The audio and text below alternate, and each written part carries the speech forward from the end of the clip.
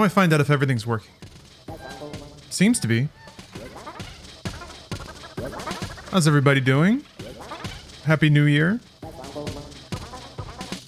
Let's play more Earthbound. I don't think there's anything to really... go over. My mind was kind of a buzz all morning because I've just been jumping from, like, task to task. But, yeah, the 16-bit TV is back. We're playing cozy JRPGs. I've just entered Dungeon Man. Except, we met Dungeon Man before. And at the time, it was Dungeon Man's dream and desire to become a dungeon. And it seems like they've accomplished that. What the heck is this? What am I holding? Oh, come on. Steph got a parking ticket and she put it on my desk. What is that all about? It was like hidden too. She like slid it in between a fan. That's not a good surprise to get. Yeah, pay up. Yeah, Earthbound is on Nintendo Switch Online. So is Earthbound Beginnings. That's in the Nintendo channel. I guess they're not really called channels anymore. Oh, that's right, you sleep on the bench. Yeah, my desk got a parking ticket. My desk hasn't moved in like 5 years. It's such an unassumingly small part of the floor print of this office, considering that I run my entire business out of this corner of this room. It's an affront! I'm so space efficient. In that way, Steph and I are very compatible, because she is not. Oh, JC, also, do you have an updated and stable address? Because I can send you your card. Still got it. Yeah, I guess you're right, it is a pretty big parking ticket. And I guess since it's a business expense, then I can deduct it on my taxes. Yeah, if you whisper it to me, I can send your card out. First goal, reach the 4 ropes. I can do that. Oh, okay. Hey, veiny penis.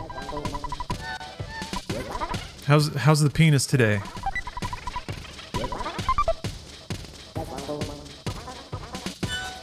You know how sometimes after a work... You know when there's a gap of silence after me talking about a penis and then I start talking again? You know it's bad because I've had a little bit of time to cook something up. Anyway, you know sometimes after you work out, you look at your arms and you're like, shit, man, I'm vascular as fuck right now.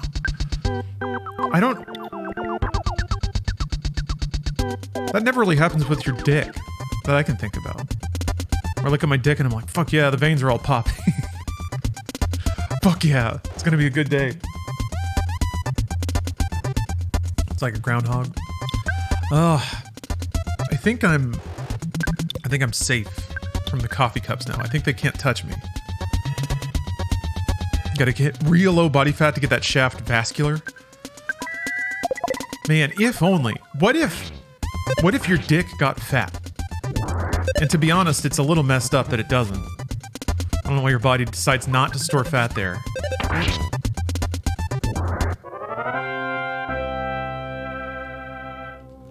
I guess if I'm honest with myself on a survival level, okay, fine. But also, what if you could eat donuts and get a huge dick? Think about it. This world is corrupt, man. At least we got these video games.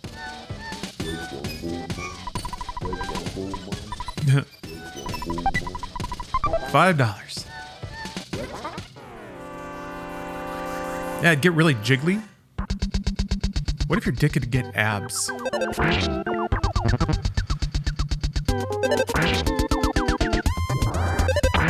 Would look like jello wobbling.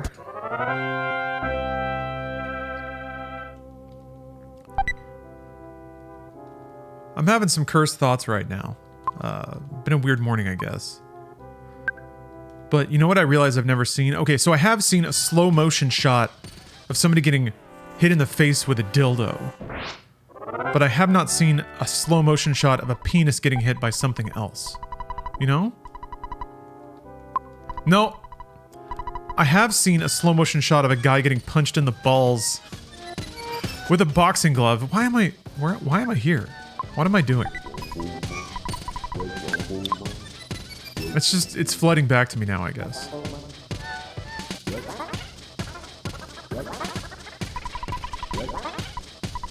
Don't be a slacker. If you work hard, you'll get good stuff. Super plush bear. Actually, that's kind of nice to have. Maybe I should sell the snake bag. I don't think I've used it in combat yet, and I kind of want to. Just to like read the text. Because I think there's a lot of weird odds and ends in this game that I've never explored like that. Kind of tallish. Thank you for the sub. Yeah, this is a good tone setter for the new year, isn't it? I will enjoy a nice bowl of soup. I definitely don't need the rust promoter. I think it does like 100 damage? 200. But it's one use. And that's like one cast of freeze, so whatever, I'll sell it. Assuming somebody wants to buy it. Thornius, thanks for the sub.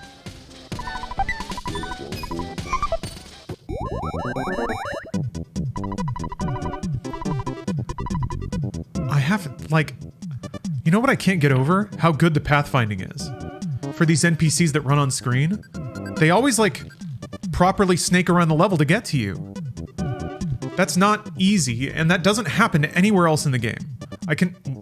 Well, I guess no, there's the delivery agent for Escargot Express, but still, like, they wrote the math to make the NPCs do that properly. On a Super Nintendo, and it's pretty fast. I remember that's like a huge issue with like Brood War and other games. NPC pathing was not good at the time. I think that's part of why people really hated escort missions too. Anyway. Rust promoter. Thanks, Sonny. Oh yeah, oh no, kind of tallish. I didn't know that. Yeah, the Norwegian dude who would drink vodka and then jump into water on YouTube. I'm pretty sure I featured him on Hard Nettin' once. I didn't know he died, though. Hard to imagine why. Clearly healthy habits.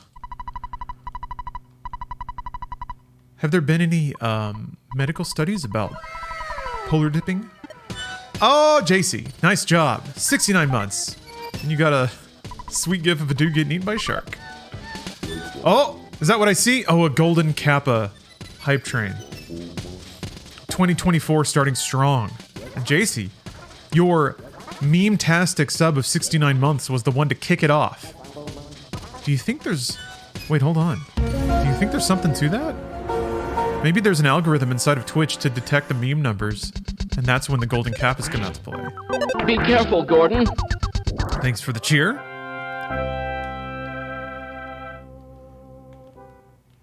Thank you very much. Enjoy your golden Kappa.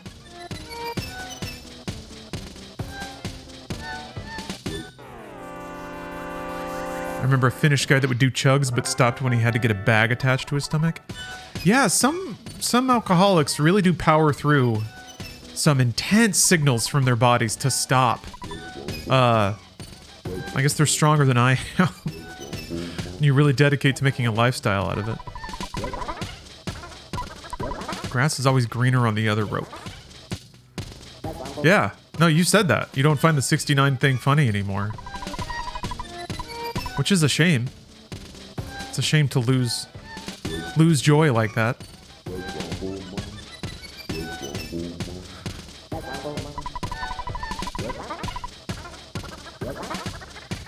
Man, it's kind of a shame that the Golden Kappa kicked off so early. Think about how forlorn everyone's gonna be. What's a dungeon? That's my eternal question. Do you think? No. I was wondering if Dungeon Man as a character is sort of a self-reflection of game designers, but I feel like that's too on the nose. Also, I tend to, I don't know, I have a tendency to see that in things. Art of self-reflection, or commentary on self-experience. I think I want to see it there more than it is there. That is a good emote. It's happening. Oh, Master Chief. Look at this multi-clock. That is a concerned expression. Well, goodbye, Dolly's clock.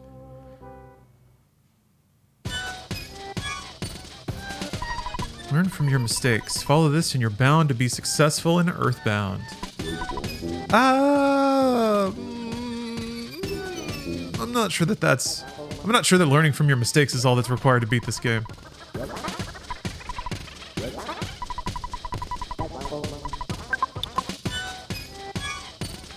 I think it's more play on the embodiment of your craft. Huh.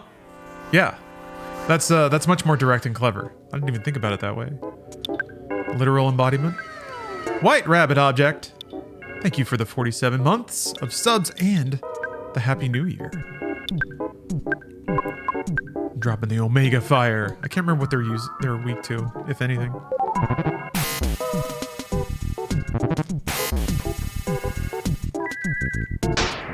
Oh, Apator, yeah. Norwegian not Finnish man. Latest video showing everyone he is still alive. Oh, great. Fantastic. Boy, what a roller coaster the stream has been so far. Golden Kappas, Apator rising from the grave. He passed away though. I'm saying it was sad. Okay. Wait. Wait. Are we about to swerve back the other way? Is he? Maybe I should just look up Apator's. Yeah, my emotions. I can't handle this. I'm getting frazzled now. If you work hard, you don't have time to get burned.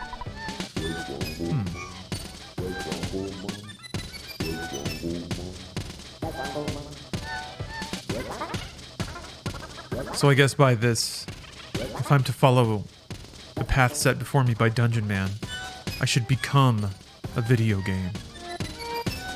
Wake up and become a video game. I mean, I guess Twitch streams are slightly gamified.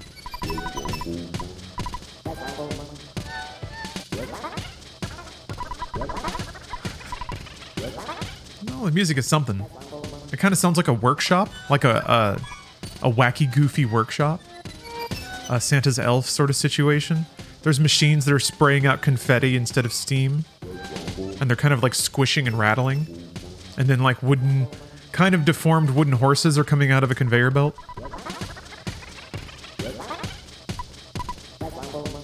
He's gone, but he was a beautiful soul. Just loved his viewers and seemed grateful to be alive. Bro has a bigger wiki than some celebrities. 2021. Love you, Apator. Ekhoff ice skating on a frozen lake, propelling himself forward using a chainsaw. An example of the type of stunts he became most well known for. God bless you. What a hero. Selected videography. The first snow 4. The first snow 5. The haircut. On thin ice 9. The dog. The first snow 3. Trip to Cars Cemetery. Ooh. Vasnas, Sweden. The first snow 6. Those are great videos. We'll all remember where we were when we saw the first snow 3. Most people look at chainsaws and think cutting. He looked and thought, this is an oddly shaped wheel. Yeah. Propulsion device. Well, I'm traveling to Finland soon. Unfortunately, I won't be able to meet Apator. Maybe I can pour some vodka on his grave. He'd probably like that. And huck his headstone into a frozen lake.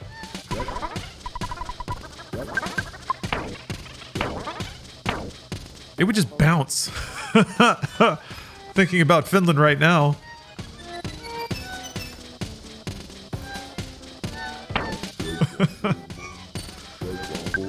Alright, fine. I'm eating this picnic lunch. I'm gonna be gluttonous.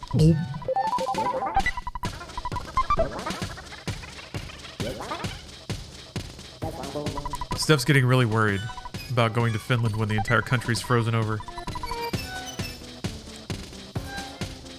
I'm gonna have to start leaving presents behind, man.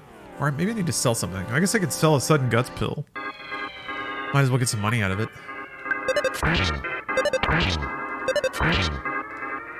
It's negative 23 degrees Celsius over here in Finland right now. My beard freezes instantly. Does it snap off?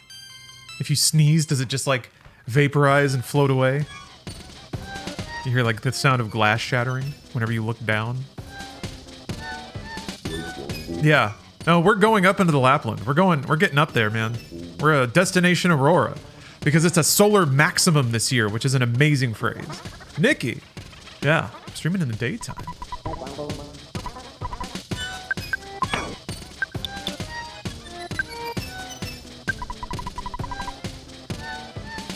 Did your lap ever recover from the cat dousing? It's still a little damp. It's still a little pruny. Hello, Lone Courier.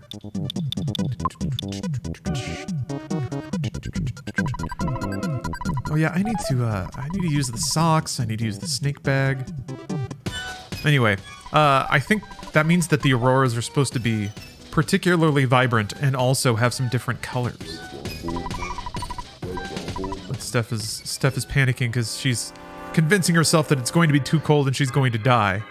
And then also that over the like 5 days we're there, we won't see the aurora once. Yeah, we're going to Remedy Land. I expect... I keep forgetting to use the items! I expect coffee. I want there to be a lot of coffee. I don't know if it's gotta be good? I don't know. By the stats, Finland drinks a lot of coffee, but I don't know if that means that they have, you know, passions about coffee, or if it's all just like instant or something. That would be tragic.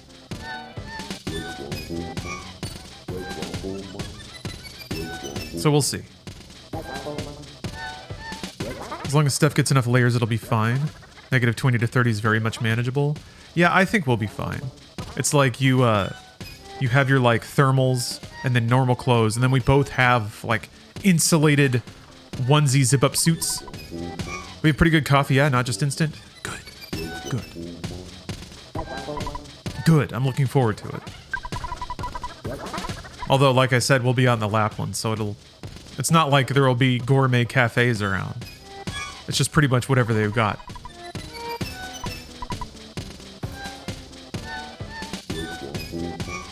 Yes. I'm gonna live out the Aurora meme. Oh, the slowdown. Oh, that's right, there's like little pens. Good job, you made it. There's a board upstairs that says that. And then you have to drop down, I think? At this time of day, in this part of the country.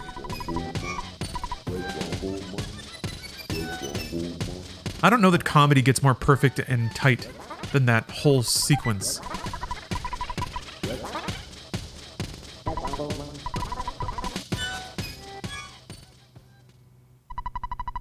Hey, finally. Slime generator. Who cares? Ugh.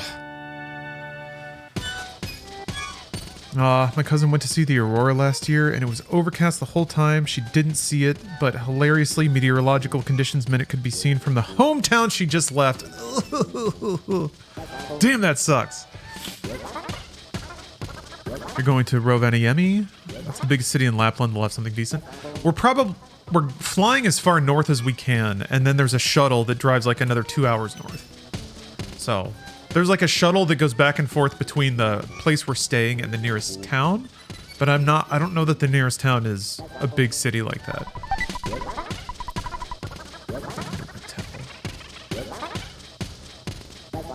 I should do a little more research. I'm leaving in actually about a week. Which, by the way, side announcement, in about a week I'm taking a week off. So I'll be gone for a while.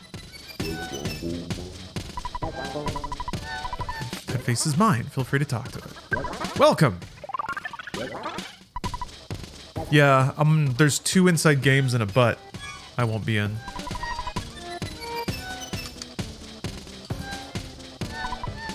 I'm pretty sure Bruce and Kasim can still record butt. Just say percolate satana a lot. No problem. Sauna. We're gonna be doing a lot of sauna. So when I come back, hopefully I'm like bright pink. Just shiny and red. Baked.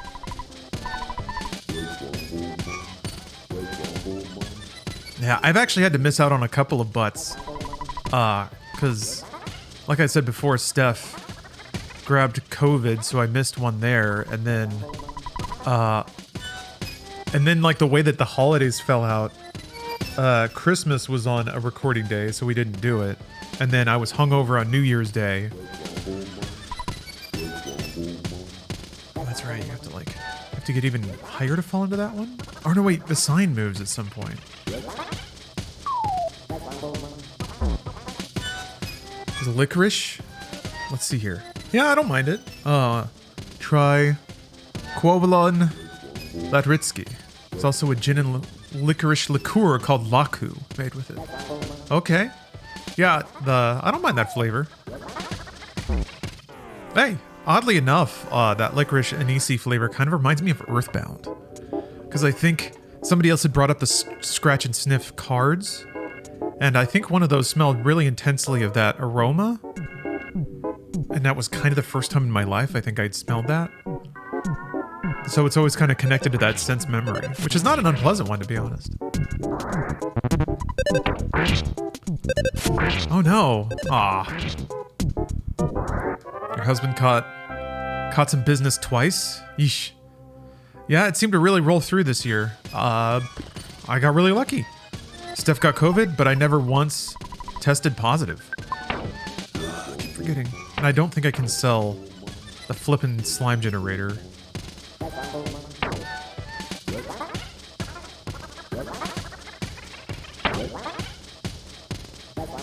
I have a snake and a viper. Always poisons the enemy. It may poison the enemy. Okay, well, let's sell a snake.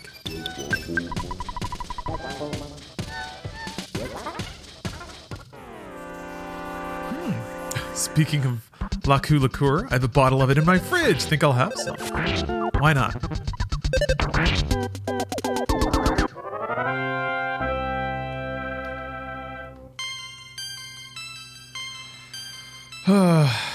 I'm done drinking for a minute. Actually, I don't think they can... Okay, good. Oh, I don't think they can find me in here because it's kind of landlocked. I don't think you're allowed to just scroll one part off the screen. Crap. I got into a fight, too. I could have used a snake. Yeah, I don't think the guy's going to be able to find me.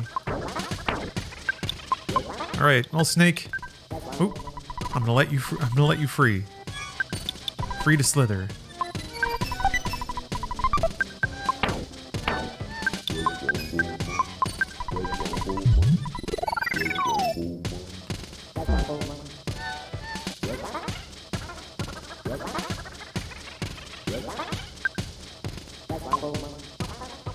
He's following me now. Yeah, I think later you have to go back through the dungeon.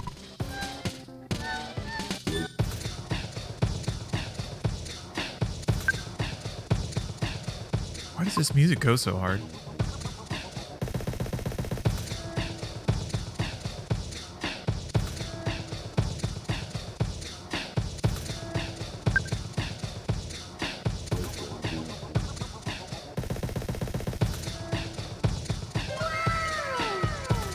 Sour Soul, thanks for the 12 months. Thank you very much.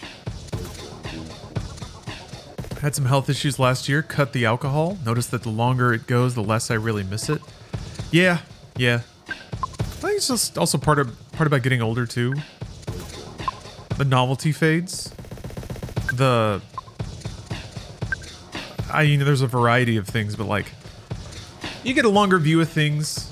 You make smarter decisions. The hangovers get worse, so it kind of tilts the cost-benefit analysis. I think you also just get more comfortable with yourself. You don't crave the way that alcohol can take away nagging anxieties, because I think you get better at managing them, or even managing their causes. You just kind of develop better coping mechanism. I wish you could drink alcoholic beverages without getting drunk because they are tasty as fuck.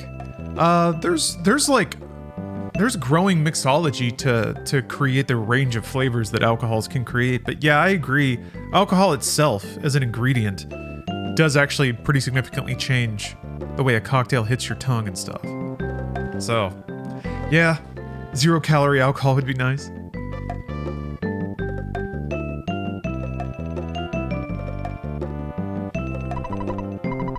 Let's see here. Fuzzy Pickles. Hey, Spectral. Good to see you too. This game rules. So charming. Music is top tier. Hey, you made it.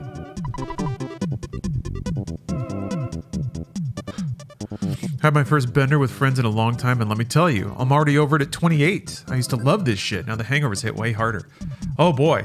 It gets so much worse too. Well, maybe not. Everybody's different, of course. I actually managed to duck really bad hangovers until basically like 3 or 4 years ago. Yeah, 2019 really did a number on my constitution. Taught me my limits in a lot of ways.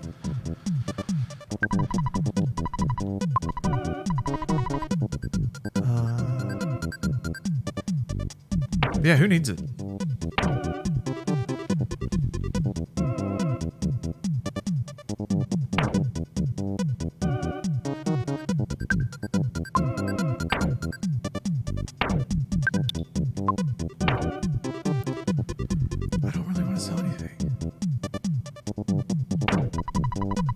Say it ain't so.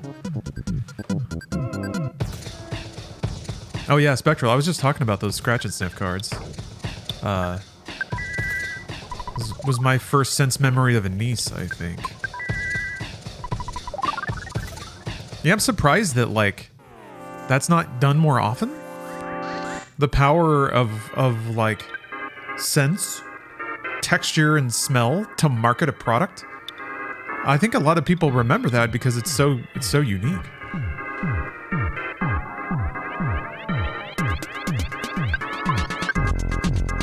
God, that dirty, dirty bass. I love it.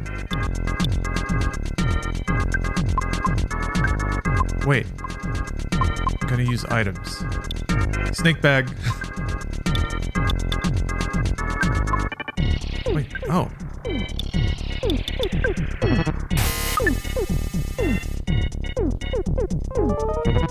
It's just a random? Huh.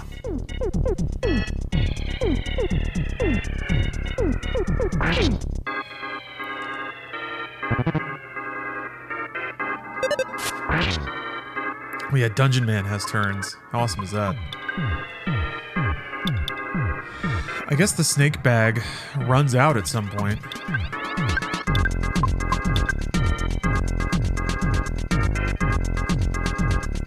So many sudden guts pills. Keep forgetting to use those in boss fights. Where's that little TV from? Steph found this. It's a Divum Tivum.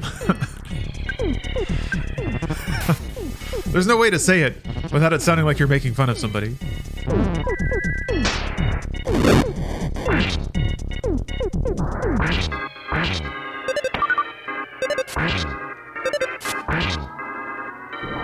Thanks, Dungeon Man.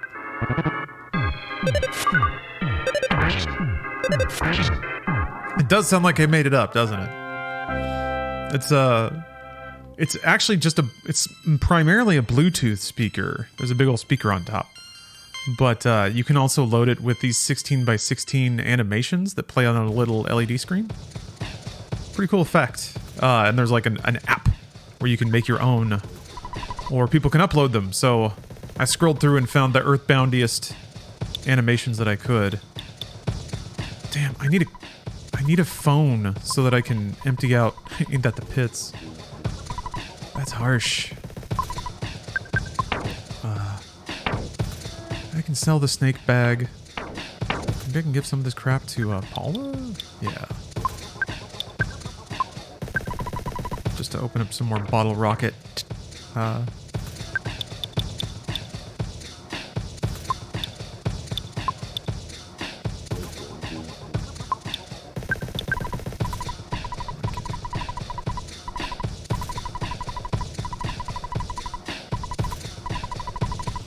Yeah, it's cute. It runs off of USB power. Right now I just have it plugged into, it was actually dead before the stream started, but I Plugged it in. I'm surprised that it's going. All right. Now I can buy some multi-bottle rockets.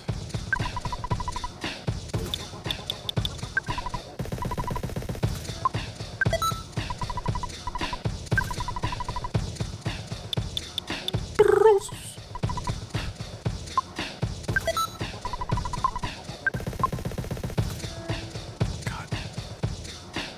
Oh, that reminds me. I gotta add the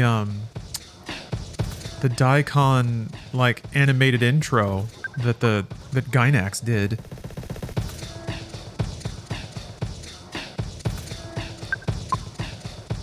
I remember watching Densha Toko, and I did not get what the intro was referencing, and I also wasn't very familiar with Electric Light Orchestra back at the time, but it used Twilight as its intro song.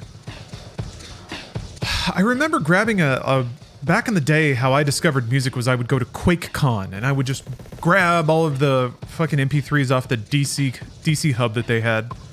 That's how I started listening to the Beatles. Oh, I can't go in there with Dungeon Man. You know, half of it would be mislabeled, but... So that's how I, like, discovered 4 or 5 songs from Electric Light Orchestra, but Twilight was not one of them, and that song is amazing.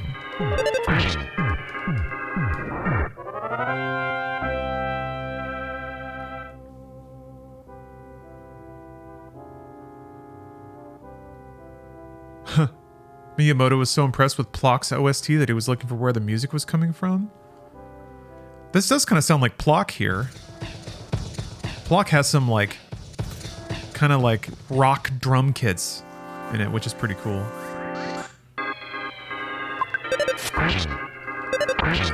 QuakeCon was the first iTunes. QuakeCon was the first Napster. And the Napster hit. Peer-to-peer. P2P. Stereo tricks? Yeah. Phasing it so it sounds like it's echoing. Gives it a kind of a big sound. Having one channel slightly higher than the other. A lot of commercials do that, I've noticed. What's your favorite non-anime cartoon theme song? Probably Batman the Animated Series? That's The Simpsons?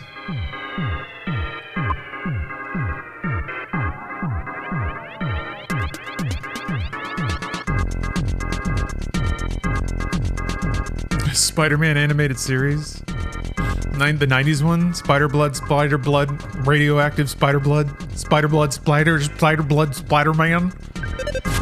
Yeah, that... Shit, I gotta add that to MediaTek. What's wrong with me?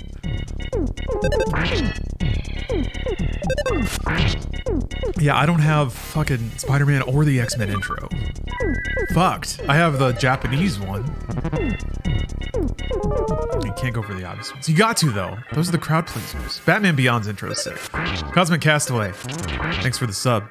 Batman Beyond's intro is sick because it's exactly the post-Matrix, pre-iPhone, cyberpunk vision.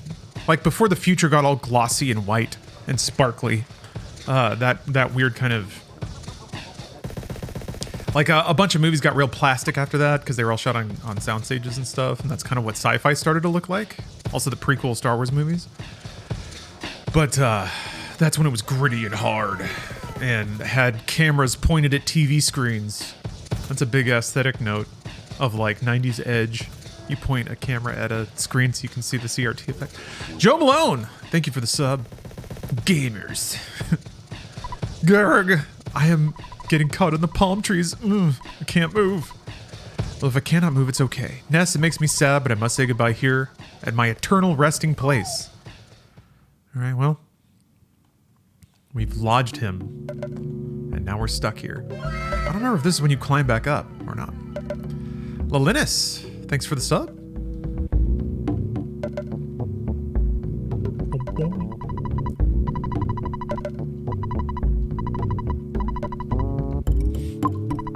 It was stupid of me to ask. Let's watch the sunset over deep darkness together from here. So I guess deep darkness is kind of a play on Heart of Darkness. You're going into the deep swamp, the deep jungle.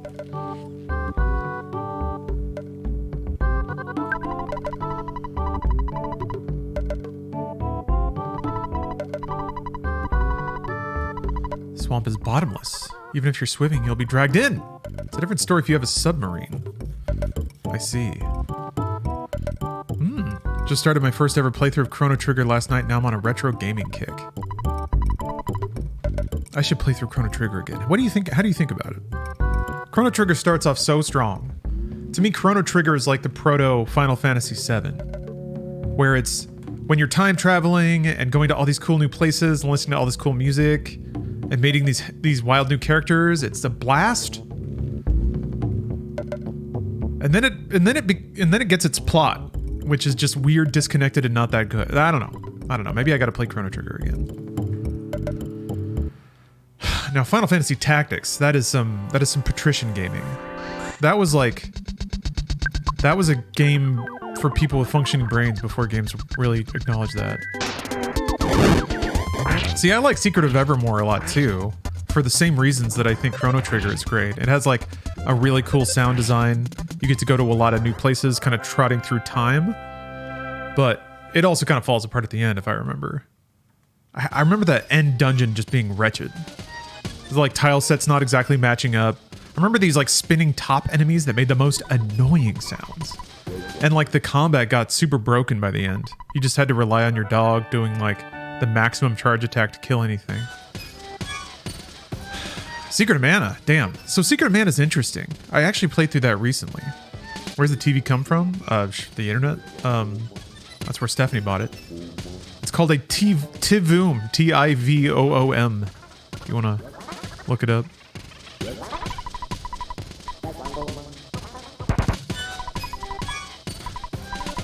Just who am I? What is life all about? I'm not dangerous. But yeah, Secret of Mana never really has a fully intelligible plot. It's all fairy tale stuff, so it's kind of hard to judge on a story basis.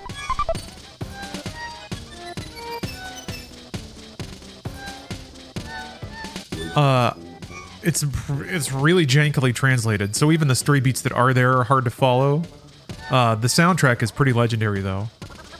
Calypso vibe all over that game. What is that? Maybe what I really have to admit to myself is that my love of reggae and like calypso music has always been there. Oh yeah, that's right.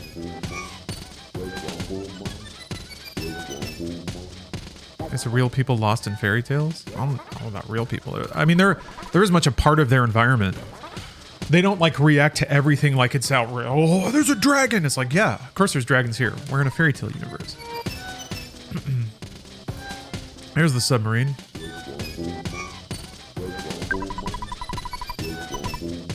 Yeah, it's the other hole opens up and then you can drop back down through.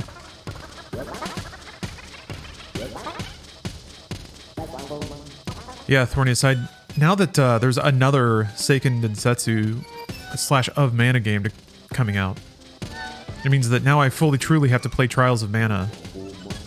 Everyone seemed to agree that the remake was pretty good.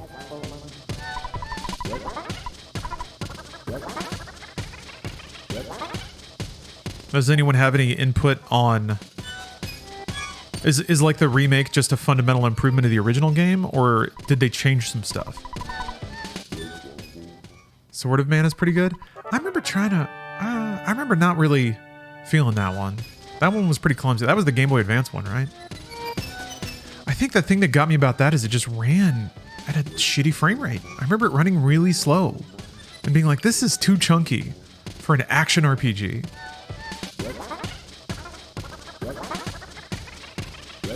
I like Trials of Mana a lot, but the story's completely forgettable. Really? Dang.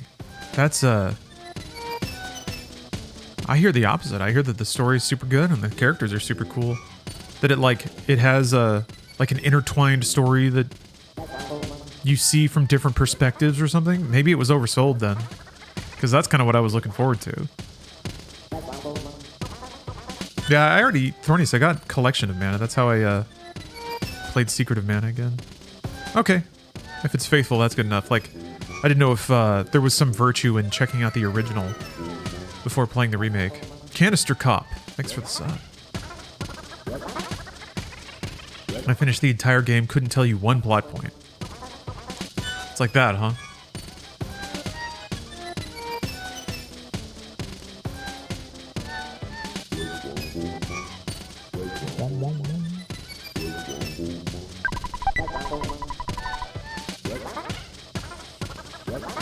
I've never played Shining Force. That's the like... That's the game that's kind of like Fire Emblem, right? Kind of a tactical game.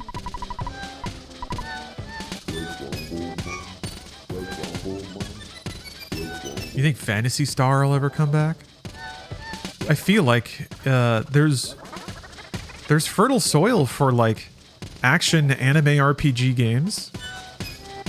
Sega seems interested in reviving some of the ghosts of their past. It seems pretty primed, you know? Games like wasn't there an MMO? Yeah, there were two. Phantasy Star Online 2 is still active.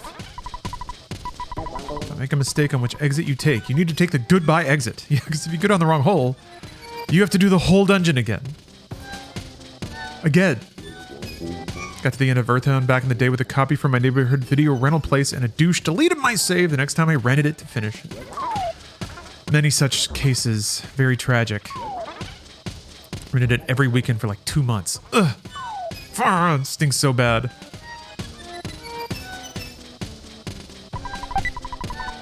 There were 2 other save files. You son of a bitch.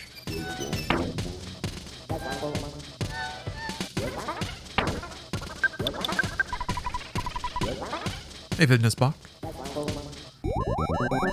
Fitness Bach. Actually, I probably don't need the hand-aid.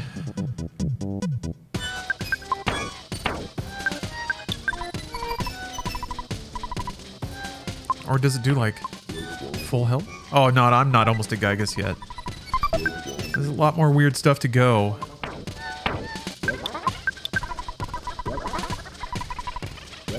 Luck.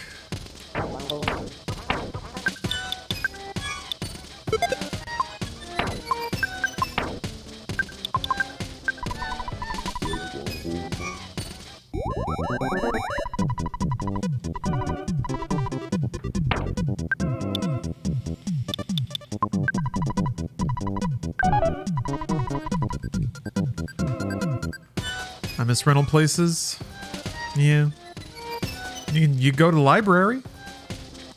That's like a big old rental place still, and it's free.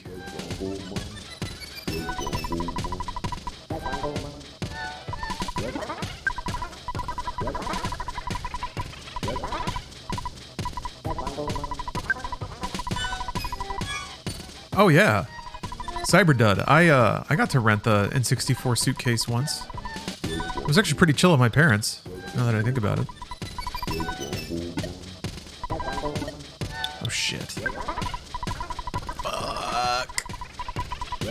That's right, they're sending me the Hawkeye. Okay, well I have a spot for it. Ugh. I wanted to call them to come pick up my shit. Taxi with no engine. Rusty bicycle. Rust is the perfect brake. Oh yeah. A rejuvenation machine? But you're still hungry.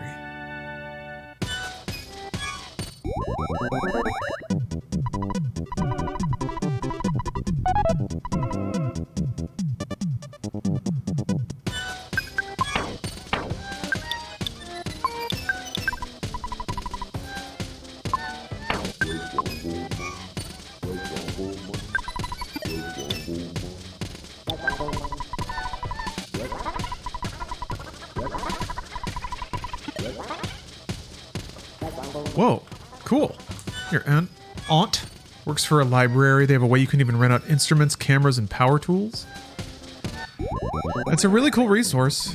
I think sometimes I worry that we in the United States are so infatuated with paying for things that we don't use the social infrastructure we have.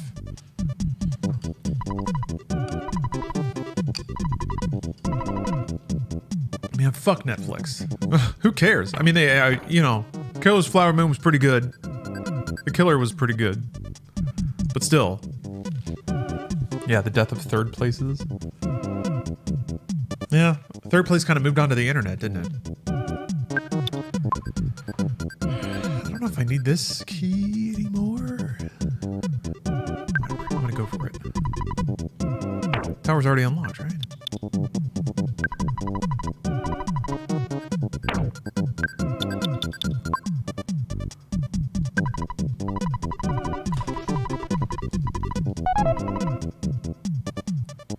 Whoa, cool. Your mom beat it? Well, that's fitting for a game called Mother. I really wish Jeff would just fix that garbage. Broken cannons. I think those become missile launchers? The yellow color is purely coincidental. Hey, that's a reference I didn't get when I was younger. Yes, it can still work. An 8-year-old is fixing a submarine. Hey, fuck yeah, Barf Step. Last year I discovered my local library has instruments that you can take out. I rented a guitar and picked it up for the first time in over 12 years. I'm telling you, just if you have a spare afternoon, go to your local library. If you have any identification showing that you live in that area, you can receive those services for free because guess what? You're already paying for them. That's your tax money. Go enjoy it. Who knows what's there? Because, yeah. I worked at a library when I was in college, and they had like laptops people could check out. I was like, awesome. Part of my daily tasks were wiping down the laptops with like antibacterial wipes and stuff. Library is fantastic for borrowing video games. Yeah, they have manga sometimes. Don't give Sony your money. Let the state do it for you.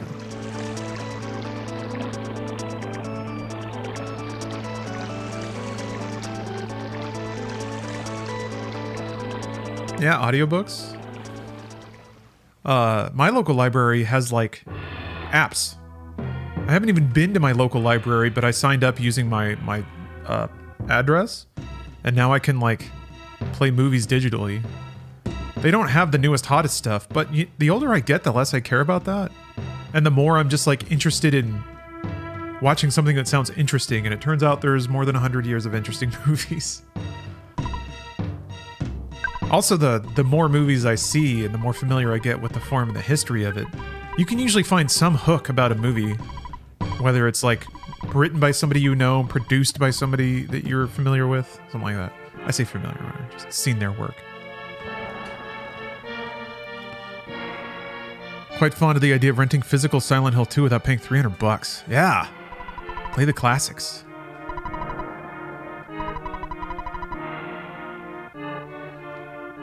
Yeah, artifacts of the times, exactly. And then there's also just a lot of good work. Heavy Bazooka. Oh hey Thornis, you've been playing Cyberpunk? Nice. I gotta get back to that soon.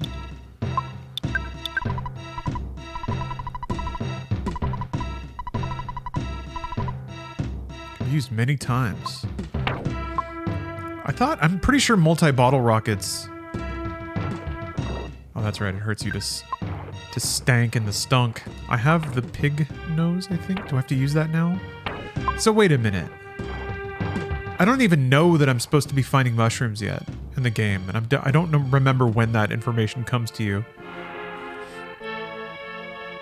Are you about to finish your first playthrough of Cyberpunk? Nice.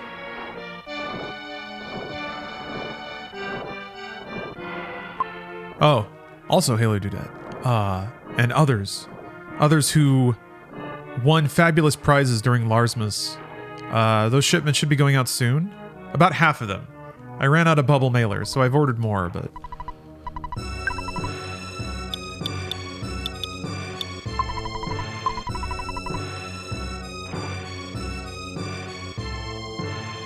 Is there a businessman here? I'm not a bad guy. I came from one of the world's largest economic powers to this small rural village. A businessman that is truly tough has to travel this far for the best opportunities. And I'm a tough businessman, yes sir. I'm also representative of the doctor over there. A, do you want to buy? B, do you want to heal? Why is it like this? I guess they couldn't put buy or heal in the dialogues? Who knows? This is a rural village. We have poor items. Sure you do.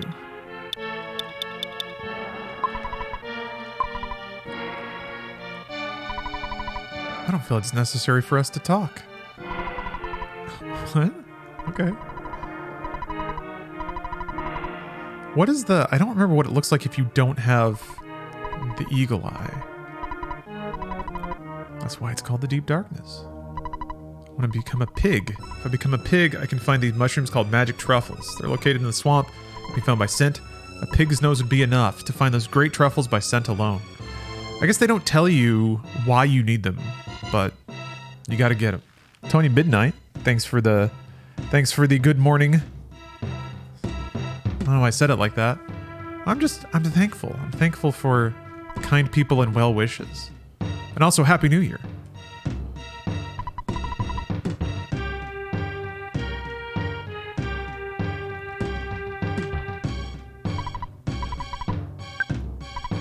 I gotta teach this monkey how to teleport.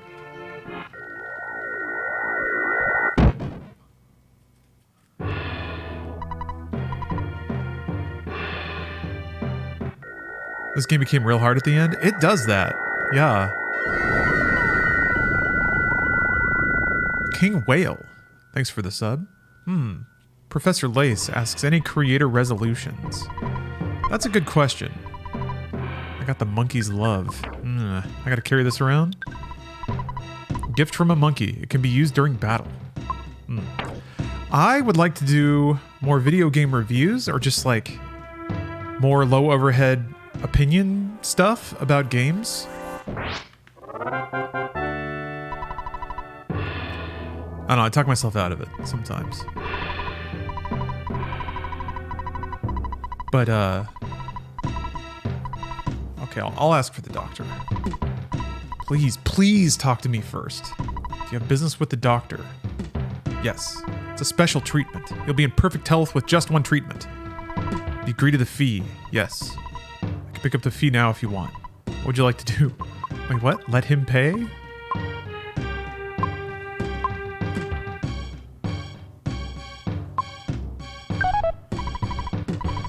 Treat him right, okay? Uh-oh. The great doctor whispered in each ear, first right, then left. Be healthy. Really? Happy to do business with men outside of the monkey realm. Please come back again. The fuck?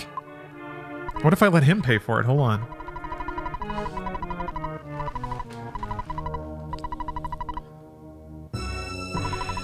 Smoking devil's lettuce in this game is the wombo combo? Yeah, apparently. What if I say no? Okay.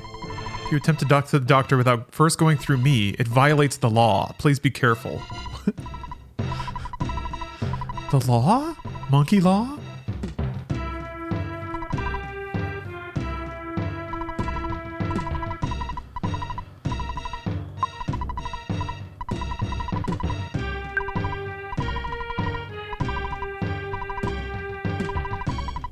I guess I could say no to agreeing to the fee. Let him pay. I can pay for you now. Why is he paying for me? That's not good business.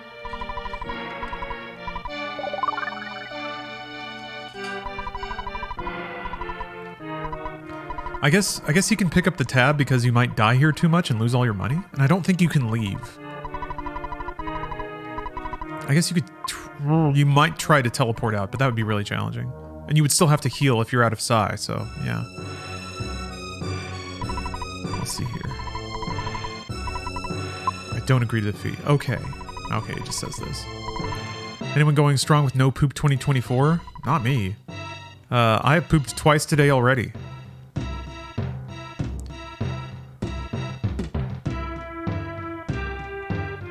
I kind of want to see what it looks like without the eagle eye, but I don't think there's a way for me to drop it for now. Oh yeah, I need to, well, I guess there's this. Oh, that is, yeah, you have to use it, I think. Banana. 25 HP, great. Who, oh shit. I think Pooh had the pig's nose. So I have to leave and go get it.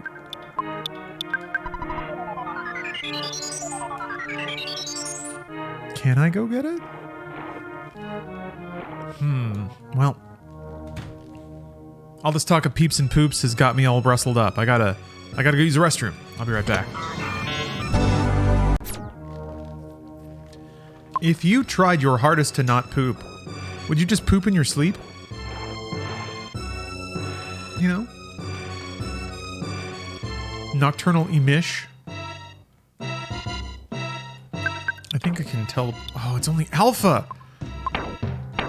Yeah, because Pooh had beta. Is this why they make you teach the monkey?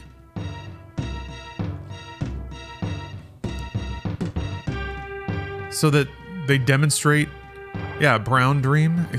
Exactly. Mechanical action would force it out. And that's a really bad thing. Mechanical action.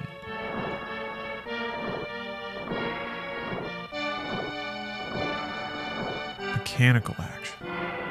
So just like standing up, moving around.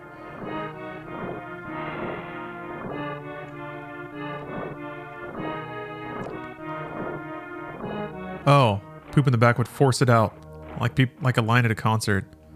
You'd have to plug it up really solidly.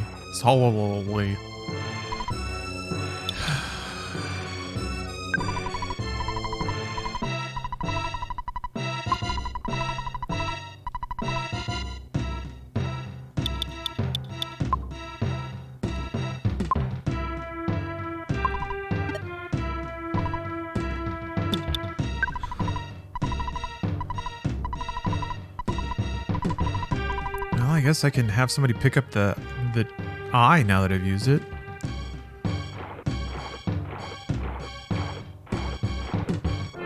Okay, yeah, I guess you just have to gotta do a pro teleport. But yeah, this is where it starts getting really kind of mean, because they don't tell you where. Oh, it leaves your inventory. Gosh, they don't tell you where the pig noses are. It's just it's just a vendor. But I feel like it's pretty easy to forget about.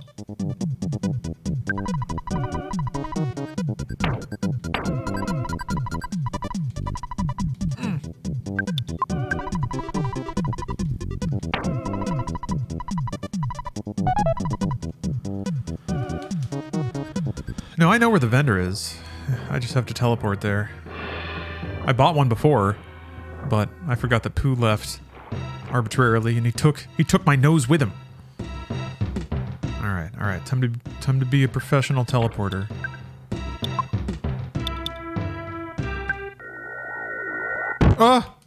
Actually, you can go way more down.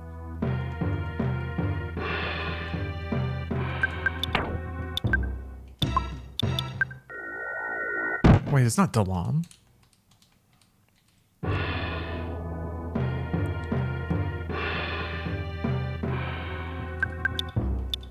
You can't teleport to Scaraba? Oh, there it is. Okay. Whew.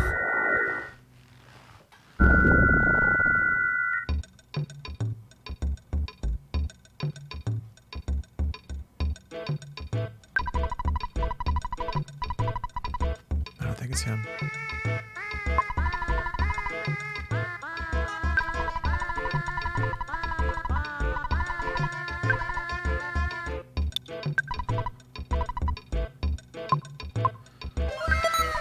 Dr. Sinoir. Thank you for the sub. That is almost 4 years. Dang. How's life?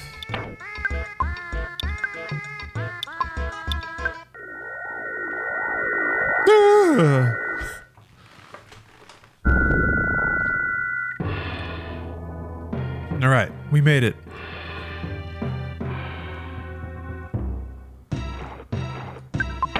I don't remember how the pig nose works.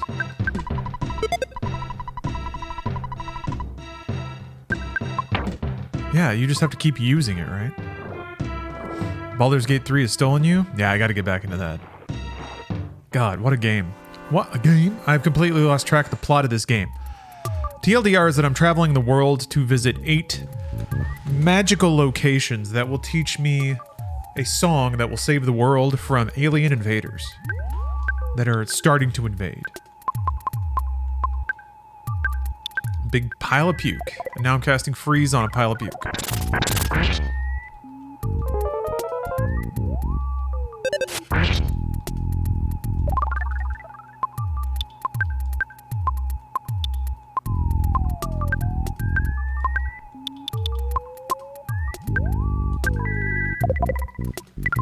Yeah, a fly from the future told me to.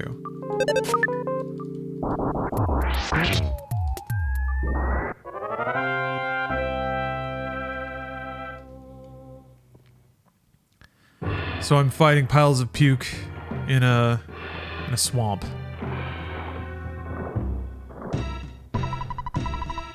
I look very important, but I'm not really. I'm a cash dispenser man. If you want to withdraw cash, I'll charge you a handling fee, which is the same amount as your withdrawal. Nah, I'm good. Come back anytime.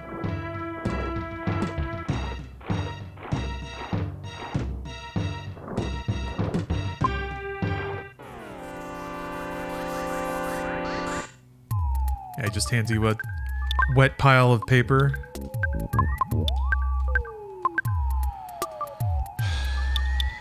Alright, I'm gonna try the bazooka. Hopefully I don't kill somebody.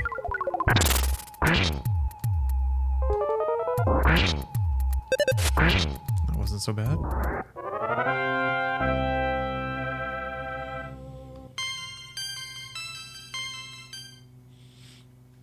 Yeah, Weird Con. I mean, this game has always been a cult classic, but I just don't think it's crowd-pleasing enough. I think it may be a little too... Apart from the music, I think you can't really... What the hell is that? You can't really tell its virtues at a glance, I don't think. Like this, it's hard to tell what the fuck's going on. Even if you like these games. So I kind of get it. It's almost a little too weird. And I don't mean that like its weirdness offends people. I just mean it has that beat where you're just like, what? And that's like enough for most people to check out.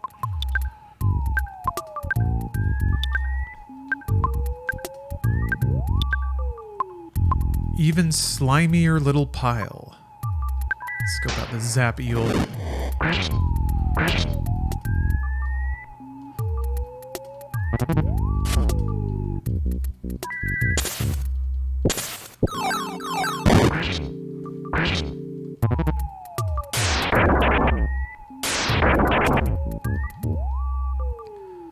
Ow.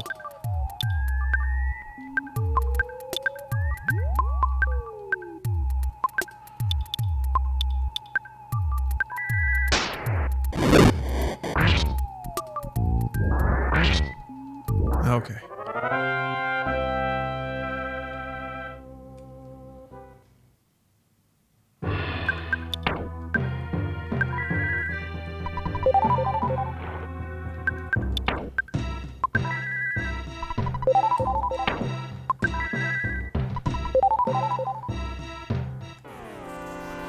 Stupid bugs.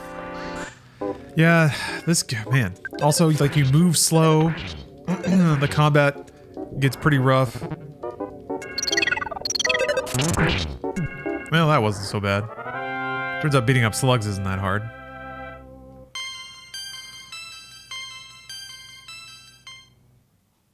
The psychedelic backgrounds are cool and all, but it feels like a bit much now that I'm older for some reason.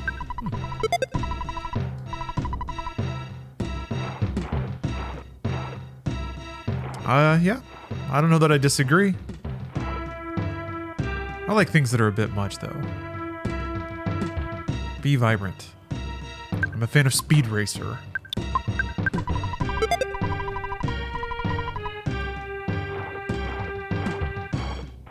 Is there only one truffle?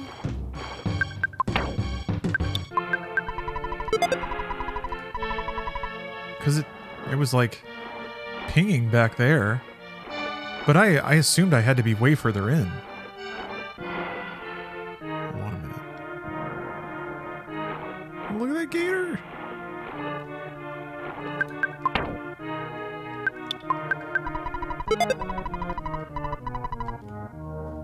Oh, there are 5. Okay.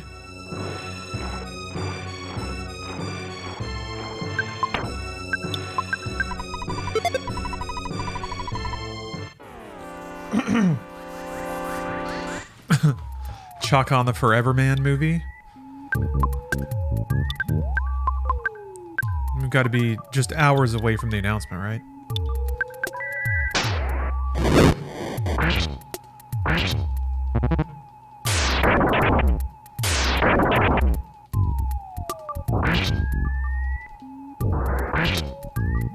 Oh, I did all the enemies. That's nice. I'm getting regular levels, which is also good.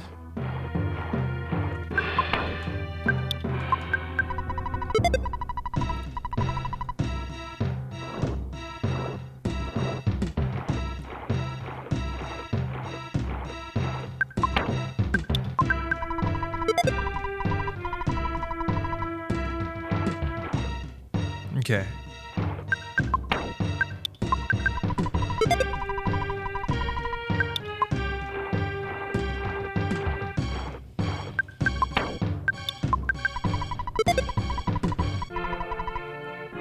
Man, that zone is pretty small.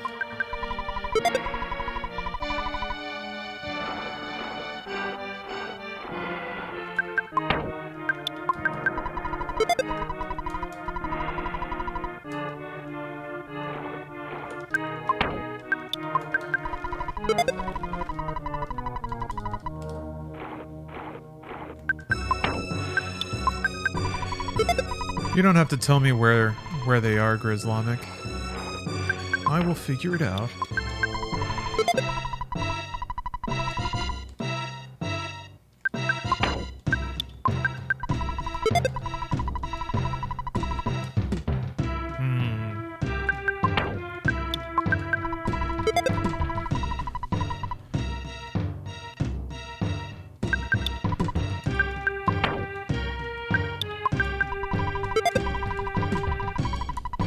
Gosh. So never mind. The around here somewhere is actually pretty large.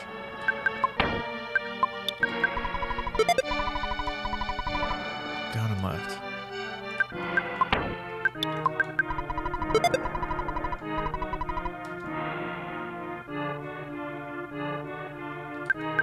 I like how down and left doesn't make any sense from Ness's perspective. Down and right.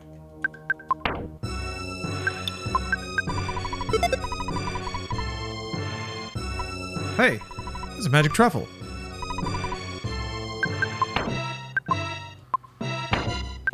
I did it. Dreamlike delicacy that is said to grow at the base of trees in wet, muddy places. Restores about 80 pp. Okay, well, that's a good hint. I'll narrow down the search a little bit. All right, I need him to whisper. But you can go to the Monkey Hotel too for free. I guess this probably cures status effects.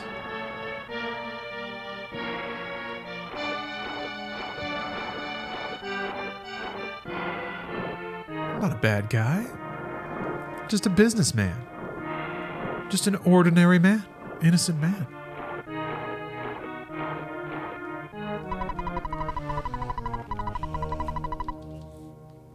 I don't remember what Monkey Love does. It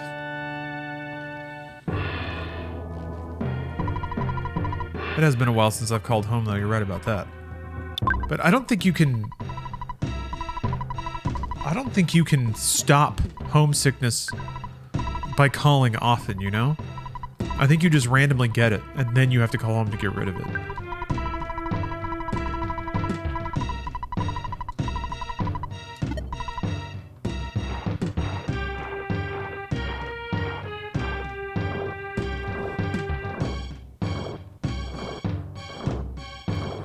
Oh, here's an exciting life event. I had this kind of weird bump on the bottom of my foot. And for a while I thought it was like a splinter or something that worked its way in there. But I went to the doctor and the doctor poked at it and they were like, nah, that's just a bump, man. So I came home and I filed it off. Sanded it off the bottom of my foot. Now I have a little, like, sensitive patch there. But there's no bump anymore. So that's exciting. That's the end of my story. That's it. That's all I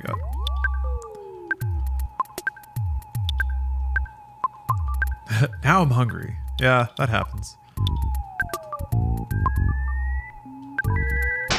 It wasn't a wart.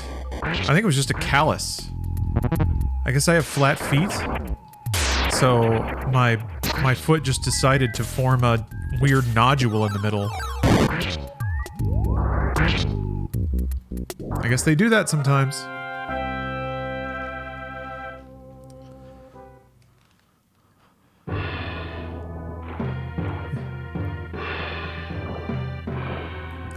Had to do that when I was running routinely. Yeah, I've been walking a lot more, so I guess bodies just do that sometimes. Now I hope I didn't miss any on the way back. I don't think I did. Could also be your shoes if they aren't fitting right. Yeah. Basically, I'm gonna let my foot heal, and then if another one starts developing, then I'll have to like go get some orthotics. Like a real thug.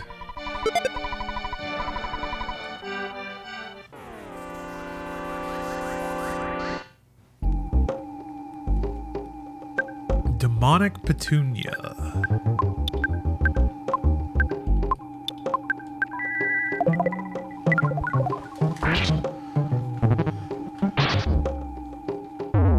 What? Why did it do 10 damage and then... Fuck.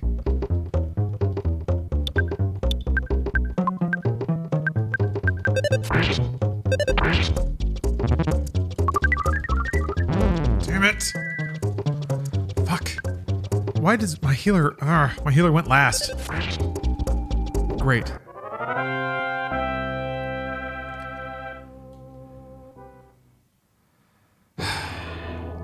Well... Deep darkness. Deep darkness. Time to go get whispered to by a doctor. At least I'm not that far in. And now I know to be really scared of those stupid plants.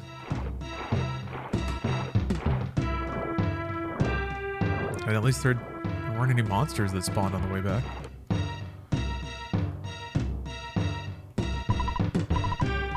I'm not a bad guy.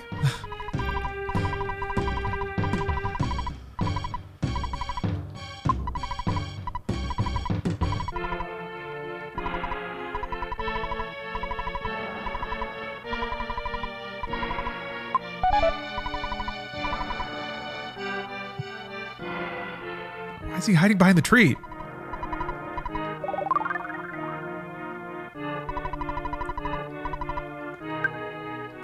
Okay. Huh. She revived with max psychic points. That's bizarre. Whatever. At least the downtime isn't that bad if you lose a party member. And I guess I get to grind more XP. That's always fun. Yeah, I guess they just expect you to be burning pretty hot to kill these enemies. Hard crocodile.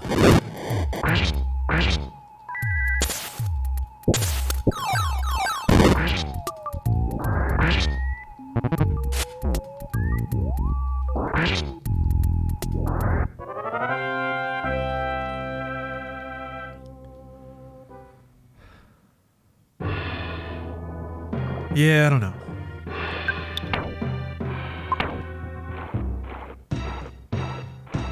But I guess the magical undercurrent of all of this is that I used Los Angeles' first and only public healthcare plan when I went to the doctor.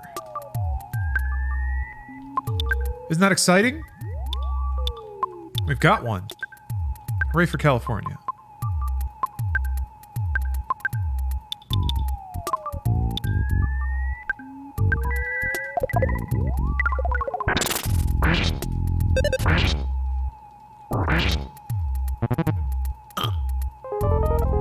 No, he's stinky me. Oh no. now I'm stinky.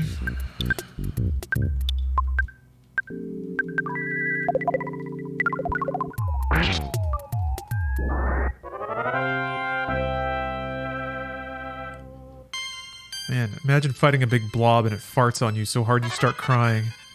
You're in the middle of a fucking jungle. I don't think I've smelled some bad smells in my life, but none of them have ever made me cry. I think one of the most intense was an unhoused gentleman on the bus once. I was like, wow. That is powerful.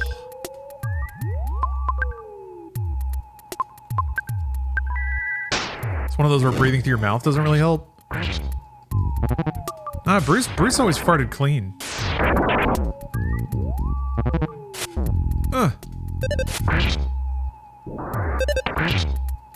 Bruce's farts were clean burning.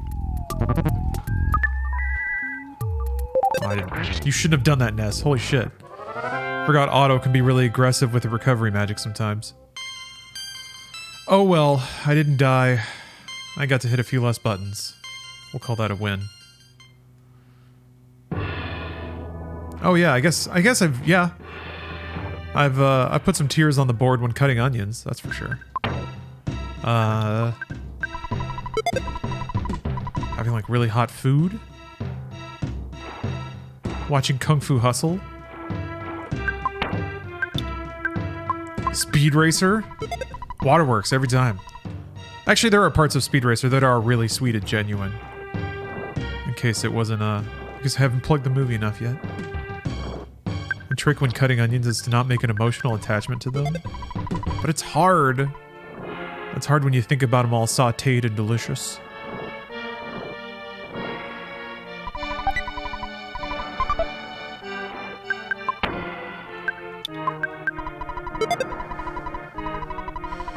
Alright, it's around here somewhere, folks. Hey, Ronnie.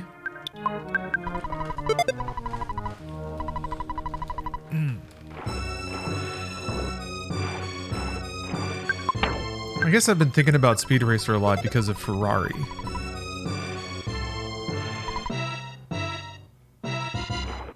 Similar films, believe it or not. Hey. So wait a minute. You don't need the truffles to proceed, do you? I thought they were a progression blocking thing. Oh, you didn't like it, OJ dude? I liked it when the cars did stuff. It was a character study plus a race at the end.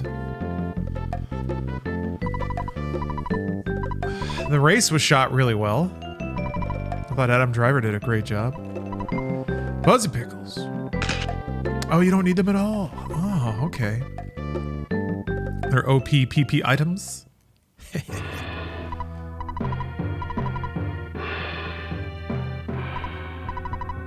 Villages tend as comes nobody. Far it's because. Queek. Sure. Hello, Zephyr Tide. How are you?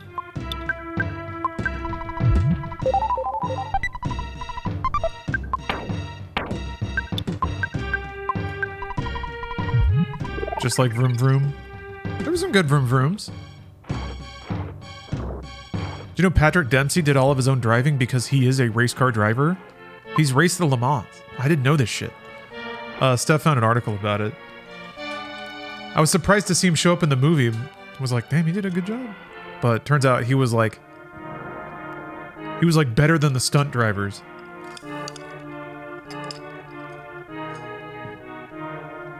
Just got back from the doctor. All is well except one of my meds is causing weight gain. I'm sorry to hear that. That's so frustrating. It sucks, man. It sucks, dude, individual.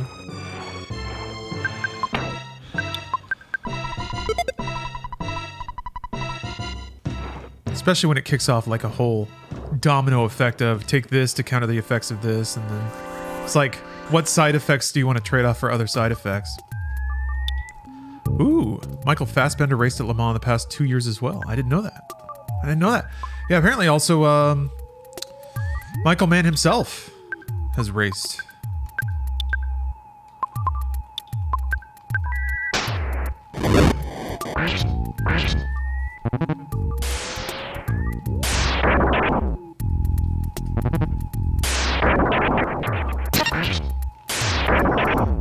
Yeah, dudes rock. One of those moments. Makes me want to play more Forza. I didn't really play through Motorsport.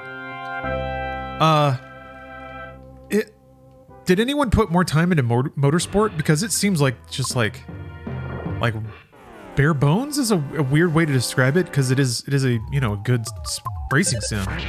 It's just surprising to see a game use such a, I guess, standard package of content. Like, here's a pack of 5 races using this class of cars, and here's a pack of 5 races using this class of cars. So I don't know if there's any, is there anything else to it, or do you just go through all the, events and then you're done?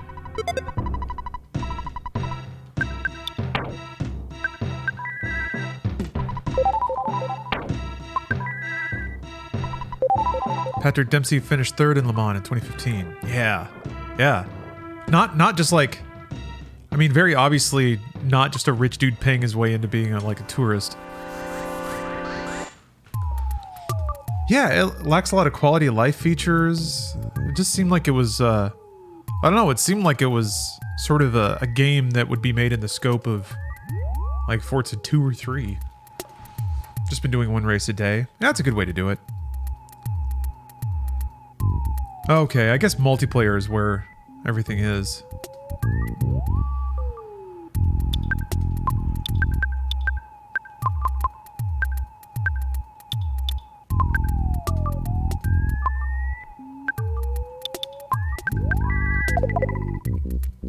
Have racing games been in a serious drought since the PS2 era?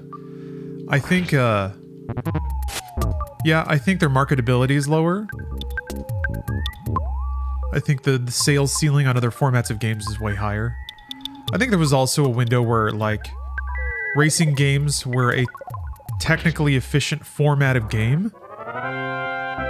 You could get away with a lot of technical flex in a racing game that just wouldn't work in a lot of other games, because there was a lot more about a racing game that was deterministic. You could get away with more technical trickery, and also, like, the cars themselves were easier to make and represent in a game than a human being, or like a character model. They're allowed to be boxy and mechanical looking. Oh, fuck. I think it's weak to fire?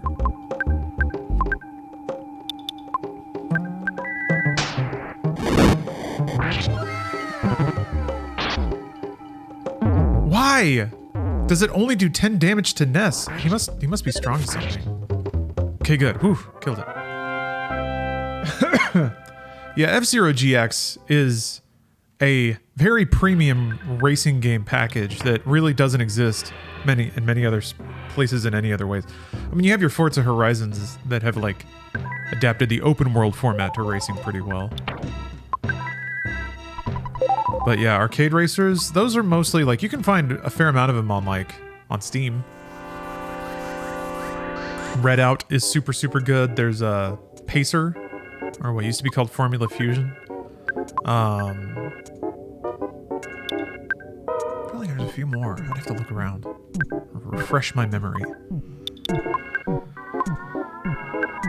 There's some out there. F-099, which I thought was pretty cool.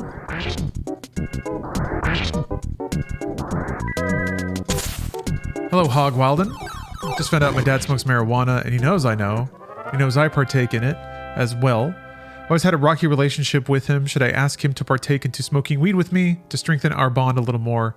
Or should I just leave drugs out of the equation? What do you think? Ooh, I don't know. That can be tough. Do you consider yourself more emotionally available when you're high? It could be. I don't know. It's possible that both of you would be more willing to talk about certain things under the effect. But in my experience, being high makes you more emotionally guarded and paranoid and not less. Usually alcohol is the thing that makes people let their guard down and stuff like that. But if it's just a question of spending time together, than maybe getting high and watching a movie together and just like being baked as fuck, but at least sitting on the same couch. You know, that's closer than you were before. So, potentially, I guess weed makes you talkative. Okay.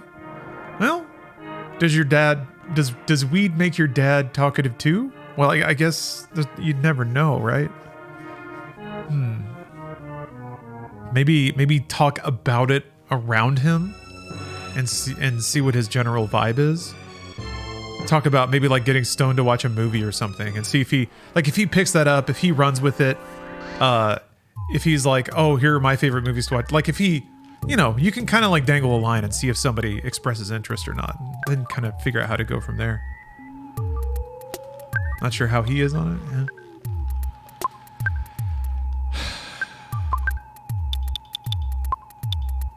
God, I can't imagine. I would like to get my dad drunk, but I think he would just get, I don't know.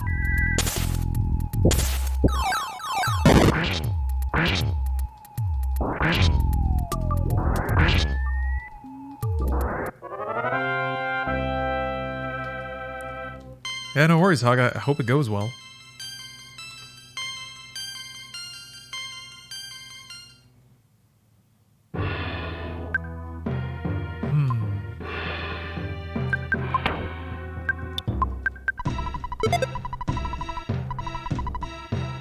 Guess I need to start using Psi Magnet. Oh, Hog Wilden, you didn't have to do that. Thank you very much for gifting 5 subs there. I really hope it turns out great. You're gonna regret that if this gets really weird.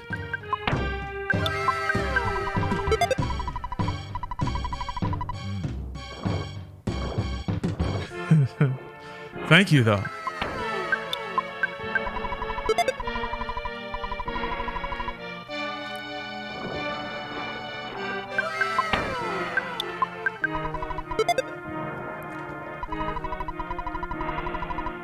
Yeah, I've been trying to...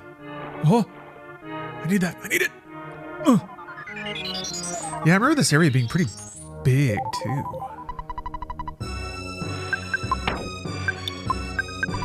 Hey, Christian. I am having a very good day so far. Had a nice morning.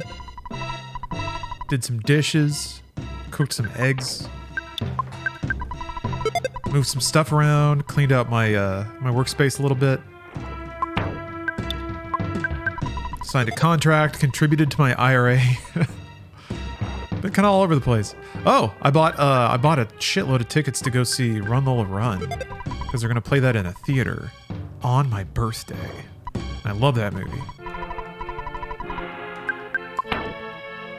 So now I'm gonna invite friends, and since I have tickets for them, and it's my birthday, they cannot say no.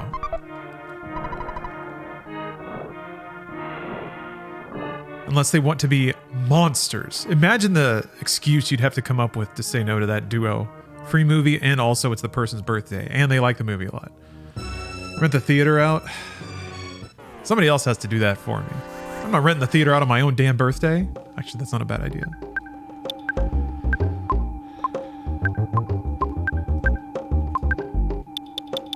There was some dweeb who there's 2 dweebs who bought the exact middle seat on 2 exact rows, breaking up a whole line. They're allowed to do it. But also, I hope that they die.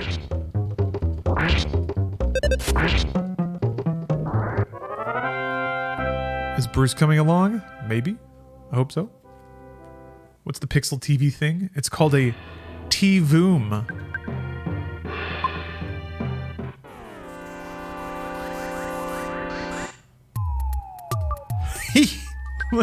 The manly fish. Excellent. What you got going on, manly fish? Damn it, I don't have psychic points. Just a little spear jab.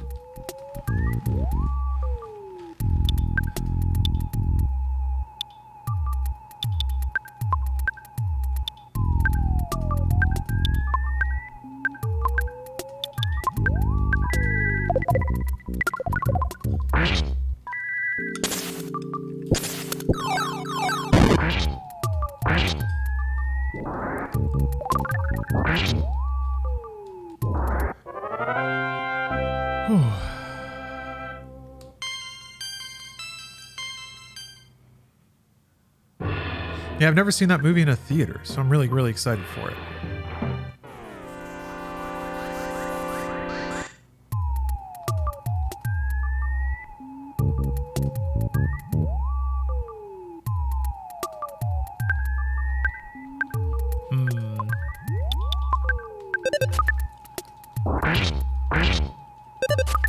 Hey, Kenny. Saw Natural Born Killers? I still haven't seen that. So many edgelords loved that movie when I was in high school that it kind of put me off of it, you know? But I'm old enough now. I'm old enough now to watch it without any kind of like... For God's sake, open the silo door! They're coming for us! It's our only way out! The silo door stays closed. Do you want to let out all the heat? Jason, thank you for the super chat.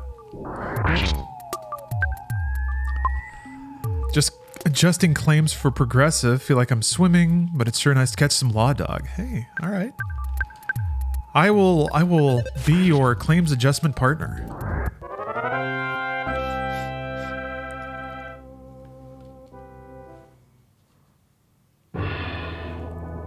Yeah, season 1 of True Detective is amazing. Yeah, they got Jodie Foster for True Detective. I really hope it's not just like a Clarice Starling and everything but name only kind of performance. I don't think it would be like that, but I don't know. People love their nostalgia. But it's still like, very exciting. Very exciting.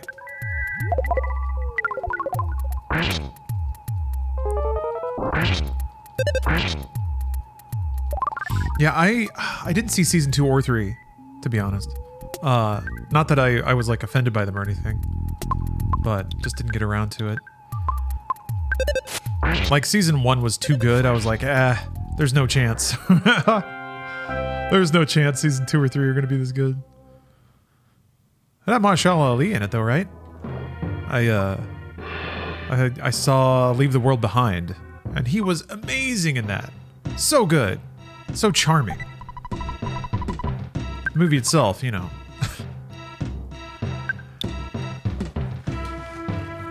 I feel like lectured, but also like somebody like tried to bail out of it right at the end.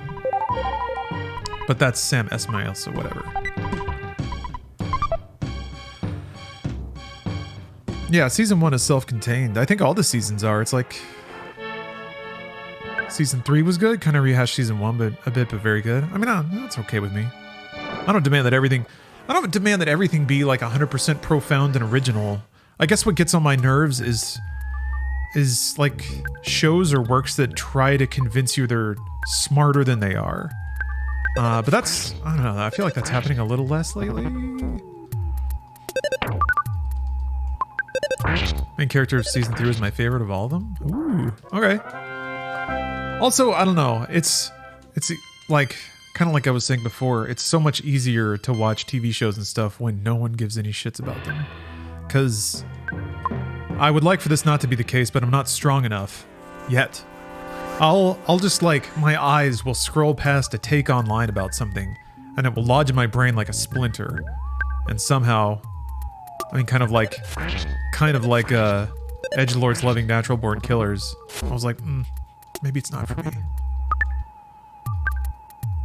You should try Burnout 3 Takedown. It's a really good game. I agree. I've actually streamed that before. I streamed that on last April 20th. Oh shit. Please go Ness. Okay.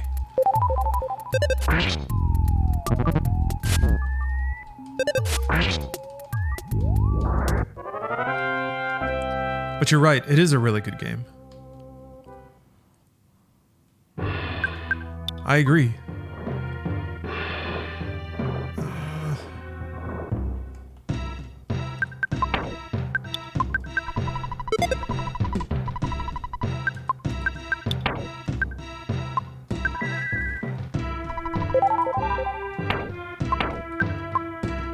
Yeah, I saw Rebel Moon. Of course I saw Rebel Moon. I'm not gonna leave my main man, Zack Snyder, twisting in the wind. Oh boy, what a pile of shit that movie was. God bless. God bless that trash movie.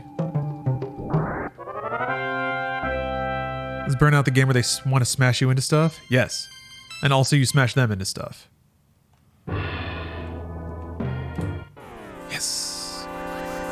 I'm waiting for his rated R director's cut before watching. Oh, is that what they're... I noticed that it was like really clean for being a Warhammer light movie. They're already promising a Snyder cut? I should have waited for that. Yeah, Rebel Moon was bad.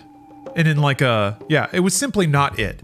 I mean, it did remind me a lot of his DC work, how the emotion of any story is just completely crushed under the formula and the weight of trying to support an entire franchise and all that shit. It's so dumb. There are too many slow-mos in Rebel Moon. Snyder loves his hero shots. He loves his spreads, you know? And it seems like sometimes he will create an entire scene, an entire sequence, just to get to one still shot. He loves his 300 kick. There's a couple of 300 kicks in it, which are not nearly as cool as the Sparta kick. But he tries to get there, of just like an amazing kind of metal album cover moment. And he really does like to savor those and squeeze the life out of them, so... So yeah, there's an amount of that. If you think about it like heavy metal but toothless. Heavy metal but not even brave enough to be shit. It's like audience safe garbage. That's what Rebel Moon is. Yeah, it was violent and clean at the same time. It was a total tonal mismatch. And he kept using that weird like tilt shift lens where everything has like a spiral blur in the background. I guess, as near as I can tell, he wanted everything to look like miniatures because it was supposed to look like Warhammer. I mean, I guess it also gives everything a sort of dreamlike 80s post-Star Wars. We really want to be Star Wars, dear God. Just please let this be as popular as Star Wars movies. That's what I liked it for. It reminded me a lot of the soulless 80s like sword and sorcery movies that flowed after Star Wars, where they'd always put in some like fantastical element, some ridiculous wardrobes, exactly one sequence with special effects where somebody's casting a spell, like some kind of flame thing. Oh, is this tree gonna explode on me? I think it will. Anyway, I love those movies, so I liked watching a new version of that.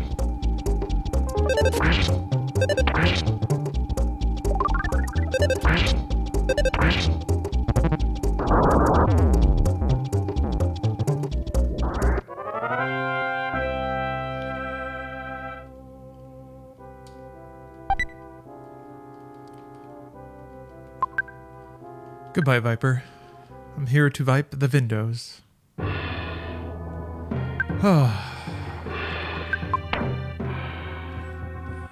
Is that the anamorphic lens? Because I watched Die Hard recently and that was shot anamorphic. And it's funny because I was listening to the director's track for John McTiernan and he said we shot this in anamorphic because it's a cheap way to make a movie look cinematic. Like it gives it that classic Hollywood look. The way you film things feels like way too clean for like a car commercial. His lighting is incredibly flat. Looks like I'm watching a cheap TV show. Yeah, because Die Hard has a little bit of that. The light flares on the cameras, though, are a bit different. But it was the perfect choice for Die Hard, for sure. It's weird to shoot a fucking movie that's on a set, like a digital set like that. And I don't think it was shot that way. Like, it's... because the entire background is fake. Maybe? I don't know, some of those sets were practical. But it was just like warehouse interior.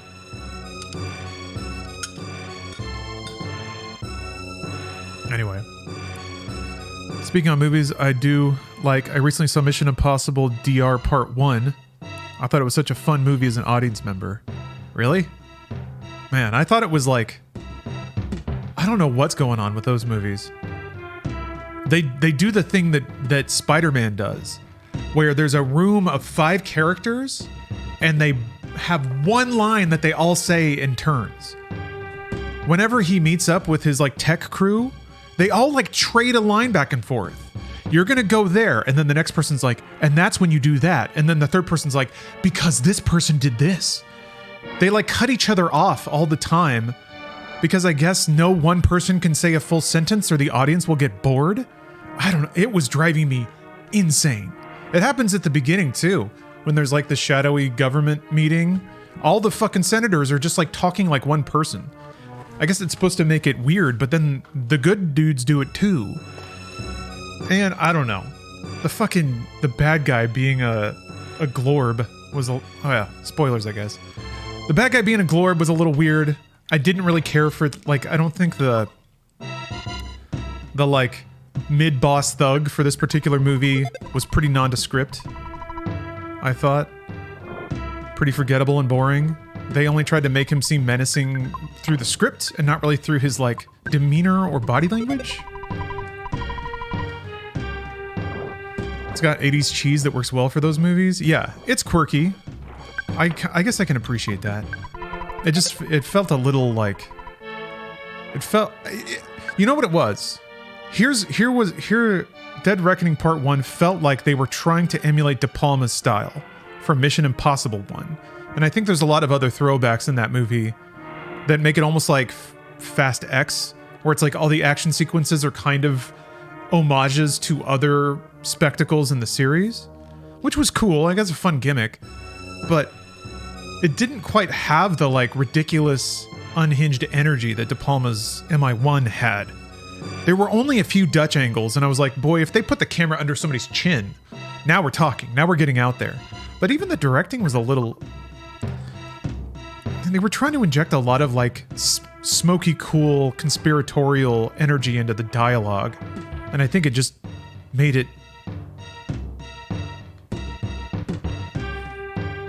It made it a little baffling to me. I don't know. It just didn't click. I was like, what is going on? None of this makes sense. But yeah, MI1 is ridiculous. Also another heavily improvised movie, kind of like Die Hard. One of those where they just started shooting it and kind of figured it out as they went. And that's why some of the like plot twists are a little baffling. Wait, what was in there? Oh, souvenir coin?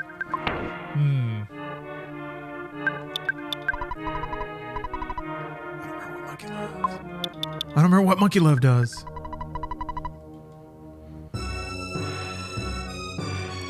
I like 2 a lot, but I'm a John Woo fan. And I think 2 states its tone pretty well.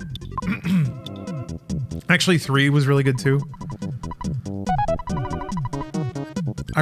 It's weird, I remember liking 4 okay, but then when I watched it again recently, I was like, oh, this one.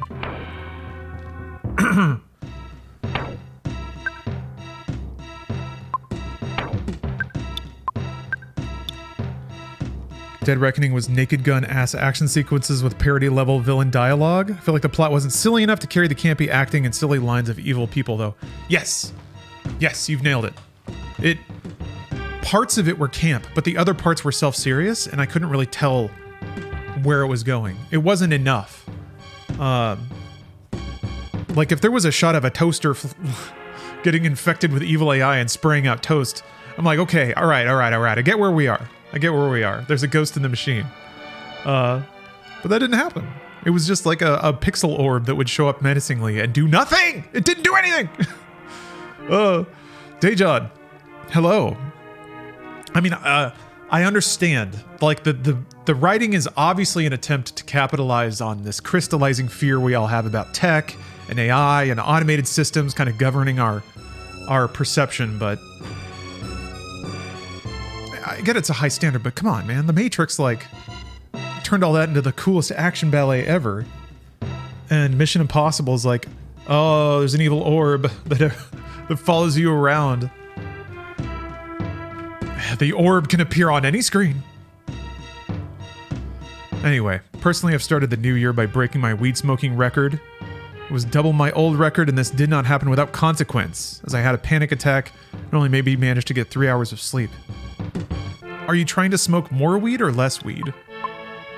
Or is the record low or high?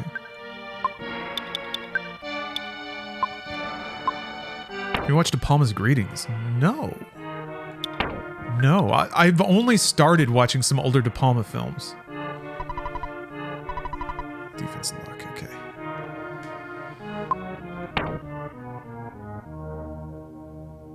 So here, the ribbon, I should probably give this to Jeff. Jeff? Yeah, the airport scene was fun. I like the... I mean, I think this might... I don't know if this is the shot that the anecdote was about, where, like, Tom Cruise fired his safety coordinator, but the one where Perry Mason dude is in the foreground, and it's like a parallax shot with Tom Cruise just running by, that you could see him through the skylight in the background. That was a really fun shot. And that had some, like, fun. That was a little joyous. The rest of the movie is so dour, though. I guess the train smashing at the end was pretty cool.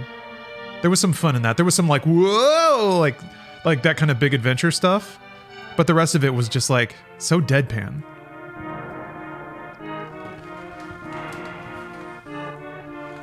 There were some good shots though, and really like, I don't need much. I think it's just like, it had enough to be a fun action movie. And then the other things are like trying for something, and it's kind of hard to figure out exactly what they were going for. Yeah, Shea Wiggum. I have to keep looking up his name because he's in everything now. And he's great. He's great. He's definitely become one of those actors where when I see him, I'm like, yeah, that guy.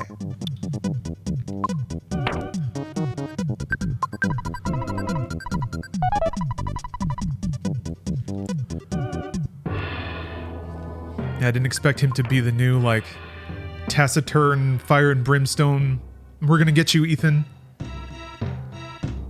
guy, always, like, shaking his fist out the side of a helicopter as Ethan stands with his arms crossed and a smug expression on his face, being driven away by a Ferrari. All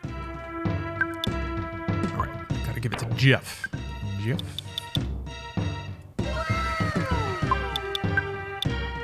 Dr. Spaceman, thanks for the sub. Happy New Year, ready for some 2024 cozy streams. Oh, it's gonna get cozy. Love how grounded in a sense of reality the Mission Impossible series is. Last big movie had the prototype of the BMW i8. This movie, we have digitally altered real-time hacking, something being done today. Yeah, it's always like borrowed from the headlines, which is fun. But definitely with a healthy dose of cinematic ridiculousness sprinkled on top. One thing I love, you talk about sense of reality. I do really, really like that there's they keep the bounds on the stunts pretty tight for the most part, unless it's Mission Impossible 2. They really don't have Ethan doing a whole ton of superhuman stuff. I mean, yeah, all of it's superhuman, of course, but I think that pairs naturally with the gimmick of Cruise himself doing the stunts. It's a nice little package. But I'm obviously a much bigger fan of action that can make the scope of what a human being can theoretically do really, really exciting, as opposed to like Fast and Furious now, where they're DC superheroes.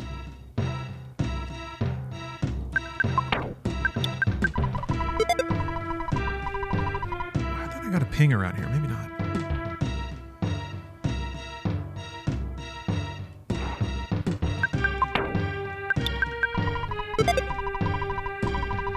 Oh, maybe not.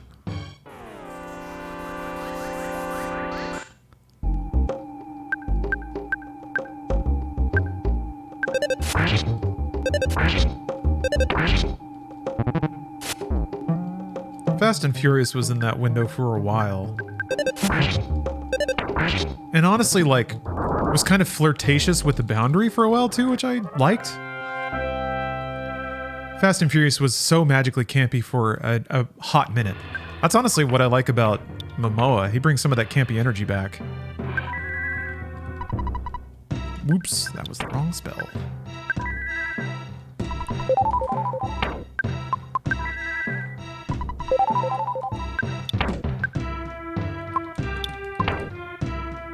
Might have to start chomping on some of these truffles.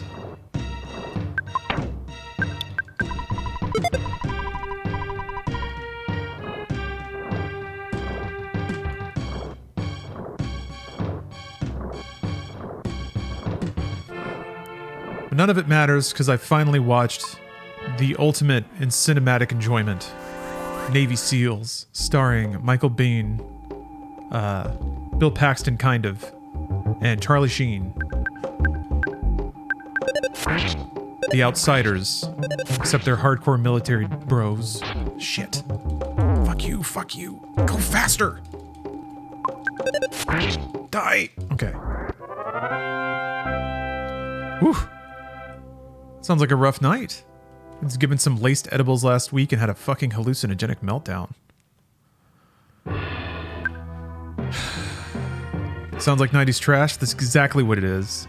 It's a 1990 movie that's extremely 80s, and it's very obviously trying to copy the beats of Top Gun. Poorly. Heat Seeker. Hello. Been watching my evolution as a human since Inside Gaming days. Your journey has inspired me. I was curious how you look back on those days. Noisy, I guess. Chaotic. Oh shit. The Manly Fish's brother. We got the chill vibes on this track though.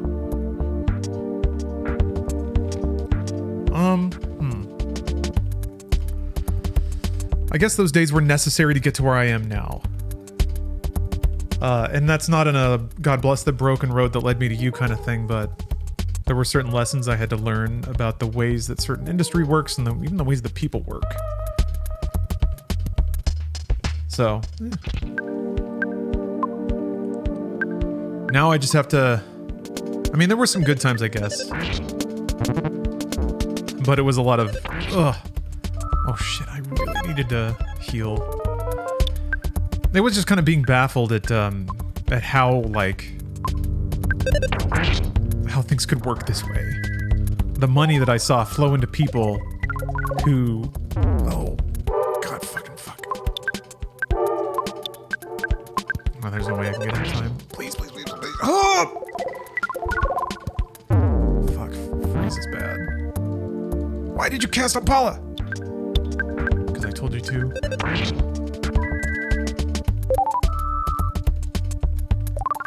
What? Oh, fuck. That's bad. Yeah. I think this might seem conceited. But it's more I think that I've learned to value myself more. I was too good. Or rather I worked too hard. Because no one there cared about working hard, and no one there really cared about the product or the videos that were being made. It was all just kind of a means to an end.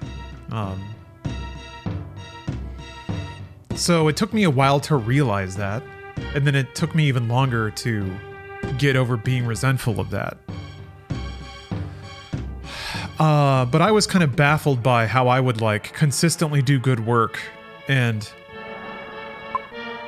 I don't know, nobody cared, because that wasn't why anyone was there. And that's the part that I'm annoyed at myself. Jesus. For taking too long to understand.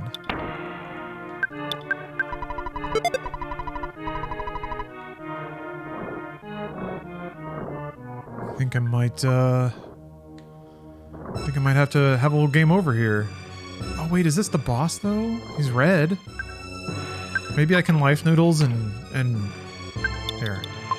This is what we have the items for, right? This is why we have them.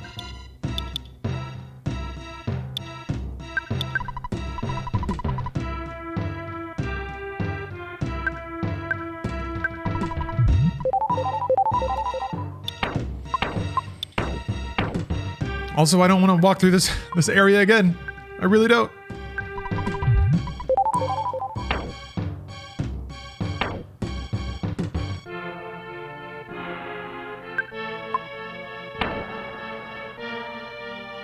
I got multi-bottle rockets, actually. That might be enough.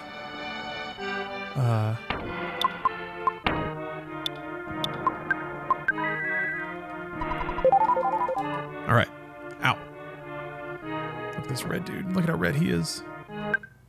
Yes. You may have forgotten, but I'm the return of Belch. I fought you before. Pew. Do Don't you remember my ripe odor? Belch has trained more and has returned much stronger. Oh, well thank you, Heatseeker.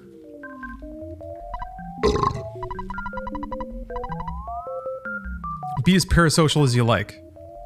As long as it doesn't get weird.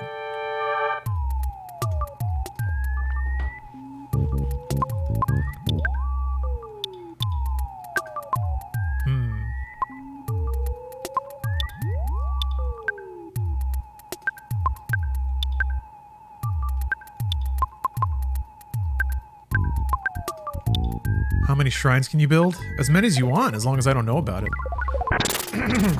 Plausible deniability. Look at that damage! Pooh swooped from the sky! Oh! Watch out, watch out.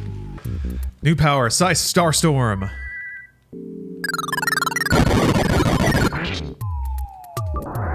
Yeah, 200 damage, big deal. Good to have you back, buddy. Oh, the Casey bat it has really low accuracy, right?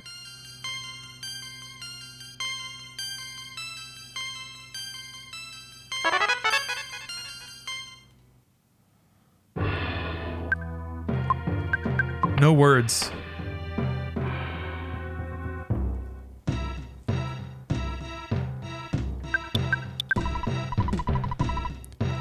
An ectoplasmic ooze is disgorged out of the dreadful box. The enemy may be poisoned, gone after one use. Oh, so I have an actual Pharaoh with me. A rotting Pharaoh with his weird Pharaoh juice. Can you put deli sauce on a rock candy?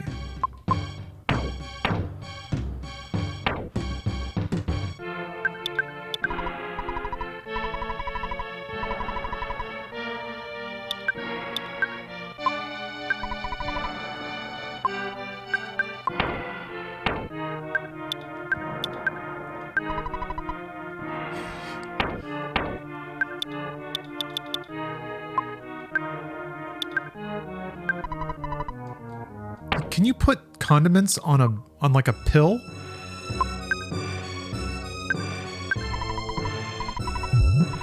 It's pretty good. Oh, okay, rock candy raises a random stat.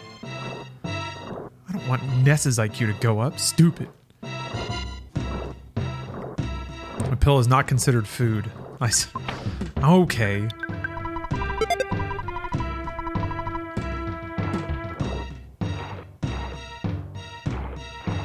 No fun.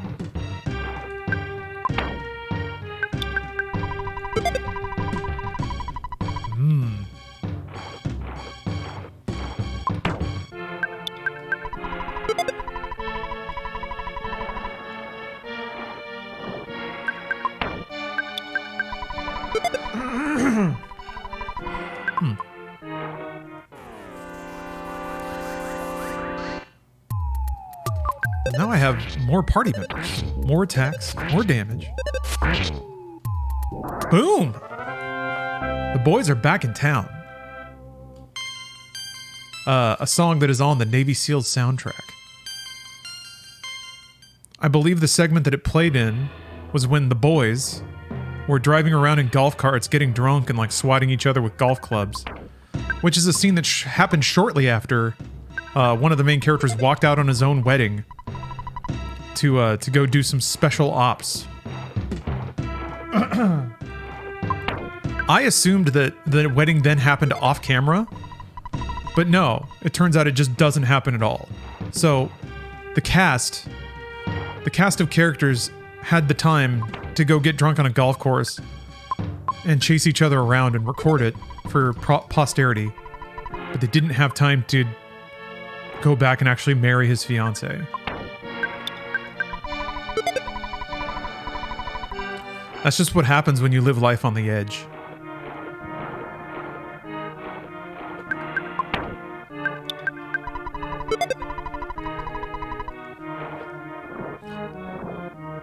Dudes rock an astronomical amount. Navy SEALs is a long movie of dudes rocking very hard. Maybe a little too hard. Sometimes a little too hard.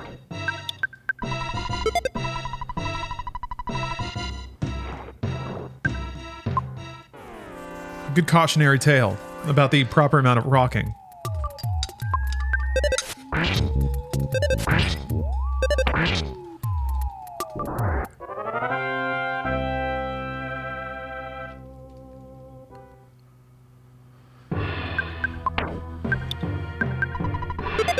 I also started accidentally rewatching a Van Damme movie written by David Ayer, the guy who wrote Call of Duty and a bunch of other stuff. He has to go to prison to find out why people in prison keep getting killed. And the whole movie is just Jean-Claude getting brutalized by the American prison system.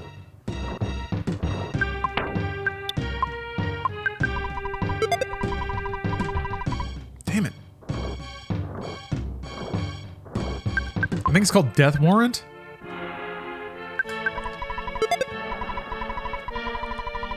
There is a woman in the movie twice, I think. Part of this is from memory. But at the beginning, he's introduced to this like junior litigator that's going to help him try this case or whatever. He's going to go undercover and try to find the prison murderer. And he's like really shitty to her and tells her that she's too junior and shit and she doesn't know what she's talking about. Okay, and then she leaves the movie. Van Damme goes to prison. And then they have like a meeting later where I guess like they're supposed to talk about the case, except that Van Damme was like, prison is so hard. And he's so wounded and hurt and vulnerable because prison that she sleeps with him. They bang in the conjugal visit room or whatever, even though they're supposed to be like, I don't know, I guess there's something really sexy about getting pimped in prison. And then I don't think she's in the movie anymore, but I could be wrong. But I remember thinking that this movie rules because the only time a woman was in it was to get demeaned and then sexed by Jean-Claude with no in between.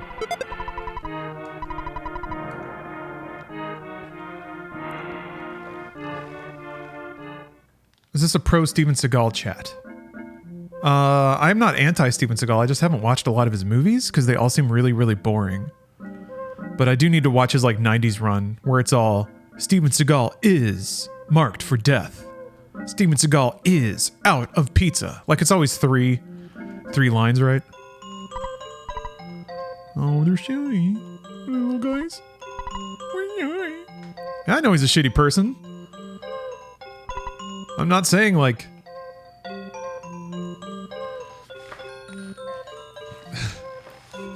I'm not telling you to like the movies.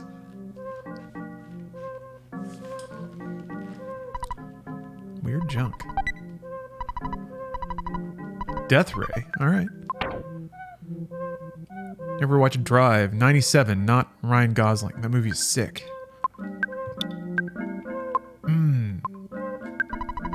Maybe?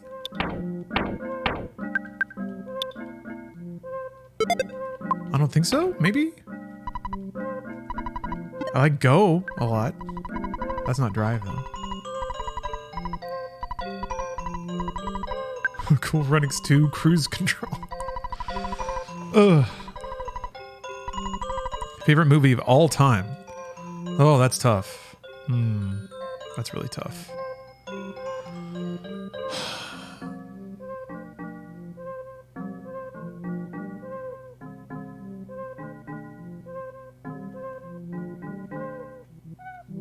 Kung Fu Hustle, maybe? The Matrix? I don't know.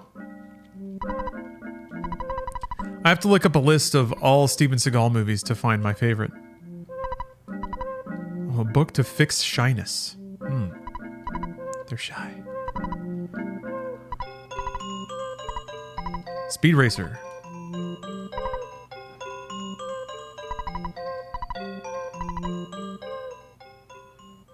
Your favorite isn't Lawnmower Man? No contest? This is the hotel. It's just an empty room. Oh yeah, Steven Seagal Lawman, where he's like a bounty hunter. Lawnmower Man's alright, I guess. Wait, does Ripper count if we're talking about Lawnmower Man?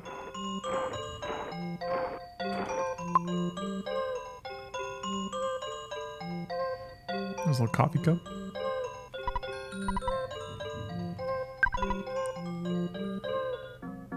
It's been 3 years since we watched Lawnmower Man? Feels like it was just yesterday. Lawnmower Man, the ultimate cut. The one and true output of the Lawnmower Man fandom community. It's me, Bubby. You know what? Something scary that comes from the underground, so we covered up the hole. Lots of dinosaurs there. I went there once, but I came right back because I was so surprised. There's a talking stone that talks a lot. You want to go and see? I understand, but I'm not as strong as I look. Sorry, I guess I can't help you. Guy next to me is strong, but he lacks conversation skills. He needs to overcome his shyness first. Is the ultimate cut the cut of the film or how he mows the lawn? Could it be both? Oh yeah, Future Sport was also good. That was a good watch. Gotta find those movies that are so forgotten and despised. I guess if they're just straight up uploaded to YouTube, that's a good sign. And it turns out there's a fair amount of movies that just exist on YouTube. Fair amount of good movies. Oh, apparently David S. Goyer also wrote Dollman vs. Demonic Toys. I've seen Dollman now, but it turns out there's another indie movie called Demonic Toys, and then I guess there's a horror camp crossover of the two indie films? Don't you think it'd be a good idea if you took a break? God damn it, Dad! Leave me alone, man! Let me game! Shy. Yeah, Black Dynamite's great. I finally watched... Well, I watched like the first half of Outlaw Johnny Black. It was alright. It was alright. There were a couple of jokes that made me giggle. I didn't know it was directed by Michael Jai White, so that's good. If he's got to get back there and fucking produce and direct his own films, then good. Do it. Oh, that was the... I was trying to remember... There were two Michael Jai White-led movies that I kind of fell off of in the first 10 minutes. And I've forgotten... One of them was like he was a PMC dude who shot up a bunch of civilians. And the second one was in the first 10 minutes, he was already Mr. Miyagi-ing somebody in like Brazil.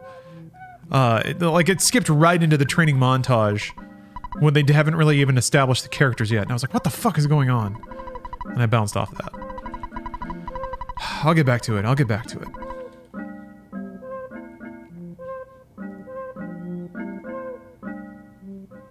So I have to find a book. Oh, it's been a while since we talked. This is Apple Kid. We're having beautiful weather here. I'm now at Dr. Andonet's lab in Winters. The doctor doesn't seem to be around right now, but I'm just working on my eraser machine.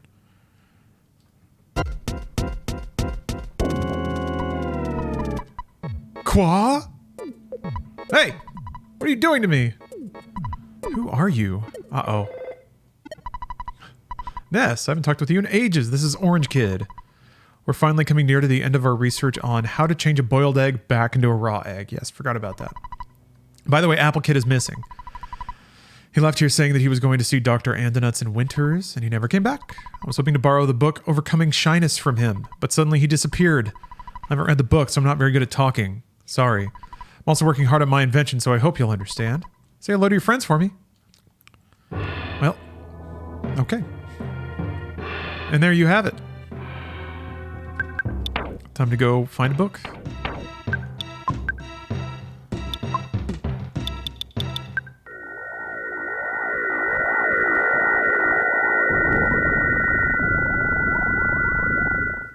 Hold on. Did Steven Seagal... Oh, Steven Seagal has a... Songs from the Crystal Cave? He's done some tracks, huh? The top-rated comment is, there is no beginning to his talent. Excellent.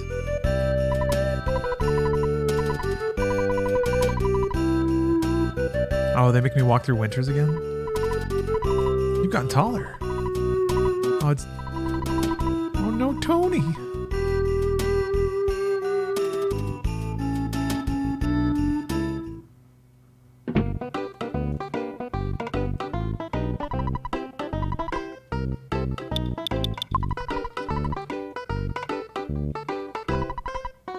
more bubblegum? Is it cold outside? Yeah, doesn't this game have the best soundtrack?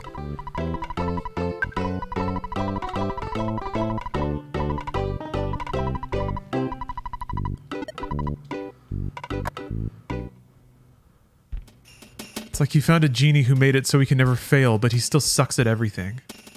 He's just living the most enriched life. Drinking the finest Russian vodkas. Sitting in the most sturdy Russian chairs.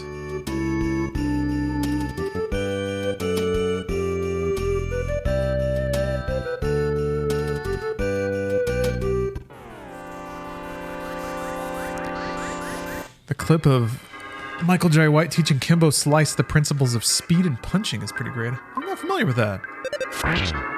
I'll have to look that up. The Woolly Shambler. The Hash Slinging Slasher.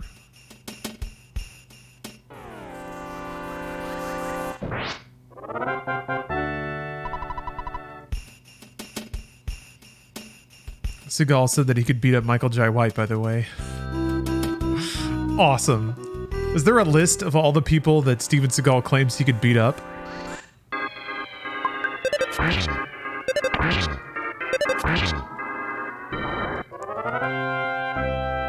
Yeah, you can link to it, Joe.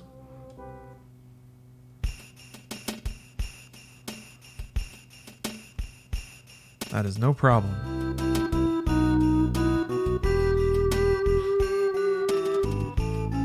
Maybe, did he say it in like a diss track?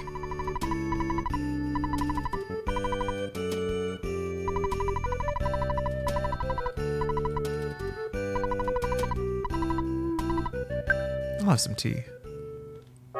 Oh, what's up, Kala?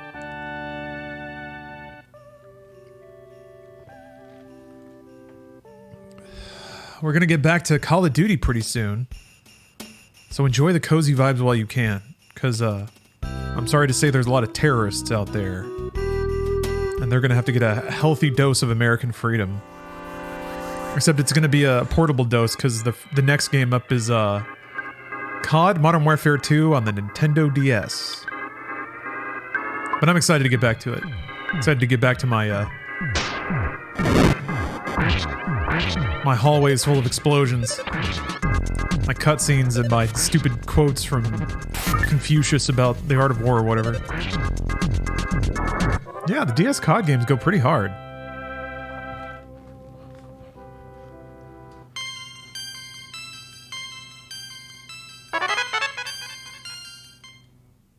Oh yeah, Gay Tony. I'll get back to that too.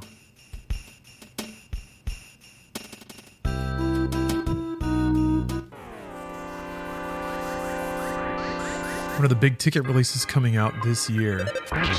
Well, I'm gonna guess that Nintendo's Switch successor is coming out.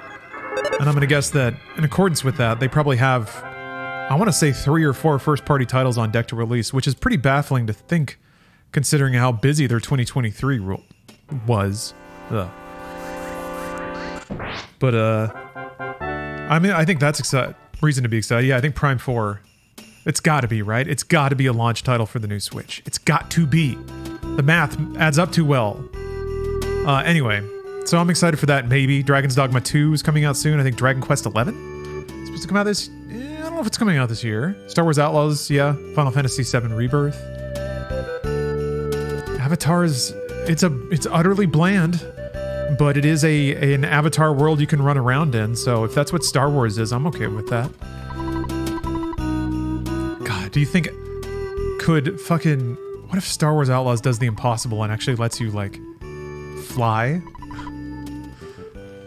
Yeah, like a Dragon 8, Infinite Wealth.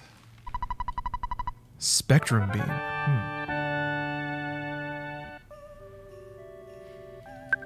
Maybe Shadow of the Erdtree DLC? Maybe?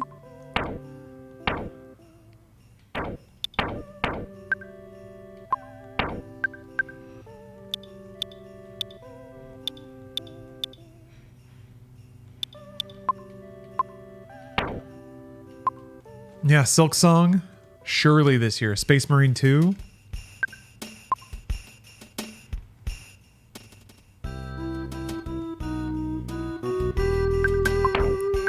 don't know if Avowed is gonna happen. I haven't played Jedi Survivor yet. I need to. That's probably top of my 2023 backlog list. That and Baldur's Gate 3 I gotta finish up. Alright. Oh, I'll take it. Alright.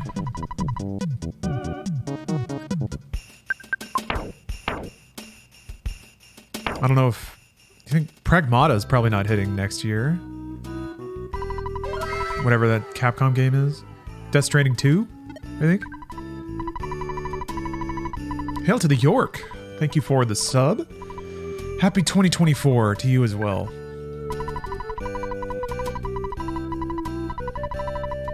Yeah, Skull and Bones.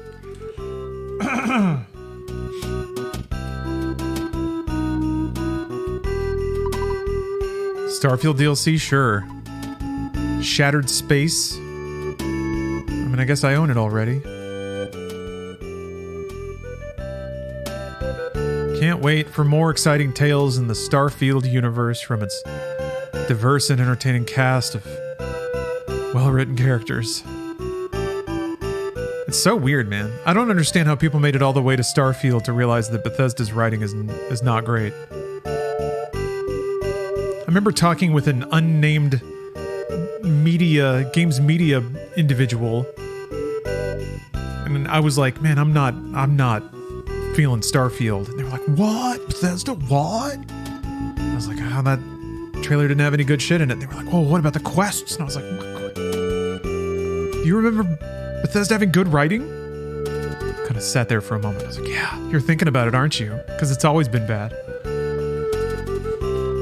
Are people actually big on Bethesda writing? It's always other things. It should be other things, but people thought that the writing was good.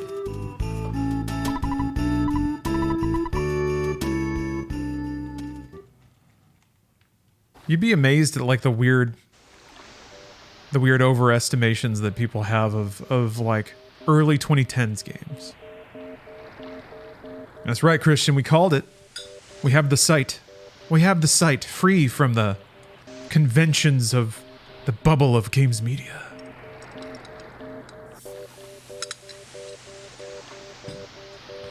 The thing is now, though, that, like, general audiences are starting to get more accurate than games media people are, which is weird. Just saying.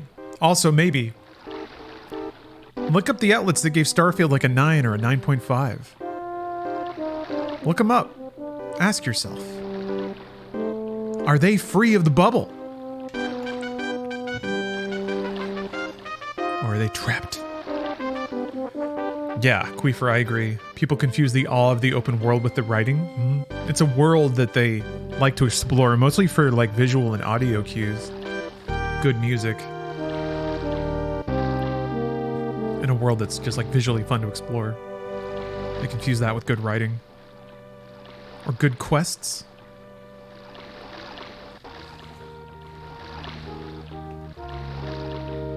Goodbye, Nessie. Nessie's such a bro. Pooh's not having it, though. Very stern. That was very whimsical, Pooh. You gotta lighten up.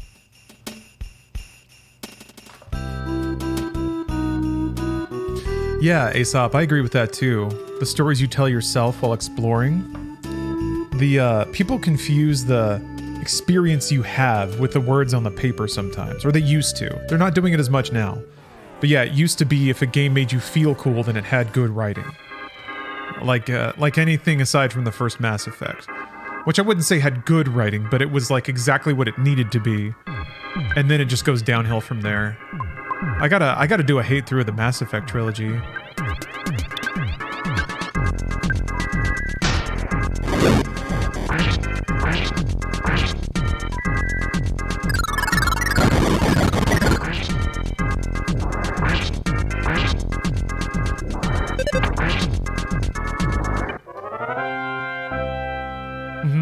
People like the settings, not the stories. Yep.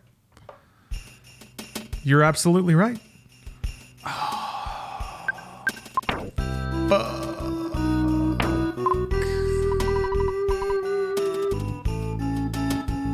I think it's pretty fast to walk through, though. Although, I don't think there's any enemies in here now.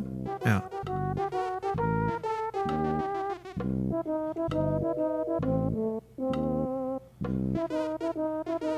there aren't many games that got really popular by being lucky. But the like earlier wave of console games in the Xbox and then the Xbox PS2 and then 360 PS3 generation. There was a lot of games that got pretty lucky by landing at exactly the right time.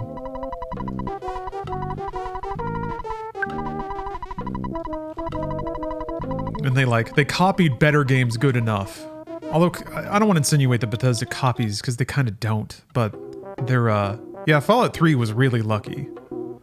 Yeah. It was. A lot of people who had never played Fallout got to play that one after the brand and the image had like 2 games of iteration. And then Bethesda came along and did what they're best at, which is kind of like making something more approachable. And it was all the things they inherited from Black Isle. Then I don't remember if they were Obsidian by then. I think they were actually. But it was most of the things they inherited. They did a brilliant job of applying VATS to a 3D shooter. I'll say that. That is probably one of the best things Bethesda's ever done, which is adapt VATS. That was pretty brilliant, I have to admit. But the writing is not as good at Fallout 2, but it's pretty good. I think they were trying hard back then. I'd have to go back and play 3 again. I remember it being like about as bland as Bethesda writing usually is. But because they inherited Fallout being so quirky and weird, it kind of pulled them that direction, I think. There's one thing that Fallout 3 replicates from 1 and 2, it's the combat is not very good. Oh. What did you think about 3, Kala? I'm curious. I'm wondering what somebody who plays Fallout 3 now would think of it, because I haven't played it since it came out. And I remember it being pretty good.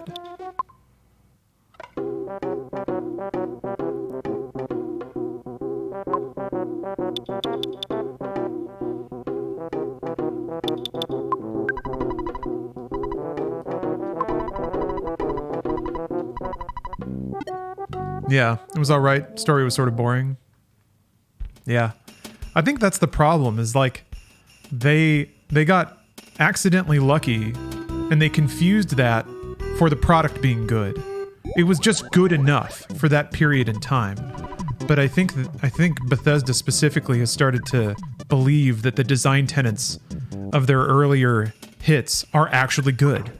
And they don't have the like clear visibility to understand that it was just that most of their buying audience had not been exposed to anything better yet, but now they have.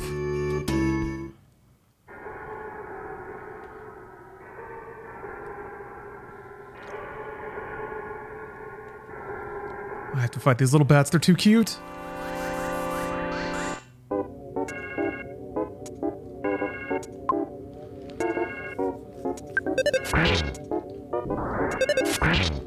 Yeah, New Vegas was awesome. I still remember particular lines of dialogue or quests from New Vegas.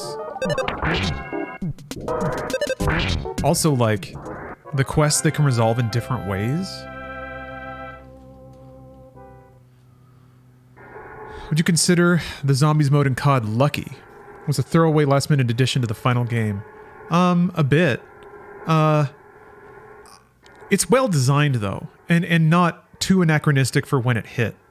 I think in those days, especially if they were making Call of Duty games, they had to throw in absolutely everything they had remotely the time to do.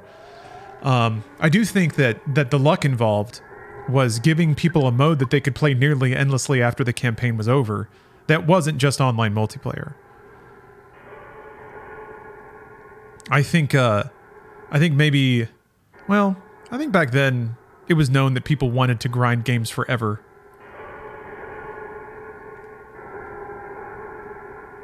Best part of 3 was having Liam Neeson as my dad. Yeah, I remember that part was cool. That whole intro part was awesome because it was so pretentious. Like you crawl around on the floor as a baby.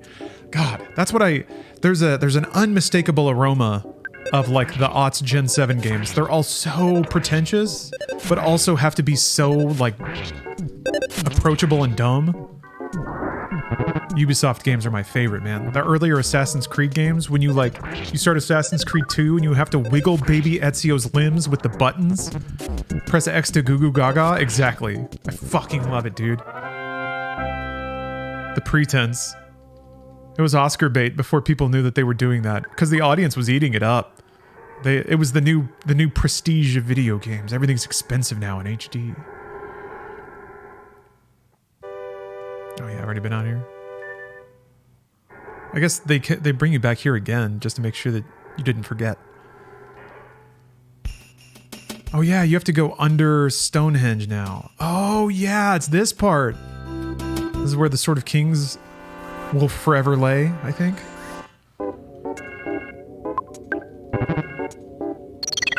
He yelled at me. This is another difficulty spike, as I recall. This is when it starts getting pretty, you start getting exposed more to the creepier, more inhuman, definitely more psychedelic, more bad acid trip kind of enemies. Look at this dweeb.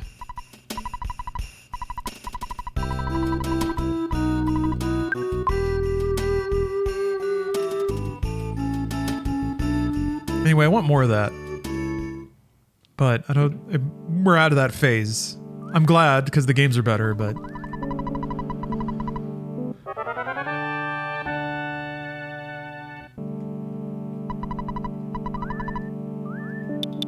I wonder if game makers will ever have the clarity of hindsight to make games that parody or satirize that era of gaming.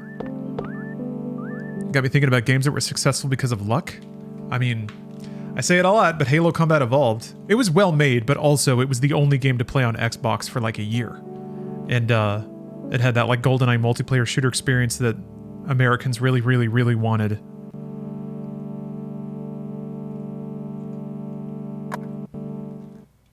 It's not a bad game, but it's not one of the legendary shooters for sure. If it weren't the only game to play on Xbox for like the first year and a half, it would be remembered as a quirky but forgettable shooter. I was thinking about Giants Citizen Kabuto, how it like almost has little Space Marine dudes in it. Wait, no, that game came out after Halo, didn't it? Had to have.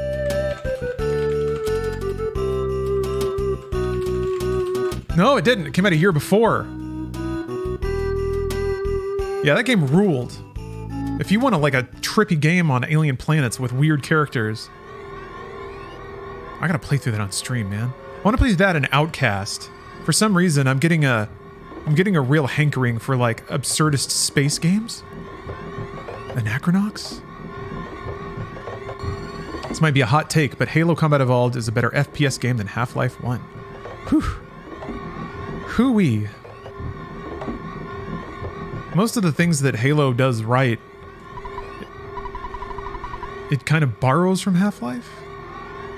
If you're referring to the shooter mechanics, I can see that in the shooter mechanics, because I think the systems in Combat Evolved about like bullets and shields is actually pretty cool.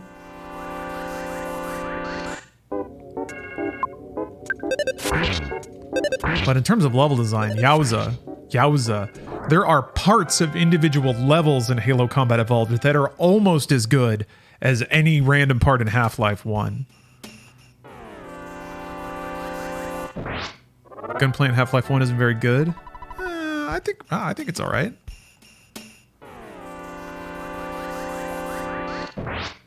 Music is better? That's true. There's only like 5 minutes of music total in Half-Life 1. Yeah. Halo Combat Evolved music is fucking awesome. But the stings are really good.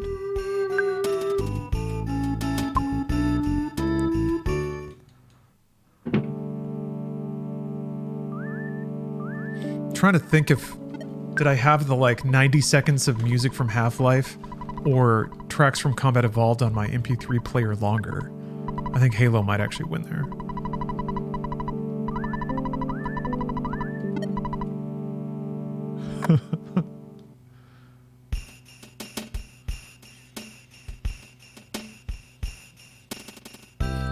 Alright, I'm gonna go back to Tucson because I need Apple Kid so that I can borrow the book.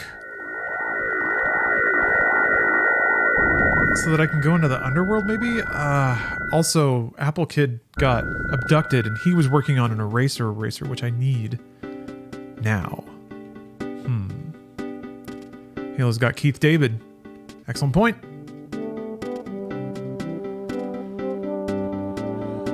Hey, DJ Kento.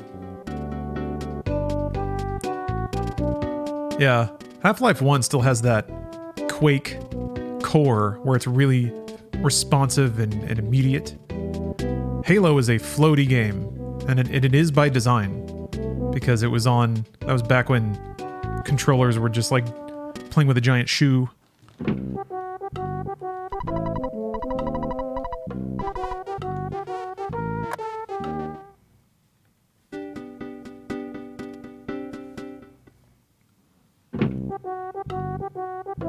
Damn it, he's not here.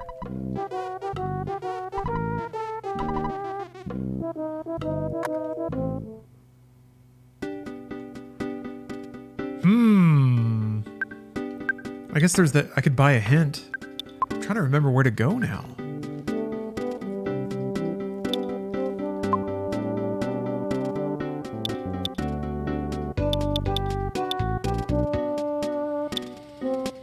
I just realized. Do I have to walk all the way back to the fucking Stonehenge again? I think I do.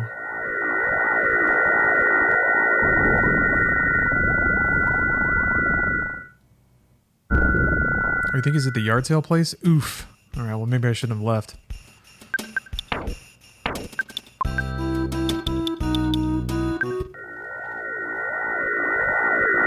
His mouse? You mean Everdread?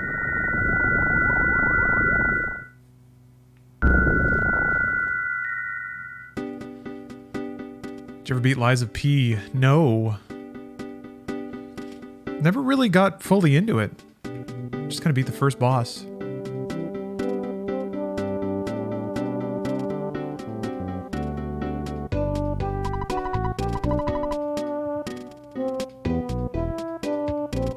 Do you go to like wackier places? Because hanging around Bloodborne Town is cool and all, but I really like, I mean, I think one of the virtues of those games is since they're so hazy, dreamlike, and weird, is they can go to some truly outrageous places. So the bosses and the environments are kind of the reason that I play. Bud the Chud, thanks for the sub. Go to Red Lobster. All right, I'm in. I'm not even joking.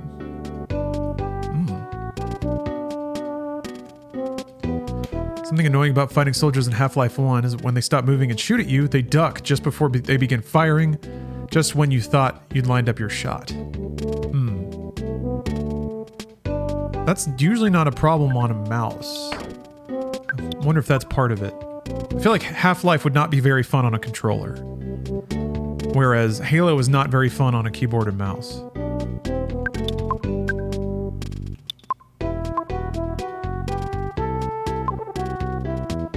I think there's a hint here. I'm trying to remember where it is. It's in one of these houses, I think.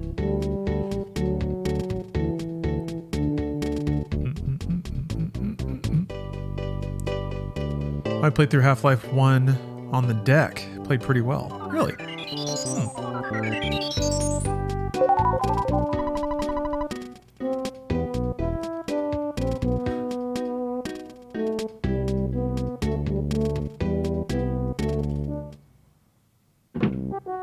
They're adding an Applebee's?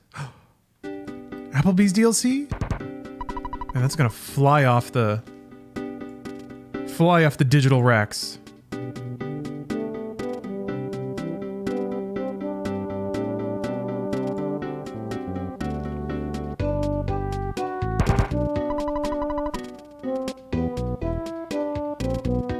Oh yeah, the gyro sensor. That helps a lot.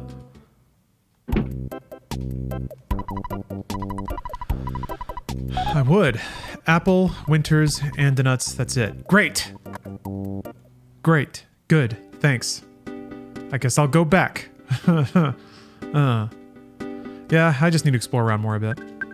I remember finding the book. I think.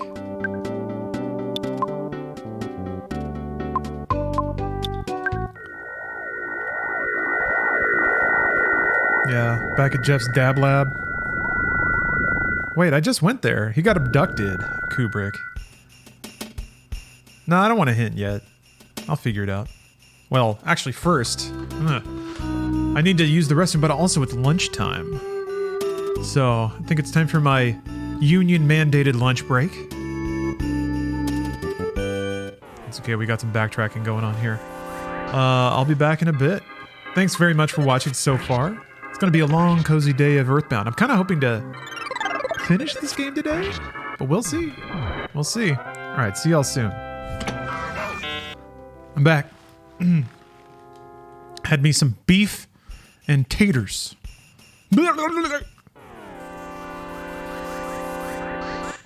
I have some, I haven't eaten it yet. I have some leftover prime rib that is 3 days old and was left out overnight once. That's probably not bad, right? That's edible. Maybe I'll mix it into some eggs. Steak is steak. I agree.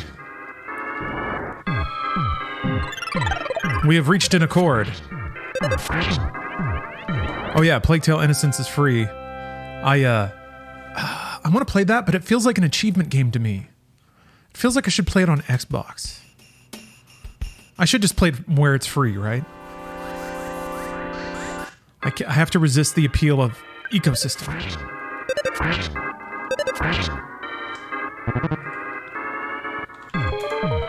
Alright, hold on. I'm gonna launch the Epic Store. I just ordered takeout. Man. I've been killing it. Well, I guess it's been New Year's and holidays. Steph and I have gone out a bit. But I have, on the days when I'm not splurging, if you're dieting, God, it takes so little to maintain a human being in terms of food and money. 1,700 calories is attained pretty easily with, like, food staples. And those don't cost that much. You guys feasting like kings and I'm just making toast. I mean, I'm talking about leftovers that were left out overnight. This is frugal eating, baby. I guess this was always the case in America and it used to be cheaper, but like, I don't know, restaurants still give you an assload of food. How do you fight the hunger pangs? That's tricky. You either try desperately to distract yourself. I have been experimenting with this thing where I name the feeling and I tell myself, okay, I am feeling that right now because my body's expecting more food than it's getting. But I know, like I have in my calendar, my thinking brain knows that I've had enough food and I'm not going to die right now. So it's a feeling I can write off. That helps a little bit actually. If I give my brain permission to not think about it. Because those usually pass. Like that feeling comes and your emotional brain is like, we're going to die. It's going to feel like this forever unless I eat something. But instead, yeah, you chugging water can help. Weirdly, that didn't help me because my tap water was fucked up, but that's another story. So I would get like a hunger pain and chug water and it'd make my stomach feel worse. Anyway, I filter my water now. I get to ride Nessie again. I don't think you can go back in the boarding school. But yeah, also, you might be shocked that if you find a way to ignore it or distract yourself for maybe 10 minutes, sometimes they go away. There's a difference between that feeling and the you actually haven't had enough to eat feeling. But there's not a lot of difference. And for me, at least, it can be very easy to confuse the two. And it's difficult to avoid that weird little panicked voice that, yeah, tells you you're going to starve to death. Or I think it's like another part of my assumption when I get that hunger pang is that it's going to stay here forever and only get worse. So I experience the anxiety of all of that when I'm just sitting with one feeling at one moment. So, maybe also try to be honest with yourself about what you feel in the moment, and don't let that feeling extrapolate out into an an uncontrollable anxiety, I guess.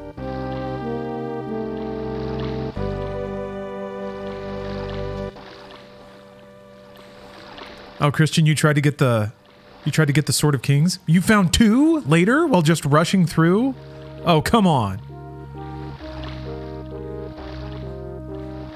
Let's see, you burn more calories than you're taking in, work out hard like 5 days a week. I can't work out on a deficit. I mean, I can, it just sucks. You know, I feel like that pushes me in the I'm depriving myself of too many natural pleasures zone emotionally.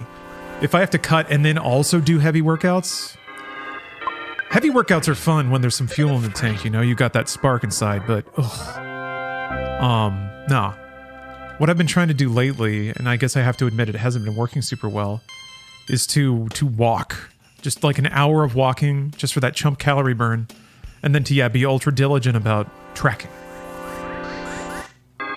I can usually get, I'm gonna be traveling soon, I was about to say, I can usually get like, if I can get a good 2 weeks in a row of undisturbed discipline, then I get some real headway, but I have to figure out how to get back on the wagon faster. I think that's my area of investigation now, is why does it take me like a week and a half to get my diet right again? 310 milligrams caffeine pre-workout helps. Aha, yeah. Yeah, so, I mean, I'm already kind of treating coffee as an appetite suppressant, which is another tip. Caffeine. I think people used to smoke cigarettes, but caffeine is maybe a slightly safer, non-carcinogenic way to suppress your appetite. But yeah, okay. I could see that. Yeah, that was something I never got into back when I was trying to lift on a deficit. But, yeah, maybe I just fucking make a really stiff cup of coffee. Stimulants work. They do. Smoke meth. Yeah, I wouldn't recommend smoking, of course. It's more like knowing that it works can help you get to something that is less damaging for you, I guess. One thing that also helped me is like being aware of cycles. I guess for me, it's like sometimes I'd get high, and then when I'm coming down off of it, you get munchies, obviously, right? But if you're aware of that cycle and you plan it out and have that experience land when you would normally be hungry, or when you're allowed to be hungry, it's maybe another way to think about it. Then you can just have your meal. You don't end up overeating.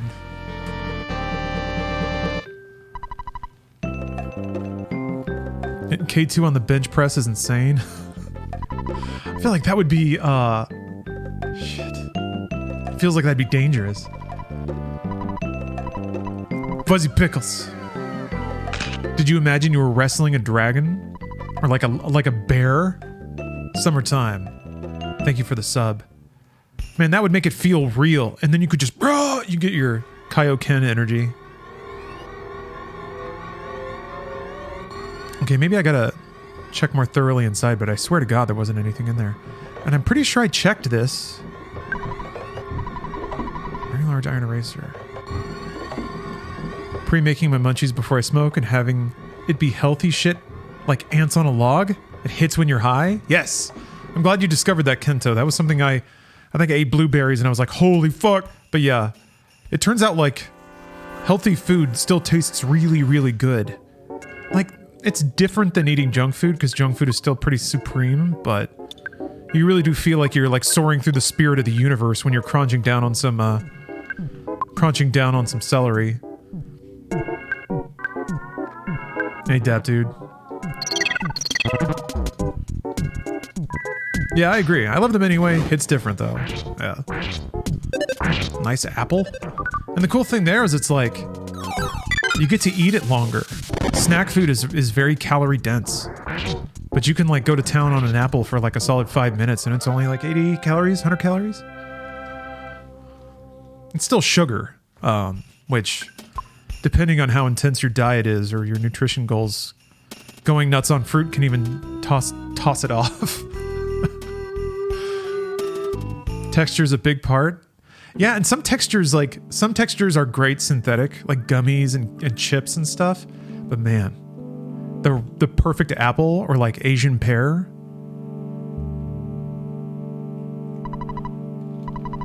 Oh my god. I never talked to the mouse. Yep. Somebody said that that's what I needed to do. I can eat about 3,500 calories a day. Lets me fuck around with unhealthy food and not get in too much trouble. Whoa! Do you have a very active job?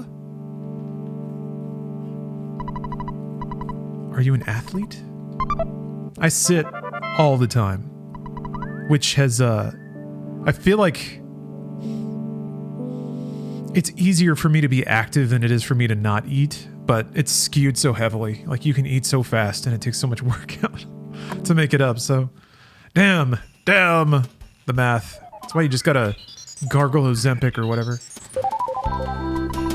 Yeah, I'm struggling to hit half that, and I start to lose body fat on half that. I just have to do that for like 5 months in a row. All right, well, eraser acquired, and now the game can proceed.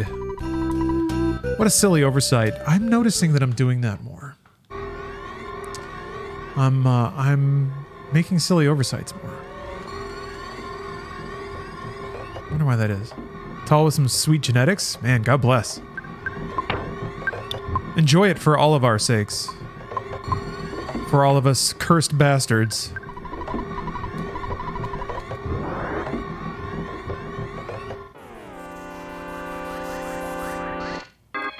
Yeah, I still have the Franklin badge. I guess it's only on one character now. And the way Thunder works, it's like less and less likely that they'll get targeted with anything. I actually do need to go make a deposit. Not a poo. Not the character poo. But yeah, I do need to drop off the erasers, and then I guess I can get rid of the Franklin badge. Alright. And then we're nice and tidy. To balance it out, I have chronic fatigue. So if I ever get sick, I lose 20 pounds real quick. Wow. Okay, rough trade.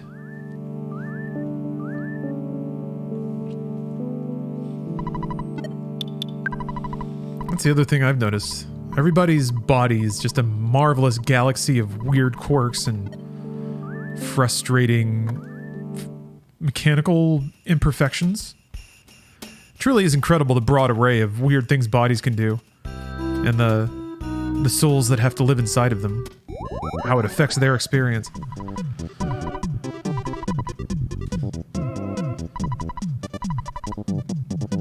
Alright. Pencil eraser? Yes. Getting rid of the eraser. Yes.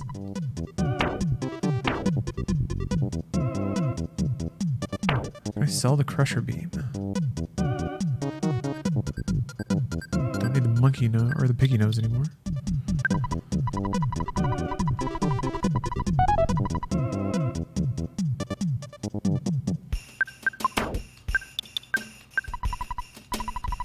I think I need to call them again and get rid of this other pig. Well, I guess I can sell this one.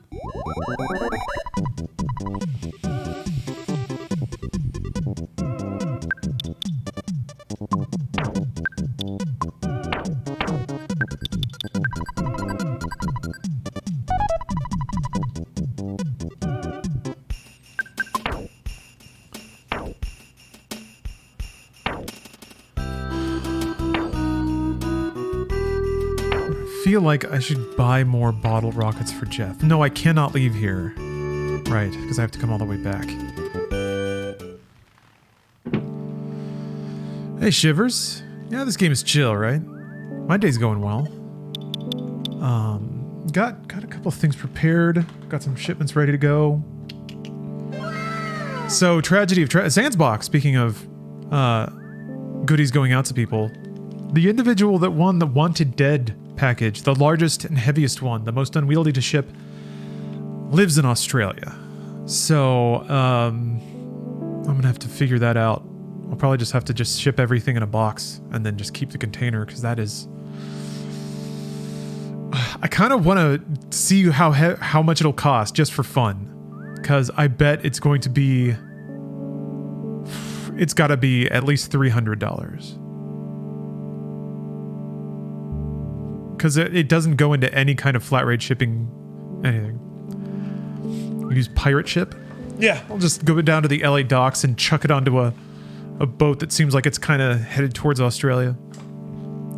Jason, I had the last of the Factor meals that I got from our last sponsorship.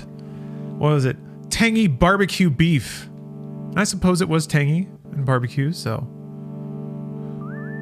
Oh, Pirate Ship is a discount shipping site. Huh. Interesting. How does it work? Can you buy you can buy like US postage there, or do you have to take it to a specific spot? Hand it off to some guy? Interesting. I'll look into it. Oh, you purchased your label. Oh. Okay. How's that? How can somebody else sell US postage cheaper than the postal service?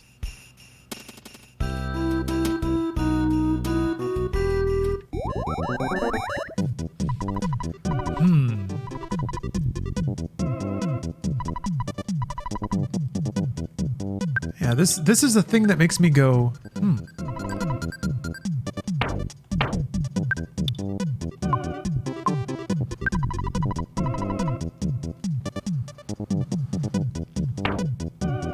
Shipping is weird. I probably don't want Paula to have all of the life noodles. I feel like Pooh is the most likely to survive and whose turn is also the most item usable. So I'm gonna give also need to give the truffles. Truffles to Pooh.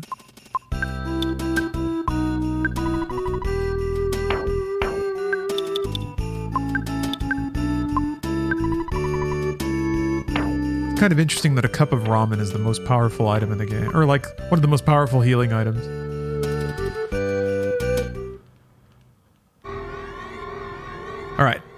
All right, now we're ready. We're ready for some intense dungeon running action.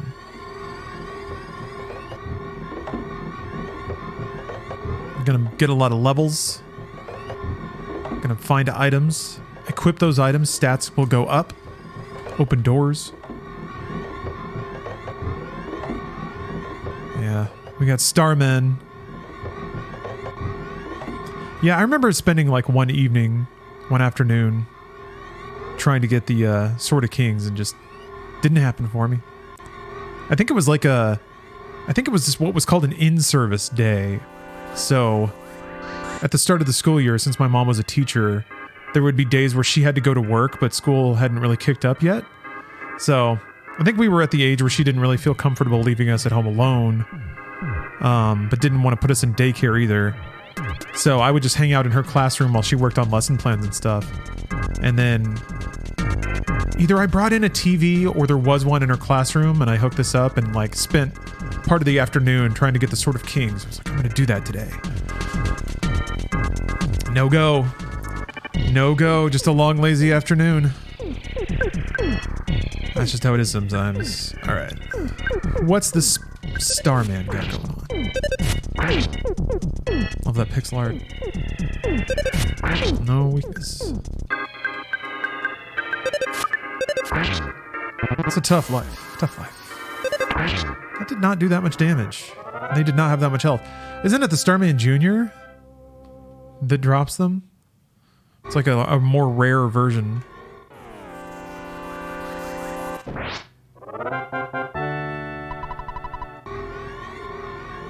I'm picturing one of those TVs strapped on a cart. I remember it was like that's a valid image, and I wish it were, but I remember it just being a TV that was on like a table. Mook Senior.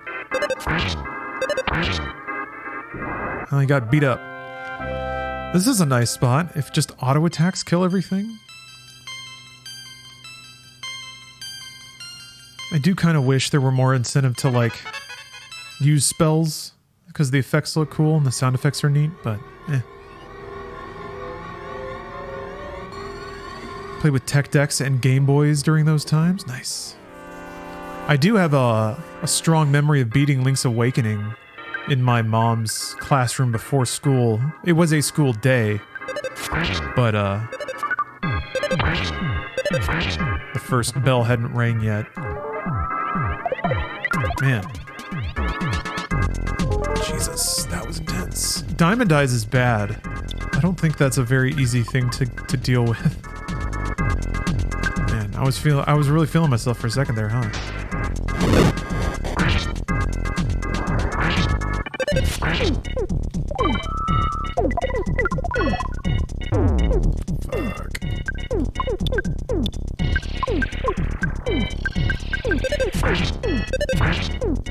Okay, so Pooh goes before Ness. Seems like most of the time.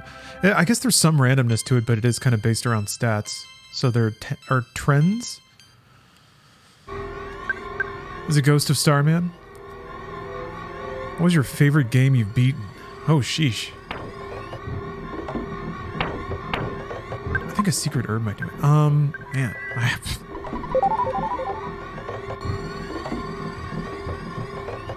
That's basically just saying favorite game. Except, I guess that would be Final Fantasy XIV, and that doesn't count?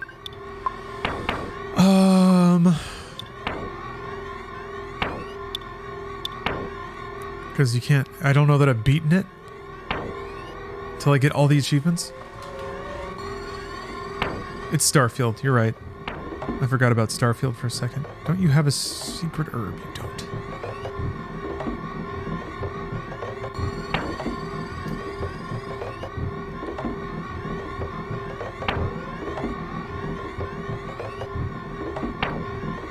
Damn.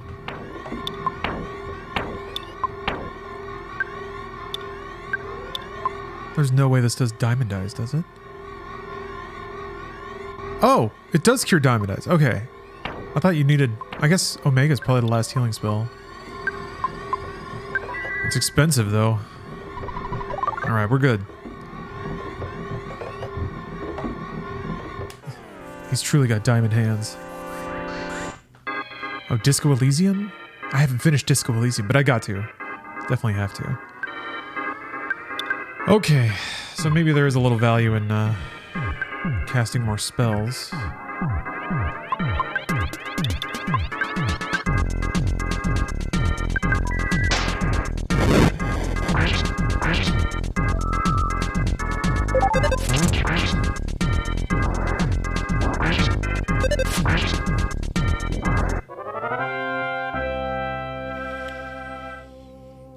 Oh, I think Disco Elysium is more of a streamable game now that it's voice acted. It was... I think the experience was a bit different when it was, like, just text. I certainly had a fun time trying to be all the silly characters. Oh, that was not intelligent of me. Oh! Still thinking about you. Wait. Kuno? Is that the name of the kid? The kid that I tried to beat up and end up tripping and falling and farting, and then he laughed at me and ran away. Never been more humiliated. Beautiful video game moment.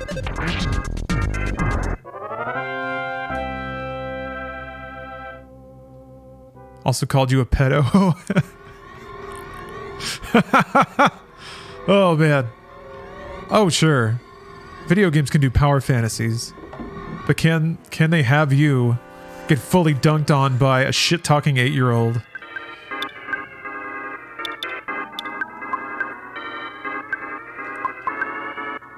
Only one game is brave enough.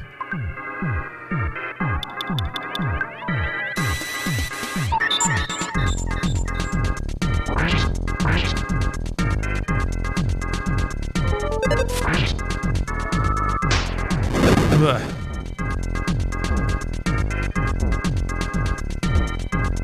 Just enough damage to be really annoying. Oh, awesome. Man, the poison got him. Incredible.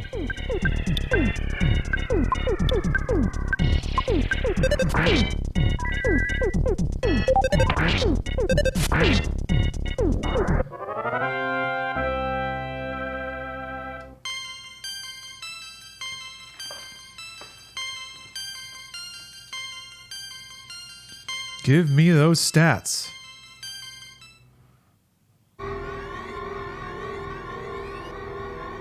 Oh. Oh, okay. Wait, I'm pretty sure this is out. Doesn't this go out of the dungeon? Golf thing. Just got back from a job interview and very good. Glad to hear it. Glad to hear it. You're going to be running that place. A year from now, mark my words. I'm pretty sure this leaves the dungeon. Pretty sure I'm leaving.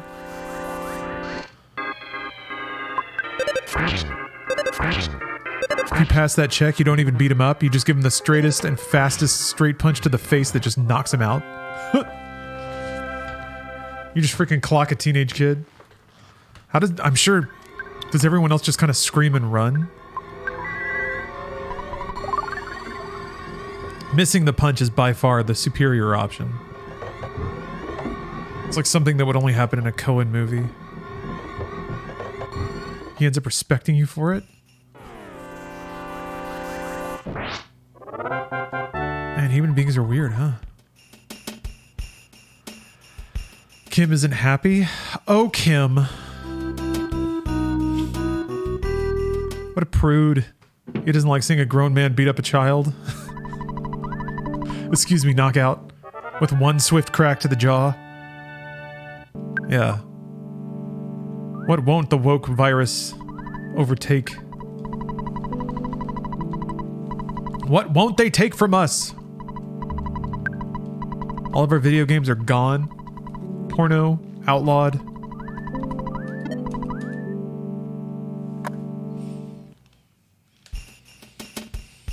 Can't even be a human anymore. The woke mob wants you to become an amorphous blob. Yeah. There do need to be more video games where you can right hook an annoying little child, though. Let's be real. Not even Grand Theft Auto lets you do that.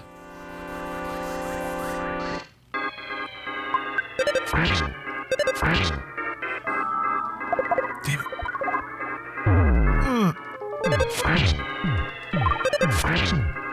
There we go.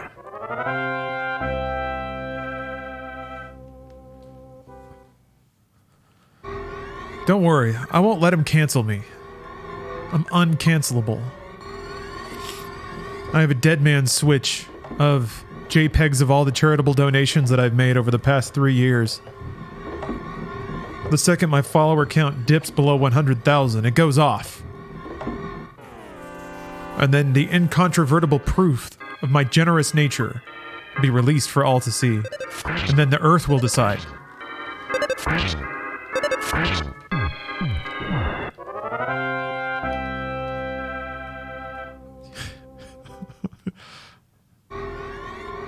Yeah, I'm also, what is it? I'm normalizing my audience through incidental exposure to extremifying memes on my wallpaper.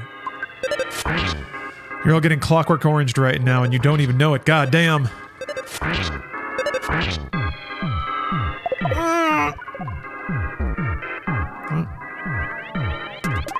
Okay, that works.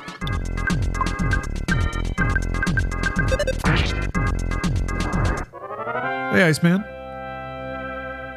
Yeah, this is when it's like, it starts to get way faster to finish the fight than to even try to heal anyone, and it ends up way more efficient anyway. If like you can finish any fight in 2 turns, if somebody has mortal damage, why even bother? You end up just taking like 40 HP and that's it. And when your health pool is like this big, it starts to work.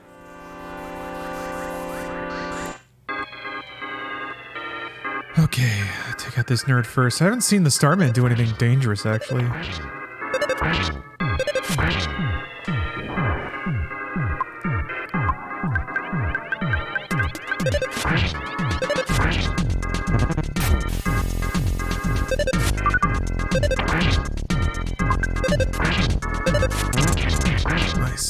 Love to see it.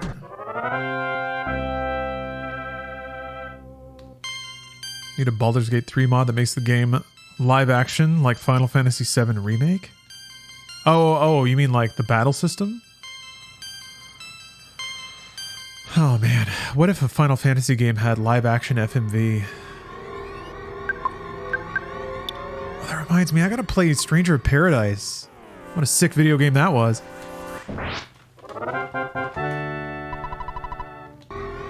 Oh, I'm kind of remembering now. Remember my strat was to like get on a streak where I could sneak attack the Starmen and get the one shot. Try to get the Sword of Kings that way. I don't think it worked either. God damn you! Ooh. Dylan, VVVB, has redeemed a real trading card win. Let's draw one. Yes, if you'll notice, the prices have been adjusted. Individual card draws are now much cheaper because the secondary card sack is starting to overflow a little bit. An indicator that there's an irregular supply. All right, so let's draw a card for Dylan. Oh, Dap Dude has also redeemed one. Yeah, unfortunately, that means you were robbed. That is just how it goes. I wish I could do something about that, but completely out of my hands. All right, here is Dylan's card. Ba-bam. Ooh, surprise card number 1. They ran out of ideas and they just made up one. The wild card number 1 has a unique value. It is part of the Wild Card Decision 92 Premier Election set. However, the holder of this card may elect to trade it after August 1st, 1992 in exchange for a card of the Democratic Vice Presidential candidate. To exchange this surprise card, TM, please mail it to Wildcard 10139 Commerce Park Drive, Cincinnati, Ohio. Please include a self-addressed stamped envelope for each card you are trading. Wow. A card that can become another card, who would have thought? Oh boy. So we've had an avalanche of card draws. I'm gonna have to be real. I need to put a timeout on that, huh? I need to be pretty diligent about keeping my records, which is the real challenge here.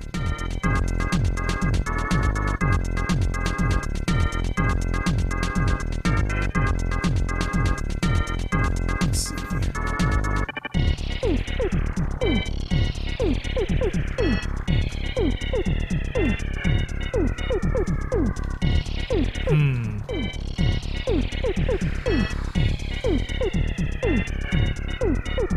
I'm trying to think, man.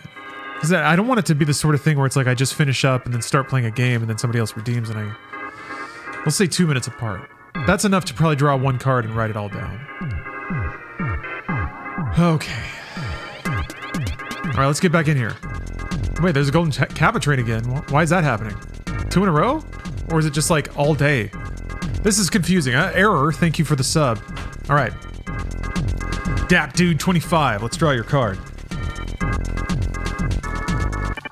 You can have streamer bot auto message a redeemer asking for their shipping address.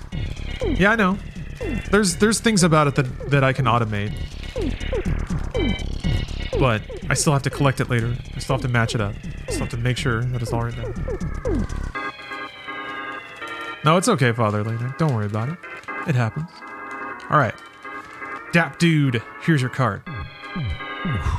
There it is. What do we got? Nice catch! Uh-oh. Our feelings blooming. Starfighter. As Megabyte strides toward the portal to the supercomputer, this is hard to read, Dot is tossed from her starfighter and plummets from the sky into his open arms. Wow. Wow, nice job. Very valuable card there. Alright, next up. Thornius. Thornius. I think I just packaged up something to go your way, so I'll have to do another one. Here we go. Or just wait another 6 months. That one, I think. Yeah, what is this? Melissa McClendon from Arizona. We all know her. Outside hitter from Wheat Ridge, Colorado. Earned honorable mention All-America honors during the 1983-1984 seasons, then reached the pinnacle by making the first team All-America in 1985, while she earned all-conference honors all 4 seasons as a Wildcat. Was a member of the 1988 United States Olympic volleyball team. Incredible. We salute you, Melissa. Okay. Fatherly Nick. Drawn for you now. Good job, Melissa. Huh! What is this? Oh, Hunger Games. Hunger Games. Not a whole lot to read here. Just a picture and then the same picture rotated. Good job, Fatherly Nick. Golf thing. Let's draw your card here. What about this? Ah, part of the Hyborian Chronicles. Zabintat! An Asgard trooper. You're gonna win every time with the Zabintat. Congratulations. Okay. I might as well just start writing it down. Hold on.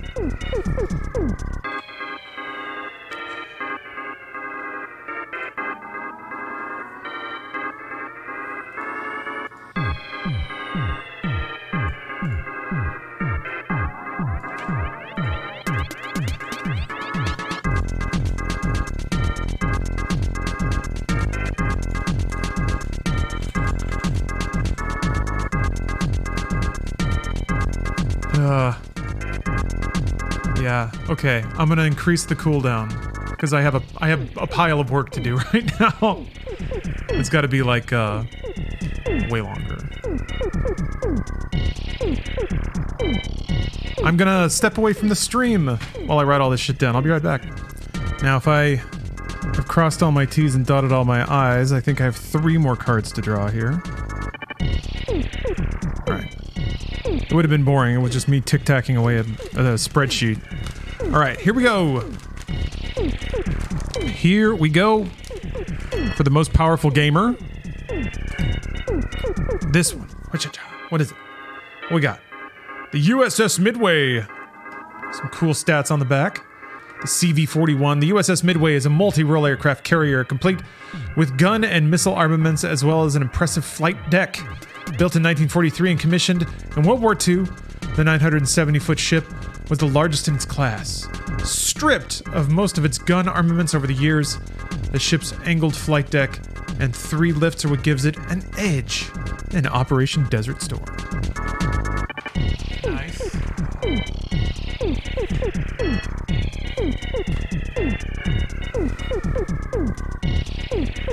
Yeah.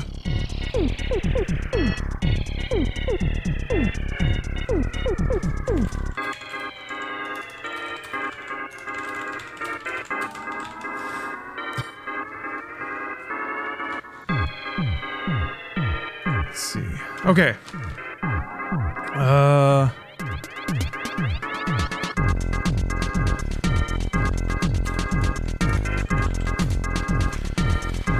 Okay.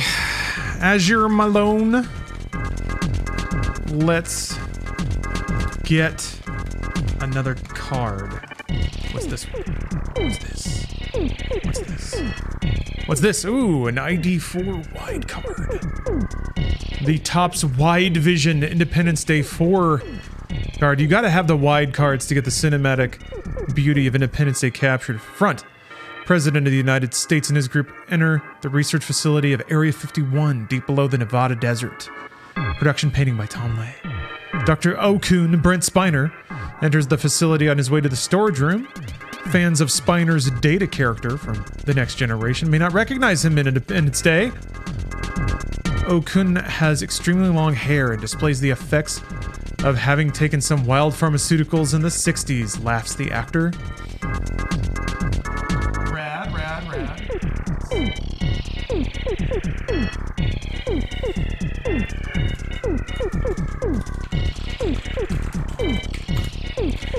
Okay, and now, let's draw the final card for now. Scarf, 1991.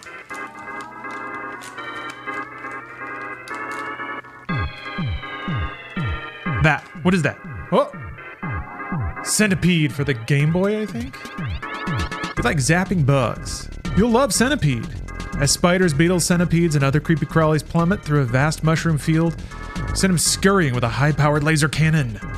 Challenge, try to finish 10 levels while staying at the very bottom of the screen on Novice, Standard, and Expert. I always stay at the bottom.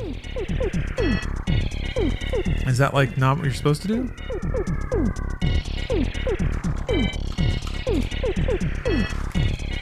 All right. All right, one more step. One more step, and it involves deploying a bunch of whispers. So, I'll be back again. Okay. Gotta keep my paperwork straight, or the tax man's gonna be on my ass. Again, more. I don't need that. I don't need that shit in my world. I gotta get all our ducks in a row, you know? New year. I find a way to launder all that illicit gaming money. Gotta hide the true value of my card collection from the federal government, because God, they're sniffing around. Things this way.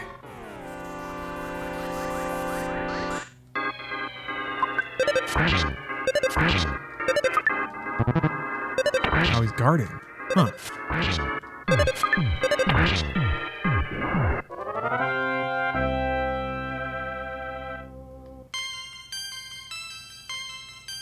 As long as you don't sell it, it can't be taxed. You'd think.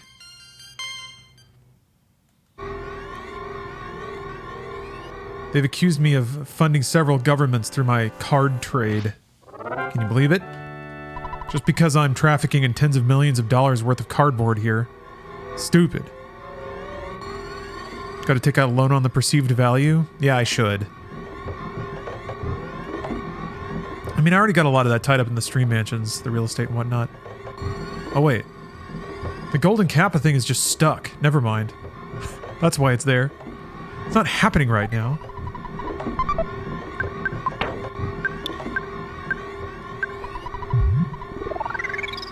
Oh. Alright. But yeah, cards are cheaper now. Take my cards.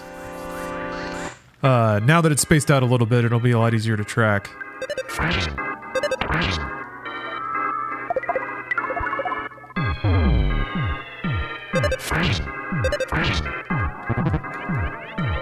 Oh yeah, that's bad.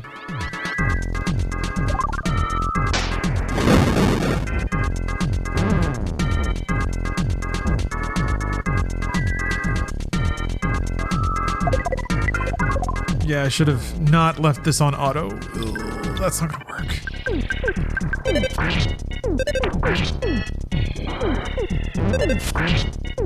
There we go. Ugh. Well,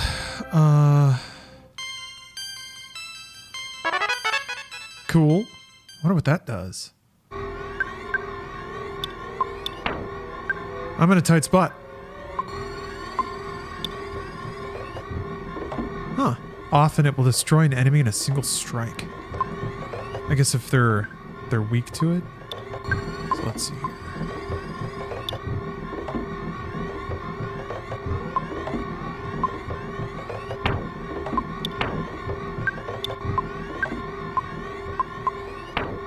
Huh. Oh, that's right. It doesn't work every time.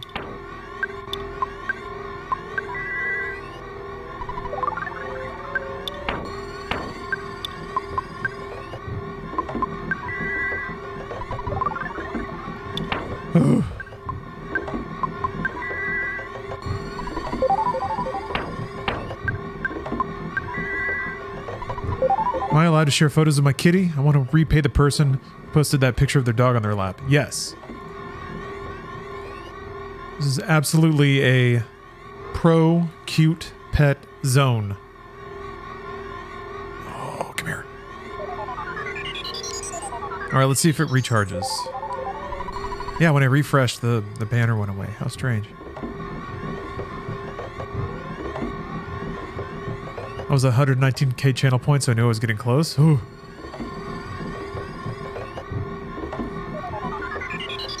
It's actually like, I have a pretty smooth setup now to mail cards out. So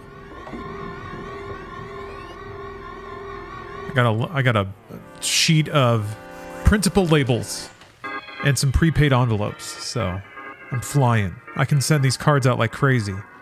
My throughput is off the charts. Been a real banner year.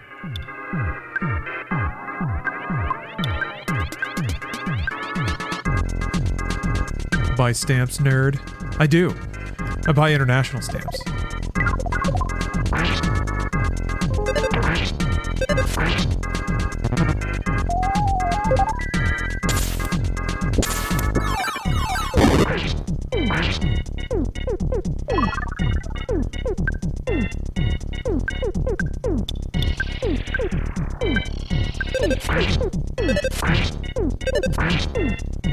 There we go. Atomic power robot. I feel like it's going to do something terrible.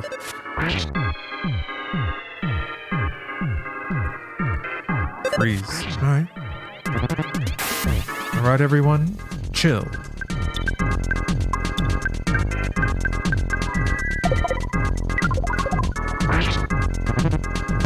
Oh, it explodes. Yep. Yeah, this is when they start doing that. Well, I guess more. Doing fatal damage to you on your way out of a fight. It's getting really windy. Interesting.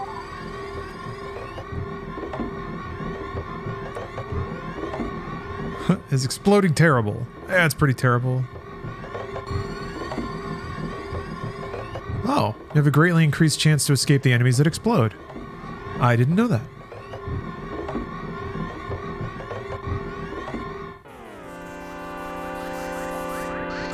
Well, I've never tried to use stamps.com. I just go to the post office's website and buy postage that way. I don't know. God, never thought about trying to shop around when it comes to postage. Maybe I should.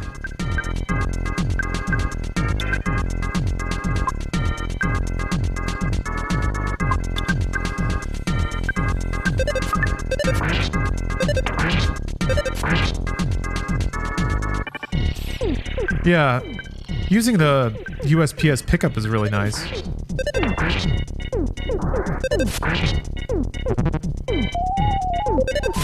I have a whole thing now. I leave a little note out for my carrier, tell them where the boxes are.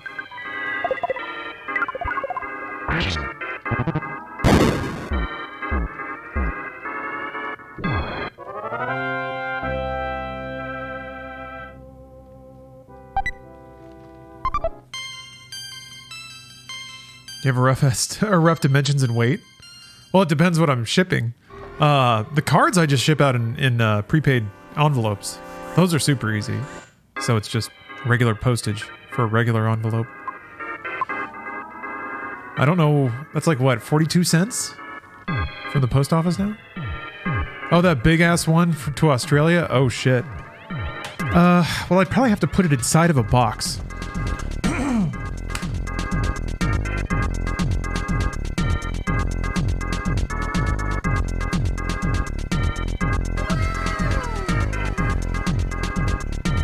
I can't eyeball it. It's also really heavy. Shivers. Thank you for gifting a sub.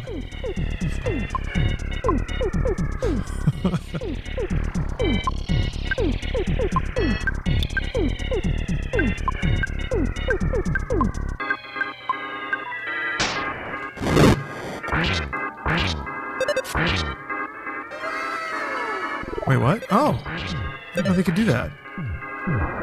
Nimble Walrus, thanks for the sub. So phlegmy all of a sudden.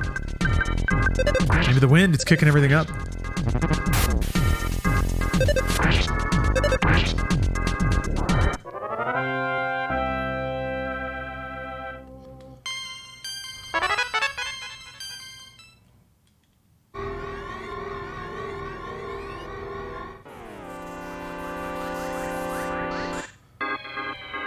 Ooh, I like this background a lot.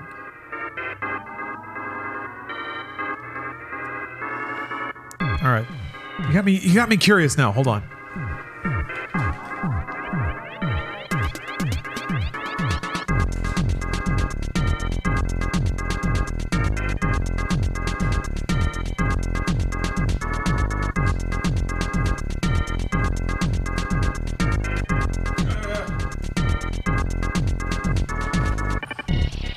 All right. It's wow. you want like metric or? Oh, Epic's giving away Guardians tomorrow? That game's amazing. Fatherly Nick, thanks for gifting 5 subs. Oh, super kind of you. All right. Let's say 15.5 inches wide, 12 inches tall,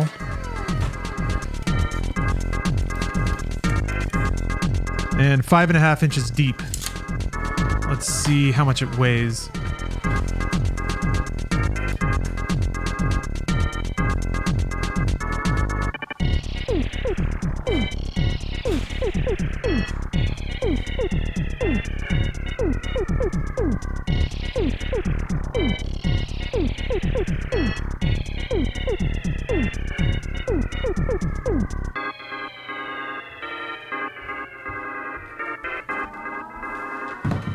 It's 145 ounces, which is, hold on,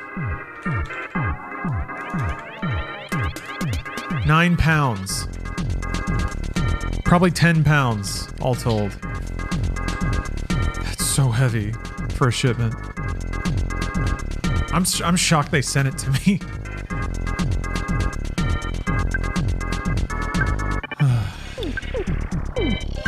Shivers. Thank you for gifting a sub.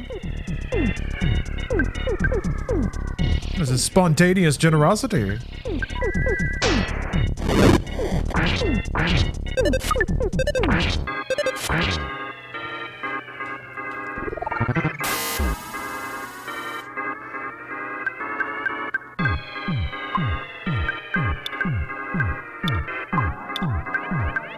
Oh, I forgot Pooh frickin' knows freeze as well. Actually a really effective support caster.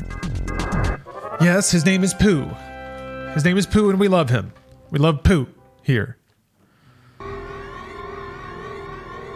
That's not weird. Why are you acting like that's weird? Oh! Shit. That might be bad. Oh, well. I don't think the power robot does anything bad. What the heck? What is that, Doc? It's a robot, Barney.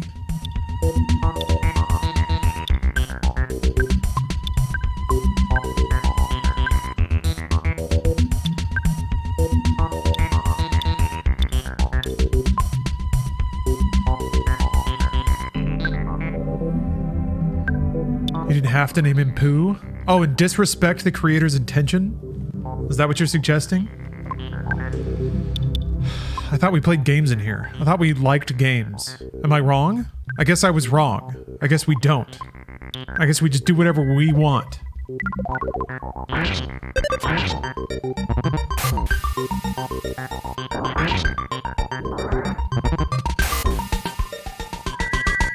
Man, he really does go last.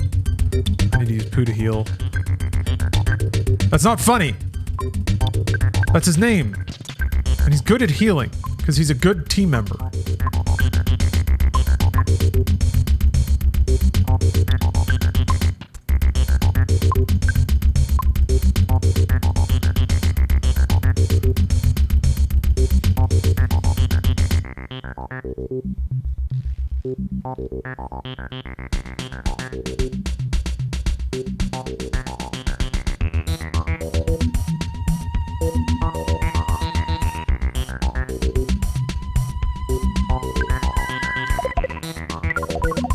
Oh, this might actually kill Paula.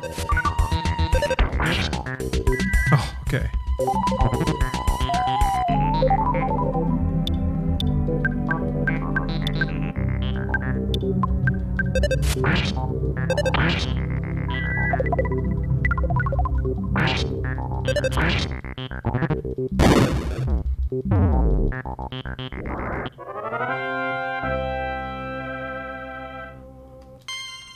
Excellent.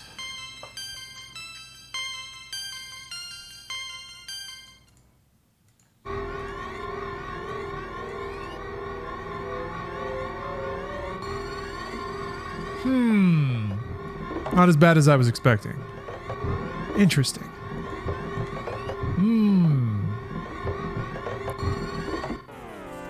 Darn it. I was hoping I get a sneak attack. But I think it's only the one dude, yeah. Okay, I'll check it out.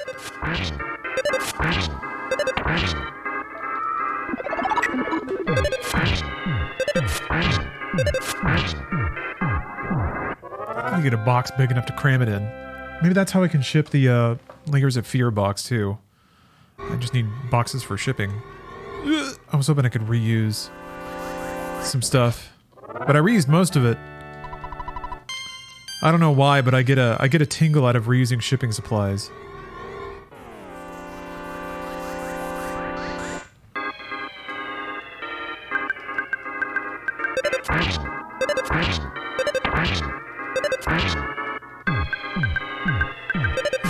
Maybe I should use surprise attacks to do Psi Magnet. Right.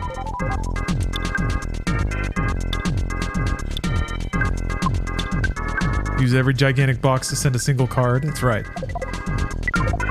I tape it to a wooden pallet and then I ship that.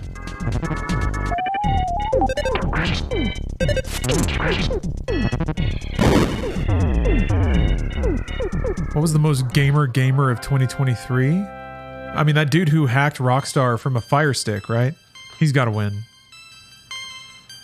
He's straight up a zero cool. He's not allowed to use computers because he's too brilliant.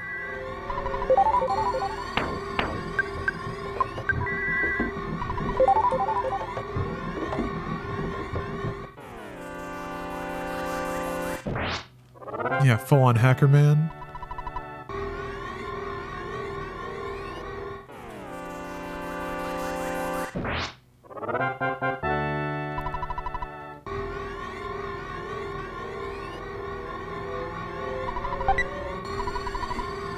You thought it was going to be me for being right about Starfield? Oh! If there's like an honorable mention, yeah. Like I get the video package produced about me because they understand they have to acknowledge me, but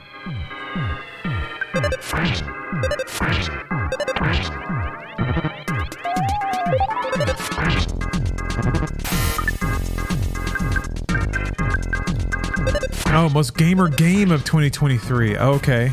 All right, that's different. Tears of the Kingdom, I think. Tears of the Kingdom is a very gamer game. It's just like deeply interactive. The game is not even a set of like concrete rules. It's more like a giant simulation and then the game objectives take place inside of it. Good shit. Also, yeah, it's Starfield. When you settled this, the most gamer game is Starfield.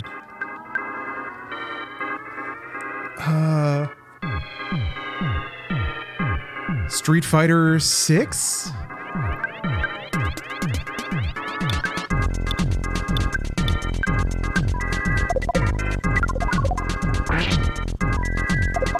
Alan Wake 2? Alan Wake 2's got a lot of non-interactive flash. A lot of non-gamery downtime.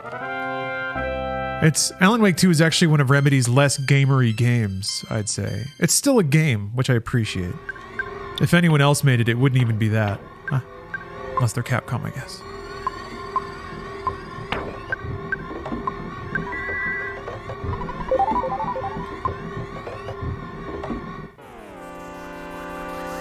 The most Jeff Keighley moment of 2023.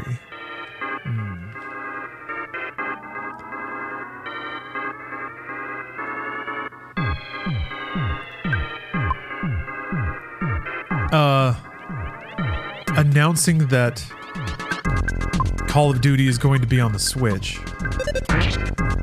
to make everyone like the acquisition.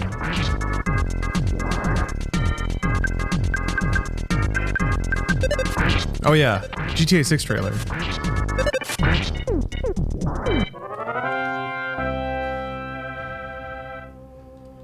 Baldur's Gate is pretty gamery though, just in a different way. Mechanically, I don't like Baldur's Gate as a return to form for a game type that was super popular, or was trying to be popular like 20 years ago, 30 years ago. Breath of the Wild feels like something that just hasn't been done before. Like Trespasser was sorry, Tears of the Kingdom. It's just DLC, right? But Trespasser was what that game looked like before. Which would be another amazing game to play on stream. Imagine it, just playing Trespasser. Like no guides, just your own two gamer hands, your generous rack, a heart tattoo, and a can-do attitude. What an experience. Oh boy.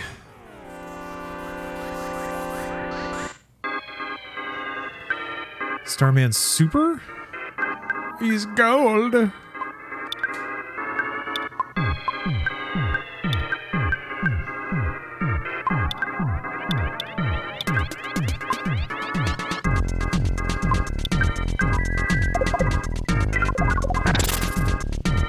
Oh no!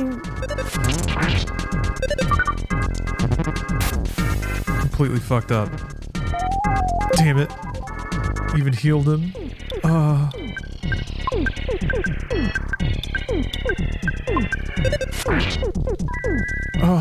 Oh, thank God. Okay.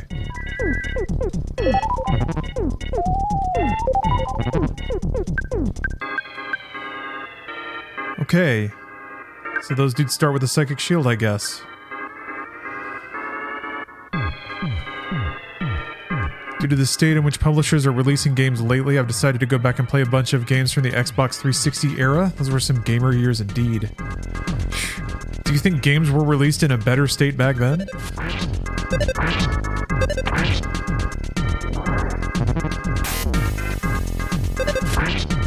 I remember playing a whole lot of not finished Garbo back then.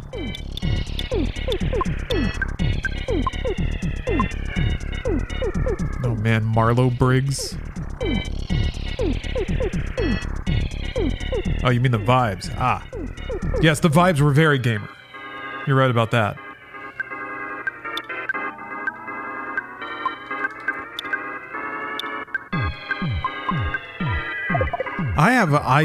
It's funny you bring that up because honestly, I'm in the middle of a kind of a huge nostalgia wave for that era. It's kind of why I'm playing through all the CODs.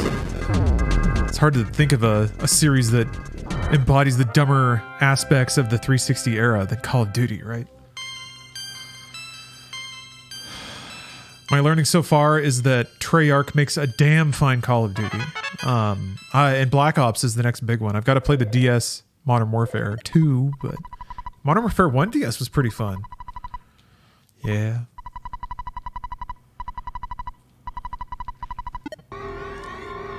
Yeah, look at how ominous this dungeon is.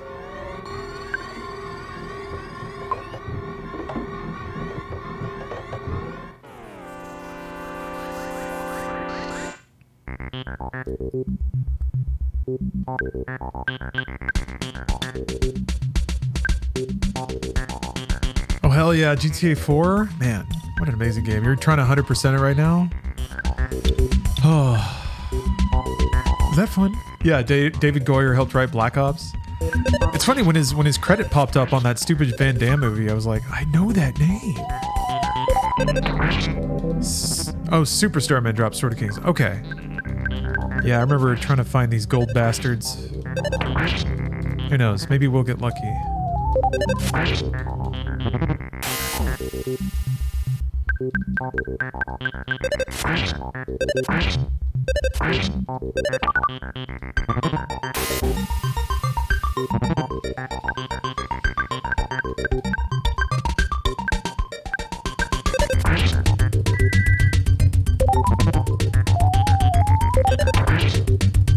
There we go. You just gotta like keep hoping that the robot doesn't heal.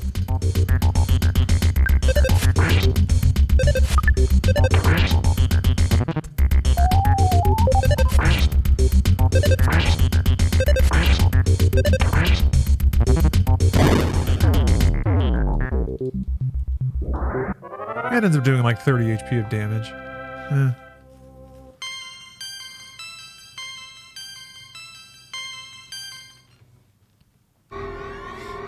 Jeff can steal the sword from them using Spy. Oh, I didn't know that. Or did I know that? I can't remember what techniques that I've tried to do to get this in the past. Does it increase the odds? Like there's a chance if you spy, and there's also a chance when you kill them? I was almost dead. I could feel it. I was so close that time. God damn it.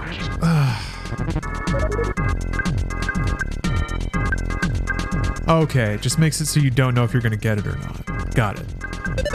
So if they do have it, Jeff would steal it when you spy.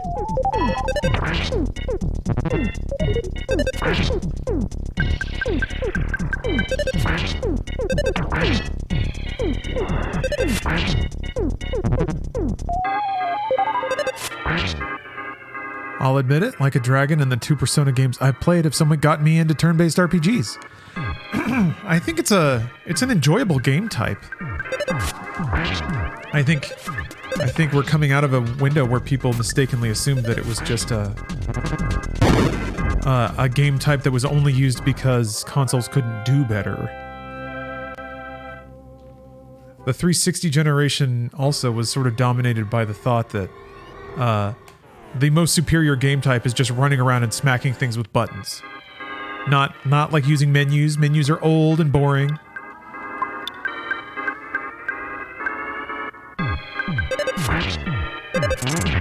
The only reason games ever used menus was because they couldn't do the superior version, which is just running up to it and hitting it with a sword. But that thinking, there's still a lot of validity to this kind of game.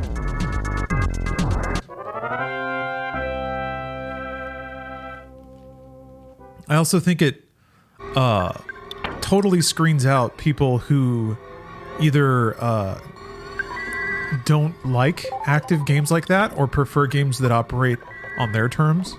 Like a turn-based game is pure, you can take as long as you want to make the decision you need to weigh your options, and then you navigate a very like straightforward menu to pick what you want to happen from a list. So there's a lot of value, I think, to fake gamers. It's still a game though, as long as you're thinking, as long as you're making decisions and executing those in an environment. The method of it, you can add executional skill as well, but I don't think executional skill is necessary for a game to be a game. And I think it's important to have games that are still, mentally active, whether that's like with the actual game decisions you're making or taking place in a world with characters that kind of have you think, this is a copium. Final Fantasy's real. They're all my friend. They're coming to my birthday party. They said they would. Only turn-based game I've enjoyed is Final Fantasy 13. Not a fan of fixed camera. Most all turn-based games I've seen are fixed camera. Interesting. Yeah, 13 definitely has a dynamic camera. 13's combat system was really interesting. It made the turns more about healing Omega. I think that's a guaranteed res. But yeah, the turns were more about team composition and reaction to like boss phases, which was pretty smart, I thought. Oh, it's shield. There is healing Omega. Maxes out person's HP when revived. Nice.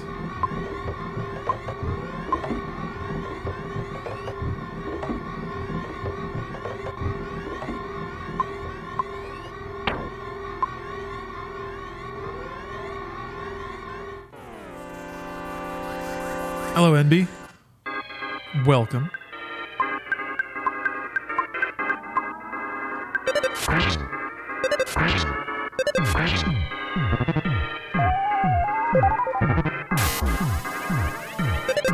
All right. Good. Robot healed the wrong person.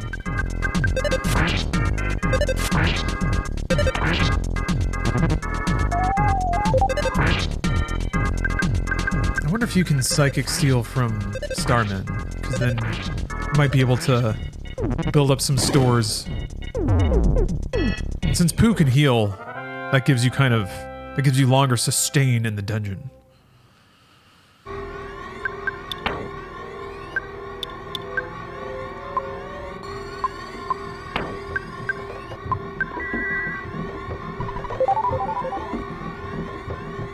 course poo can heal. That's a normal thing to say.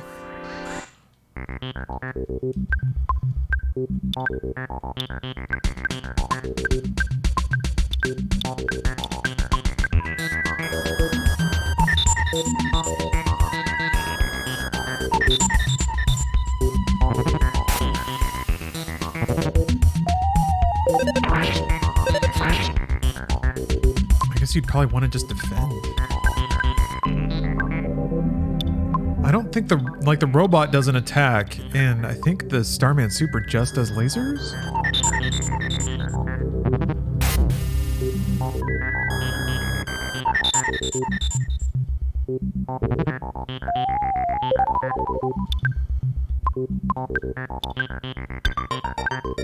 But damage is kind of significant.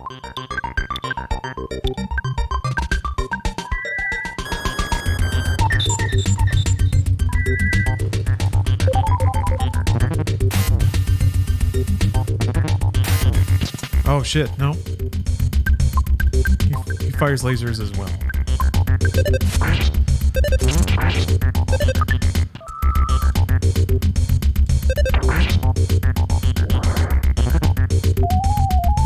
How's the Goon Journal coming along?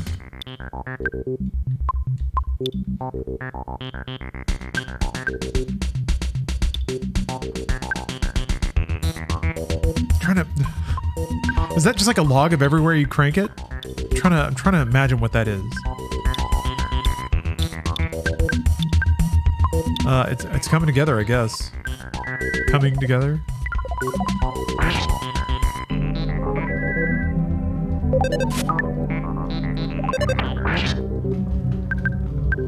Hey, don't make that face. Don't wince. Digital Melancholy said it. Blame them.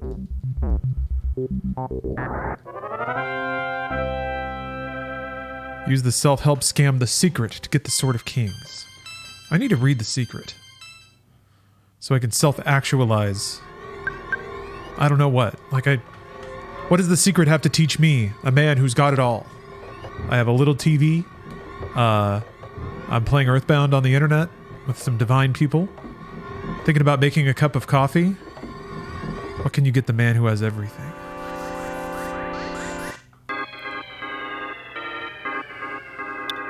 Surprise opening attack.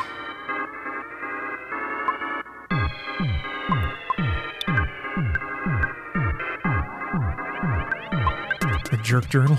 I got you this so you can track where you crank it. Oh, this is when I can...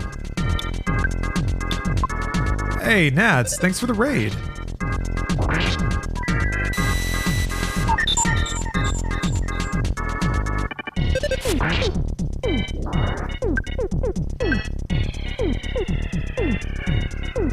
We're hearing some deep beats right now. How's it going? Happy New Year, everyone. Do a little shout out here.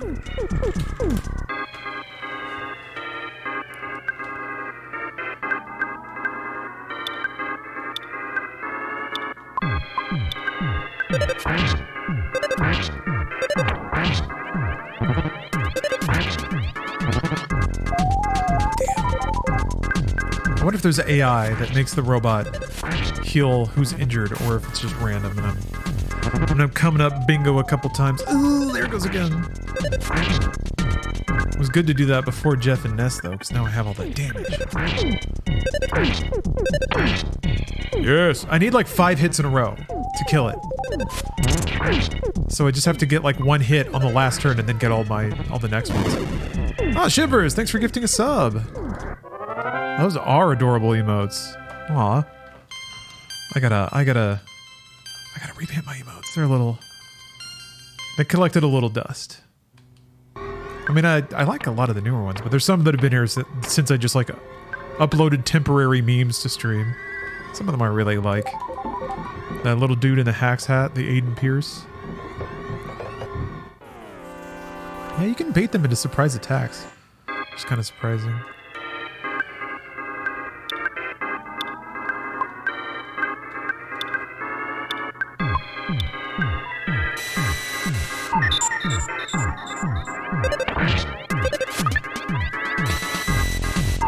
Yeah, I can't drop the kicking baby, can I? Hell of a thing to hear out of context, I guess.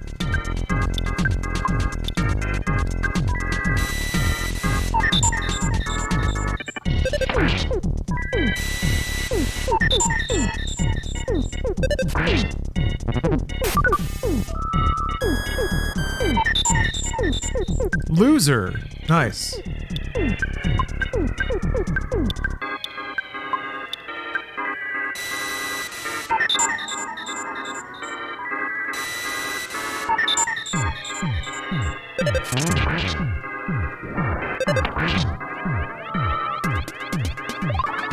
What?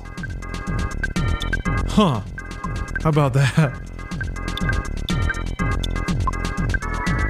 Omega comes back with full health too, I think.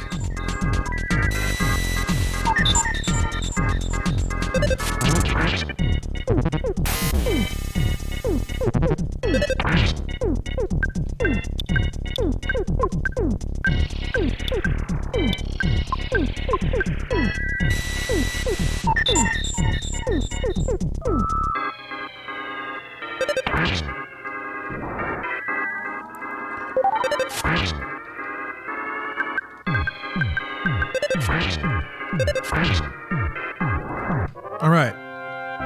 Good match.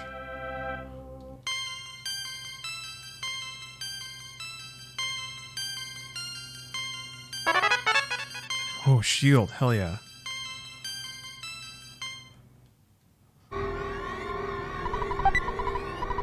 No Sword of Kings yet. Isn't that odd? Feels odd to me. Maybe I should try to beat up the super first? Guess he does the healing?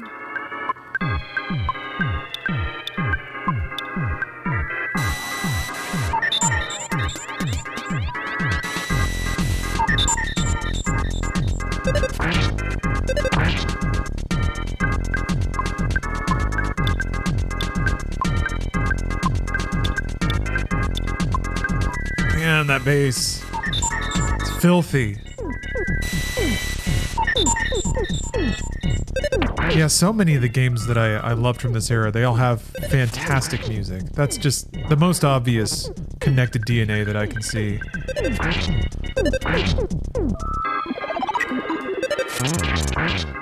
Get fucked.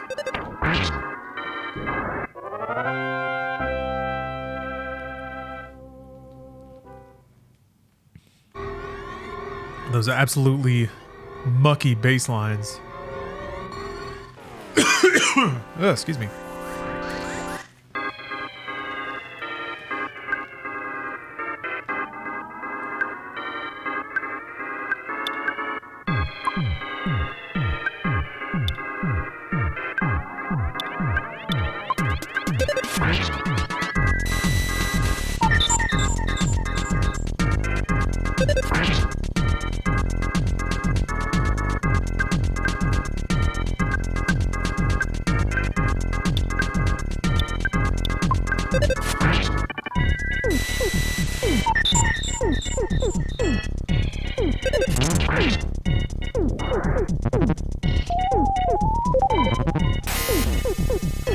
I believe music can carry a whole game like Metroid Prime. Oh man. That is part of the necessity of being a good RPG. Since the music is so much of... It's like half of the sensory aspect of the game. It can do a lot of assist when it comes to emotional moments. Really lifting the sense of it. It was just such an illustrative moment for me accidentally. I remember playing Final Fantasy VI, but muted. And I was like, wow, this does not hit at all. I have no emotional resonance here. It's just characters talking to each other. And I was like, oh, the music. If an RPG had zero music or bad music, it would be so boring. Oh yeah, yes. And there were a lot of those back then. A lot of RPGs that time forgot. A lot of imitators that just had very middling soundtracks.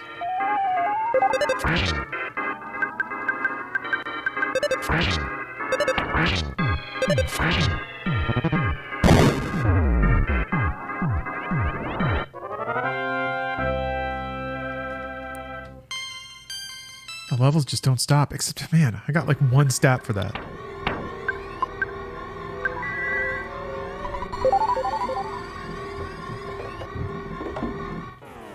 Nice. Nice, nice, nice.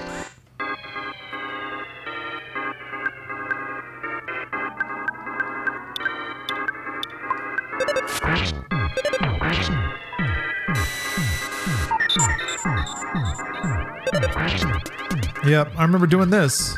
As long as you have, like, it's really nice to get into a fight with 2 of them because then you can side magnet really effectively. And Pooh can just be slurping up psychic points. He becomes your dedicated healer, and you can pretty much outrun the damage.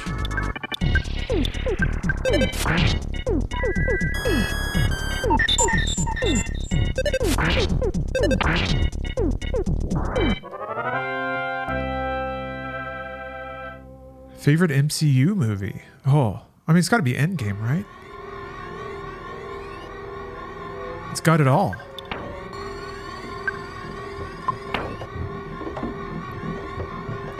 Apart from that, probably Guardians Volume 1?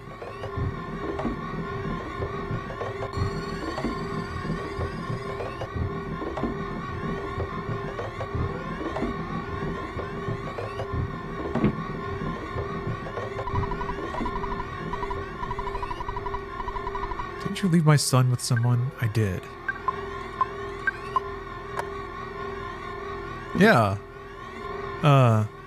Dostoevsky. It's funny because I remember just like, I remember when I walked out of Guardians for the first time being like, wow, now I feel like I don't really need a new Star Wars movie. Like that movie hit it. That really scratched the itch. Yeah, Winter Soldier was good. Civil War was alright.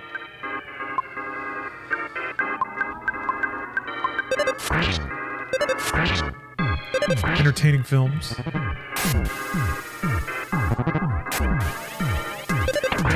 Two lasers.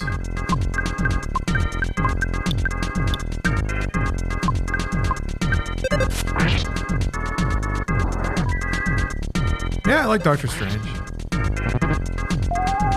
I mean, the second Doctor Strange film was also a fun watch, but all the, like, Marvel setup shit could have fallen out of the movie. Like, the shoehorning of more characters into a storyline more than it needs was kind of dumb. Who directed the first Iron Man movie? That was Jon Favreau, right?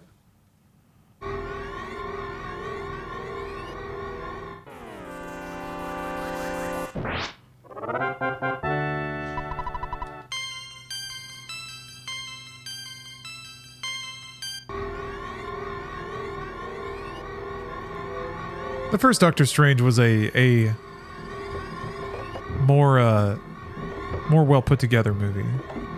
The second one had fun parts. But yeah, the MCU's noise was already rattling the cage a little bit. Pixie's bracelet.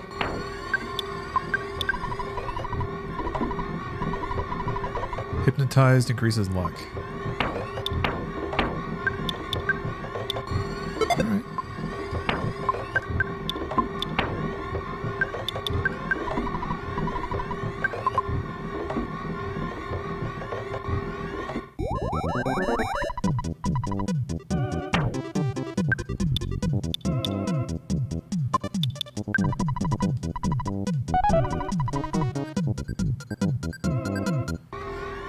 Yeah, Deadpool 3 might be fun. I feel like people really, really, really want to see a piss take more than anything right now. I guess maybe that's just me. Maybe I'm just thinking about me. Ebiyasha, hey, thanks for the sub. I'm gonna use this on Ness. Because Ness is not speed. Ness is not weed. Yeah, 30. Ness is a slow boy.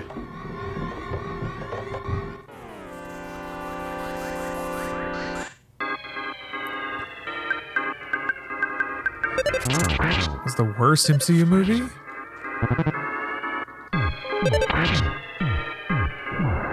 I never saw Dark World. I guess everyone thinks Thor 2 is pretty bad. Iron Man 3 was pretty wretched.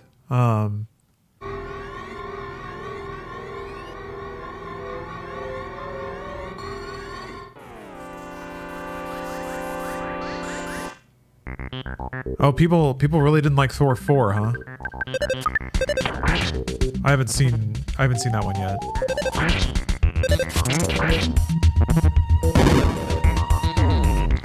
One of these days I'll be drunk enough and stumble across it and be like, okay, or something. Those days are happening less and less though. And also if I want trash, I tend to go older.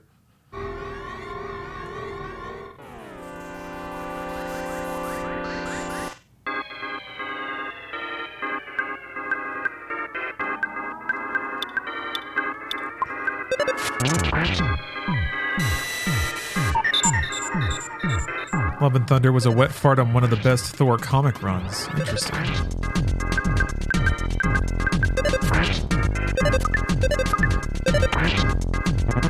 Why watch Thor when you can just watch fucking Flash Gordon again?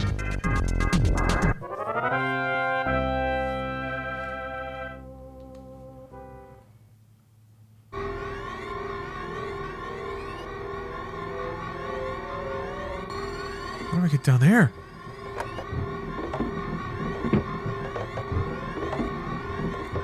Oh no, everybody's trapped. It's Tony! They're trapped in tubes? Yeah, this is getting a little creepy. It starts getting a little dark. When it's Inside Games, gonna do a recap of all the times in gaming you could piss in game. That'd be a sweet list, hella views. I can only think of Postal, Death Stranding, Duke Nukem. Like, do you have to see the piss stream, or is it you just walk up to a toilet and there's a flush? Rolf, thanks for the sub. I'll try to save the tube man. Next room. But I have to double back and get that. My Summer Car, yes. I knew there was a first-person piss. I could see it in my head. It is My Summer Car. I gotta double back though and see if I can get that present.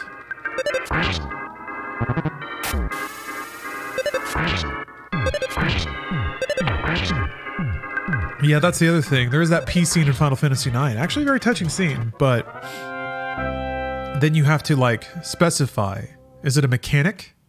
Is there a piss button?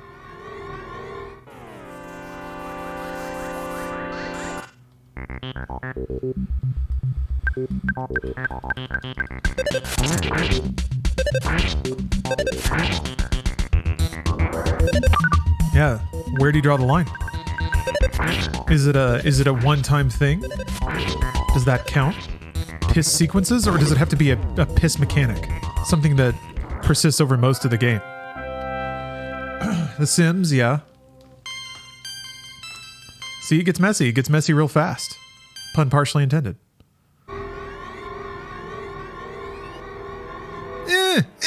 Damn, I wanted to get the start, man.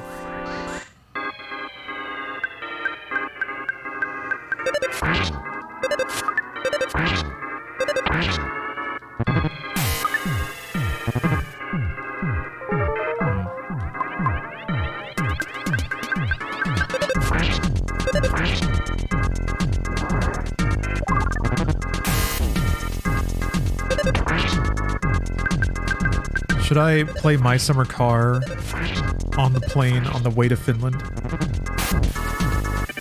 I figured I was going to finish Chained Echoes or start Sea of Stars for most of the trip, but gotta honor and spotlight the hard work of coding, pressing a button, and seeing the stream. I agree. I think for it to count, it should be a button, and that it's a piss that you can choose to do most of the time.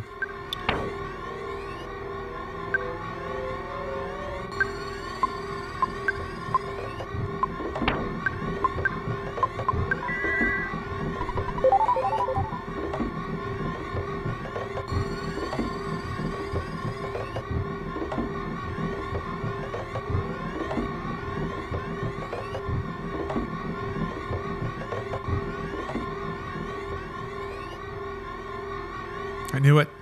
I knew it! Broken trumpet. A piss pass?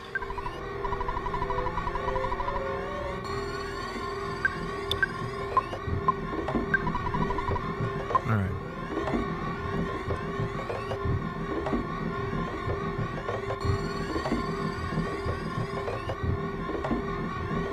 Gonna grind for the sword? I am not. I've never gotten the sword, and I don't think I will now.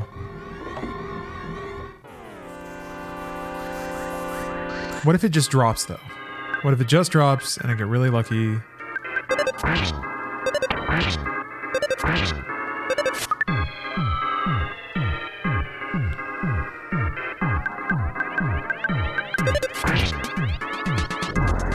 You guys think we'll ever get that Knights of the Old Republic remake? Maybe if somebody else makes it.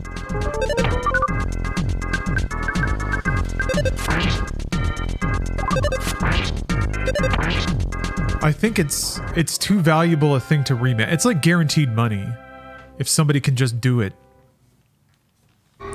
Is KOTOR that hard to remake? Maybe. I think maybe part of the difficulty might be working with Lucas.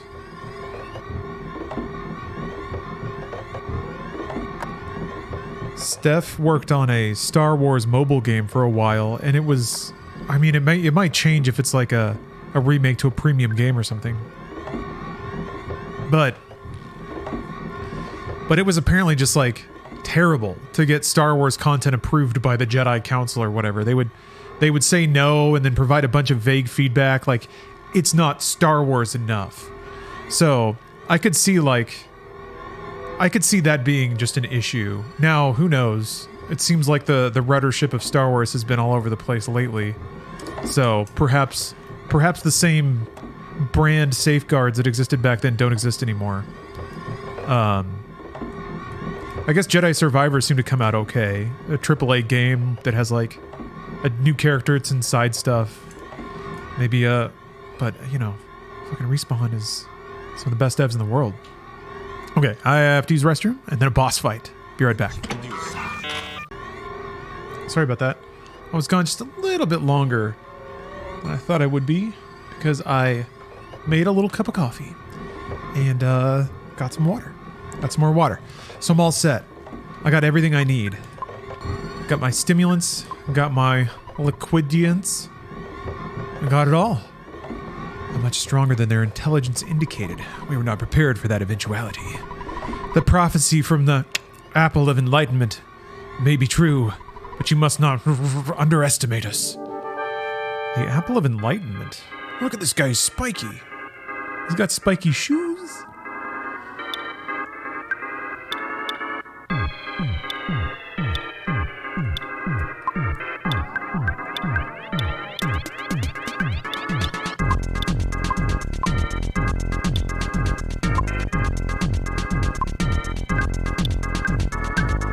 Give him a spy. I'll be sporting about it. I won't just hit him with 2 multi-bottle rockets and call it a day. But I will in effect end up doing that.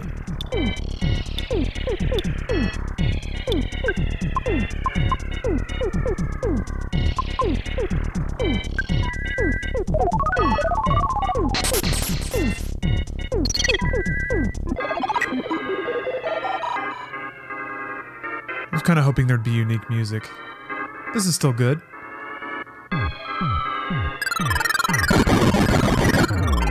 Oh shit. Oh shit. Oh shit. Oh shit. Alright, that really hurt. That sucked. Yeah.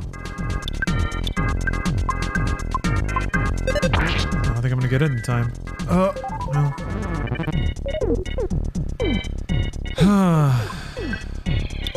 Ain't this a fine howdy do?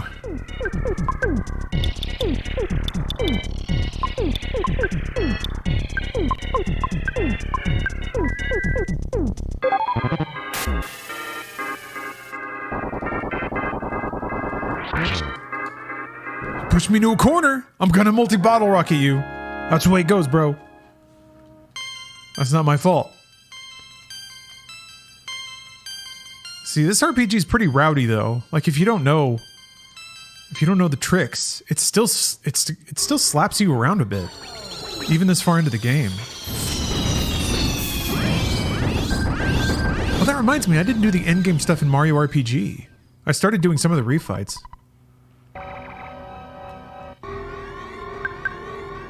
Alright. Alright, Pooh. It's on you. I'll just do this. Guaranteed heal. 'Cause he's got more healing. Uh-oh. There we go. I just don't want the menus to be a mean color.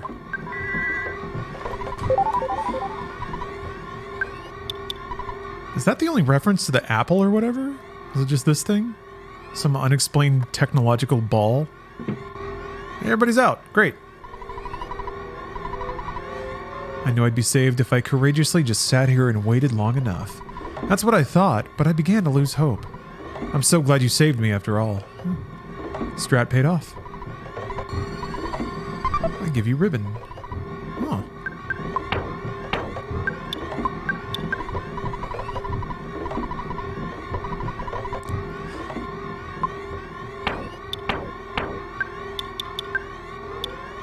Damn.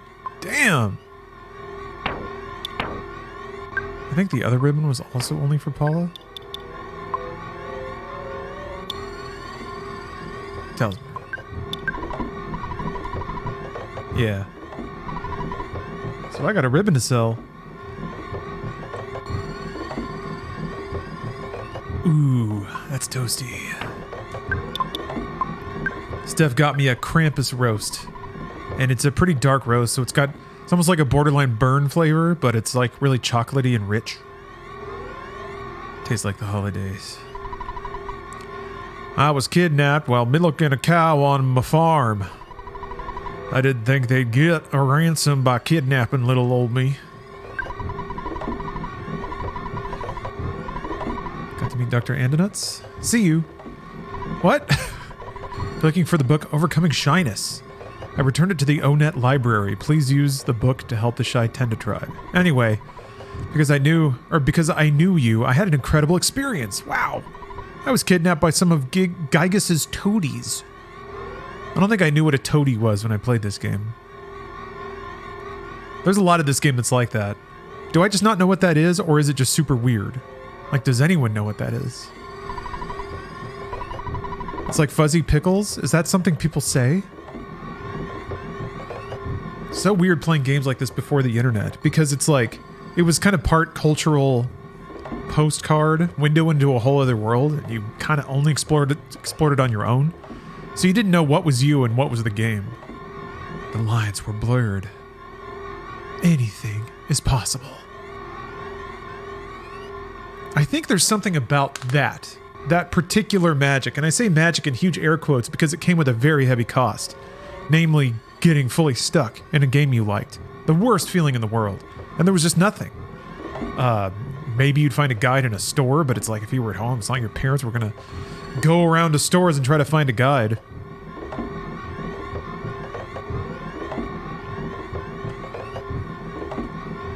Maybe that's why people don't like spoilers. Because they believe in that magic still. The phase distorter. Thank you. Don't worry about us. You've got important things to do. Like go get a book. This is the happiest moment of my life. No matter what happens, I will live 10,000 years. Thanks for all that you've done. I would love to be out of a tube as well. Remember the way that they depicted the presidents being abducted in Simpsons was kind of similar to this. Getting stuck in a glass tube full of goo. What is this, some kind of tube? Jeff, buddy. Oh me, oh my. You came to rescue me, pal! Oh, Ness, I'm Tony. I'm Jeff's best friend. Known him for the longest time. That's nice. Oh yeah, the Futurama head in the jars. I guess it's really Mars Attacks before that. And that was pretty dead on with the alien stuff too. Tentacle dudes. Big old brains in glass cases with translators saying we come in peace. There you are. All right.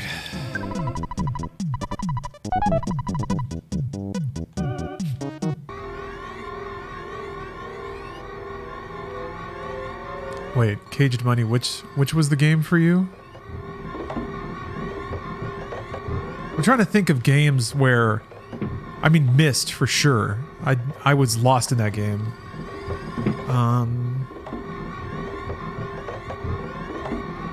There were some NES games, I think. I remember playing for Xanadu as a kid and just having no clue even what the idea behind it was, what the structure of it was. Played any Sega Genesis games? Only a small amount. I had a Genesis for a window. You know, Sonic, Golden Axe. I had Space Harrier for Sega. I didn't have any of the, like, good Sega games, and I didn't really have that many to begin with. I remember renting Kid Chameleon and being pretty disappointed. What was the heat on Sega? I guess Streets of Rage. It's pretty good.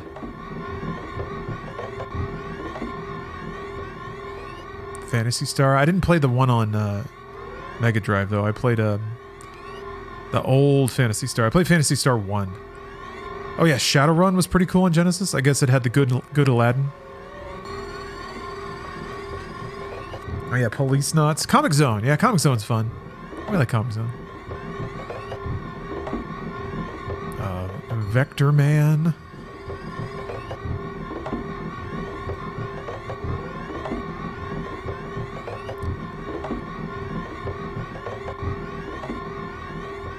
Shinobi? Yeah?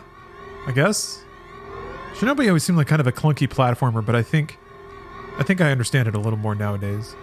I need to play that Shinobi that has FMV. That's the real shit. Oh yeah, Gunstar Heroes. Hell yeah. Alright, now we're cooking. Now we're getting into the meat. Actually, I haven't played Gunstar Heroes. I gotta do that.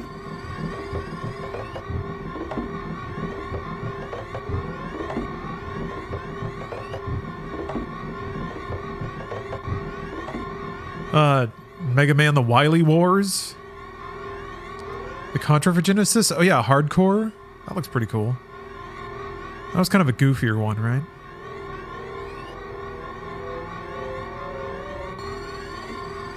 Oh yeah, Evo for SNES.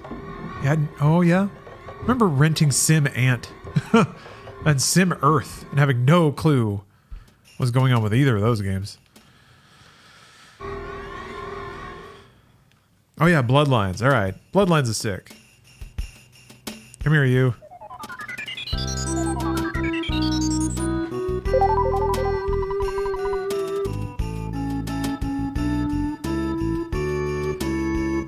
Oh well, I could just use the machine.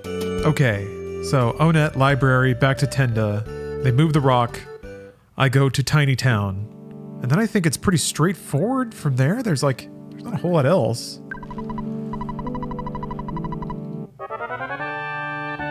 How much did it cost to rent a game? I remember it being $2.99 for 2 days.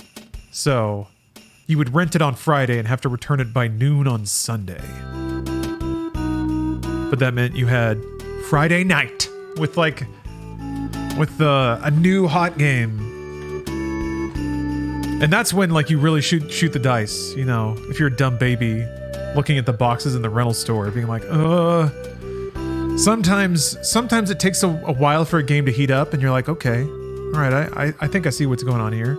Other times you don't know what the hell and then you're pissed off because now you're blown the whole weekend.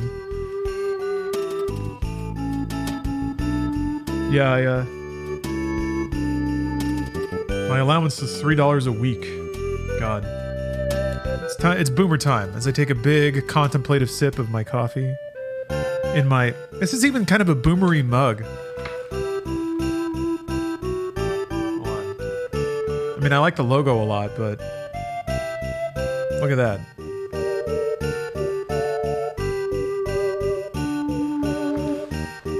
Huh, never played a Dune on Sega. That's pretty cool, though. There was, God, what was it? Metal Marines, I think. Like the semi-turn-based base building game? Where you would, build out your base with missile launchers and anti-missiles and stuff and little mechas. And then you could deploy your boys over to the enemy island, but there was fog of war, so you would send in your little mechs, and they would stomp around and slash up some stuff. But you couldn't control the mechs; you would just tell them where to land and then watch them. Was it Metal Marines? That game cheated like shit. Yeah, I just remember the concept being really cool, but I didn't get that far. Yeah, renting games in the 90s. My allowance just so happened to be $3. Do you recommend Rad Coffee? Absolutely. Yeah. I stop by there anytime I'm in the area and stock up on the roast that they have. That's what I'm drinking right now as well. This was part of a gift set that Steph got for me. All right. Odette. Oh, I can go back home. Oh, I can buy that house now. Yeah.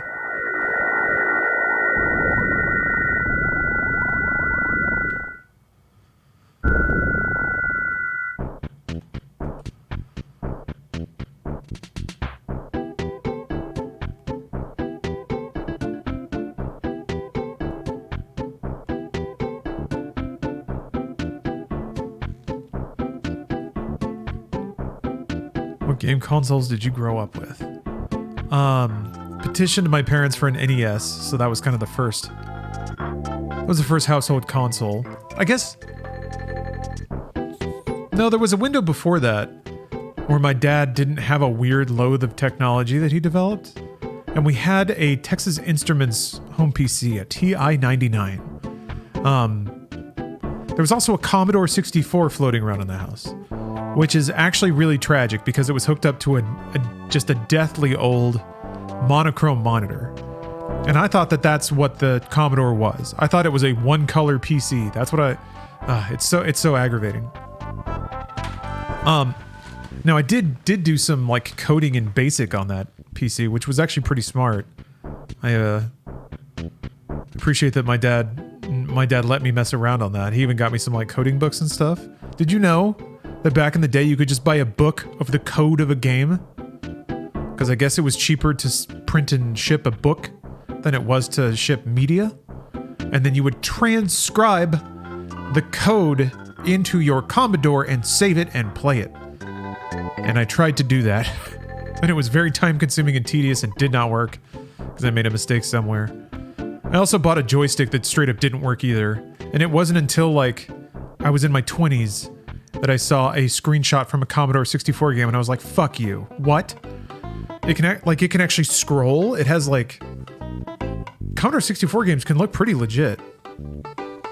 Yes, Joe, I also had a black and white TV in my room because it was a hand-me-down from my grandparents. Yes. I had to play NES games on a black and white TV. That's the other thing about growing up in rural Texas is I also grew up like 20 years before the time period I actually grew up in. So I got to experience a very wide range of time windows. Some of them artificially created, but yeah. First video game I ever played was hand typed in by my parents and saved to a cassette tape from my Commodore VIC-20. That rocks. Yeah, I remember having the tape add-on for the TI-99. Back in the year 2001.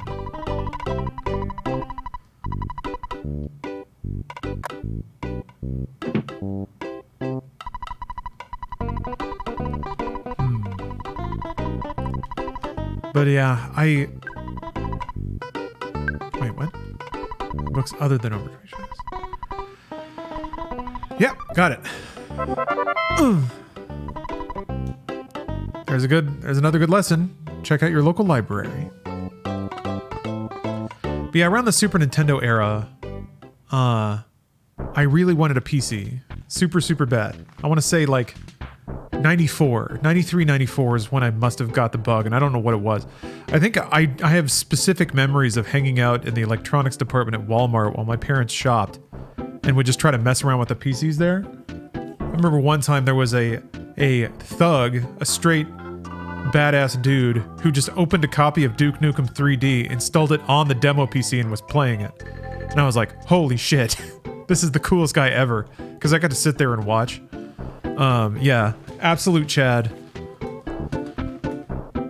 But, oh yeah, I know what it was now, specifically. Okay, there was like a field trip with my school, and we went to a local high school. I don't remember what school it was, because I never went back into that building.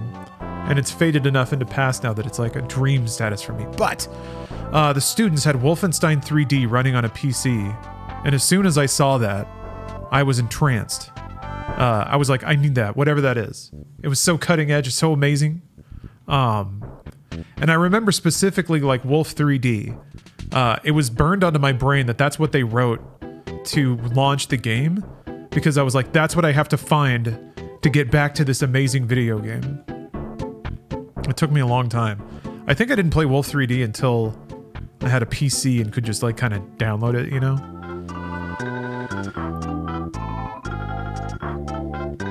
They released a port for Super Nintendo, but I never played that one. I played Doom on SNES.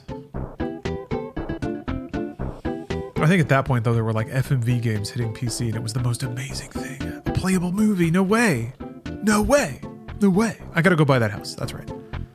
And go stop in and see Mom. Have a nice giant bowl of booty. Man. Halcyon days.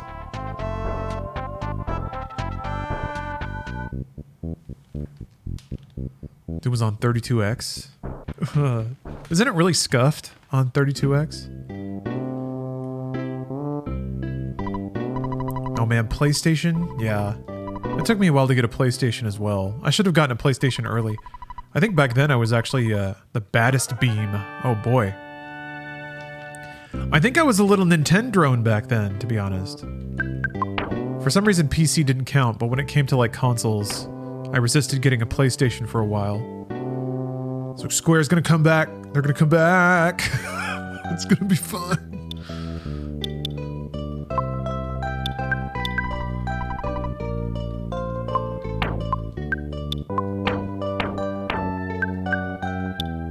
Oh wow, it's actually an upgrade. That's nice. The 32X itself was scuffed. Most of the units only worked for a few months before going bad. Yeah, I think I've tried to emulate some 32X titles, and even the emulation is super unstable. In a way that's like, no, this is working as intended. We can't make it better than it was, is kind of what the 32X emulation feels like.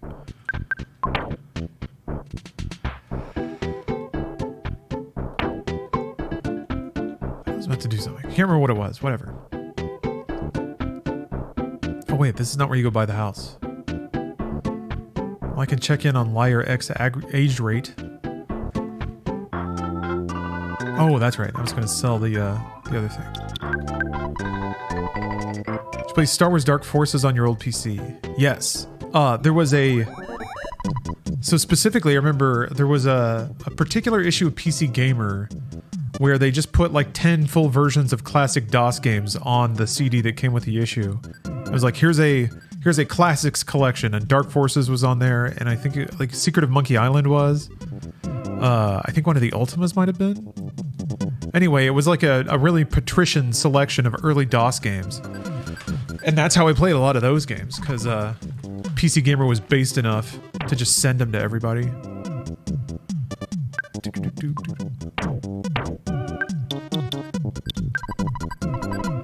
Selling a death ray to somebody on the street. Oh, I gotta go buy more multi-bottle rockets. I guess Deep Darkness was somebody that was right there.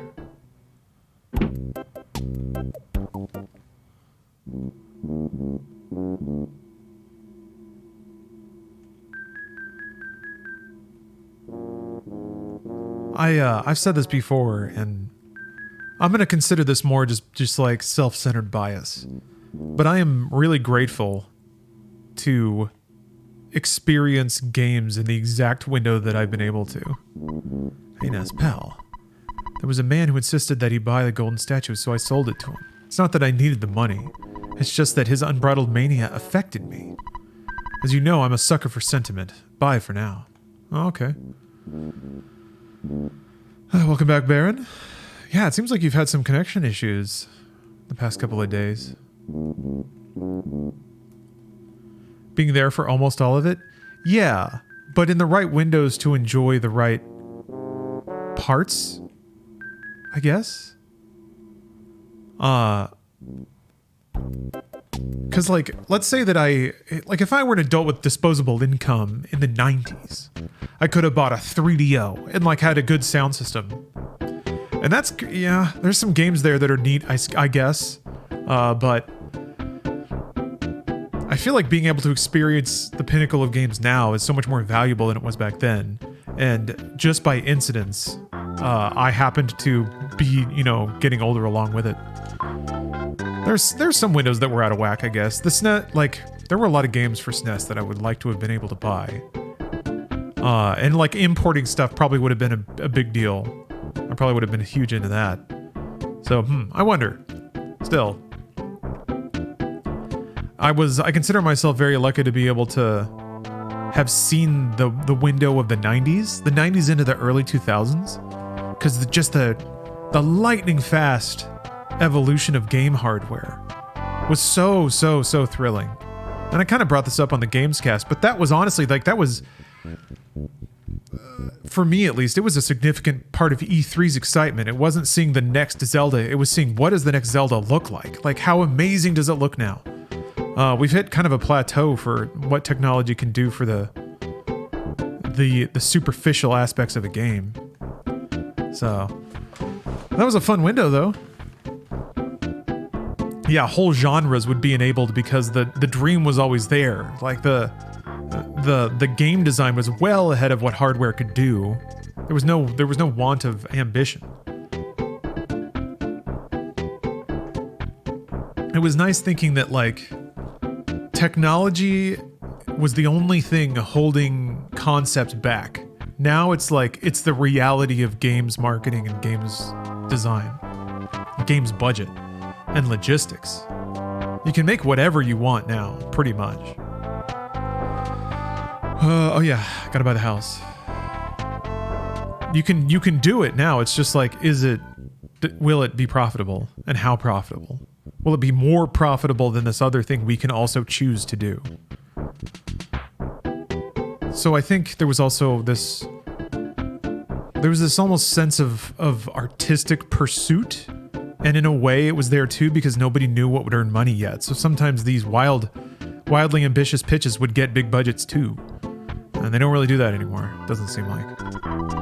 Everything's kind of figured out.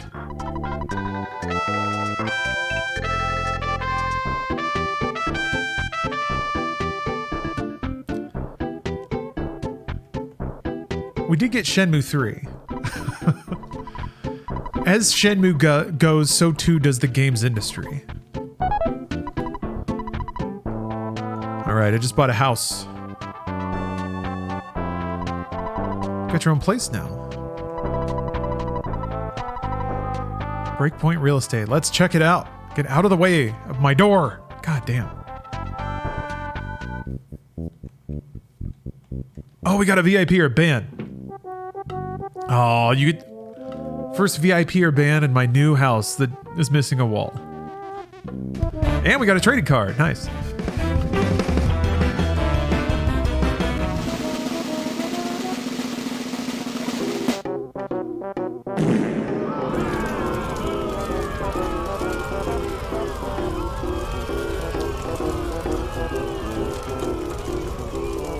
Really fitting background music. BB number 9, I'm sorry. I'm sorry. If Twitch would let me, everyone would be a VIP. But they won't. Blame them for this artificial scarcity. It's turning us on each other. Banned. Banned. Just beat this game totally legit on my phone. Didn't know you could buy a house. Well, you gotta buy a house. Look at this cool couch. Alright, let's draw a card.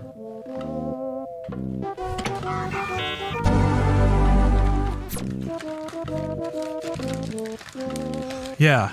Thank you, Envy. Thank you for asking the question that BB number 9 can't even answer now because he's banned. Why would you do this to me? All I'm doing is drawing cards for your pleasure here, like this one.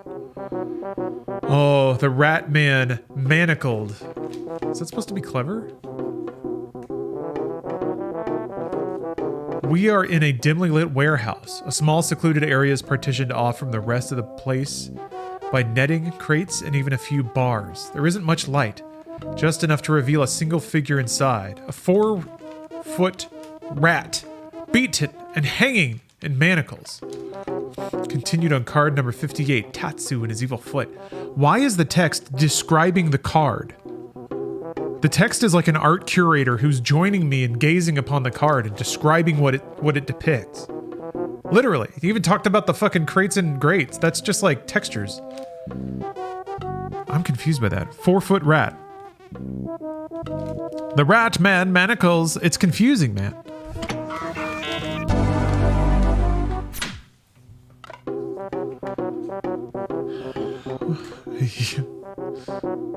That's the visually impaired blurb.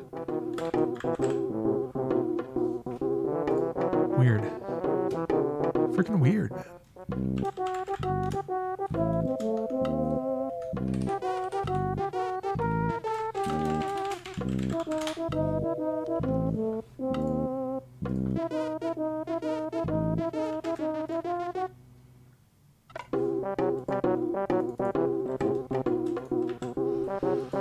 Whew. All right. Feels good to be a homeowner. I get a free lamp. Found an old magazine. Are you going to read it? Yes.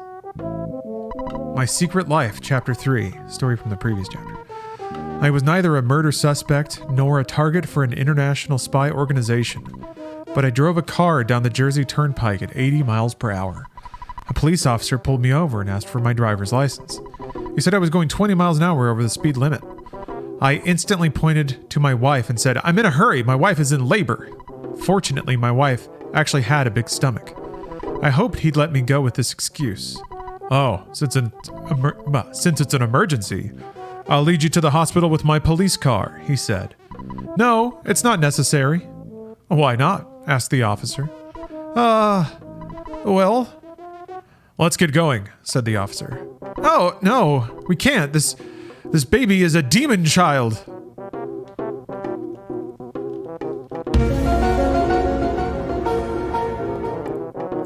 Didn't see that coming.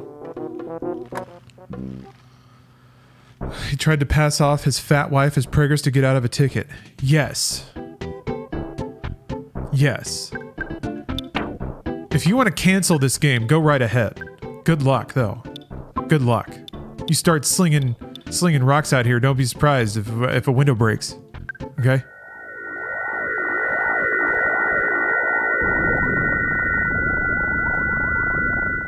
Who doesn't like the old fat but pregnant thing? Works every time. Classic. As funny as a woman who can't cook. Womp womp womp. Does anime still do that, you guys? It's been a while. I want to say it's been like 10 years since I've watched a current show. Are there still entire jokes where it's like cooking bad and everybody's like trying to hide it? And it's so awkward and funny.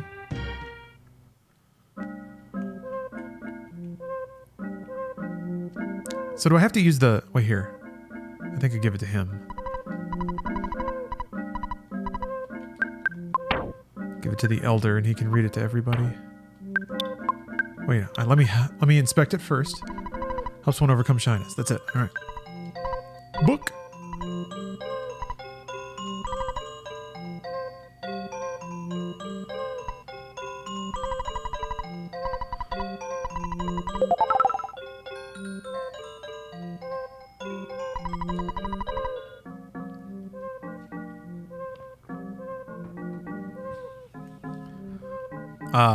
That's in That Time I Reincarnated as a Slime.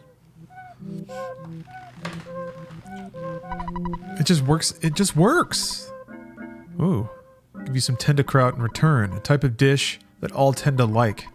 It stinks, but it tastes wonderful.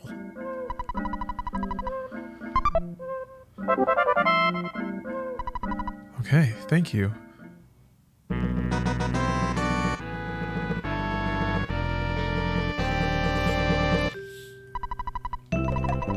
Oh wait, is that real, Grizzlomic? That time I reincarnated as Yamcha? I thought that was a joke. Can never tell, right? Fuzzy Pickles! What era Yamcha are we talking? Big Law Dog. Are you sure this is the correct player's name? If it's not right, you can change it.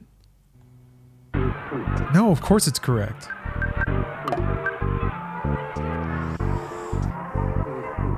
He comes back as Yamcha, having read all of Dragon Ball Z and trains his ass off. It's so fun. Oh, so like he's the character that knows everything that's going to happen? All right, I got to check it out then.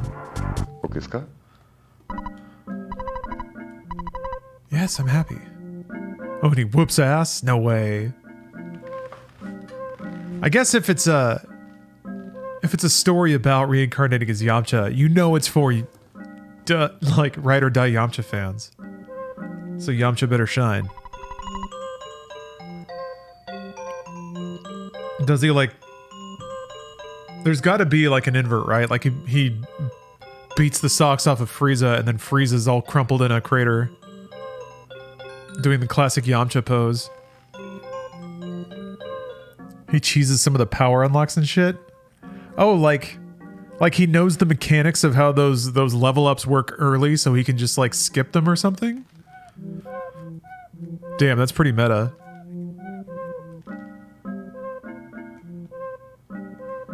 I like the idea that power levels in Dragon Ball are fairly transactional. Like as long as you know the stupid dance.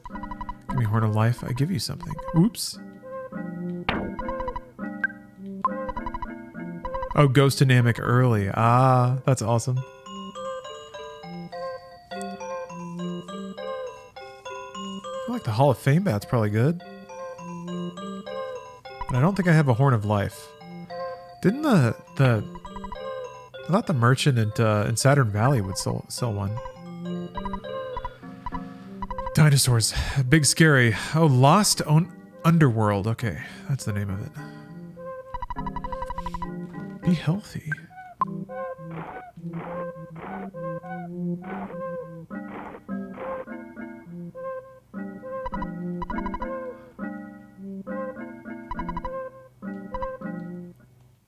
Oh, hell yeah. Another break time.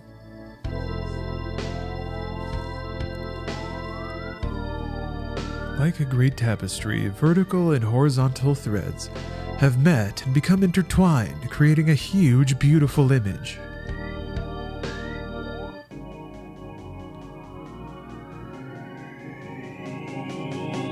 You may have cursed this never-ending journey. You have known injury and defeat, but you have struggled on to reach this place. Good time for a gamer stretch, yes. Your inborn intelligence and courage have helped bring you here. You have believed in your friends, and as a group, you have supported each other. Have you ever stopped to consider how much your power has grown? Now you could fell enemies in Onet and Tucson with one blow. As you certainly know, you cannot turn back. Gygus, the arch-fiend of the universe, that's growing frightened of you and your power. He is searching for ways to end your journey. Gygus demands that you do the dishes.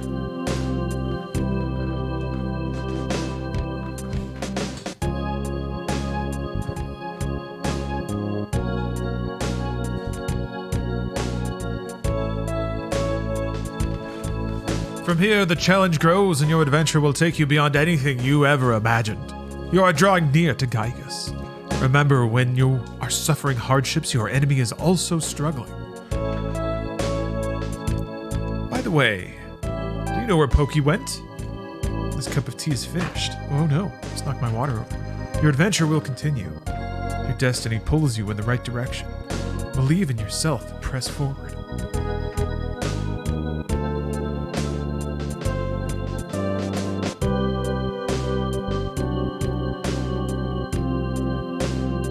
Doing some stretches here.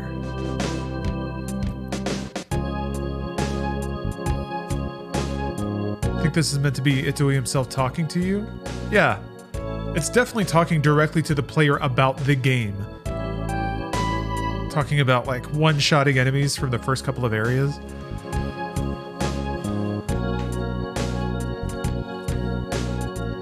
Again, I love this stuff as long as it's done in moderation.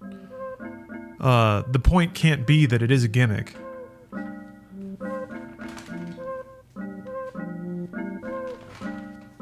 Although even that sometimes is fun. Oh yeah, Earthbound's super meta. The game opens with some fourth wall breaking references to you, the player, and the buttons you're hitting or the directions on screen and stuff like that. That was a nice break. All right, let's go fight. Let's go beat up some dinosaurs. Wait, I should go buy rockets.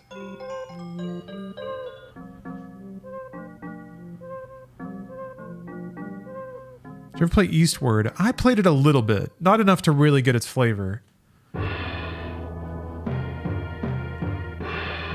Like maybe 20, 30 minutes? Really not that long at all.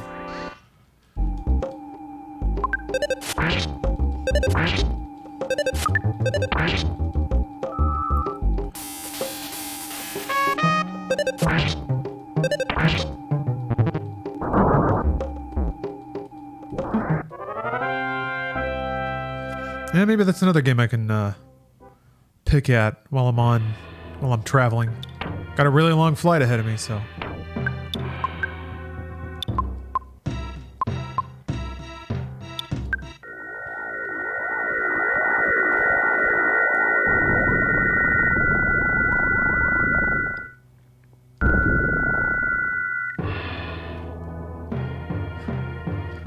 Wait, you want to redeem channel points so that I use the restroom?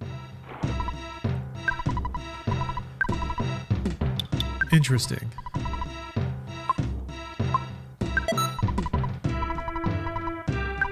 Interesting.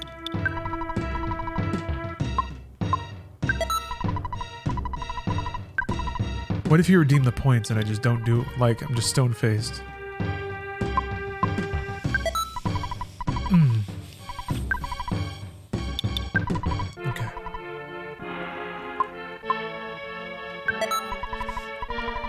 Matthew, actually, yes, I have played Mother 1.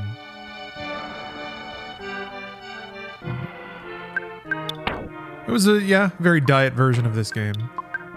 Grindy. Even harder to tell what to do or where to go. And takes even longer to explore. More drawn out random fights, but yeah, there were some cool ideas there.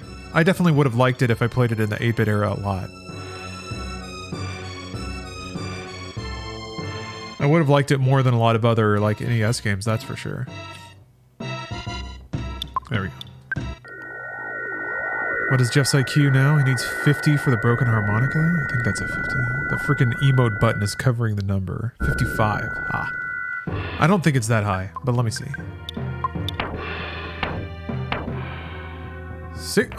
60. Well then. Well.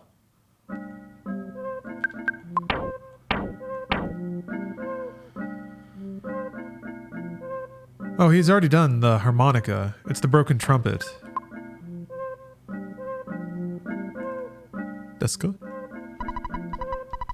But I'll stay in the hole and see what Jeff gets up to. See if Jeff gets around to noodling in that hole. Nope. No go. Not smart enough to get in that hole.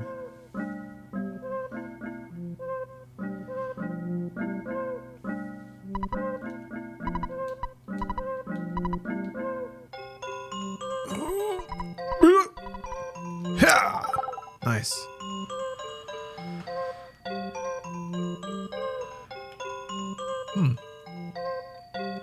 Good evening. I'm a talking rock. The rocks around here don't talk too much. Lost Underworld. Don't forget to talk to the rock. It's important. Okay. We can't forget to talk to the rock. Jug or not. Thank you for the sub.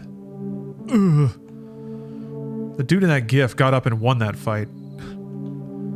Indestructible Russian.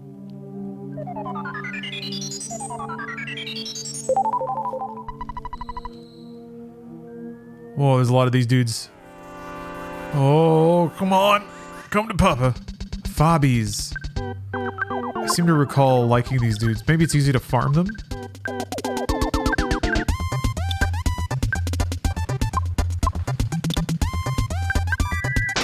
Was that Boss Rutan? No, it was Fyodor Emelianenko getting slammed by... I'm trying to remember who threw him, because it was an impeccable throw. Just drove him on his neck. But nothing happened, because he's a bear.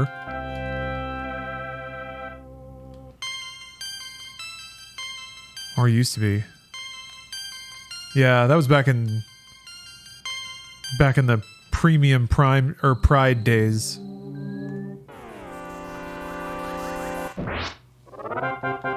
They had such good camera work back then, man. I can't get over it.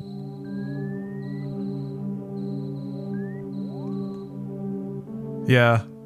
That was the most entertaining MMA I've ever watched.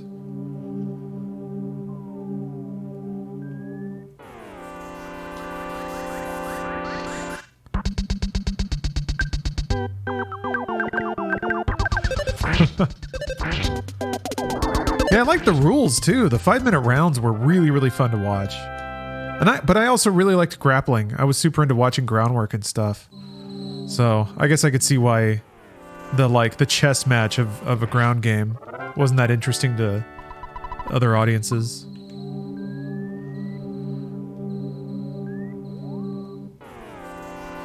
Hey, got your paycheck 2 days early. Woo, woo, woo, woo. Love it. You gotta spend that shit as fast as possible before they find out.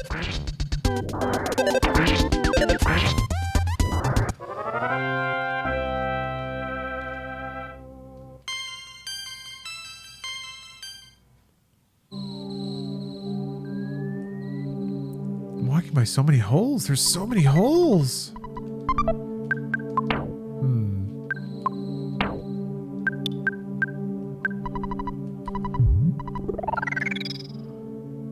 I wonder what all luck governs. Is it just smash? Probability? Maybe dodge chance? Oh, is it just crit? Okay. Being an adult sucks. It kind of does, yeah. Are you buying your debt back? Imagine having positive net worth as a human being. Imagine it.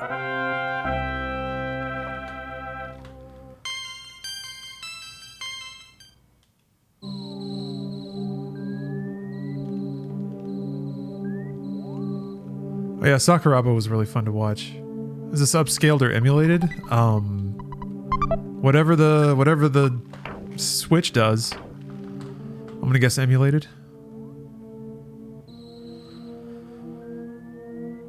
A rock candy, but I don't have any condiments.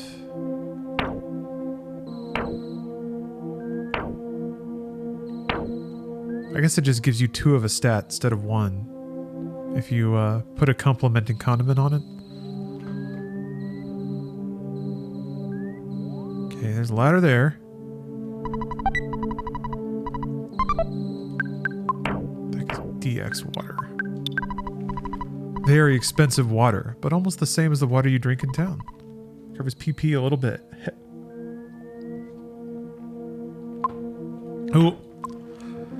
4-minute remainder for me. West Coast. Get ready, everyone. Guts affects crit. Luck seems to be party accuracy with hit and dodge rates. Okay. So it's like everyone's luck contributes? Uncontrollable sphere. That sounds real dangerous.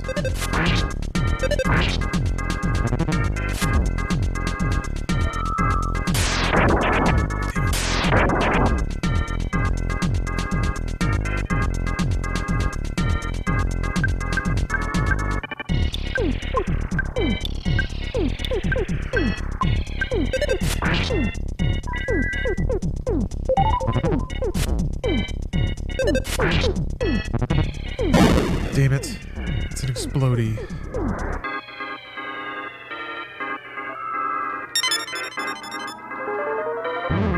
Jesus! Wow. That sucks.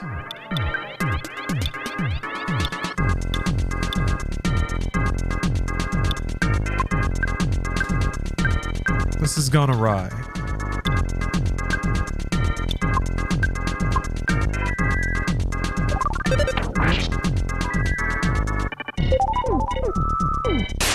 Damn, man. Fuck!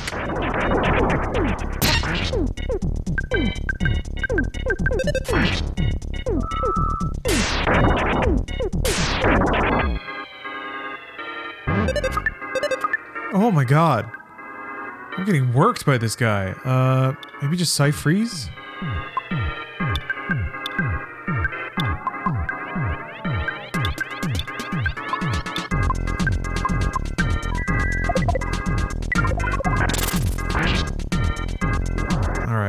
Damn it.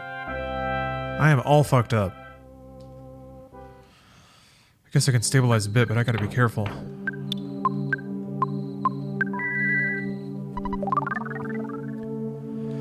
Alright, well, I've already burned through my poo battery. I gotta plug poo in and let him charge. I wonder if poppies have psychic points.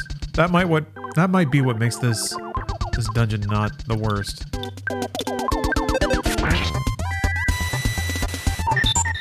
Yeah.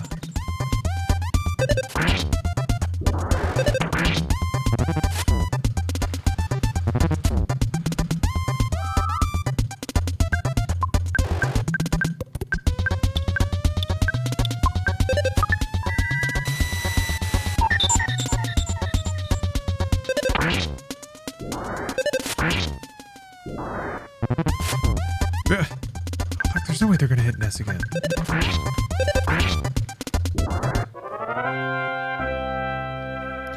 Oh, Jessica, no, I'm going to Finland, not Ireland. We still live stream or post videos? Probably not. I'm gonna take a nice week off. Just kinda be there. Exist. So next game on my list, I think it's probably Modern Warfare 2 DS. I want to get back to playing COD. Yeah, I should take pictures. Maybe if I'm not playing games all the time, I'll have more time to post on social media. So yeah, maybe I'll post more on Instagram or something. My Finnish adventures. The Aurora gives you powers, will you tell us? I couldn't, because that would compromise the people that I care about. Flash Omega? What the heck's that all about? Hey, we did it! Nice. Nice job. I should cast Flash Omega. Let's see here. Glorious rays that have a high probability of destroying all the enemies on the scene in a single strike. Now that's really gonked. That's gorked up. Let's see here. Oh, I'm gonna... please make it. No!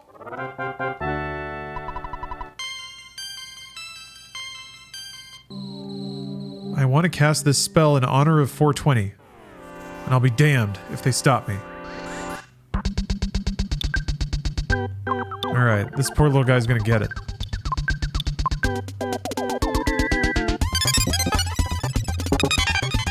Yes, completely skronked. Oh, it didn't work. Fully cyber weeded. Brain weed. That's what it's like. It's exactly like that. Hey, Blind as Guardian. Happy New Year's.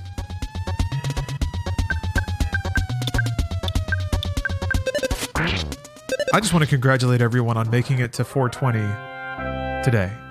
Again. There will be more 420s, God willing, but we're in this one right now. That's nice. Yeah, good job.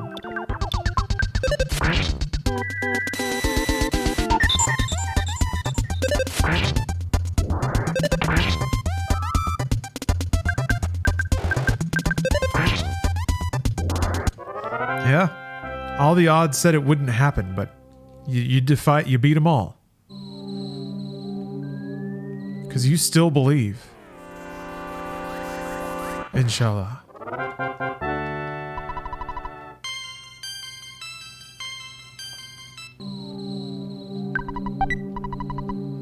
Rabbit's foot. Equipped on your body. Protects you from paralysis. Increases your speed in a big way. Huh.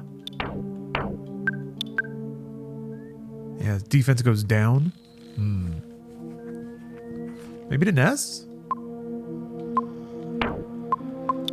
I'd like for Ness to be faster.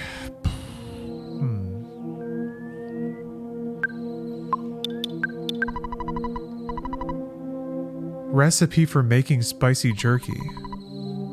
It's not... So it's a recipe, it's not an item of spicy jerky. Obtain some type of meat, slice it into pieces about 1/2 inch thick, season the pieces as much as possible, hang the pieces on a laundry line or something like it. Leave it out in the sun for maybe 8 months. Well, that's what my recipe says. When eaten, you recover about 250 HP. Okay. Really? You don't cook jerky? I didn't know that. How does it not rot? Is it because it's like soaked in salt or something?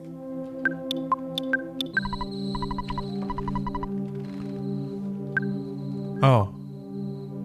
You dried out with salt? Okay. So there's just like no water. Nothing can grow in it. Okay.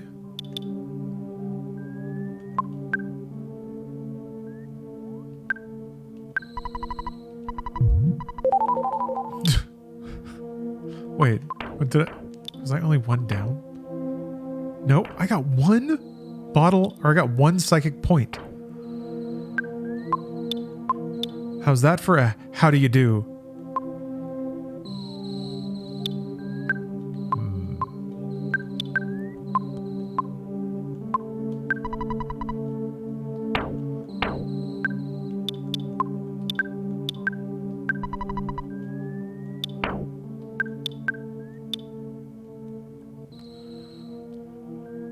He's got, I'm gonna do it. He's got a big HP pool.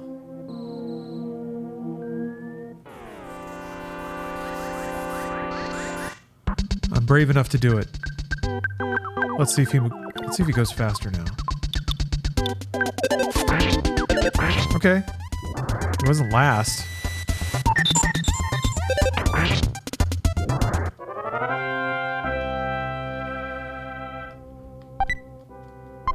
I guess there's not a lot of point in fretting about it because I can just multi-bottle rocket whatever.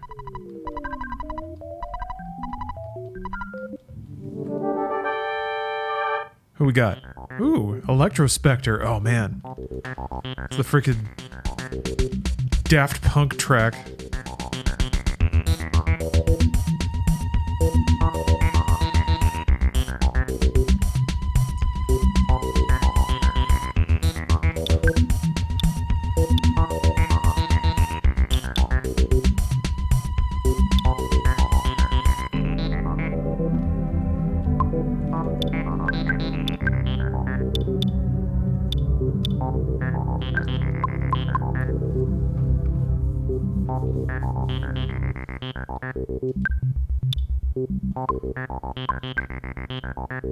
Do I spy? Or do I just straight up multi-bottle rocket his ass? You gotta, you know? You gotta. Is that the Lennon walk? It kinda is, isn't it? The, like, heel kicking out? I love it.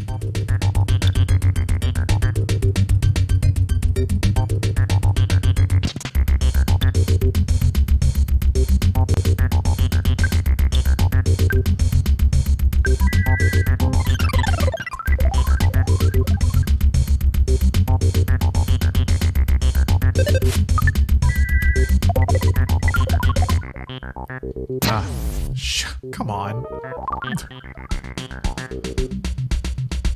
Oh! Oh god, he's gonna run the clock. You bitch! Uh-huh.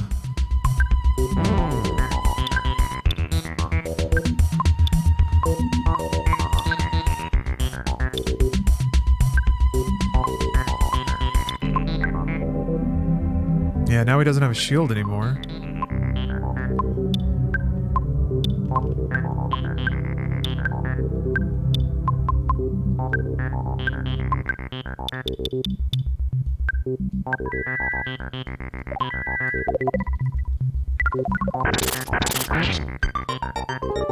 Good. Solidified.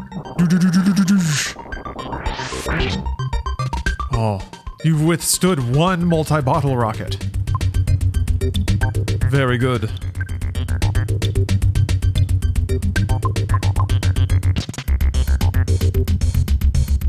I want to do this again.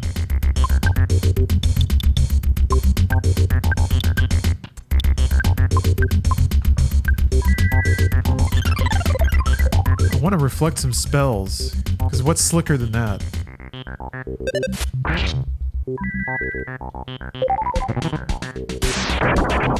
What?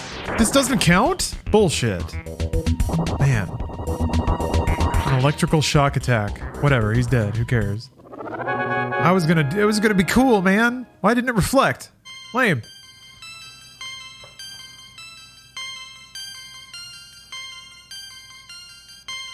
Whatever. I'm a level 1,000,000, I don't care. Ooh. Fire Omega.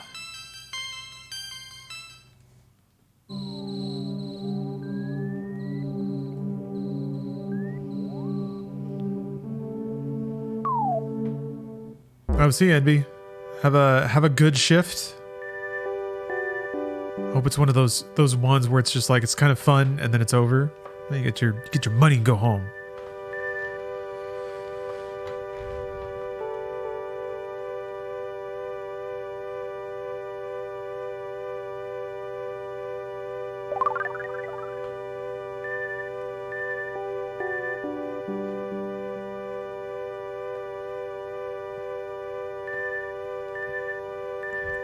It's the most the protagonist ever says.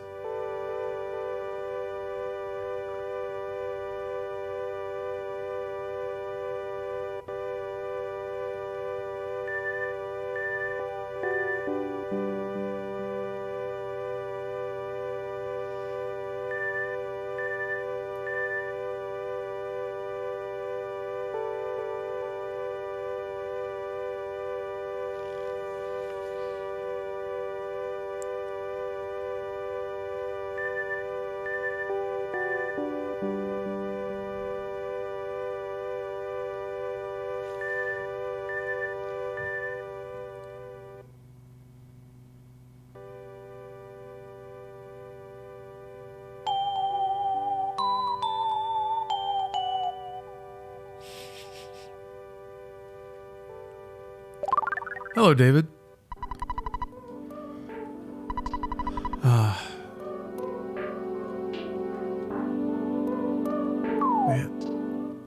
I do not remember what it was like to be held by my father, because I don't think it happened very much. I remember him gripping too hard. Like, even when I was a kid. He was just, no, I'm tiny. Look at that dino. Hey, not bad. Thanks for the sub. Yeah, Patrick, I always intended to stream Mother 3. It's been a long time intention, which is silly. I've been streaming full-time for like 4 years now. There's been time. I think part of me is afraid of openly weeping. Because I played a little bit of it, and it was already very intense. Oh, okay, Jessica. The wet nosaur. He's got a wet nose. Oh, let's see Fire Omega.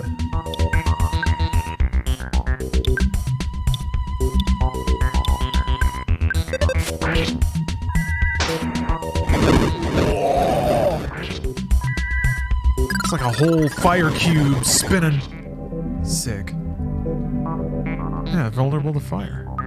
Ooh. This thing seems like it would be able to one-shot me.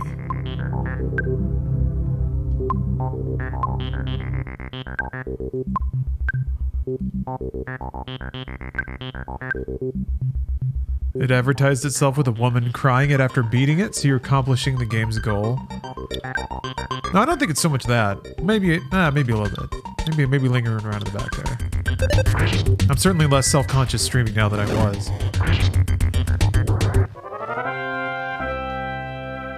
You played Little Misfortune? No.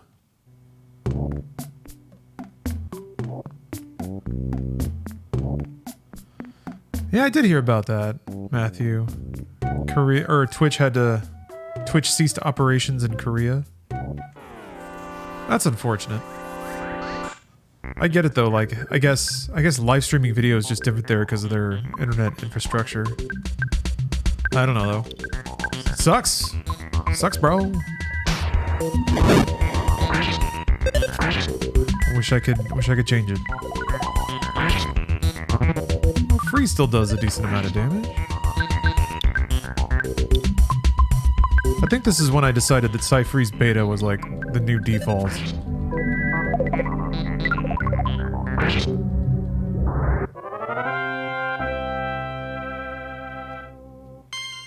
Oh.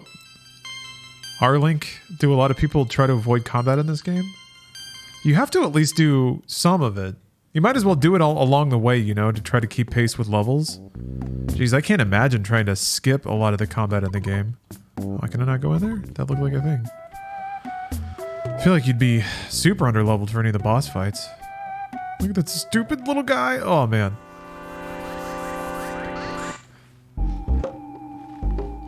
The Chomposaur. Look at this stupid idiot. Oh, man.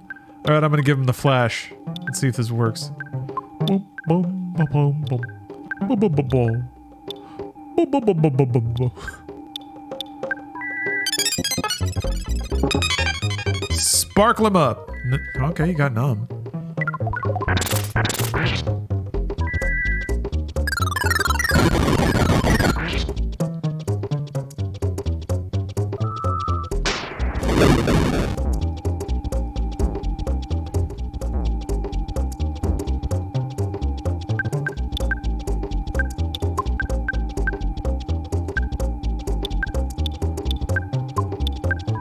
Oops.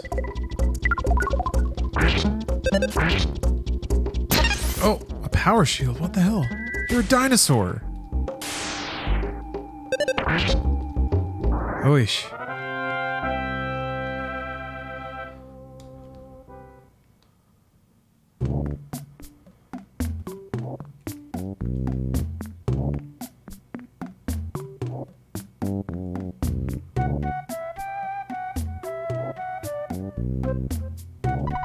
Case of danger, evacuate here.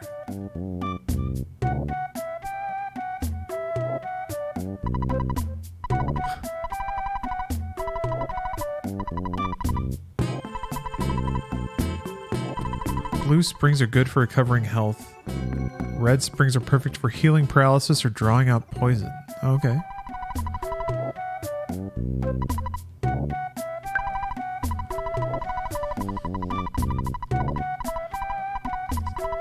This is a pretty interesting shift, I guess. Kind of finding this vast underworld. I'm not quite sure. Yeah. I guess it's cool for variety's sake. I don't know that they get a lot of actual value out of changing the scale of the game. Maybe it's just to symbolize your growth in level. Is that now like the camera's kind of zooming out and you're fighting big old dinosaurs and shit?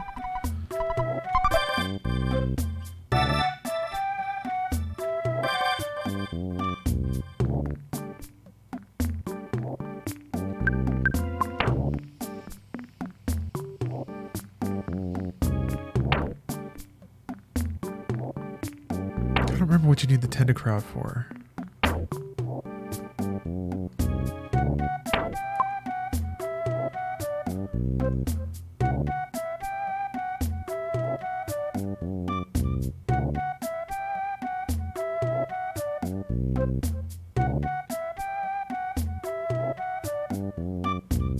I think that's where the springs go off.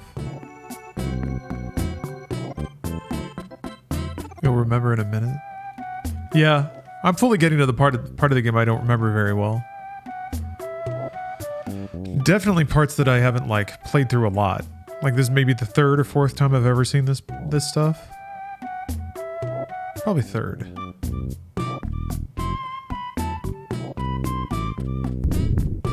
Oh. Let me get in that spray. Hey! Do you have to be... What the... Guess I didn't get there in time?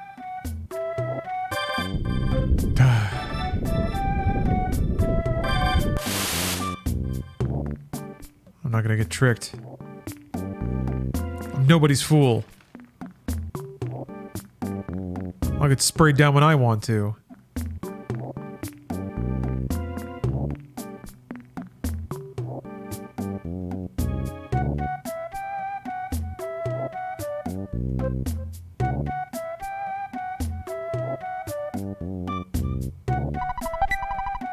Hey. Well, I guess I could go back and get the bat.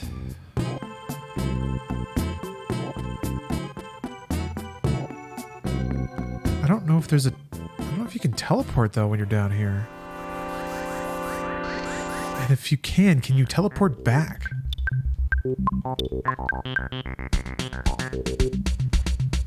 Oh, you need 7 horns? Oh, you go through the list. Oh. I thought you could pick. Never mind. Parlum, thanks for the sub.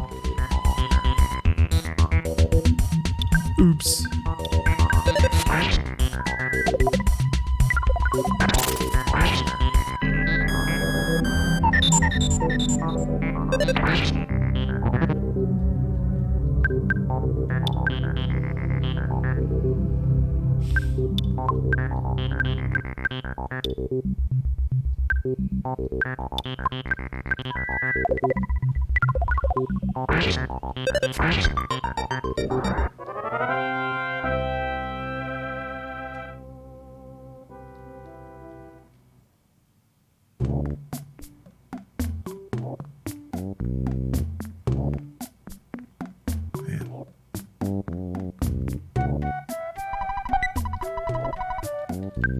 God damn it.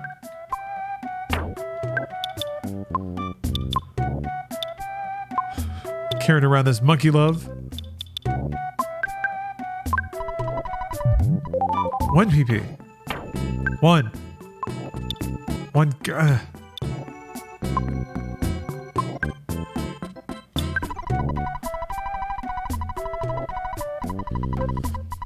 God damn it. How much does it heal? 110, okay.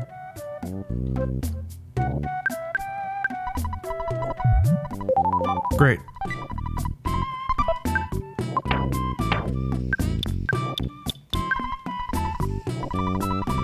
Fire, freeze, and flash. That sounds nice.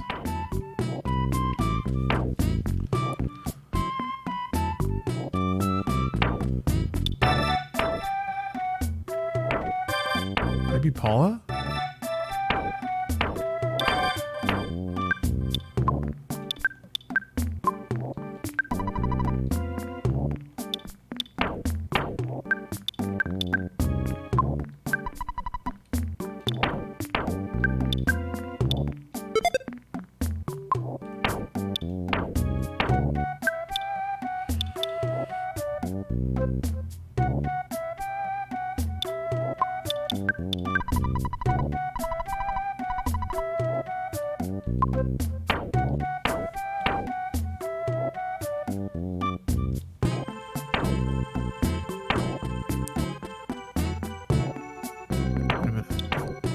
Okay.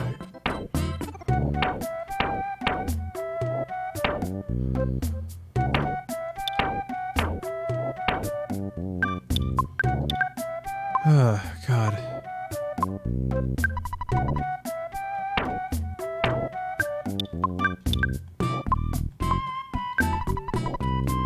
This part's not the hottest. Juggling inventory sucks in this game. Oh, it's worse. Okay, whatever. Guess I'll sell it then.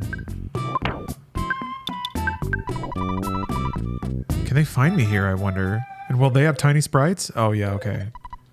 Absolutely not.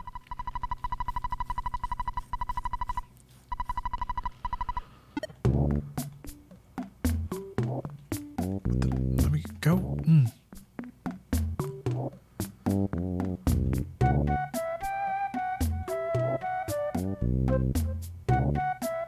If I already saw over here. I think I did, yeah. Inventory management has never added to my enjoyment of a game. I like it in like Resident Evil, where you have to make cheeky decisions about how many resources you're going to bring and what the spread is going to be. RE4, you know, that's fun inventory to me.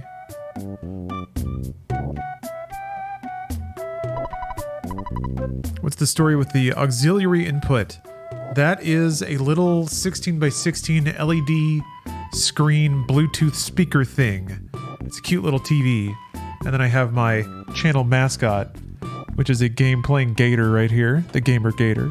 And then I have a little chanchito that I picked up at a museum.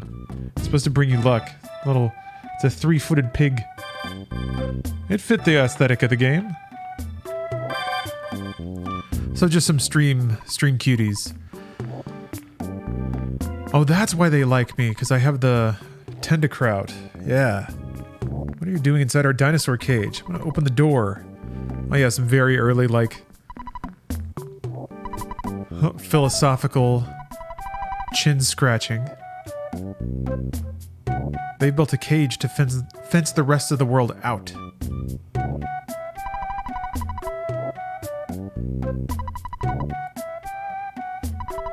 The talkative mystery rock. There he is, yeah. Sure.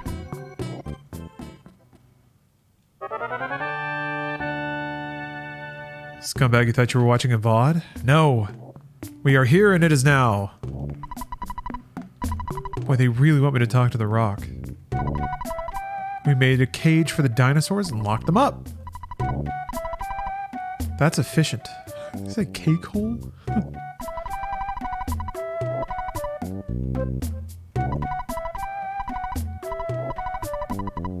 Oh, Jeff doesn't tinker if his inventory is full. Oh. Oh. Alright, let's try it again.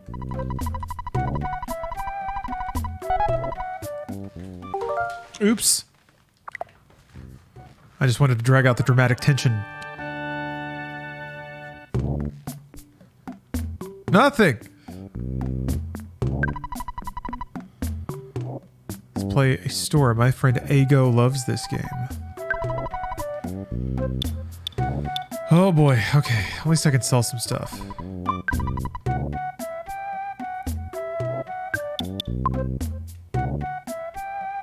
Yeah, I guess that's why Ness took so little damage from the flower. I don't think the rabbit's foot is good for him. I'm gonna equip the shiny coin.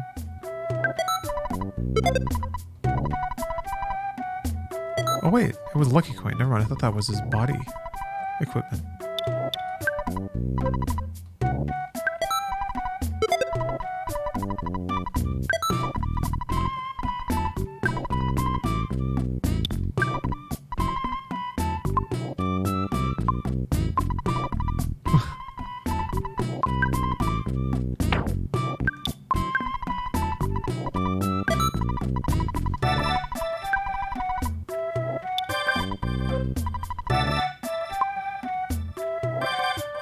Ditching the lucky coin, rip to your smashes. Buy smashes. I don't know what I'm doing.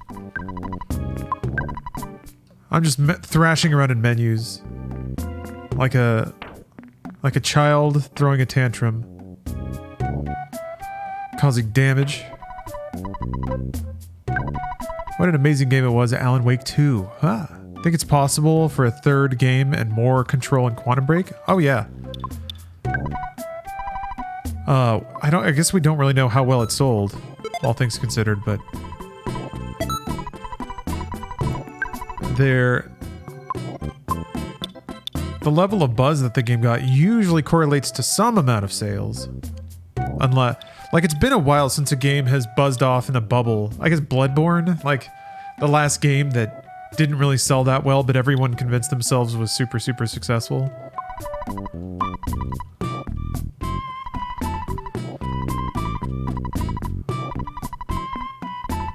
Yeah, I don't know about Quantum Break. That's a...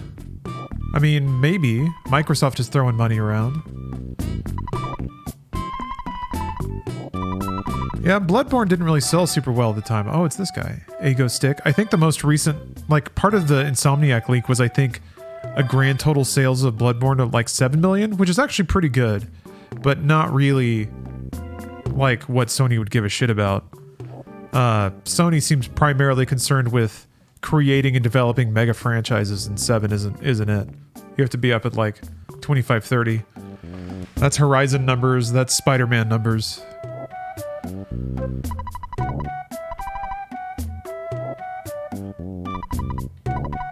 Oh. I think you've ever gotten into bad trouble. Alright, time to chat up this rock. You finally came, Ness. Finally, you talked to me. Listen, Ness. I'm going to tell you something very important. You may want to take notes. Ready? You are the chosen one. Your destiny is not only yours, it is the destiny of the whole universe. There will be a time in which all of you in the universe will overlap each other. It's not necessary to understand now. Do you remember the giant step in Onet? That is one of your sanctuary. It is a spot which gives you power and allows you to realize all your skills. There was a monster that protected it. The monster was influenced by the power of the place. You must have beaten those monsters. You must reach all of the 8 power spots in the world. When the Soundstone records the melodies of all 8 power spots, you can finally see your world. I'll tell you all of the power spots.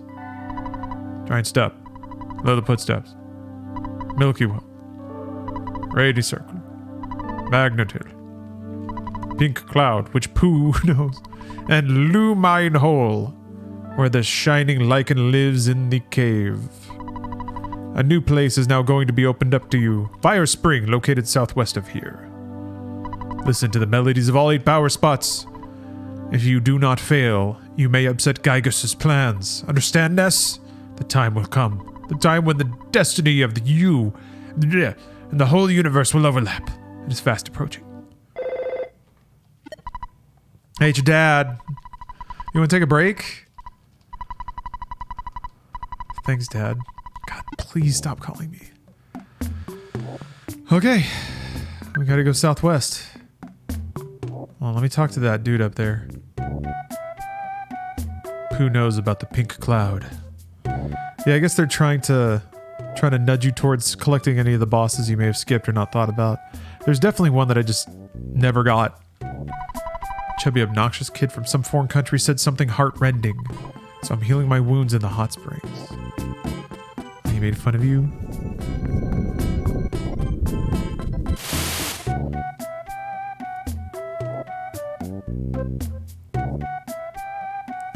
I have both the touch and the power, because I am a psychic child.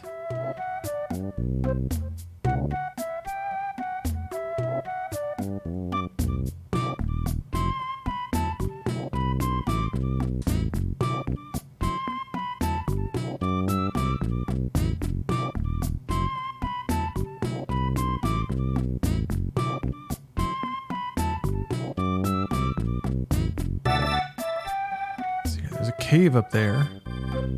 I'll make a note of that.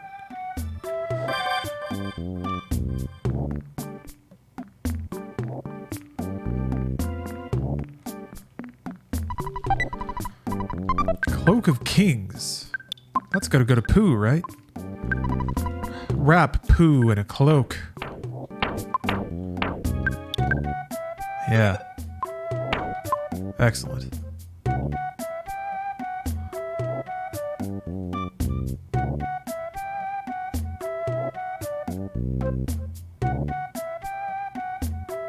Oh, is it another?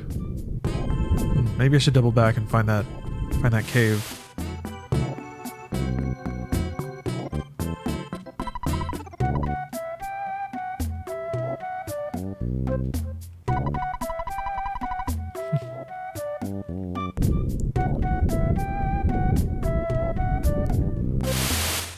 Yeah, this is groovy, man. Relaxed vibes down here. Kind of reminds me of some of the music in Yoshi's Island.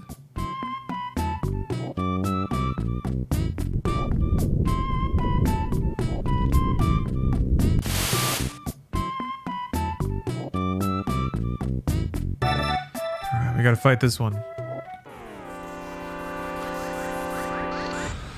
You open to doing more voice work? I mean, sure, but I don't know. Nobody seems to be knocking down my door, so that's okay. I think there's a lot of other people that are a lot more aggressive about pursuing that. Whereas I'm pretty happy just sitting here and playing video games.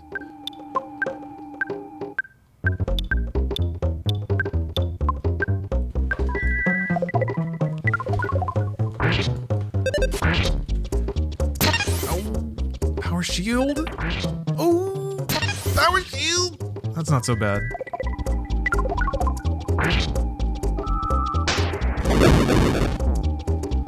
What does the magic fry pan potentially do?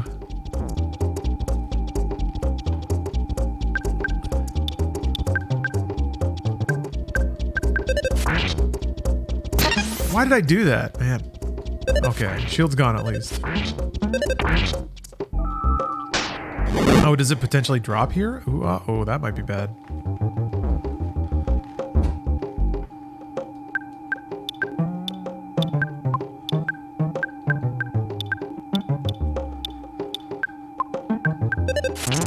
Nice.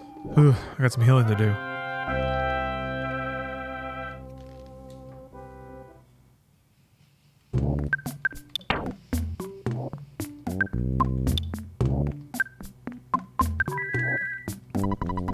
What? Yeah. You know what's weird? I used to do that all the time.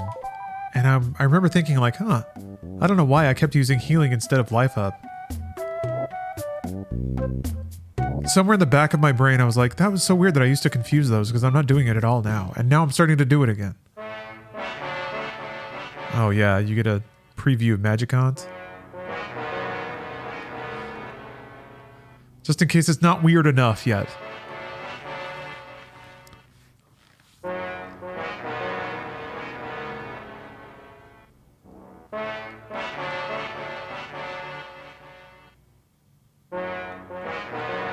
And all you can do is leave. Oh, you. Speaking of leaving, bathroom break. I'll be right back. Okay. Everything's drained. In a good way. I was hoping I could get past him. Okay. No more just trying physical attacks. Does the heavy bazooka never run out? It almost seems like it doesn't.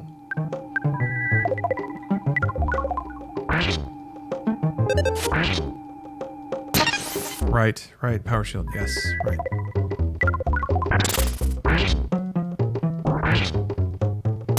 Damn. That reflects the bazooka.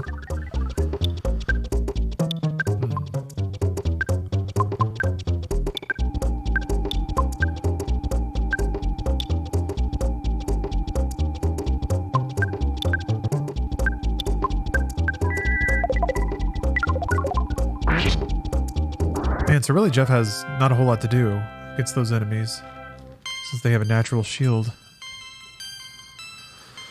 Oh, sweet Jeff.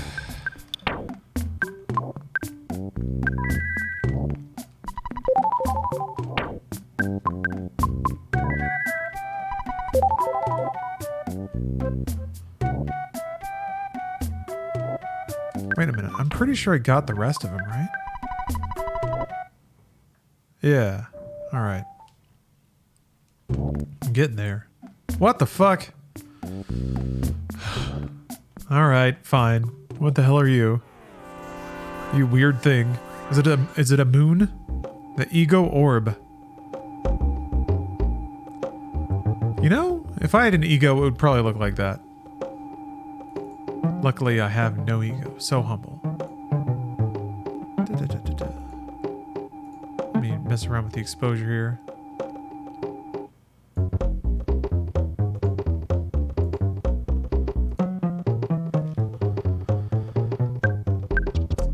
I don't trust this.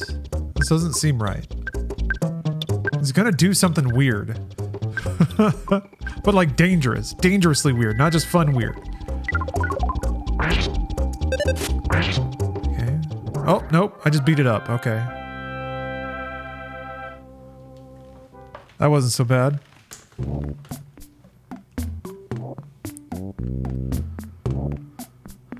Your sense of ego dissolves.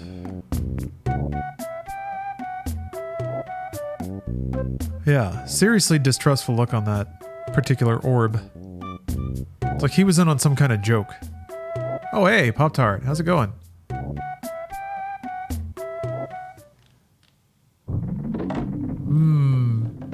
Yeah, yes. Pop-Tart. The intro of Nier Automata is very,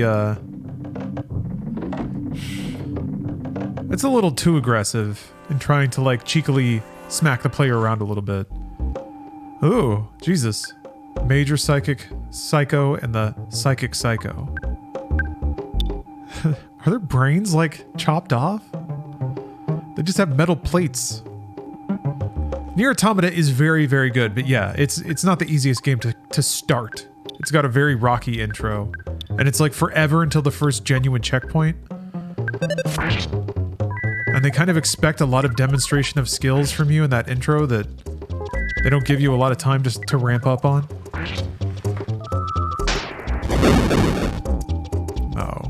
Oh dear. Oh my goodness.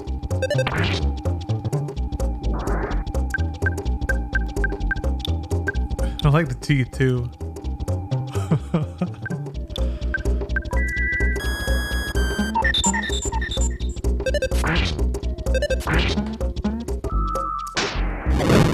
God, fire just takes forever because it has to like read it off for every player. It's a great game you think came out at the wrong time. Prey. 2018's Prey. Maybe. I don't know when a good time would be. Maybe now. Maybe people would be really into it now. But let's see.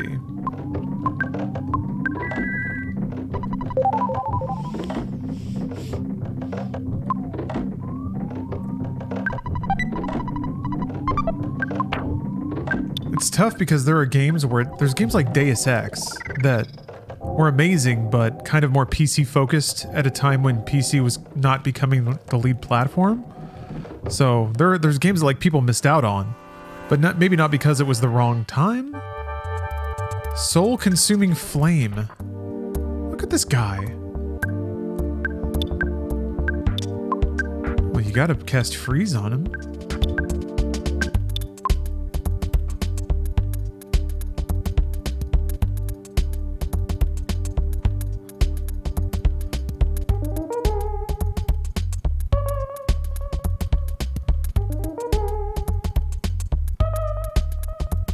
Oh, Quavos, is that you in Twitch chat? What can you tell me about the Final Fantasy VII clip with Cloud in the bathroom?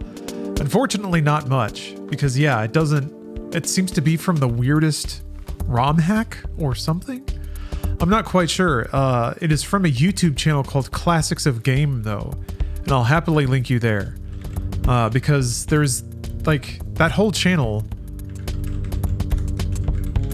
are like really short, absurdist clips of a variety of video games. Oh, there's new ones. So yeah, if you want a variety of baffling Twitch or baffling video game clips, check it out. But yeah, that's where that's from, I think.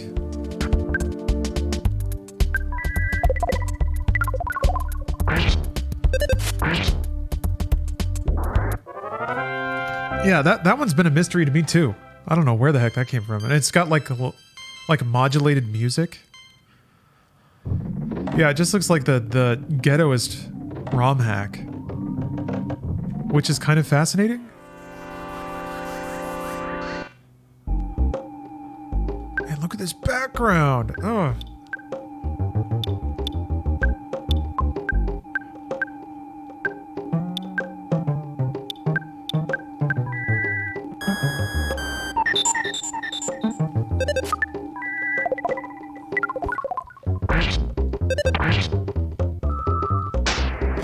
Always fire. So annoying.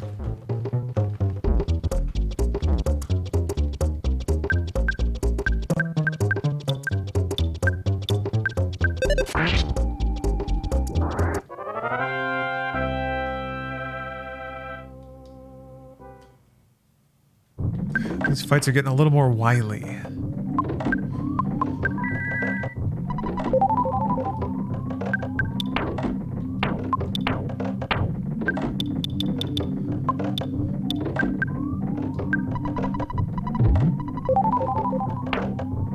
Remember to use items so I get rid of them.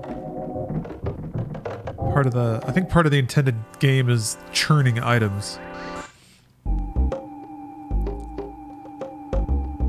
Oh, okay.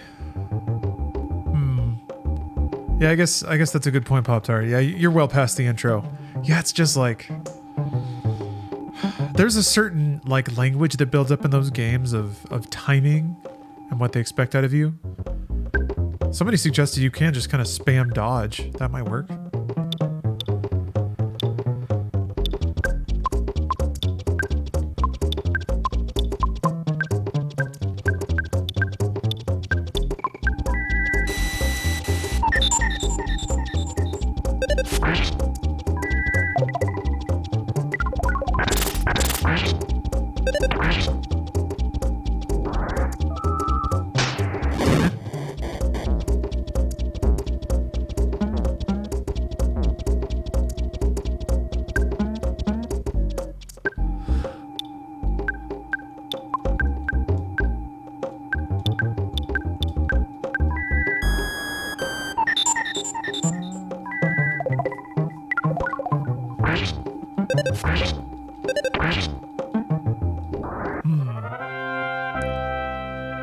Yeah, I guess I'm clearing a little bit of psychic.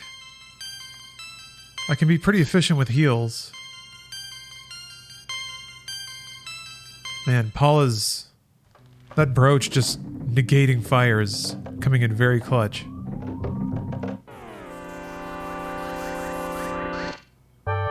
Oh, there was a nice level? Nice.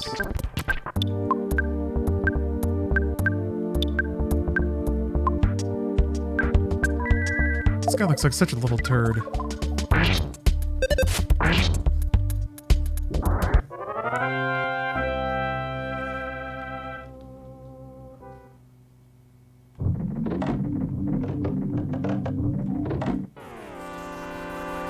Okay, I'll have to remember there was a path up earlier in the dungeon that I didn't take.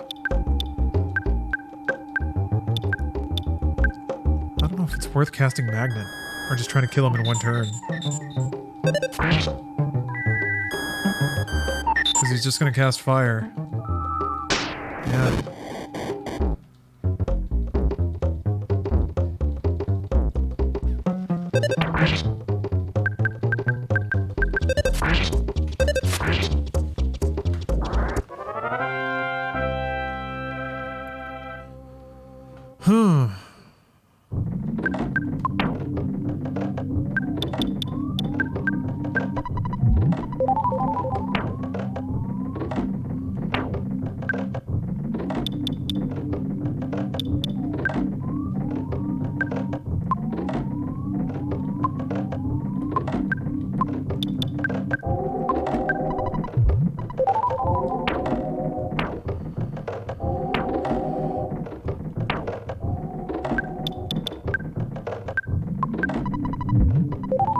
Six HP.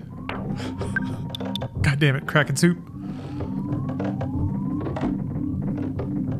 Okay, well.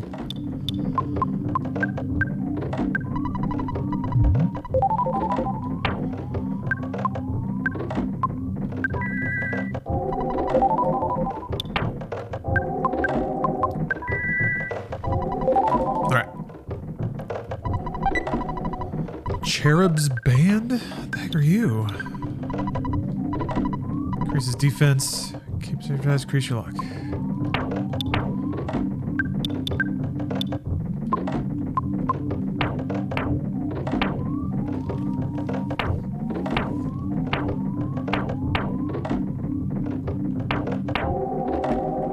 Yeah, Ness could use it.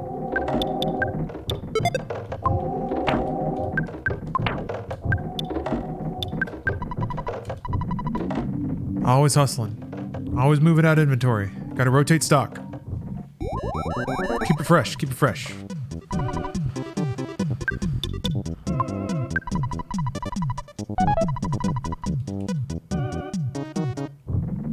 Huh.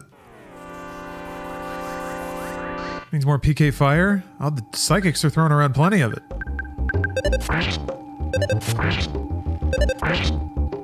Damn it. I was hoping I could get there. I guess it's called Psi. I guess that was always confusing for me is, yeah, it's all PSI in Earthbound, but I guess the way that Smash Brothers used it was PK. Because I guess it was PK and Mother? I'm not quite sure. Psychokinetic. Lonkaro Hatu. Oh, geez. Evil Elemental. Hello.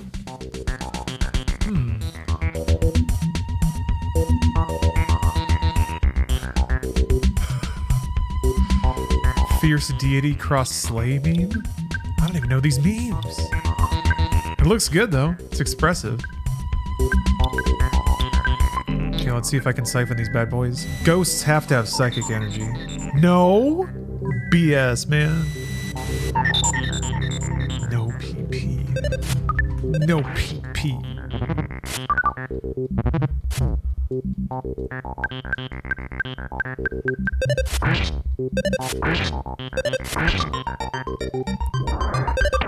Alright, you're just supposed to beat him up. Just beat him up.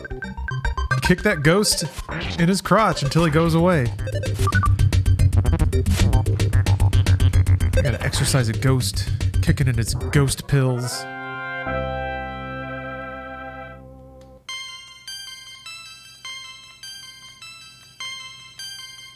That's some good IQ.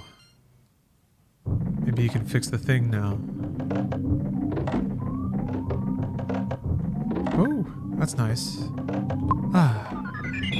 Ah.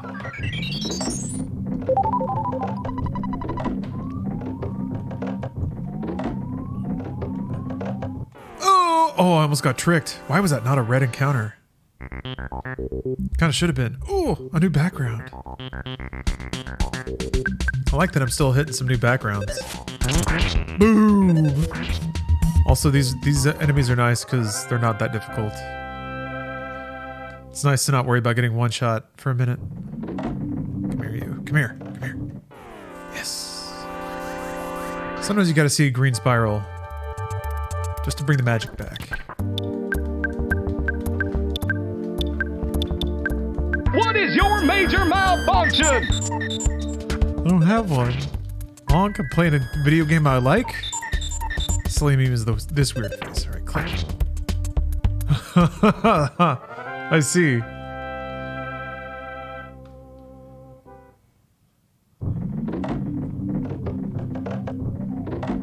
Yes.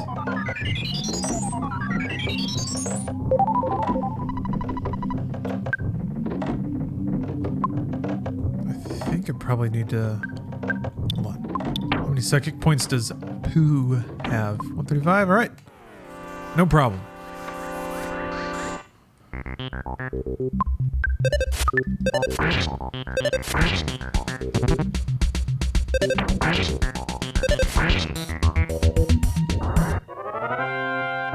Who's your best character in Smash Brothers? Ugh, I don't know. I'm not that good at Smash. In Melee, I was kind of handy with Sheik, but in typical Sheik fashion, it was kind of hard to close anything out. I could rack up damage pretty high, and it was fun. It was fun to play because it was just super fast. But I tried to learn Cloud in 7, but he's pretty straightforward. I feel like wasn't a whole lot of nuance to him. Let's see.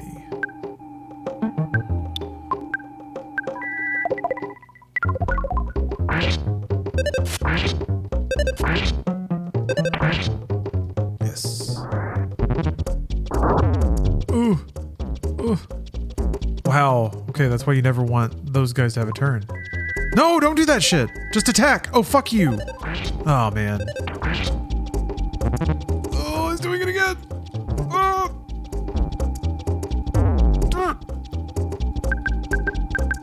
Just beat him up.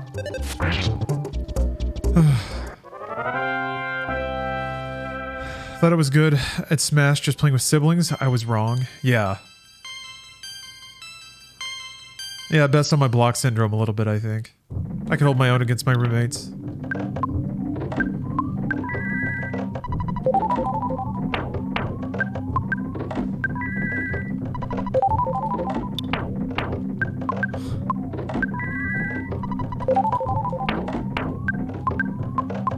Yeah, I guess the butterfly room is just a skip away. And the horn of life, nice.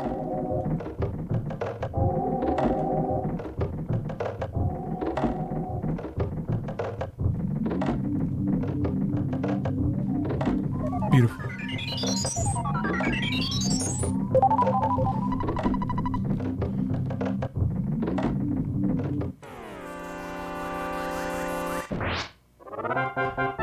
Wait, what? Dong Dong Never Die. It's an absurd Chinese martial art of fighting movies mixed with anything goes. What the? Huh. Wait, Life Up Omega. Is that for the whole party?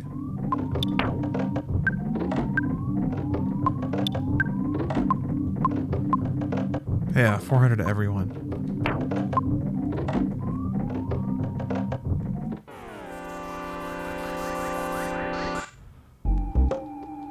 Dong dong never die.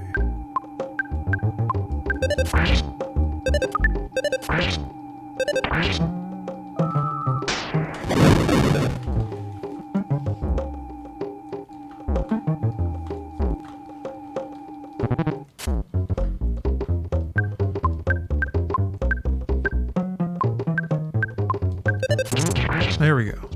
That's what we need. That's that smash magic. It's magic.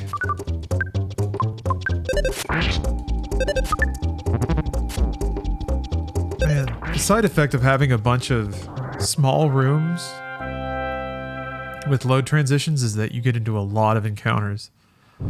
Because it's like randomized, so it just loads in enemies right next to you every time. And they're right there, so they just get into combat.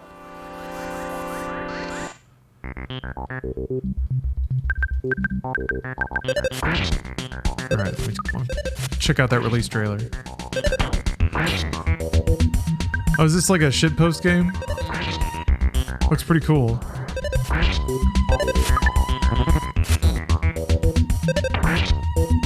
I do like piss take games. Sure do. Sadly rare. Whew. Sorry, just getting a little stiff. I'm gonna get up and gamer stretch a little. I can keep playing though, because you can play this game with one hand. Isn't that incredible?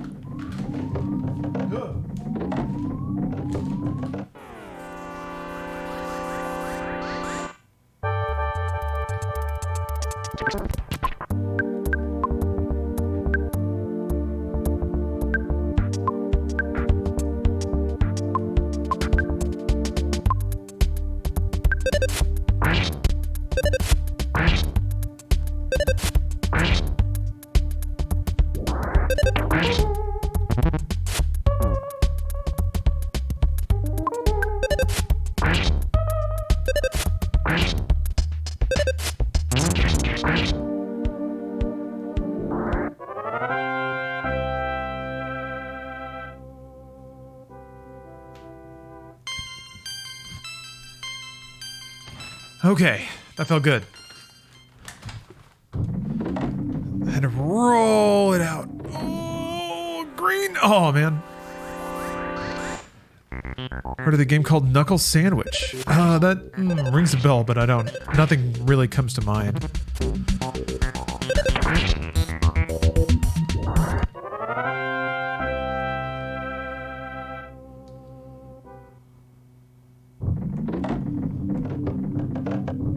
Whoa.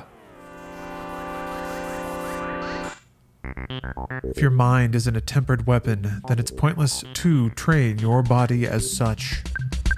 As a gamer, I couldn't agree more. Every day I'm out here, sharpening my blade. Similar to Earthbound, more wacky. Knuckle Sandwich? Sounds cool.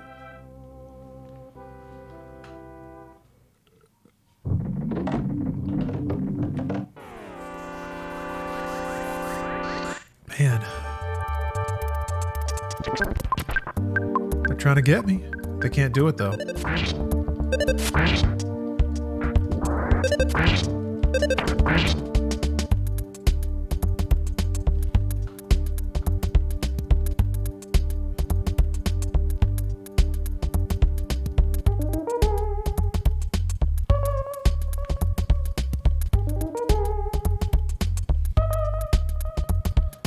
Bare Knuckle was the original game for what beat 'em up? Pac-Man? I think you'll find that Bare Knuckle was the original name for Pac-Man.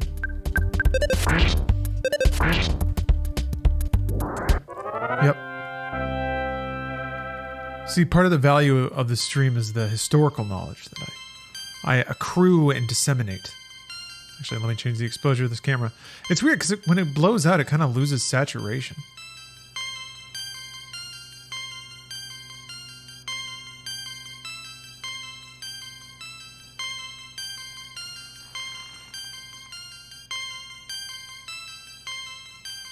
Streets of Rage? No, that's incorrect. I think you'll find it's Pac-Man. If you Google it. They changed it from bare knuckle to Pac-Man. Because when they had the Streets of Rage cabinet, if you wrote over part of the title, it would say Streets of Fuck. And so they were like, no, we can't have that. So they renamed it to Pac-Man.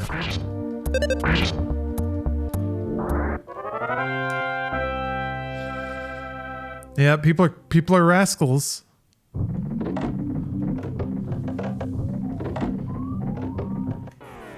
Up to no good sometimes, those gamers. But that's why we love them.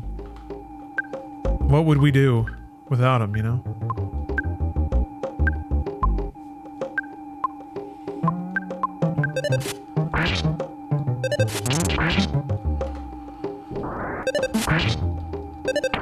Cast your psi fire. Meh. That's all they do, man. Just cast fire return. No one's impressed. No, all right? No one's impressed. Stop it! Damn it!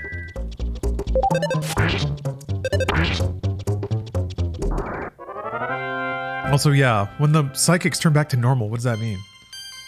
Are they not psychic anymore?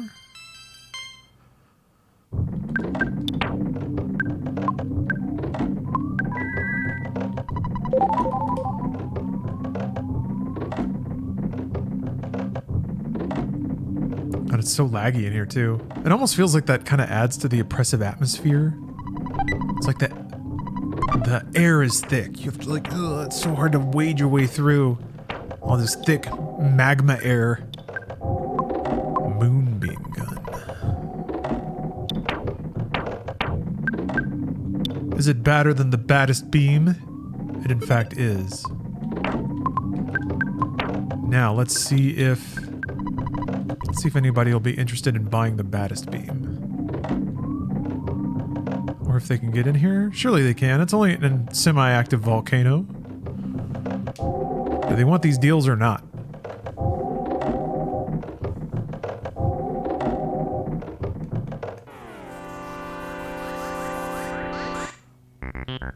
Wait a minute. So let's see here. You went to a smash tourney at the local university. A guy screamed out, "A raccoon! I have an affinity for raccoons." I had to leave the room to be polite. Was he inappropriately declaring that he's a furry? Was he saying that he wants to smooch that raccoon?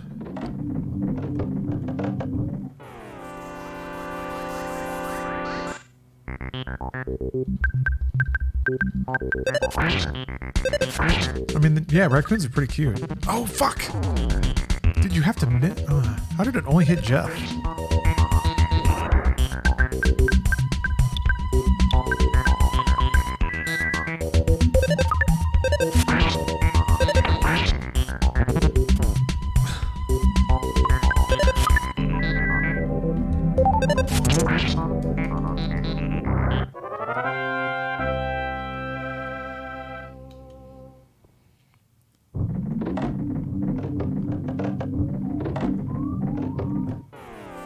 What is more adorable, a baby raccoon or a big fat clumsy one? I'm gonna say the fat clumsy one. If they roll unintentionally, they're fat, they're pursuing food. In the pursuit of this food, they take a tumble and then they roll like a big fat raccoon ball. That's the perfect 1, 2, 3, 4. That's the ballet in motion right there. Damn, one shot. Nice. A little burp at the end. They look a little dizzy and then they burp, yeah. I watched a fat raccoon try really hard to climb a tree and then give up. I had something similar. We had this like group of raccoons that would move through our backyard, and then we have motion activated lights. So the light would come on, and then we have a camera, and then be movement, so you know, it would record on the camera. So I could see these like this group of fat little raccoons waddle through the yard, and like one would try to like climb a tree and fall and just be like, and then just kind of get up and keep moving. They used to like biting and swinging around on the, I had this like hammock harness out there, and they would try to like chomp on it and climb on it.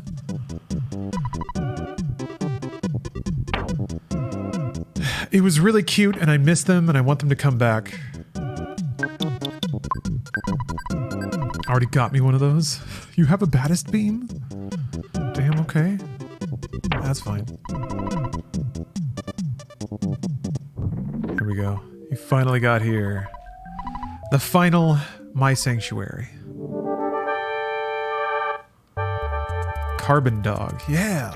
But isn't there like a diamond dog?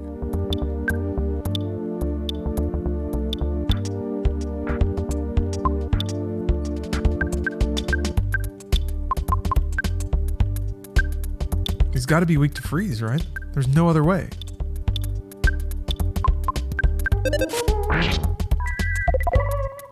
Or does he turn into it? I think he turns into it halfway through.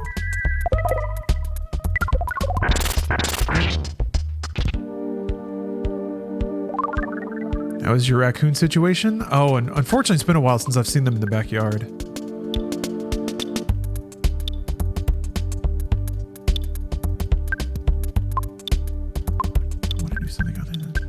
Stay the course. Stay the course. Stay the course. Gonna hit him with a bazooka.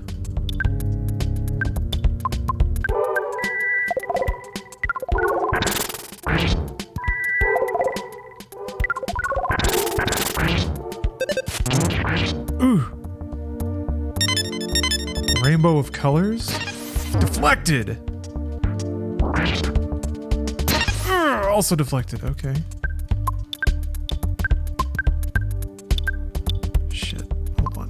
Defend.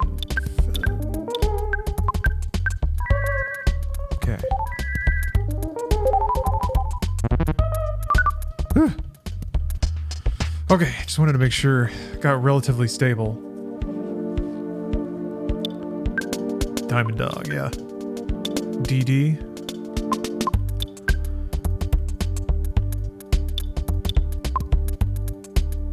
I can't really physical attack, it's got a shield. I don't know if it can't have two shields at once. This means I should use the neutralizer.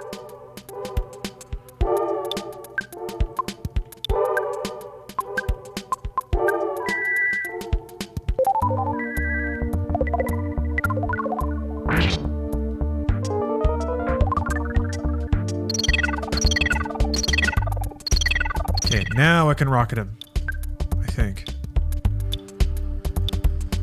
Keep thinking there's like Psy for Nest to use. He always just physically attacks.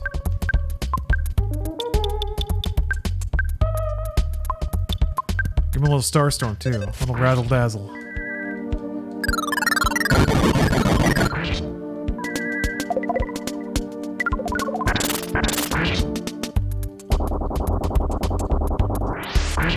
Jesus. Huh.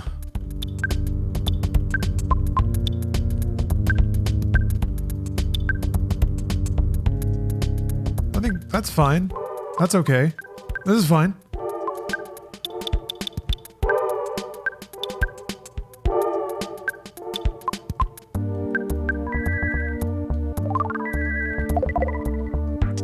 Yeah, bottle rockets are so overpowered.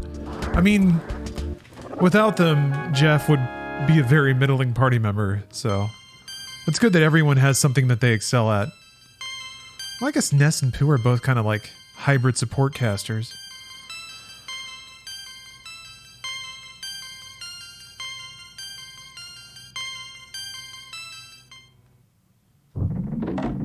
Alright. Another one defeated by many rockets. God, that would have taken so much longer without bottle rockets.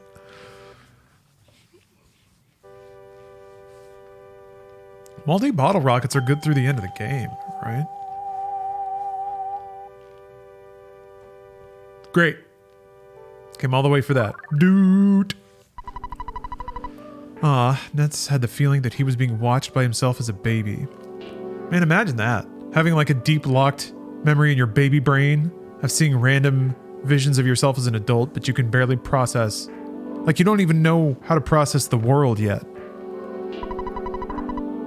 But maybe, as you're struggling to reveal your baby memories, you gain some insight about yourself. Oh geez. Wire that little TV to play pixelated media tech. It doesn't have a video input. And that would require some intense gadgetry, I think.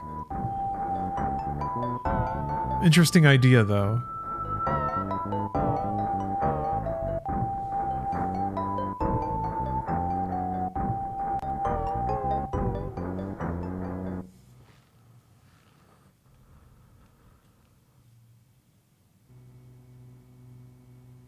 I'm wondering, there's an app to make your own animations. So what might be easier is to figure out some kind of creative flow to adapt a video clip into an animation.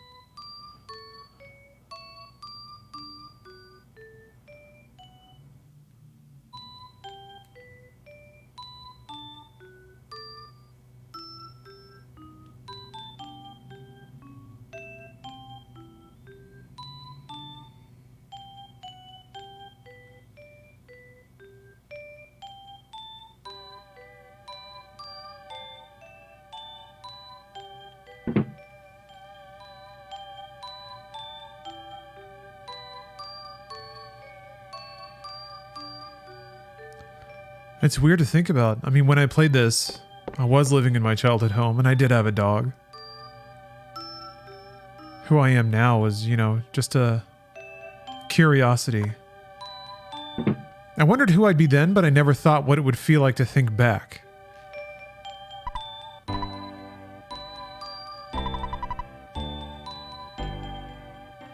Is this supposed to be his parents? Why are they invisible?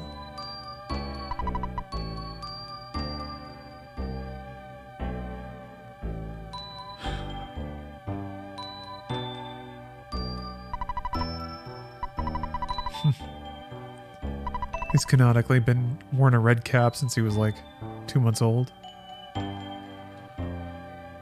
Oh, Riley.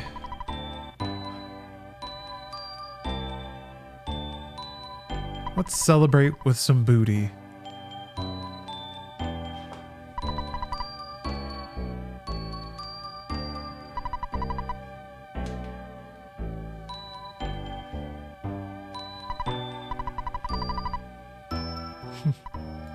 Psychic baby.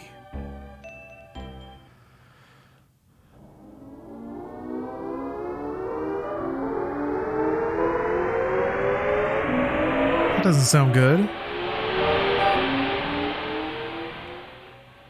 didn't know you warped straight here. That's interesting. Oh, good night. Good night, Tom. Have a good shift. Also, yeah, I still need to get around to playing Amori.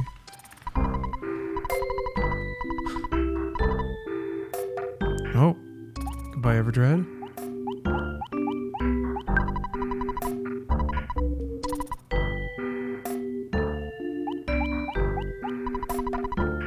Oh.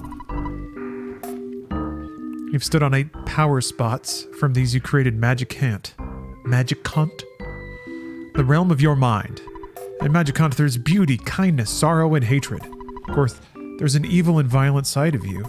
The Sea of Eden sits at the center of those feelings. It takes you to the truth about yourself. Okay. The shifting color palettes are pretty cool.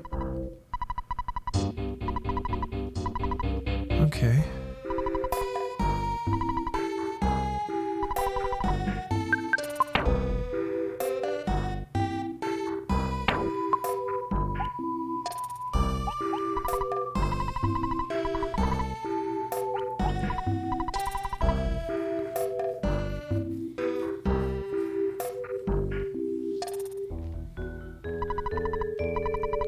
I'll make some booty for you. Ugh, I don't want mom's booty. What kind of game is this anyway?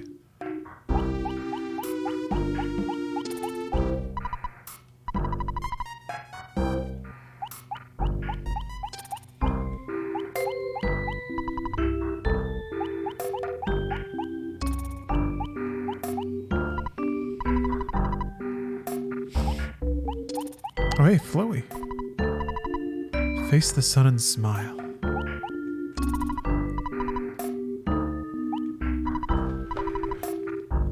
Was it Ness nude here? I guess only in Japan. That makes it much more dreamlike. Ah, Bill Pax. With a kingly submission of VIP or ban. Very kingly. Let's see what happens.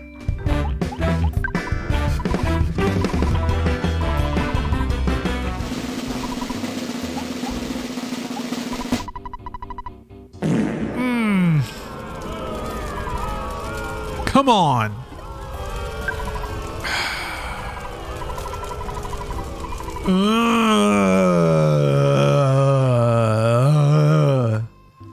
Come on, man. You're right. Yeah, you're already VIP'd. Come on, man. Come on. Come on. Actually, I just realized the winning VIP while having VIP has a whole new connotation now. Because if you choose somebody to get VIP, now you're actively ripping it away from somebody that already had it and giving it to somebody else. You're being the well, it hasn't happened yet, but I won that VIP when the odds are broken. I don't deserve it. Yes, you do. Yes, you do. You absolutely do. All decisions by the banner VIP board are final. Like this ban for an hour. Bill, it's always a delight to have you around. And I'm sorry to ban you. But, you know what, I have to do it. We can't have people getting ideas. Then it'll just be chaos. Anarchy. So, tragic, but this is the human experience they demand. They demand meat for the grinder every so often. It's just the way it is. It's tragic, but true. You kicked my butt badly. I won't forget. Oh, God, got grimy. Is this where Metal Gear Solid 3 got the idea? You destroyed my pride.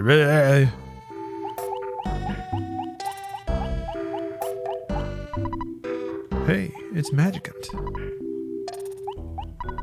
Thank you for remembering me. It's me, I'm you when you were younger.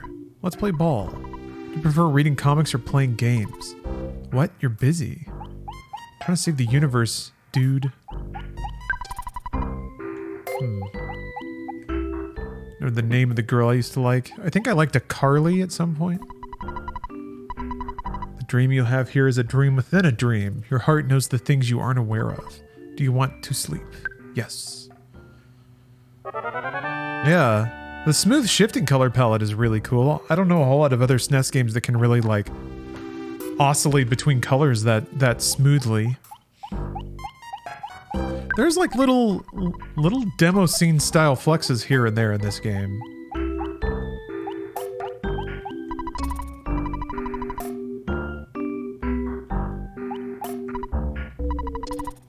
Huh. They know that when I wake up, their reality's gonna go away.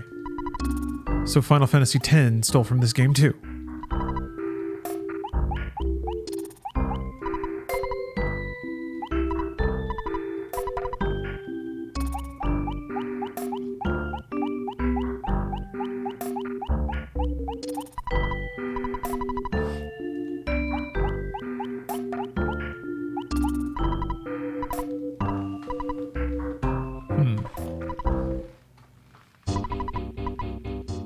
Aw. Ness's dream version of Pokey is nice. Just wants to be friends. Aw, Buzz Buzz. He appeared earlier in the game and gave up the ghost before he achieved his goal. Yeah, Ness has a walking sound. Cute little squeaks. Oh yeah, Flying Man. This is a big reference to the first game.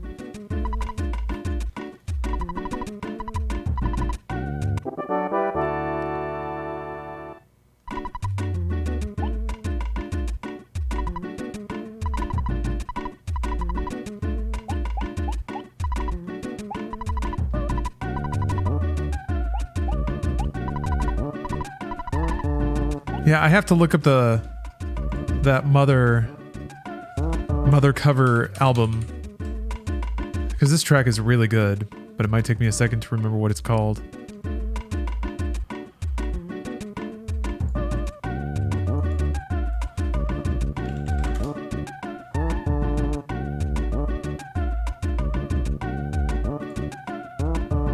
Alright. It can't just be Magic Can't. I had that stuck in my head a while ago. The last time I played a track off that, I was trying to find something. That was the song.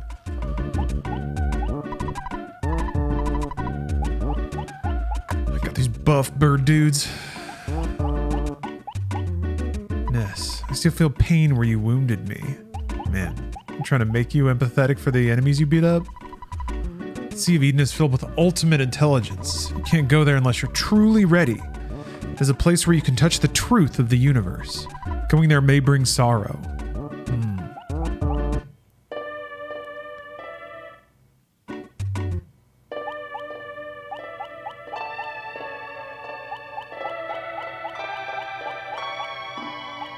It's me. Hey, me. Found my cap that you lost. I'm so stupid. There's lots of junk in my backpack at a time like this. Why don't I get rid of something I don't use? Ah, right.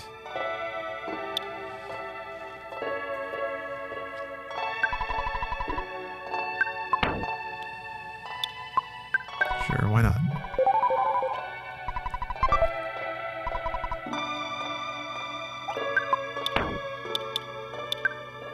Yeah, it's just the baseball cap. Pack of Dragonite. I need that.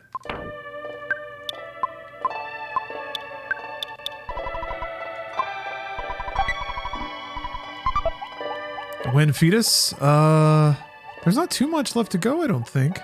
Balls. Eyeballs. Electro swoosh. Oh boy, I'm gonna hate this, aren't I? Sends a greeting? That's not so bad. Oh. Boom, boom, boom, boom.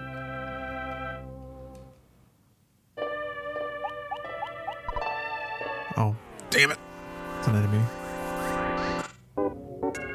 Yeah, in-game adjacent. Loaded dice? Oh, look at him! His little hands and his little feet. Yeah, this background's going off, man. Woo.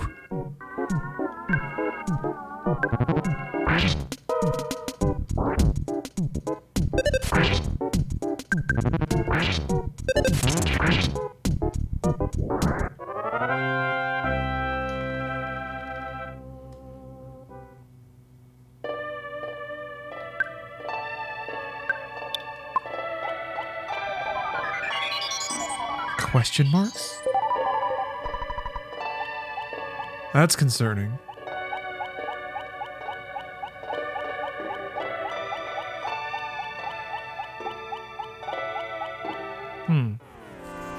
It's getting weird out here in the sea of ultimate knowledge. I'm beating up dice. Damn it.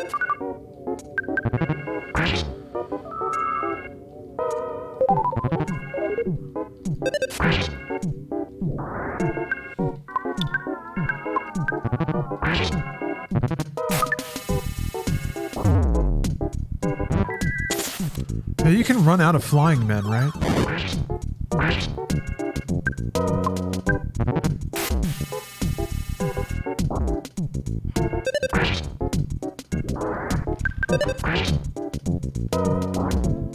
Ooh. Stop throwing bombs. There, shit. Yeah, it gets a little rough when it's just Ness.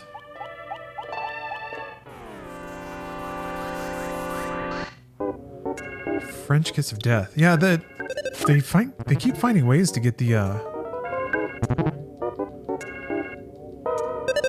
to keep the game challenging.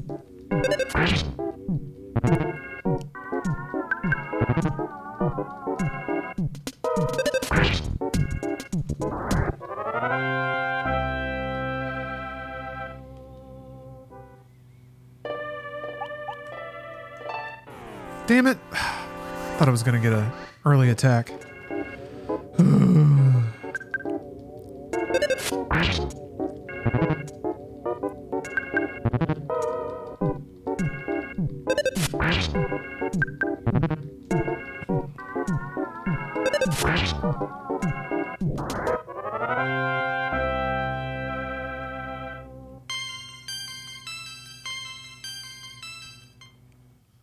Just have to keep leveling, that's all. Oops. I mean, that's fine, actually. Can never remember which ones do... Which when it comes to healing. Poisonings. Alright, beta.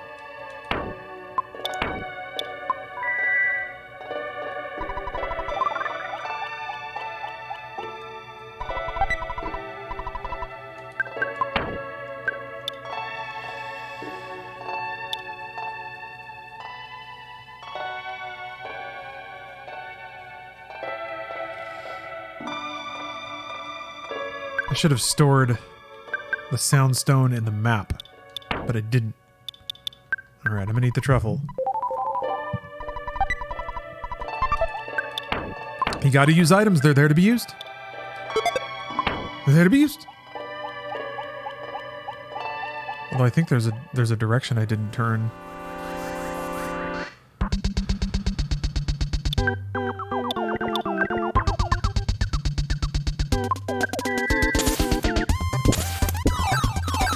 Save all the items for later.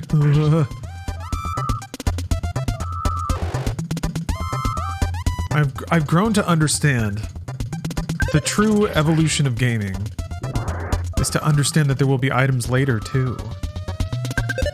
To embrace the moment, to use the tools at your disposal. Solve the problem in front of you with maximum efficiency.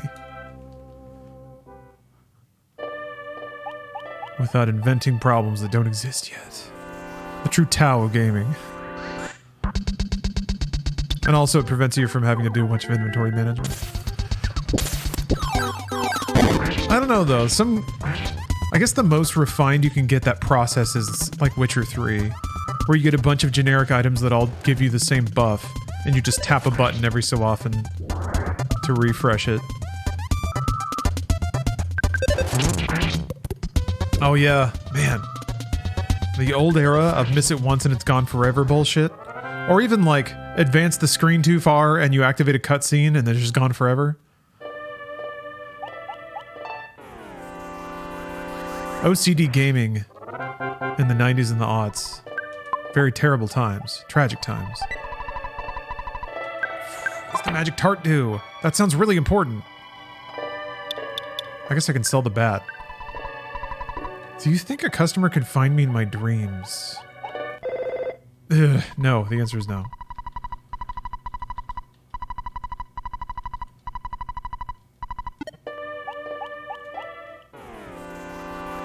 Alright, chat. You gotta tell me this. What does the magic tart do? Does it just restore psychic points? Because it sounds delicious. Played Sin for the first time recently, and that game's BFG being a multi-part weapon that's spread across multiple stages is weird. Yeah, that game tried a lot of things that are kind of weird. It was just in that, like, people have figured out how to make Doom, and they figured out how to make, like, 3D shooters that are pretty fun. Now, how do we, like... What are some ideas we have to jazz it up? Yeah, it's not very good either. Okay, I'm gonna put everyone in the flash zone. This is a great idea. Flash them up! Great. Bomb's crying, that's it. That's all that did. Oh yeah, the Chronoscepter and Turok, except that totally was worth it.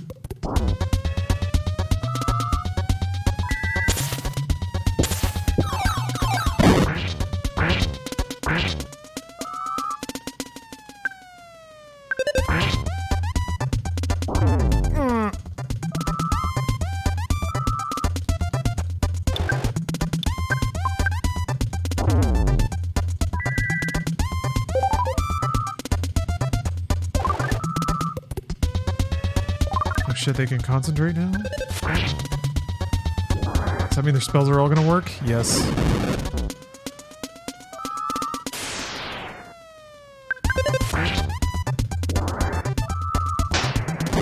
Baron, you can share video links that just...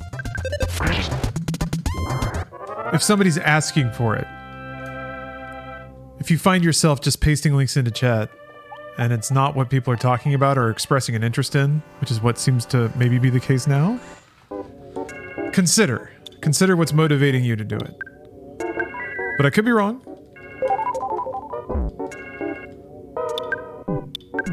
But yeah, go for it. Damn it, man. These freaking turds with their bombs. What's with that? But yeah, no, this is a link-friendly place. Good God, these guys do a lot of damage.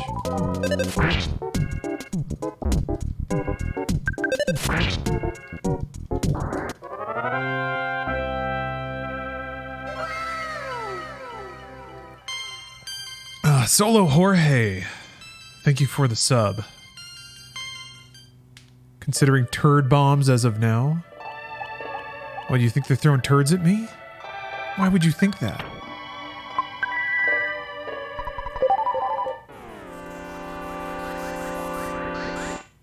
Oh, I hate him. He does have a jaunty pose, one can't deny.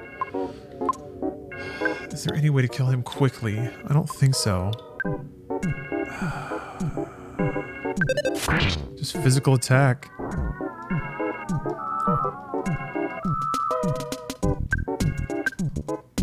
Damn it.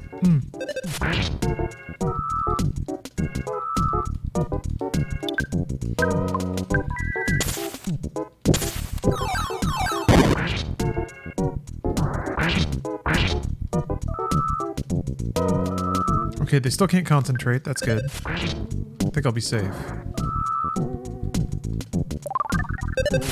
Whew. If you go on Telegram, don't click any link ever. That's how scum hack you there. Huh. Telegram's a pretty raunchy service then. I kind of like that different social media sites are like different parts of town. Like, oh, it's seedy here. A lot of scams around this area. You don't want to click on anything here. Damn it! I've hoisted myself. Oh, it's fine. Telegram is the Wild West, looking to hijack you every chance you get. I haven't looked. I don't know. I used to be so adventurous on the internet. I feel like the thrill of discovery has kind of been beaten out of me. I do need to install a Tor browser, I think. When the Residia thing hit, I was like, well, I should check out their site, just to quote what the page says.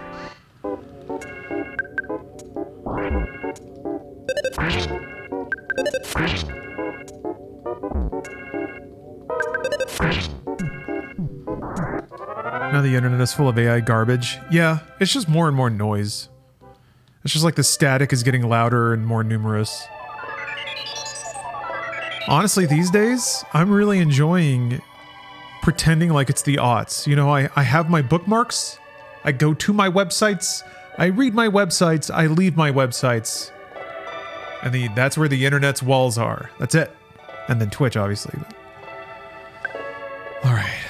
Yeah, like I just bookmarked some local news. I just go through like the major networks in the area and kind of read up on what's going on in the LA area. It's nice.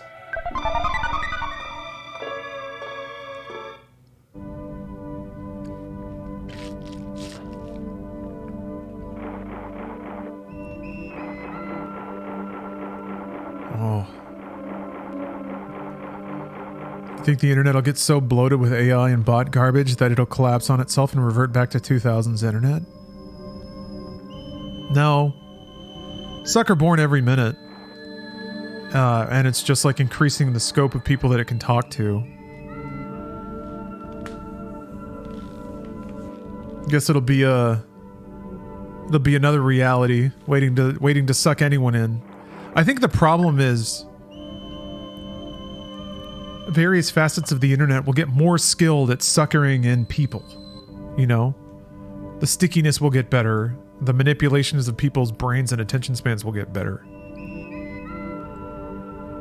The ability of a social media to like triangulate and get a fixate on you, compare your behaviors to some giant actuarial table. Yeah, I don't know. I gotta beat a kraken by myself. Ain't that a fine howdy-do?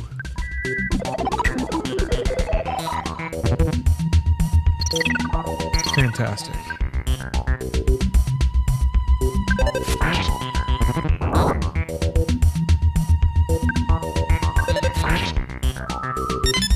I mean, yeah, there's an opportunity for procedural generation in gaming, but I really do think that I think the human beings are very good at seeing patterns, and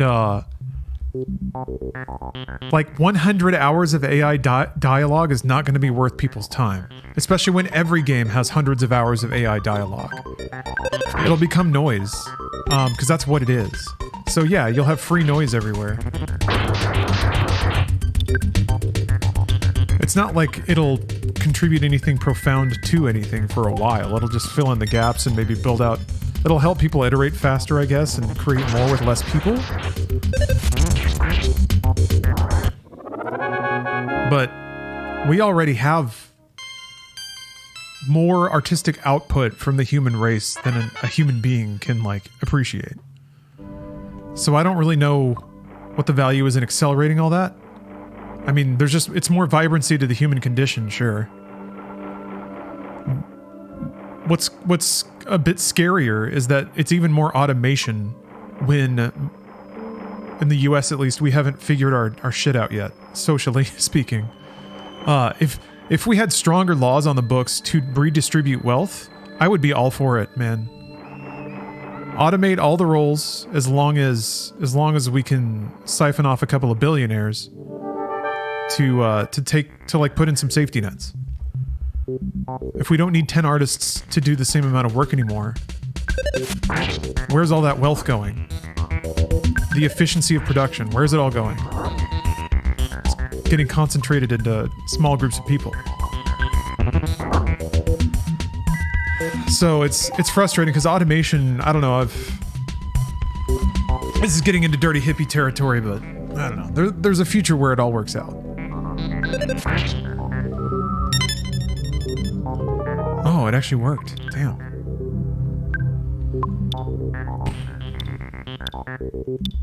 I never know which healing it is.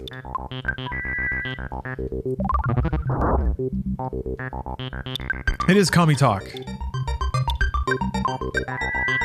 That's okay. I live in Los Angeles, where I use a public health plan.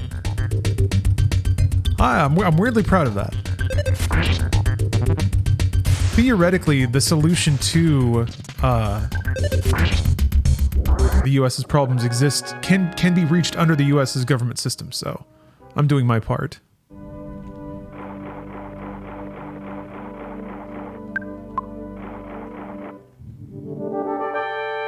How many Krakens do you gotta beat up, man?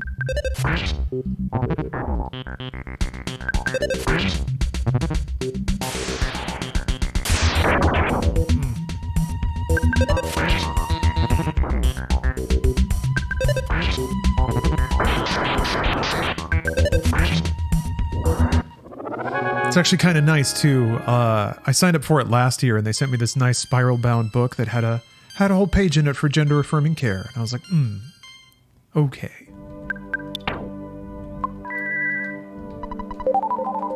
So, part of me, oh, the Manny Manny statue's still around. Part of me feels good that a lot of those companies, or maybe some, well, one that I could think of, Blizzard. I don't know. There are some larger gaming companies that operate in California, so they're at least paying taxes here. And they can pay for my healthcare, damn it. You make my video games, now pay for me to go to the doctor and get this wart frozen off of my knee. I'm the evil part of your brain, you can't beat me. Oh yeah, let me check on it actually. Let me see what's going on.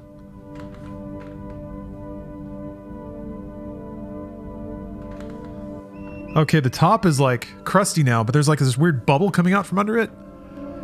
So, let's see what happens later.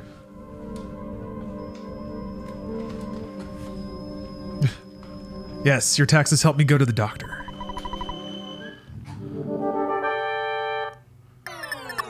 Well, your taxes get me orthopedic soles.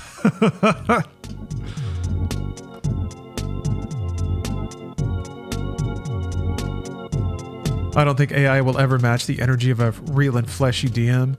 I don't think so either. I think it will for a while.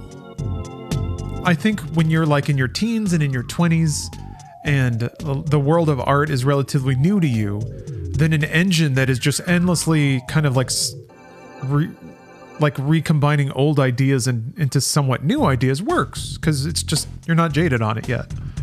But I feel like once you get older and you kind of seek more interesting and profound expressions of humanity, those spontaneous things, AI seems light years away from even imitating. Tell me what souls you want and I'll ship them to your P.O. box. Ah, God bless America.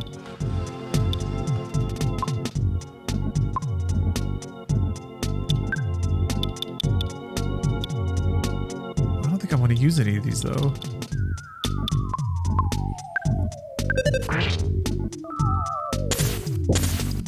You can't cast gaming on me.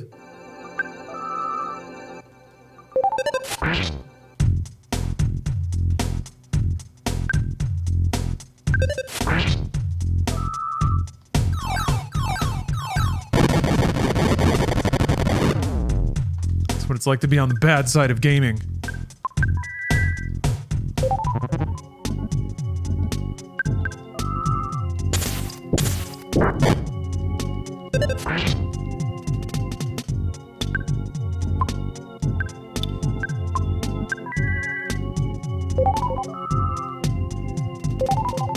Damn. Ugh. Can Nessa's nightmare run out of psychic points? Because I really hope so.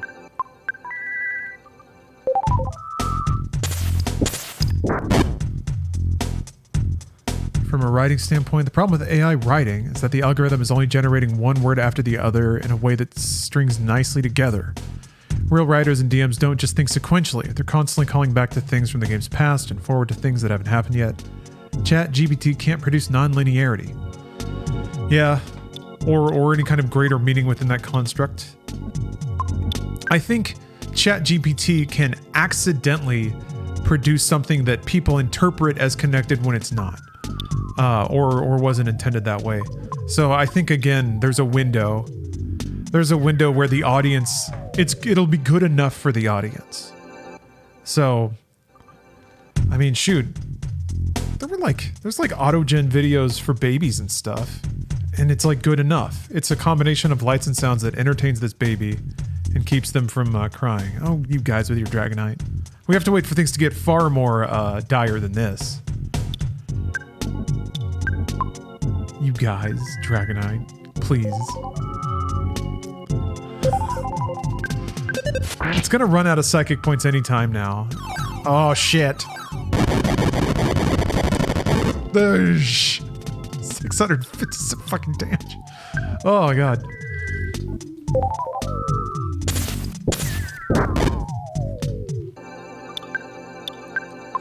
Just healing every turn.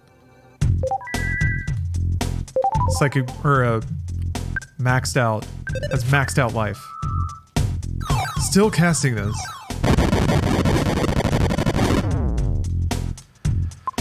Ah, that's bad.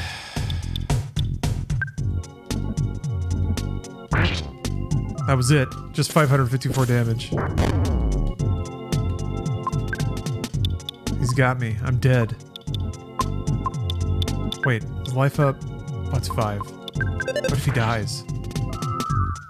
Nope. He's healing. Nope, dodged. It's a statue and it dodged. God, fucking shit, man.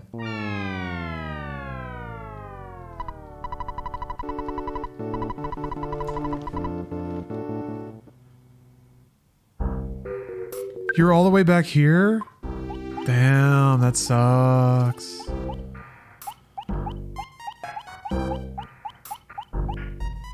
Move.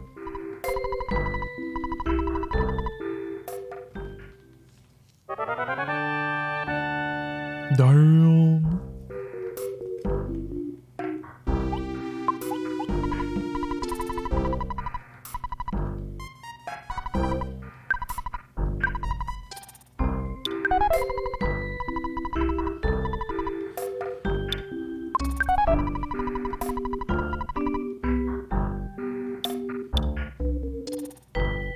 guess anyone's gonna call me.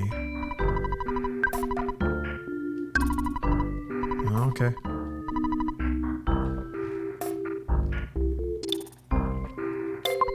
Alright, I guess I can take a guts pill and hope that I get smash attacks.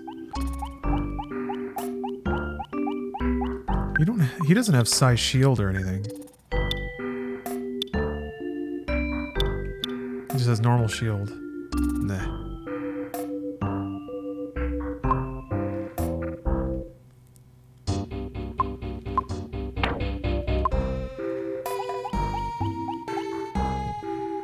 Okay.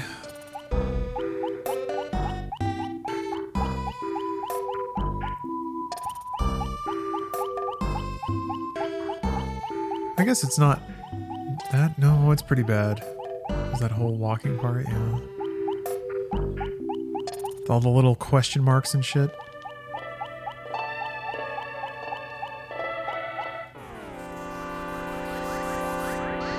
I can run out of Psy. Oy.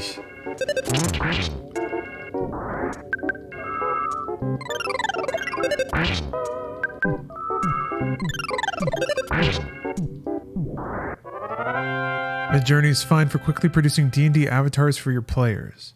Yeah, that's what it's for. Filling in the gaps.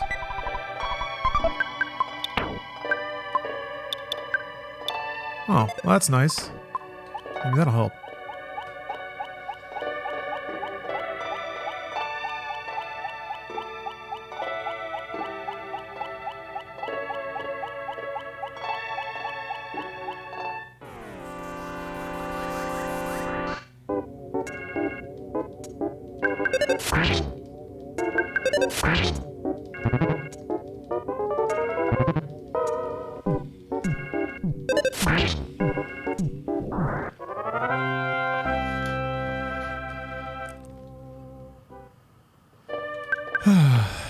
Yeah, I mean, I think like an AI DM is what a lot of Western RPGs have tried to be for a while. So it's tempting to think about a game like Dragon Age that's like fully reactive and can produce all kinds of unique states depending on player input and player action.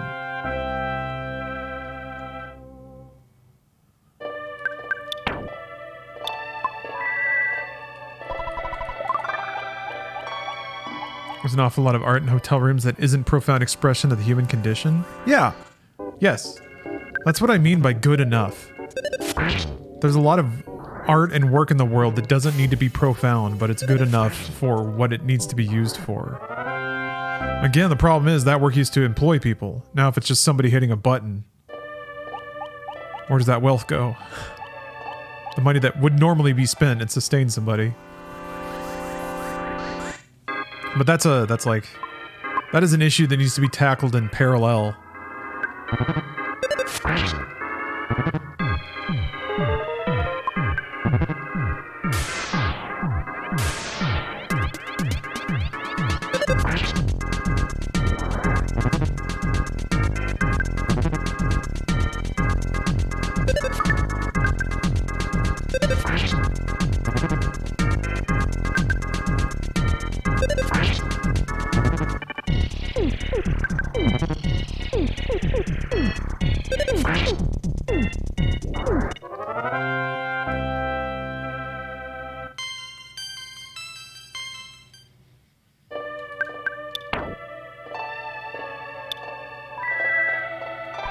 Yeah, okay. Healing Alpha does not work.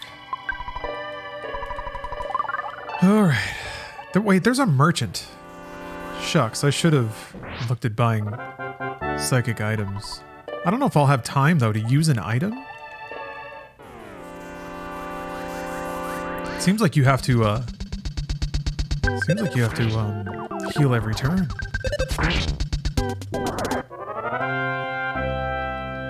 Right, and also I need to save all items. Forgot about that momentarily.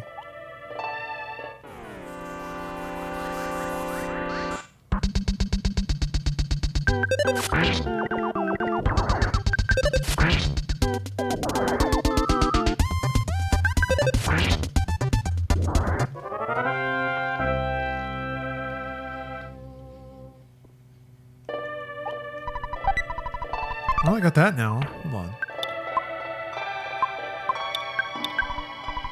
Oh, 20. That's not much at all.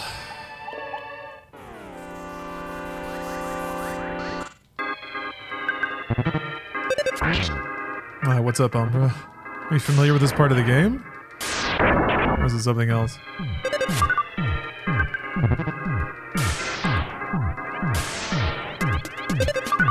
Stop it! You have to hit sometimes. God. Oh, okay.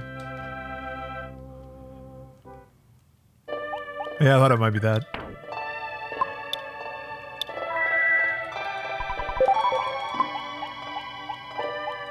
I'm just saying throw rich people into a sausage grinder. That's all I'm saying. Seize their money. Take it.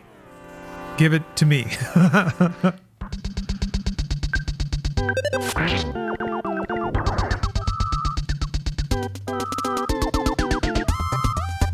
Yeah.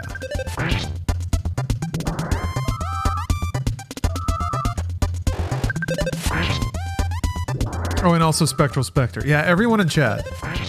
We liquefy a billionaire, we all split it evenly. How does that sound?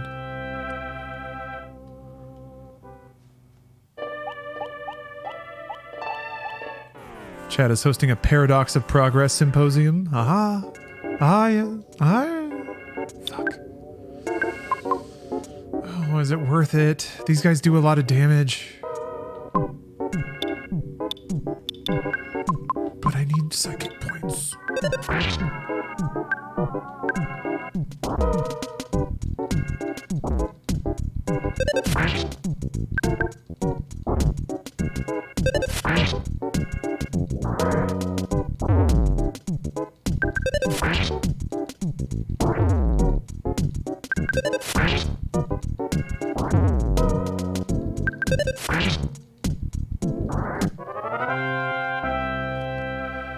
Okay, that wasn't so bad.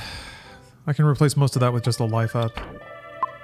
And that's cheaper than casting Psy Gaming. Oh my god, I almost made a mistake. Now, let's hope that, do you think the Krakens are gonna stay dead? Think this guy named Marks wrote about stuff like that? Huh. I've got gaming to do. This Marks dude can just butt out.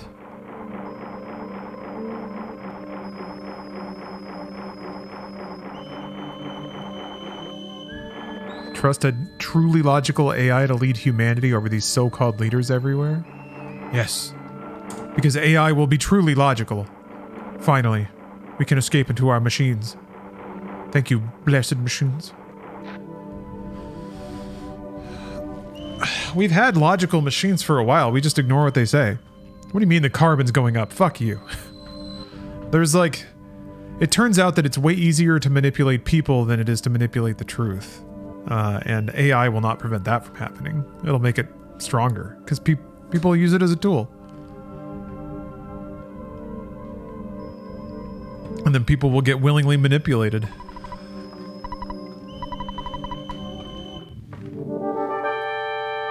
Alright, here we go. Goods. Sudden guts. Gulp. Missed!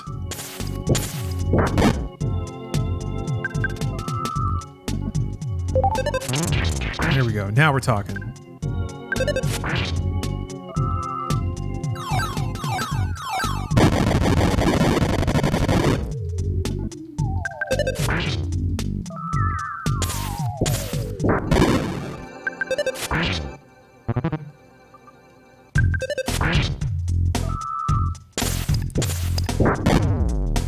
Think I can have one more turn? If I just do life up Omega, make it low.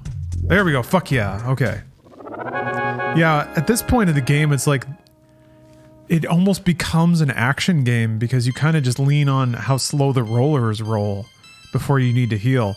And if you max heal, it just goes up to that anyway. But it's like, I remember, yeah, near the end of the game, also it becomes a problem. Well, it kind of cuts back in a weird way because it's like, let me think about the mechanics. The way it works is like, you can be mortal, like you can be mortally wounded and your life's ticking down. And then you heal to full. And then I think if you take... Then your health is like rolling up again. And I think you do have to wait for your health to roll all the way back up before taking more damage. Or no, wait, no. I think your health goes all the way max in the background and it's just... Yeah, that's right. Your actual health changes instantly, but the health meter is always rolling towards what it's supposed to be.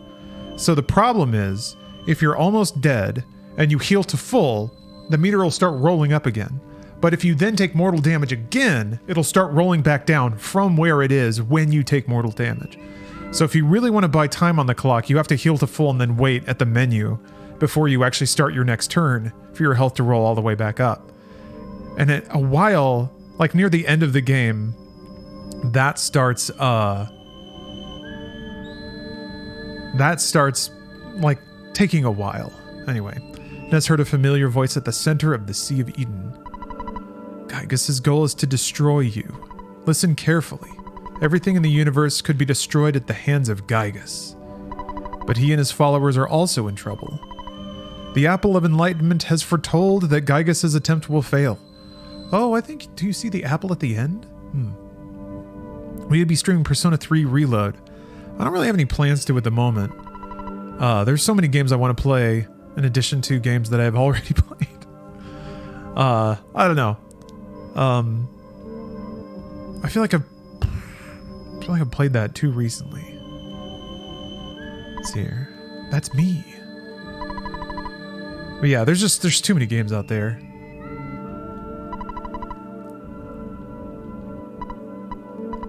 Where should we go?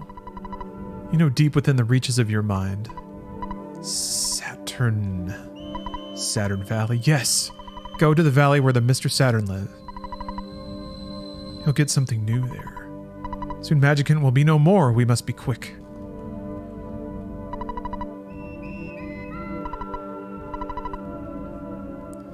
Ness is now telling himself where to go next in the game.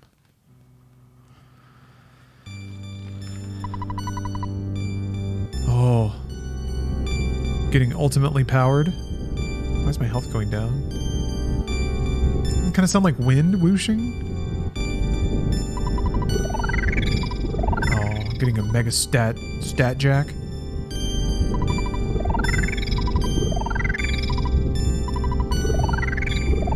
Moments in RPGs when your stats get juiced because of story events are always the best.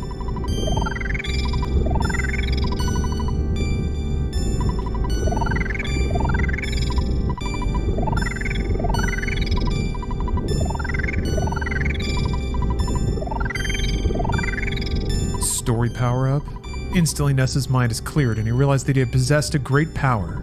That moment, Ness's psychic powers radically expanded. Gained 200,000 experience. Jesus Christ. Teleport beta. Wait. It increased by like 100. Does that mean he's like 999? I didn't remember him just getting blasted out like that. Or was that like the luckiest roll? I got like 400 hit points right then, right? Ness absorbed the power of the land into his heart, and Magicant was no more.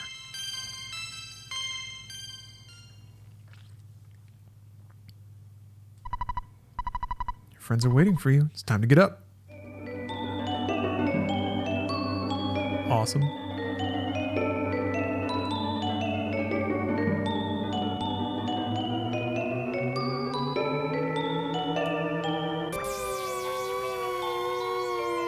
This is when the edible really hits.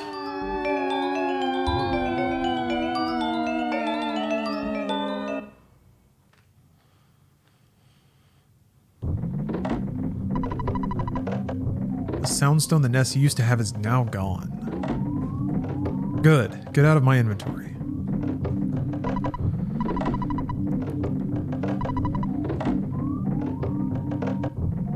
Did you do the Birdman flight sequence? I guess not. I only got one flying man killed, and then I didn't go back for more.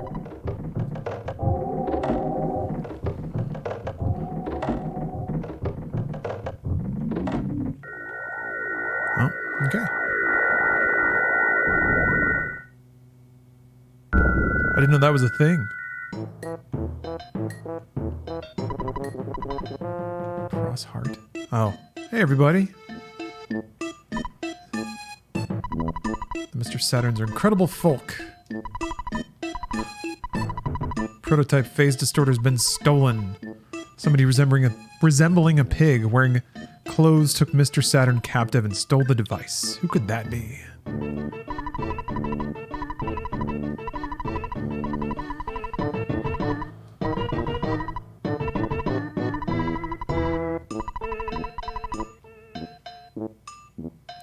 I did not mean to get on. Well, whatever.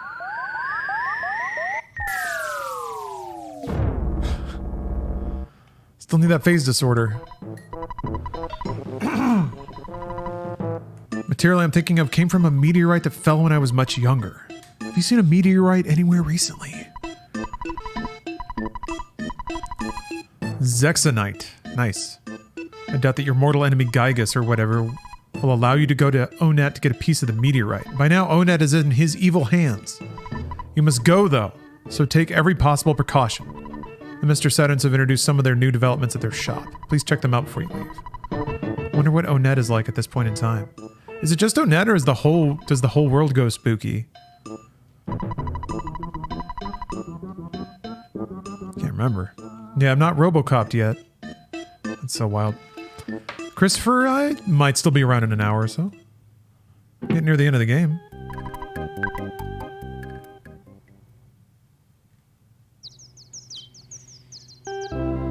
Watch out for those woolly shamblers. Hate those guys. God. What if you had $250,000 in the bank? What if?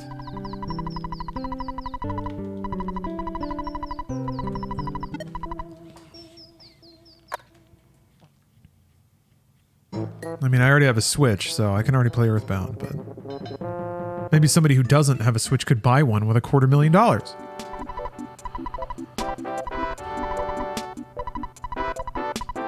Zoomer!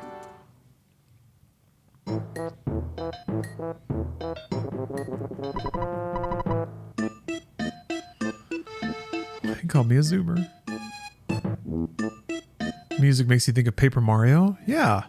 I can see that. It's kind of goofy.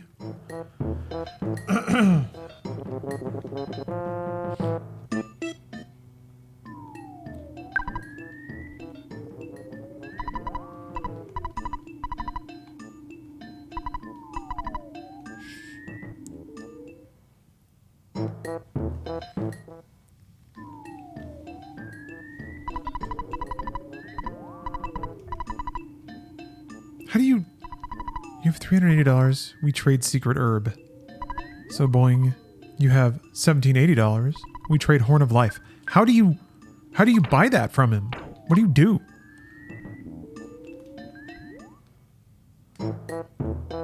I think of is Deltarune when you see this. It's fitting. It's appropriate. As a huge fan of Earthbound, oh, you can just buy horns of life. I didn't know that. Oh, is that what he's talking about? Is he like advertising the shop upstairs?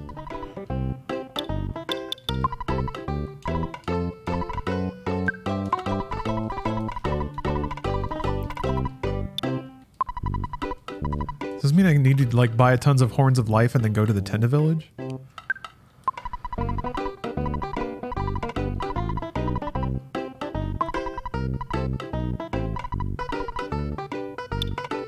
Postcard. Yes, 750 HP. How awesome is that?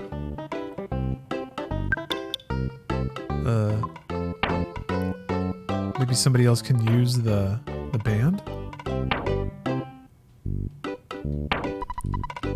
I should probably buy more multi-bottle rockets.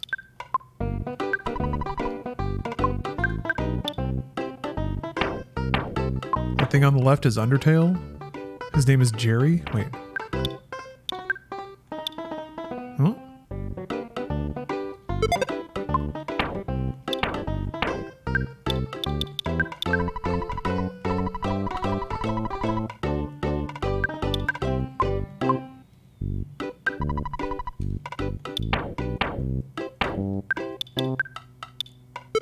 Wait, hold on. This guy? The ATM?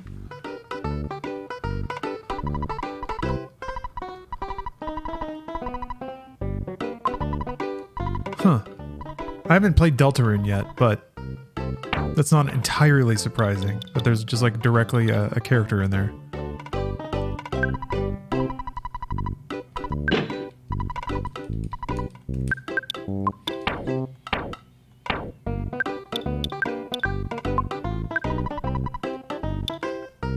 Relevant Undertale link. Jerry. Oh, it doesn't resolve when I click on it. Oh no. What if I click? Okay, there we go. Ah! He's very wide. I can see it. That guy doesn't have any arms, but yeah, I need to play Deltarune. I think I downloaded it on my Switch actually, a long time ago.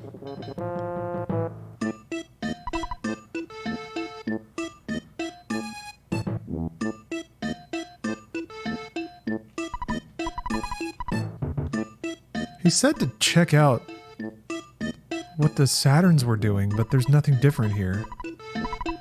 Actually, wait. Oh, you don't get another coffee break? Aw. Deltarune is also excellent, but very much unfinished. Yeah, I kind of wanted to wait for it to be done or whatever, how many parts there are going to be. Were Mr. Saturn in the first game? I don't remember, but I don't think so. Were they? I don't know. Sure somebody knows much more definitively than I do. Alright. Should I go trade a bunch of Horns of Life? Is that a good idea? You need like 7 of them, right?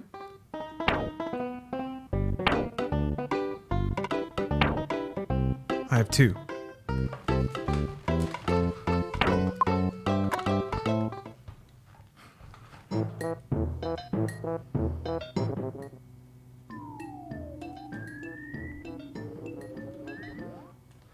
I think you can warp back here.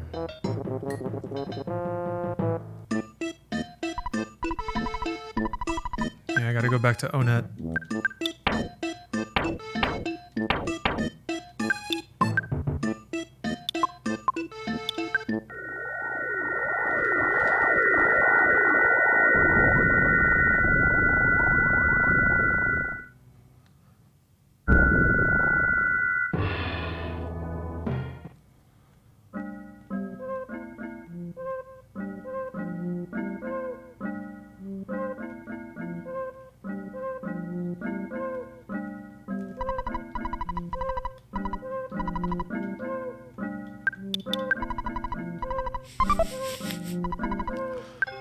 I happy, you happy. Okay. Plain yogurt.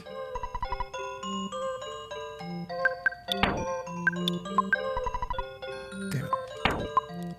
So let's see. Just get my shopping list together here. 2, 3, 4, 5. Yep.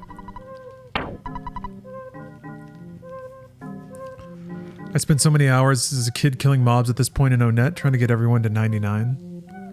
Can you not do that as a robot? I guess this is the last place to like really power level, right? Or try to. No sort of king's womp womp.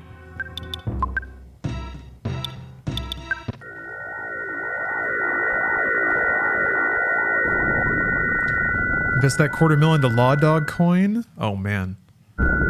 You gotta invest it into a tier 3 Law Dog sub so that you get more channel points so that you win more trading cards.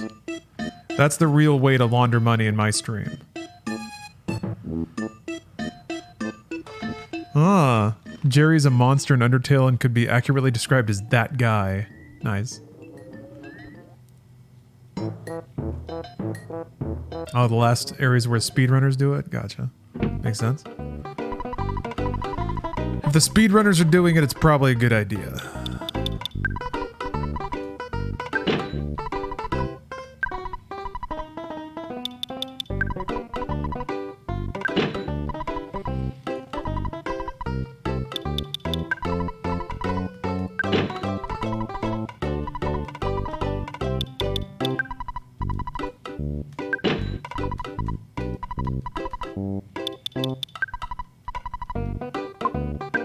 Jerry is that guy that doesn't shower enough and only speaks in pop culture references. Ugh. He was in Undertale?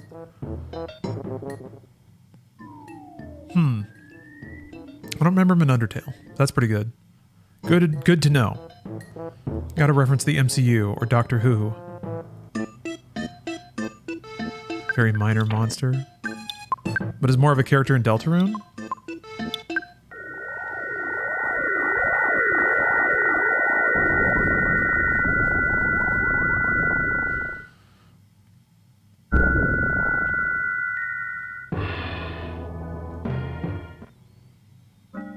Oh, just an Undertale. Oh, okay.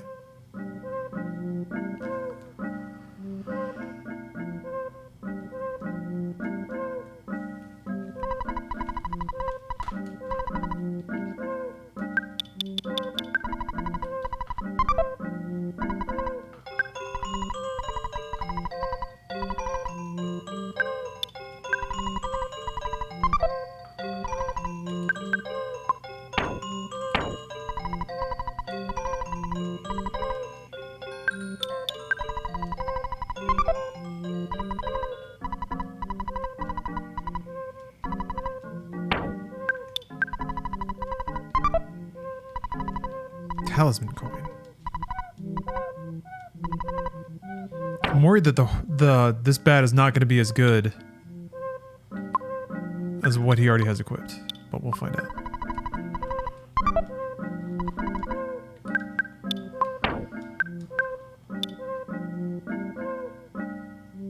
Yeah. Mm-hmm. Mm-hmm. Mm-hmm. Mm-hmm. Mm-hmm. Mm-hmm. Mm-hmm. Mm-hmm. Mm-hmm. I see. Sometimes it'd be that way. F. Alright. On to Onet. Back home. I gotta take it home in the restroom real quick though. God, why does it always sound weird? What's the most natural and inoffensive way to excuse oneself?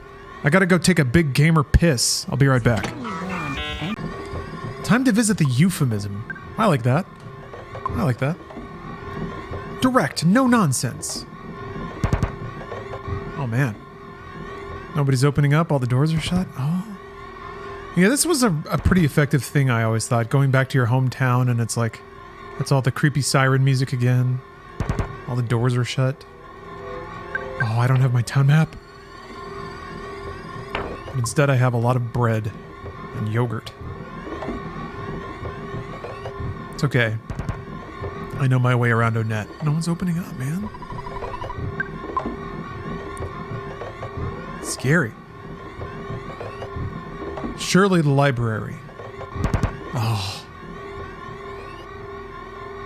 I thought there were enemies here. I guess it's when you're roboticized. Hmm.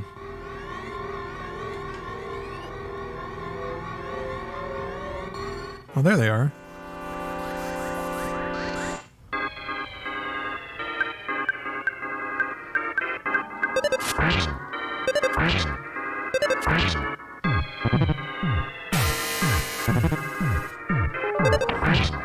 That was fast.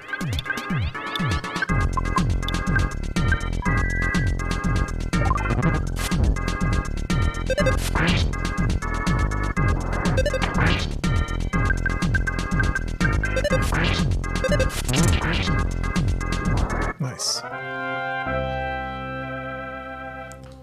This game has one of the most satisfying critical hits. The sound effect, the custom graphic, the like blinking green. Man, it's good stuff. Oh no, it's spooky.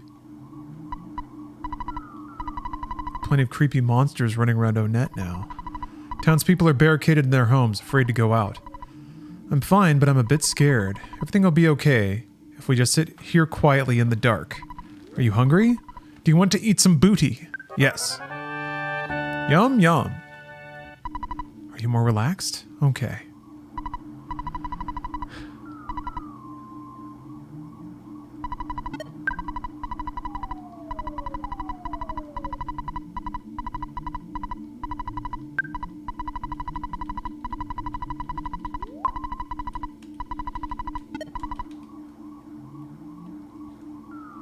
Is my sister's at work still? Huh? Get yourself knocked off. It's my line now? Oops. What the hey? We'll see you. Ah, we've come so far. Since first waking up in our bedroom, in our jammies. What a journey it's been.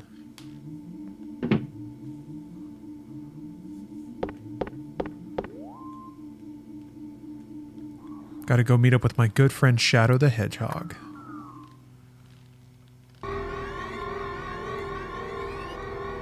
Jesus Christ, that's a lot of enemies. Yeah, Dad's still not there. Whoa! A mega spooky one, Ghost of Starman.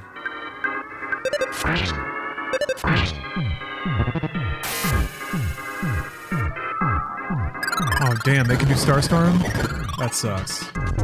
Ugh.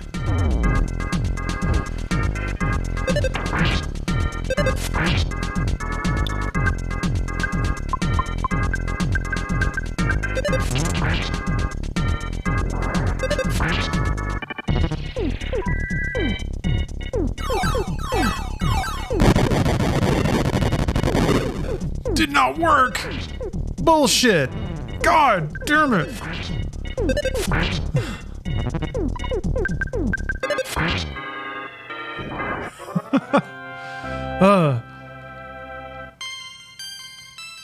That's right, we're gonna power level Ness even more. Ugh.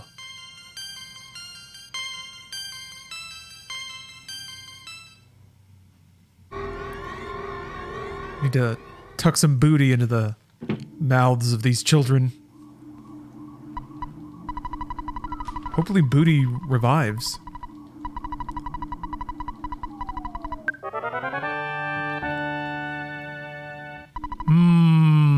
That's not good. Oh wait, no, I can just, right.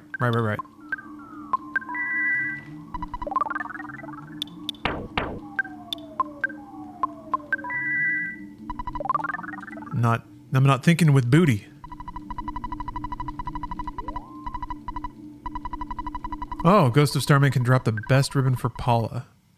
Oh, that counted? Weird. Defense shower. I did not know Jeff could repair in that circumstance. I thought you, like, did have to sleep.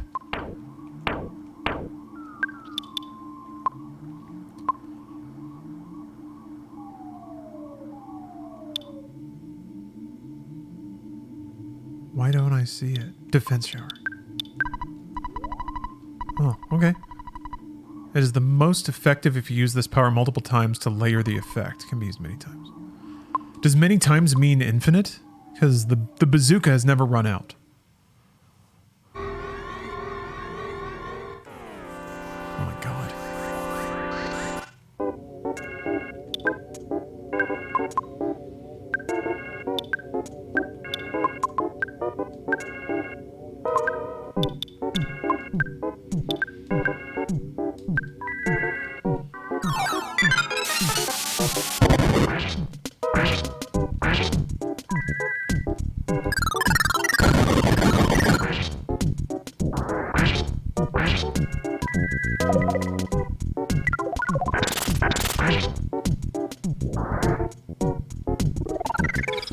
Jeff went last. Just in time, Jeff. Oh, took my yogurt!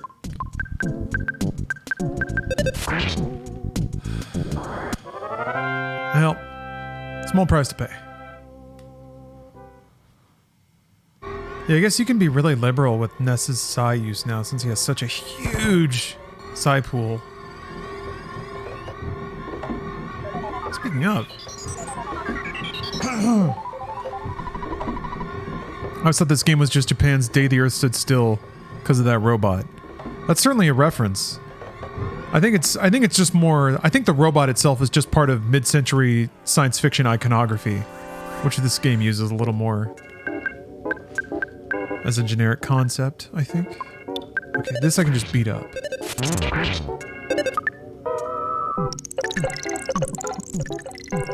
Whoa.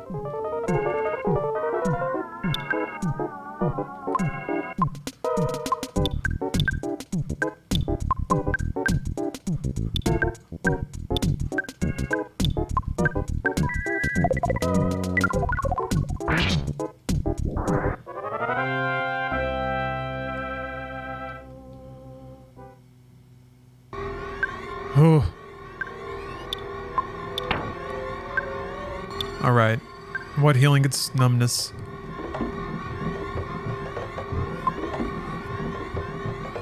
Paralysis. Of course it's the expensive one.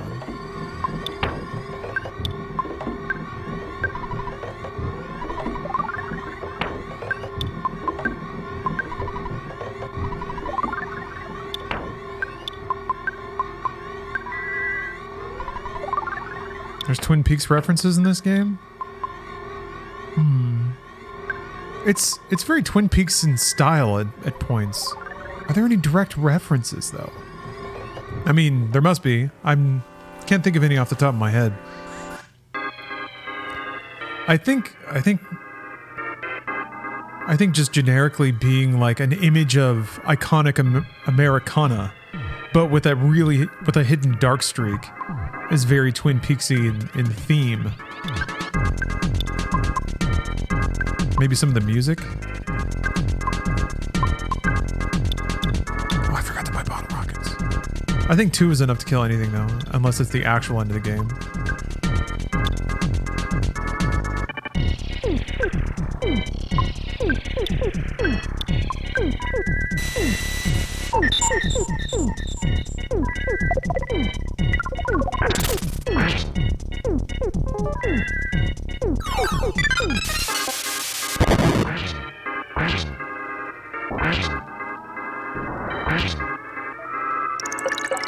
Damn it, man. No! Well, okay. I guess I can leave Paula paralyzed. If this is gonna keep happening.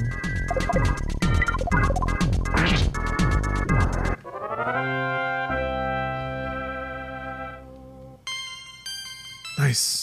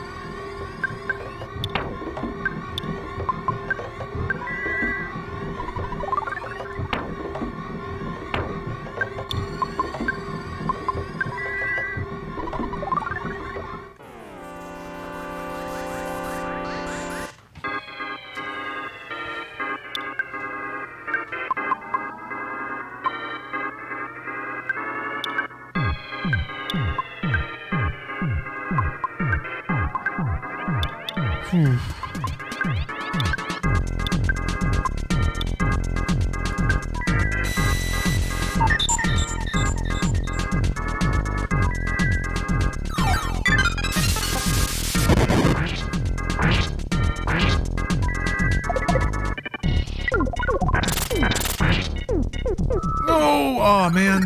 Crap. Yeah, I'm not allowed to try to do Psi Magnet.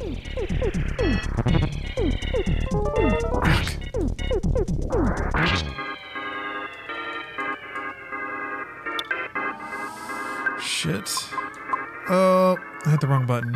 I can't menu fast enough. Fuck me. Well, at least I got that off, I guess.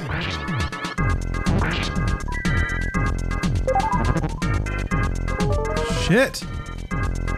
Stole a rock candy. Holy fuck, man. I forgot to, I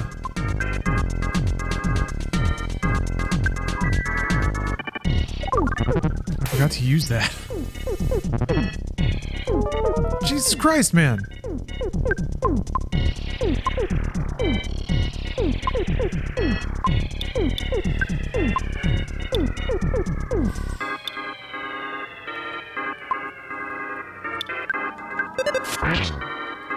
That didn't kill it?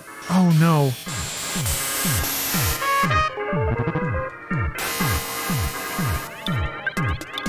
Fuck me. Please don't cast that on me. Alright. I think it's okay. Sheesh. Yeah, the status effects are getting outlandish. Like it still finds a way to get you. Dude.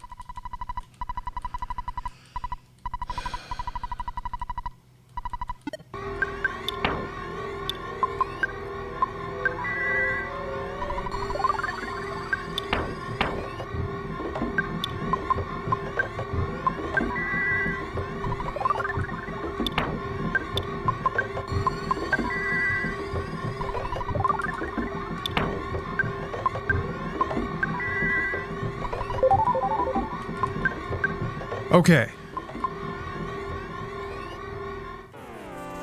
Yeah, these enemies are raunchy.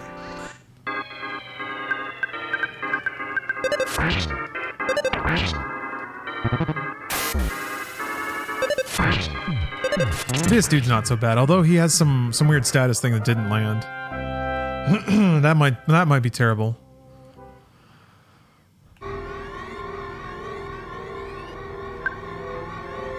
Okay.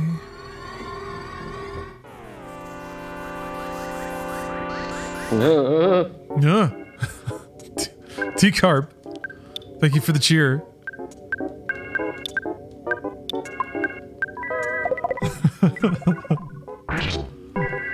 I agree. Game's getting a little tense.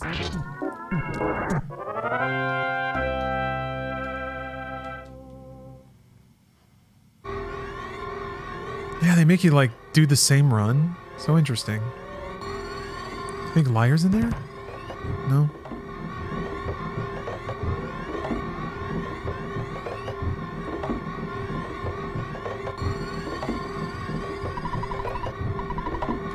Get it. Ness got the meteorite piece. Alright. Let me see. 90,000, 84,000, 25, 16. Maybe get a few levels, but now teleport. I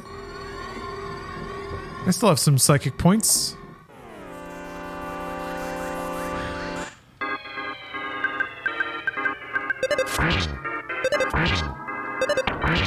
And a never-ending supply of booty.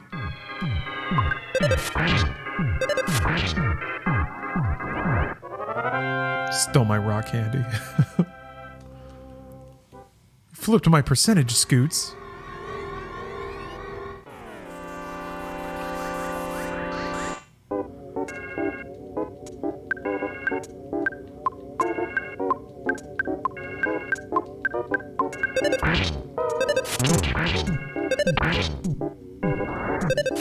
Excellent. God. It's amazing how just like how those status effects can really dismantle your team. P.PP.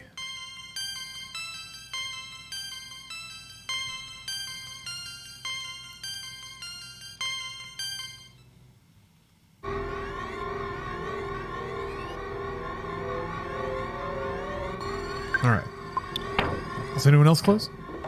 57, 51? Nah, let's get out of here.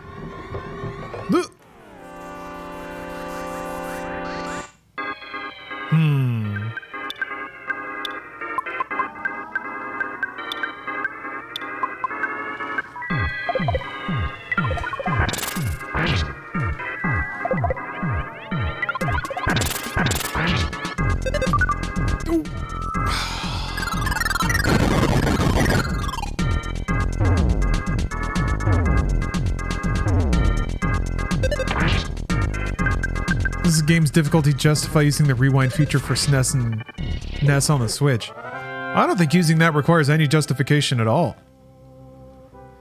Use it with impunity, as far as I care. I don't buy really into this idea that games need to be experienced in the method that they were played when they first came out or anything like that. Or that like using tools to reduce the time spent playing a game invalidates the experience of playing it.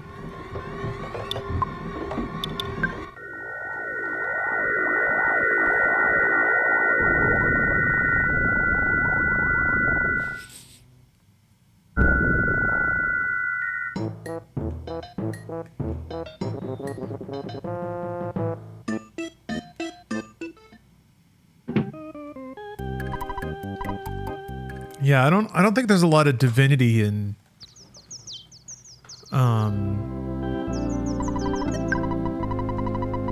like spending more time in a game than you would enjoy.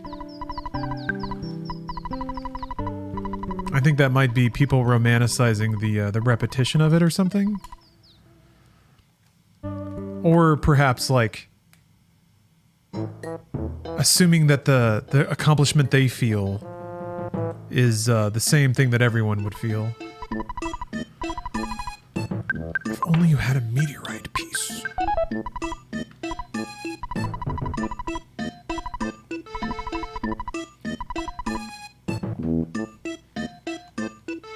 Get some rest. All right. Back to sleep.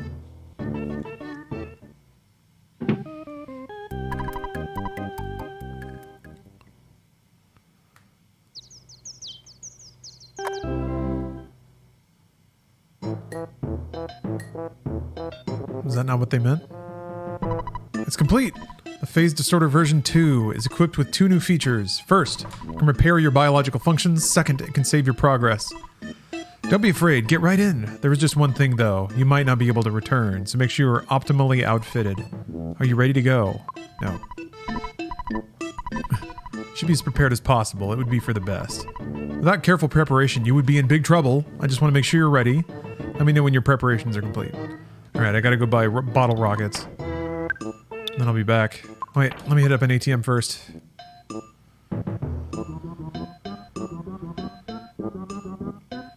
Yeah, there's no point, like, shame is such a silly thing to feel for playing a video game in a given method. Hello, Hyzeal.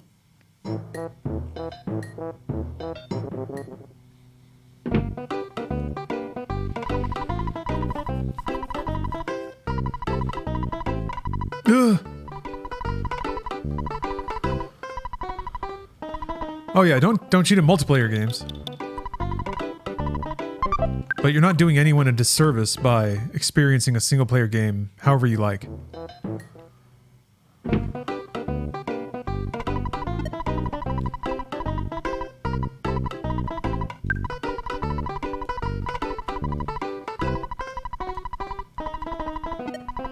Alright.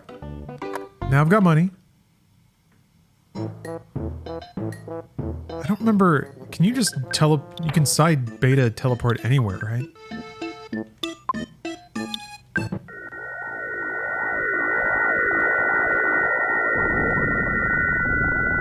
Oh, nice.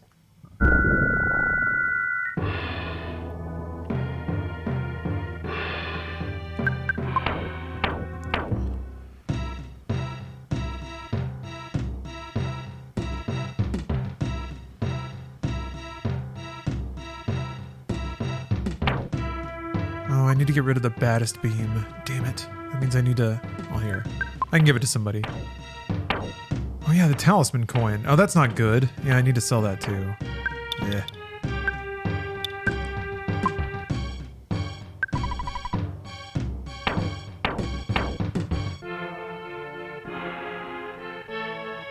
I guess the ruler and the protractor don't matter anymore. I've probably fixed everything I'm going to. But they're so trusty, I don't want to be without them.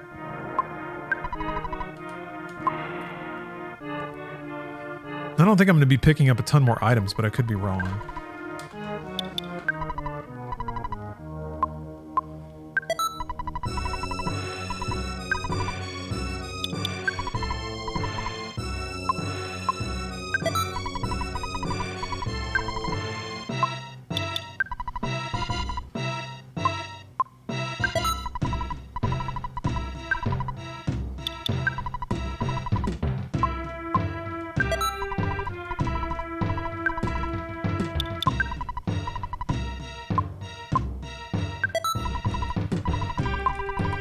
Okay, let's get out of here.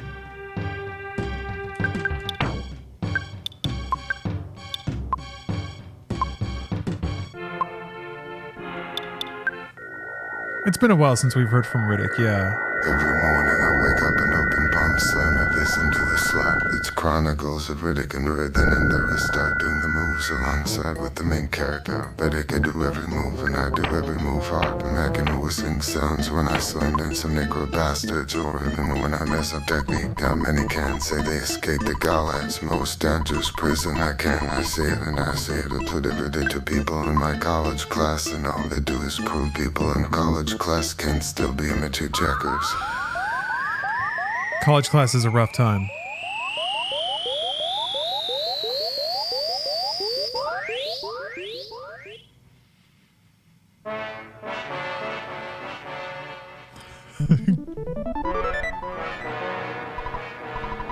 So you're finally here. Excellent. You are truly excellent. There's only a little more time left. I'll give you the last power. I must go now. Yeah, Starstorm Omega. I remember it looks really cool, but you can cast it like twice.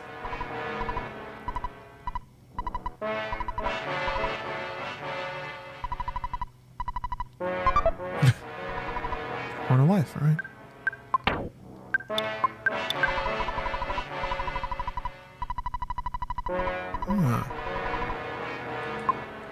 Did you get a new air fryer? I have, but I haven't used it yet. I have some creamer potatoes I want to like toss in oil and garlic. Give that a shot. Gotta find counter space, and that means I gotta clean.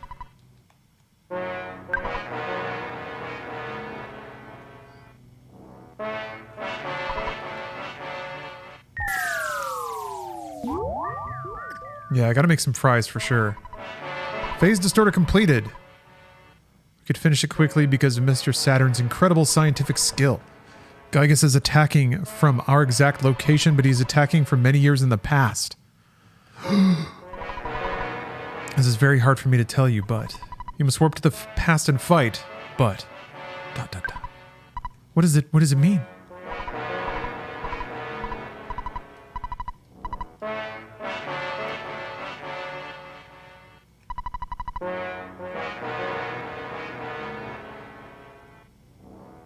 No. He's thinking. In order to defeat Gygas, who is attacking from the past, you must warp to the past. This can be done by way of the Phase Distorter 3. However, the machine cannot warp living things, life forms. Life is demolished in the process of warping. The only way to accomplish the time travel is to transfer your brain program into a robot and send the robot to the past. The transfer means that your spirit will go with the robot while your body is left behind. I cannot promise that your spirit will come back after the battle in the past. Yet you must understand that the four of you are the chosen ones. Do you still wish to face Gygas by traveling to the past? Yeah, almost Terminator, I guess. You have to separate... Like, it's a really intense thing to think about kids doing, or even anybody doing at the end of a long journey. It's like the most removed from safety you can get. It's being separated from your own body. Yes. You accept this while knowing that you may not be able to return to your current form, right? Yes, I see. You've really set your mind on this. Let me take a good look at you now. Oh. Ness, give me that red cap. Stand by.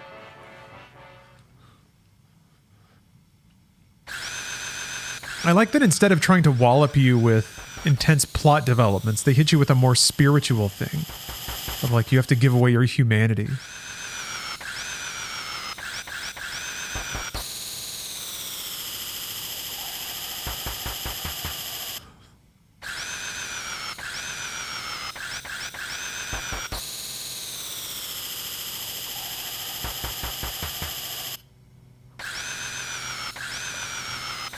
Who's ready for this, though? He was ready for the ancient spirit to crack his legs and pop his eyeballs. Ness, Paula, Pooh, Jeff, my son. There is no turning back now.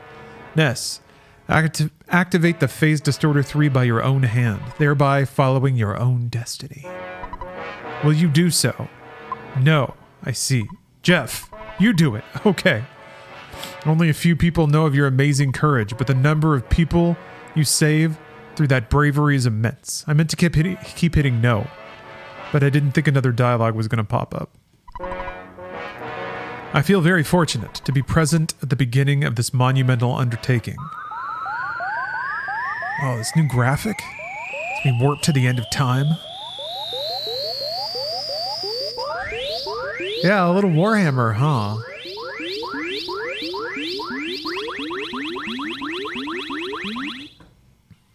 I'm paying a great cost and going into a weird realm. Look at how cute we are. Look at my little hat.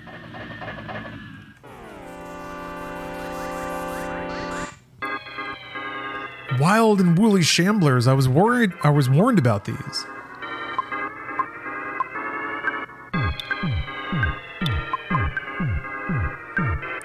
They made you robots. They sure did. Oh, excuse me.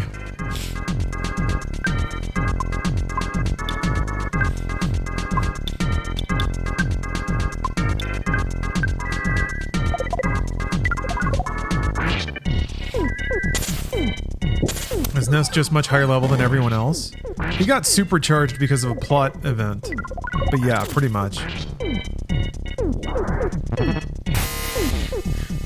Excuse me, sorry. A lot of wind in LA today. Kicked up all sorts of dust and stuff. I'm pretty sneezy. Get out of here, Ultimate Octobot. Don't care for your shit.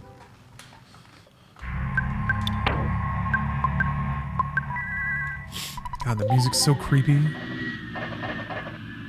Ah, oh, I got it.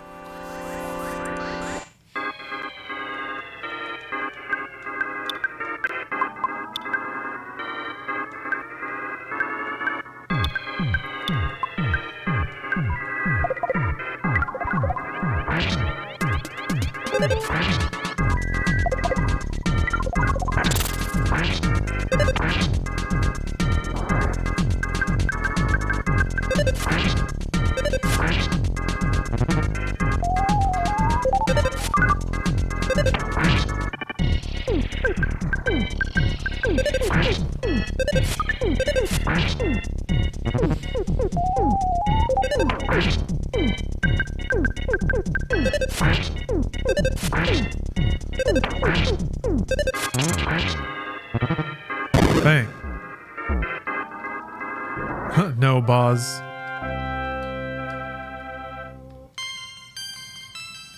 But I don't know that there's a lot of point to bringing that up here. That's the sort of thing that activates certain people, you know? Oh! No, you had not recovered, Tron? Oh shit, this might not be good.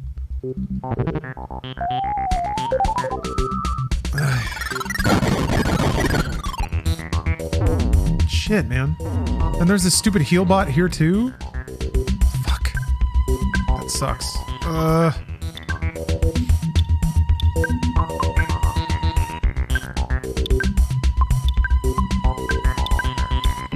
Oh wait, no, Ness can heal the whole party. Fuck me. Oh my god. Oh, okay.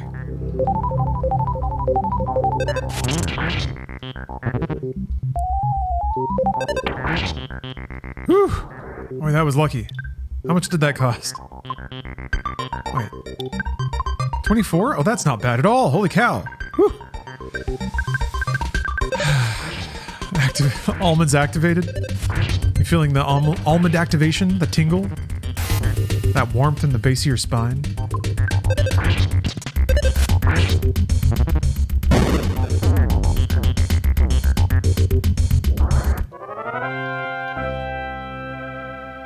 Damn it, now I'm kind of curious. It's gonna gnaw away at me.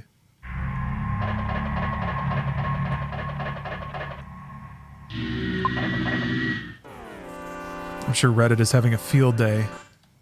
It's just an absolute feeding frenzy. Squatter Demon. Now that is an unfriendly face.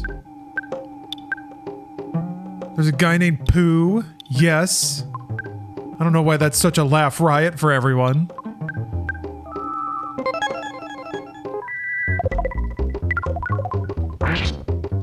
HP. Give me a break. Beat his ass. Yeah, this is very Final Hallway vibes for sure.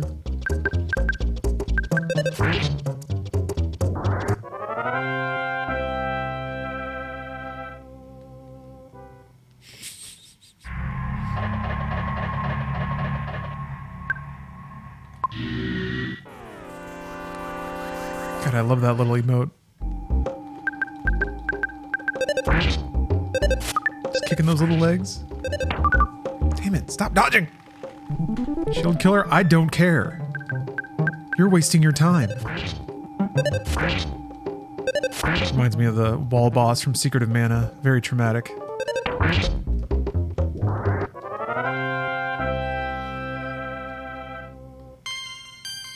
There, Pooh leveled up. Pooh got stronger. Now I have an even stronger Pooh.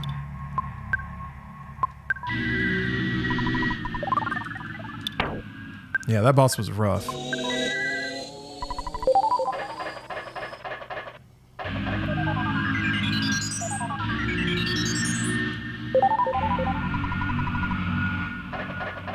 The one thing I never did in this game, literally, is farm the Krakens in this last area for Ness's best weapon. It's beyond pointless. This is like right at the end of the game. So you got the Sword of Kings, I take it? There's got to be a way for Paula. I think Paula just does more damage as a physical attack.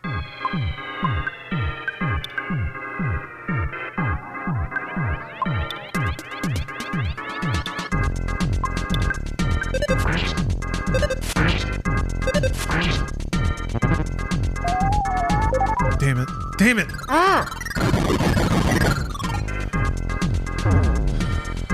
Yeah, I just gotta use Omega. Life up Omega. I guess it's not the worst. It's so much easier now that I have this.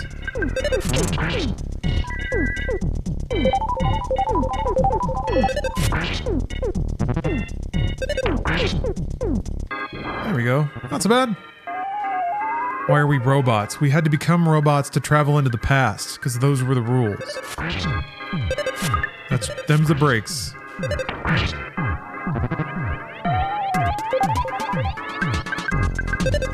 Yeah, I've got plenty of bottle rockets. I think I'll be fixed.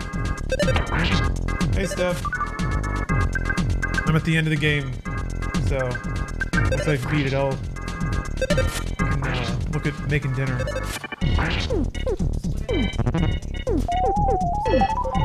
Madeline? Oh, thank you. You can have the other Madeline if you want.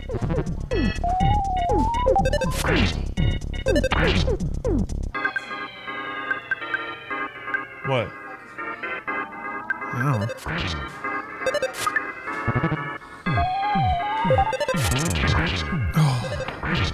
Love it. The original strategy guide printed an error and said the Krakens and magic can drop it, which is unforgivable BS. Yeah, I think I tried to... I think I remember that. And since I never got the Sword of Kings, I was like, what's the point? I'll never have it all. What? Oh, my dad sent me a card? Maybe he sent me a birthday card. I'm getting old and sentimental.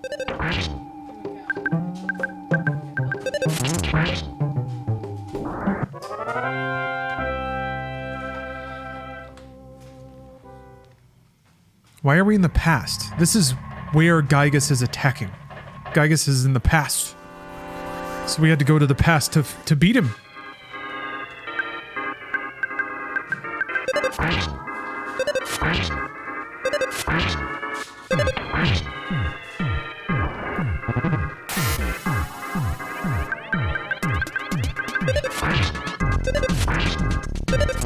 What's your birthday this month? Hey, happy birthday. January is a good birthday month. I mean, it's a little bit cursed because you usually got stiffed a bit on presents, but...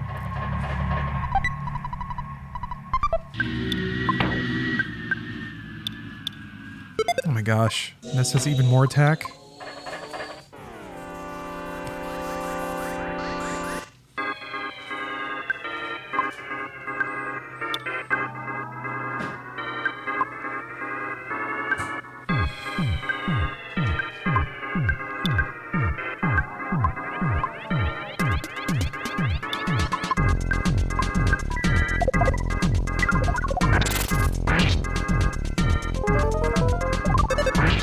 Love that solidification, baby. Oh, I love the way that looks. 14 HP. What an insult! January birthday for the stuff you didn't get at Christmas. Yeah, since I wanted video game stuff, and my parents were really, really cheap, often it would just be a combo, right? They would tell me on Christmas, this is also your birthday. And then I would get like a console and one game or something like that. Or if it was a between year and I could ask for only games, then sometimes I would get like 3 or 4 games. But that would be the combo. The dreaded combo.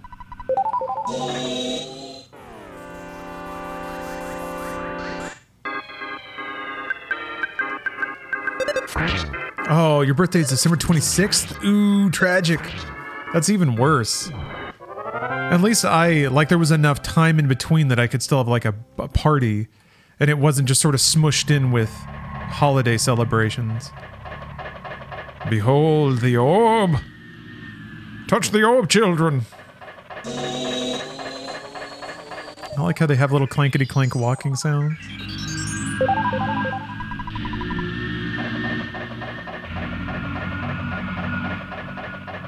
Behold the orb! Can you, like, keep orbing and catch a butterfly every time? Maybe not.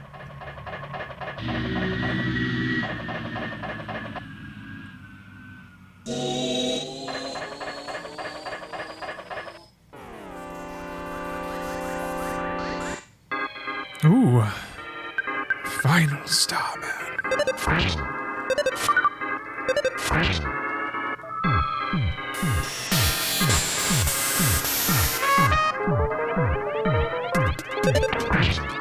That's a lot of strange. Whew. Shit. You usually get like one turn, right?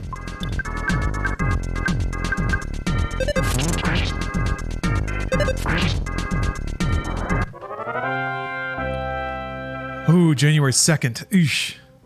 Yeah, that's a rough one. Oh, it doesn't last for beyond the encounter. I didn't know that.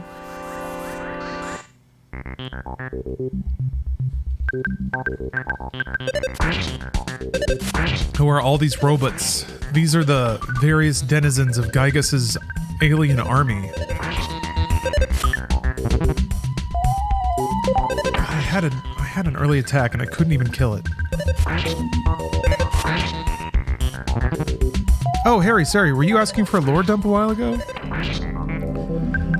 There's not a whole lot of linear plot in Earthbound, actually. It just sort of revolves around you as a kid going to the 8 sanctuary locations and learning the melodies there. Once I learned all the melodies, like that kind of just puts you on a globe-trotting adventure where you meet a bunch of strange characters and do a bunch of strange things. Yeah, sorry. It's normal to be lost, because the story kind of gets pretty... oh, this background is so sick. The story gets pretty loose at a certain point. You just kind of start going to more and more fantastic places, doing less and less logically connected things.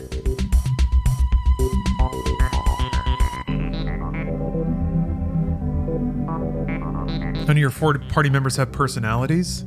Yeah, they kind of introduce themselves with some personality, but they don't like talk or interact with each other, really.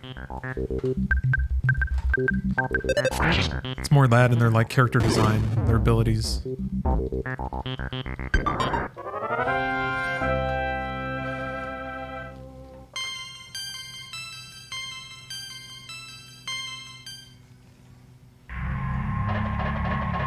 All right, into the robot vagina. Now we crawl along the uterine wall, pulsing and gestating with its dark and twisted offspring. It's kind of like intestine or a brain. Isn't this awesome? Remember how cute this game was, and now it's just going full Geiger. It gets even worse. / better.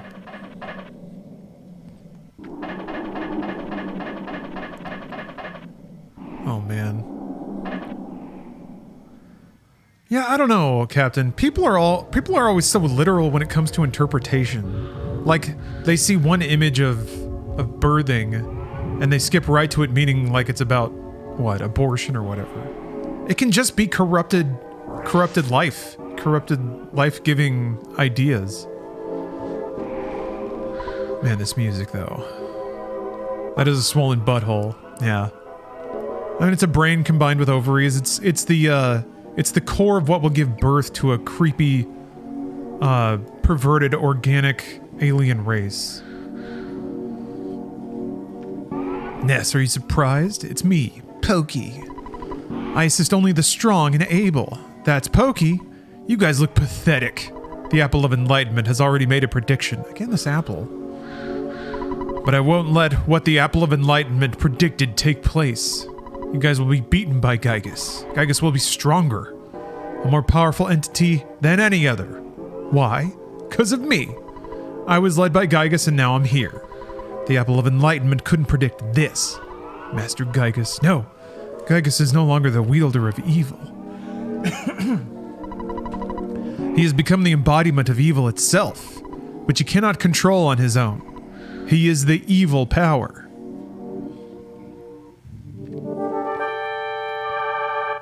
You're shit, Pokey.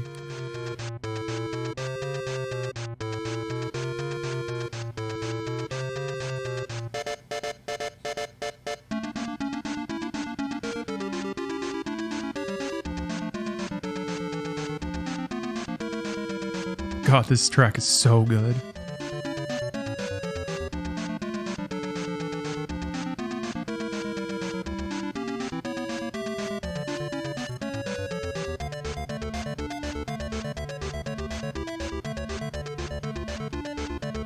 Oh, I see what you mean. You're aborting Gygus? Yeah, I guess.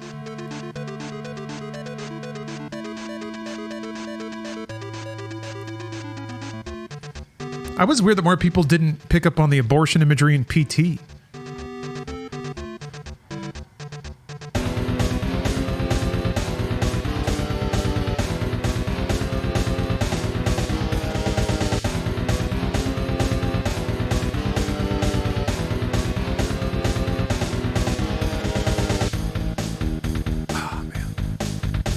That like 90s rock to it. Oh, it's so good.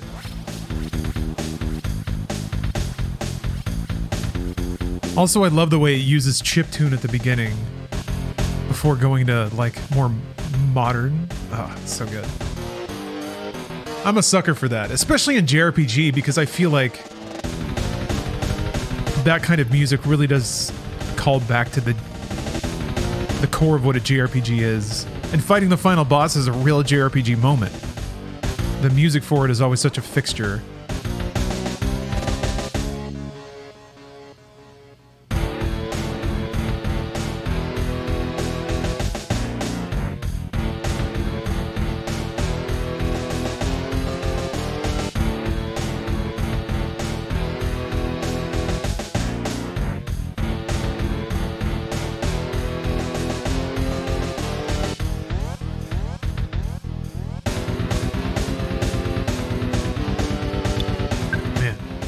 Too good.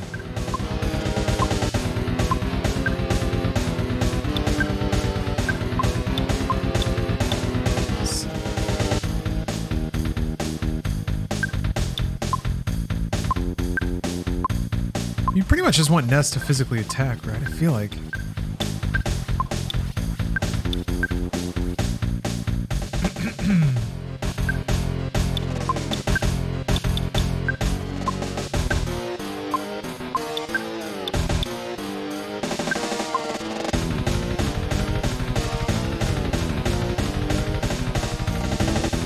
What shield would work here? Who cares?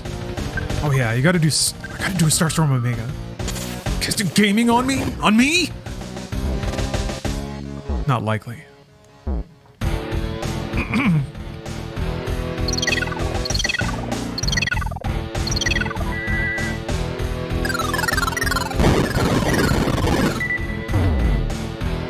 Oh shit, it reflected.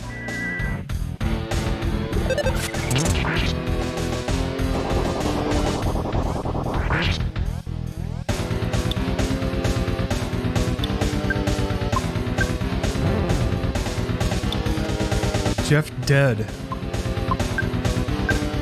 Jeff! How could this happen?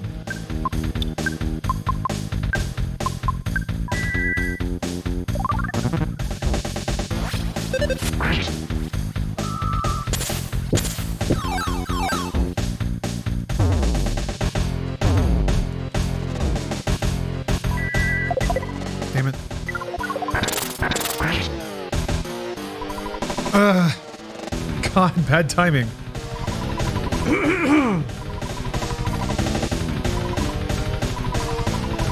You'd be so petrified. If you were to ever see Gygus, you'd be so petrified with fear, you'd never be able to run away. That's how scary it is. So do you want me to turn off the devil's machine? Well, prepare to be amazed. Oh, Jesus. So good, dude. Isn't this terrifying? I'm terrified too. Gygus cannot think rationally anymore. He isn't even aware of what he's doing now. His own mind was destroyed by his incredible power. What an almighty idiot. Yep, that's what he is. And you'll be just another meal to him.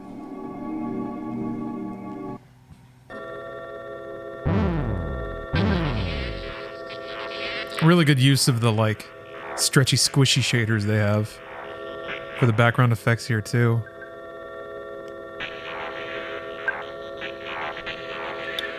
Alright, let's get everyone back on their feet, huh?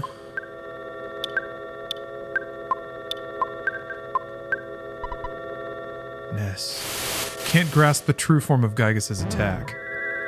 Pooh's dead. Great. Good shit.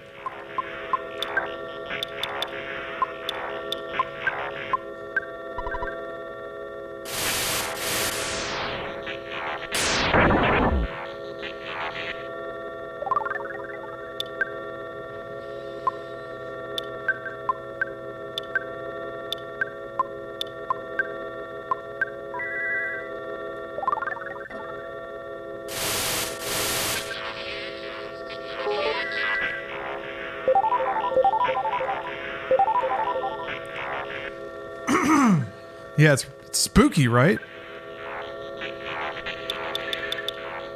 Sound design is so good.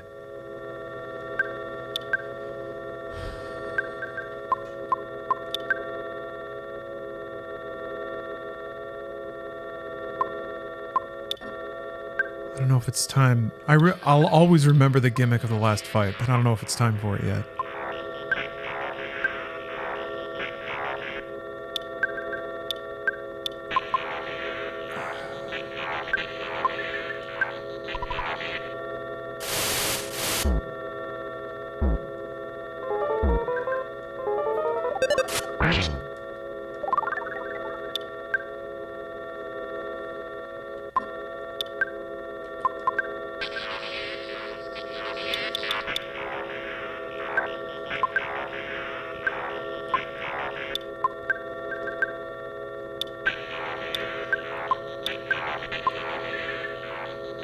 I do have dirty socks.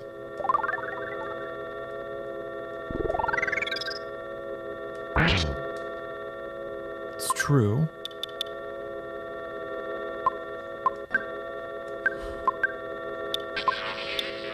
There's always the dirty socks.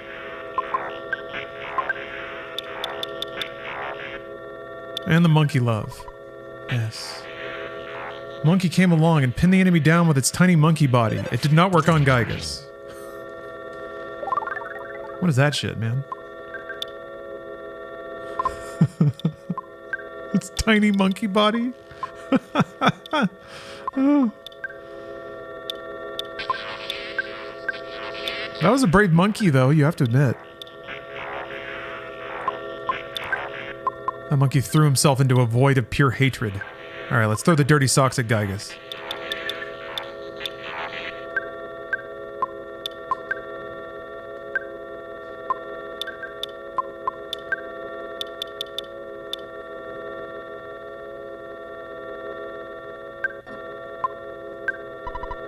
Yes.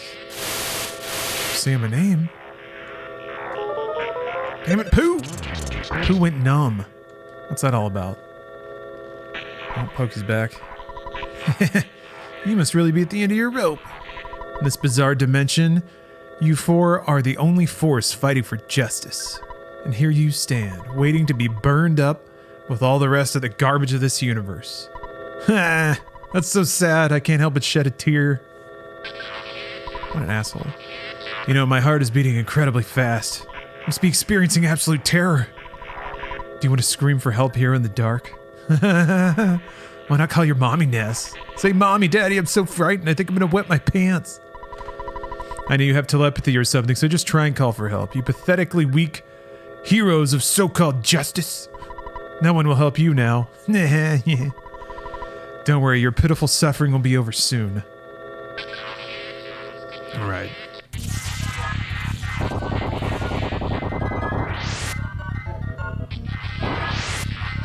Dirty socks didn't work?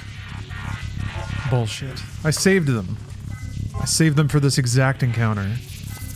God, that artwork is so good. It really is like Saturn eating his own kid.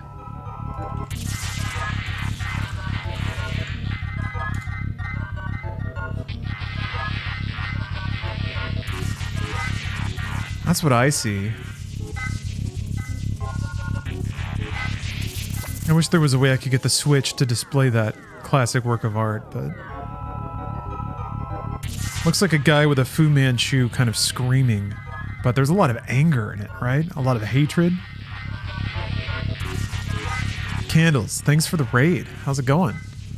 You showed up right for the climax of Earthbound. How's it going? Hope the stream was good.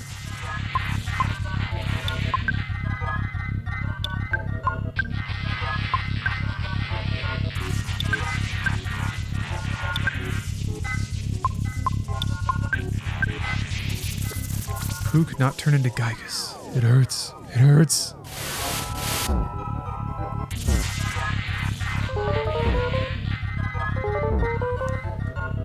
It was swell. Probably shouldn't have ended on a tilting Valorant game. But it is what it is. Yeah, it is what it is. Sometimes the gamers steal your joy, even when you don't want to let them.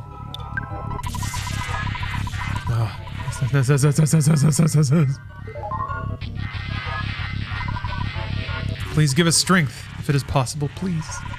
Somebody help us.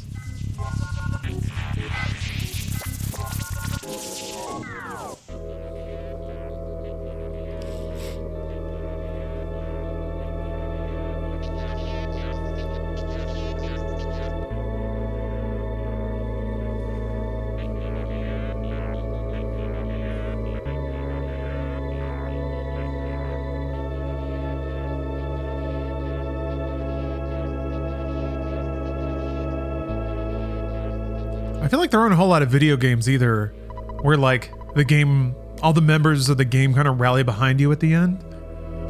It's like it's a pretty standard movie thing, right?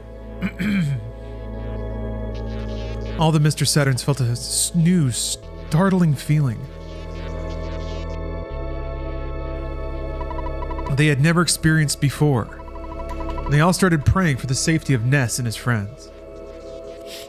Oh, Paper Mario does? That's awesome. Yeah, Spirit Bomb finales. Excellent way to describe it. Gygus' defenses became unstable. Oh shit. Forgot about this part. God, that looks so awesome.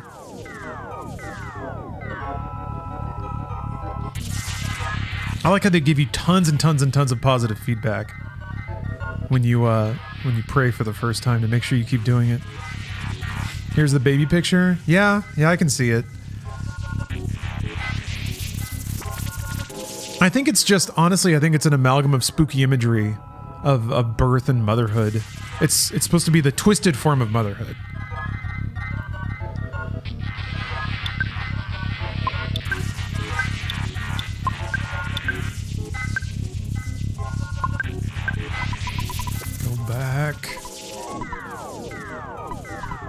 But I feel like it's still amazing that a game can support discussions of representation and imagery.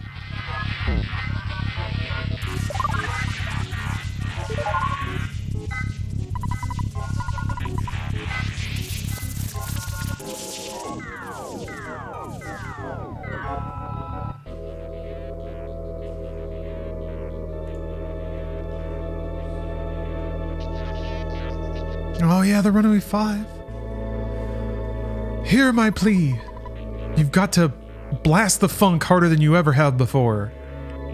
One of the runaway five felt something stop in him, and he prayed fervently for the safety of Ness and his friends.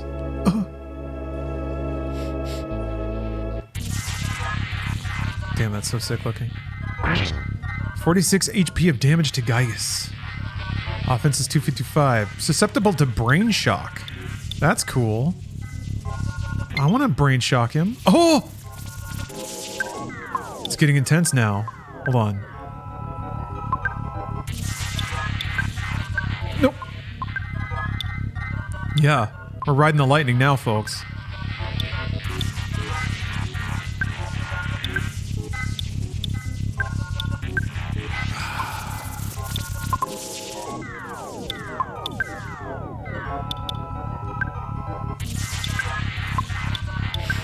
I have to just wait. Wait, hold on.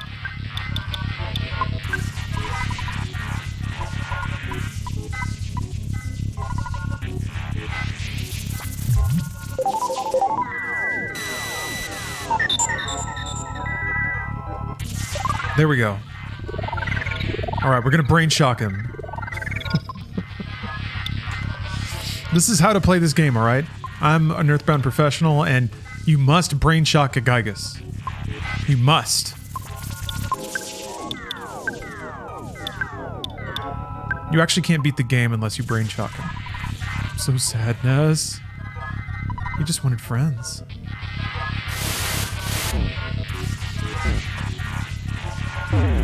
Oh! Brain shock. Omega. There we go. Got him. Oh, Jeff is dead. I should have used Starstorm. Oh, you're playing Streets of Rage 2? Nice. Streets of Rage 4 was really good, huh? I'm really blessed to get that game. Aw. Paula's father thought he somehow heard his daughter's voice and prayed sincerely for the safety of Paula and her friends. Oh. Pizza the Space, you're going on a posting spree here. What's up? Not that I mind. I don't mind a little chitter chatter.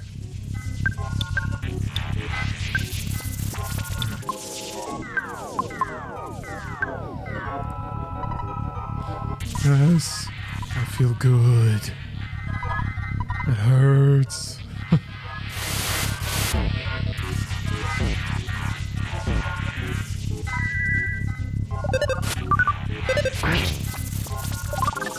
I just went back to normal. That was fast.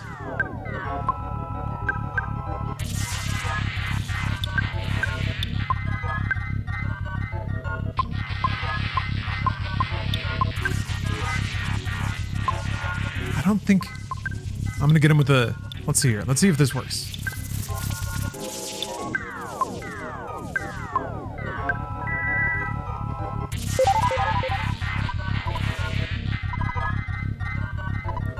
Just some screaming, some yelling.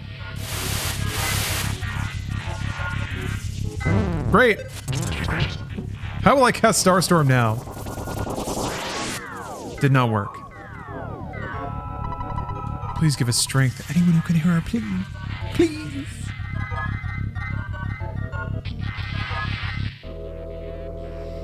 Yeah, all of Jeff's homies.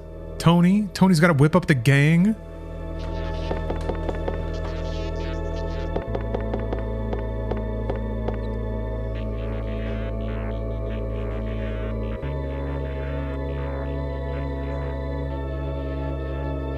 Who are you? Where are you from? Why here? Why? Alright, I did it. You did it? I did it. Look at that. Goddamn did it. Didn't even take you that long. Fucking annoying. Holy shit. I live in Los Angeles, pizza. And I'm here because I like video games. Steph beat the hardest fight in Alan Wake 2. She was kind of frustrated at that.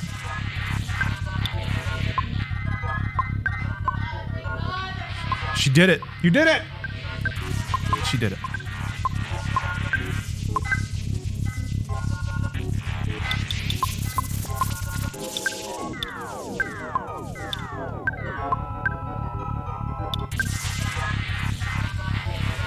Yeah, that was a tough one. It's that one. And yeah, she was having a real rough time with it. The problem is that, like, the checkpoint before the fight, she didn't really have all of her guns bound to quick slots, so it was like just a ton of annoyance. I don't know why they don't persist that, you know? If you set that.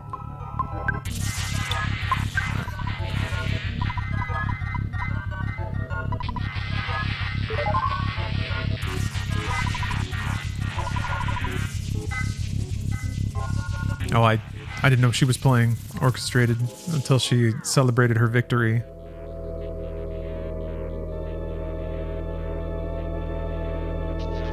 Yeah, Captain, that encounter really was pushing up against what the gameplay can handle.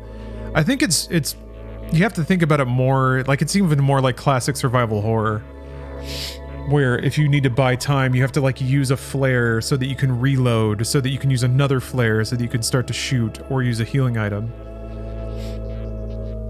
You have to manage the fact that it takes you, like the animations you do take time and you can't escape them. A young woman in Dalam woke from a dream in which Prince Pooh died. She began to pray for the well-being of Pooh and his friends.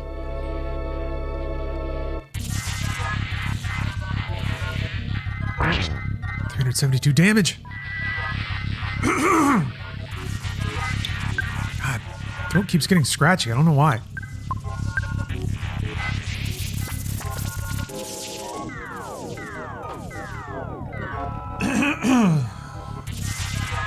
Boy, good God.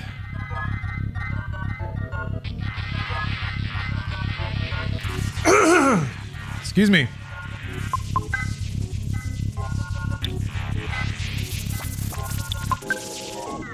Yeah, Pizza's a little tossed up right now. This rocket's gonna do it, and so is this Starstorm.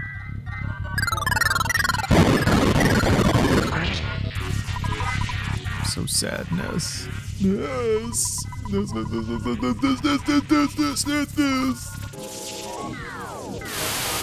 Here comes the donut of pain.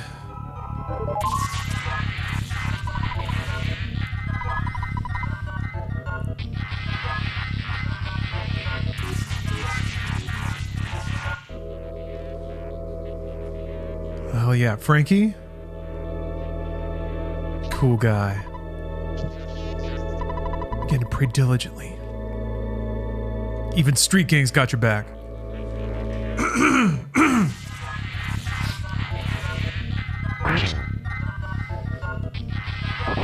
Here comes that bottle rocket. Aww.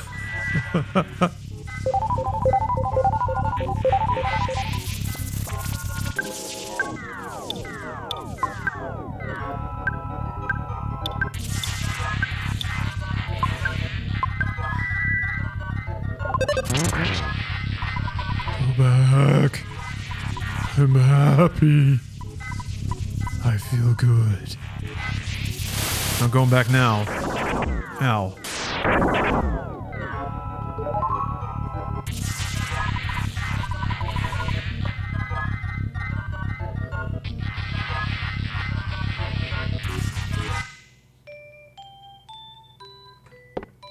Mom's gonna put one up for me?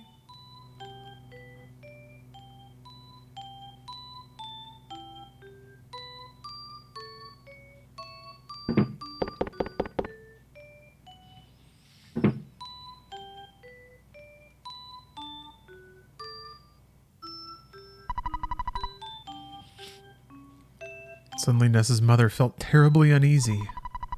She began to pray for the safety of her son and his friends.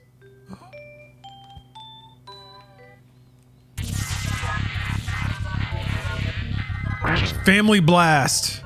1,500 damage. Whoa, shit. I forgot he goes extra berserk. Yes, the bitrate killer. Although I think I finally... Yeah, it's using a pretty efficient encoder.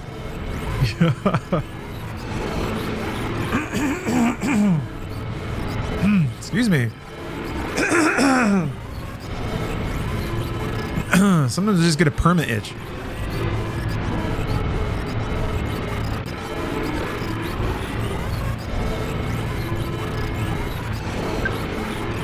trying to melt my Switch down. All right, here comes the bottle rocket. Here she comes. God.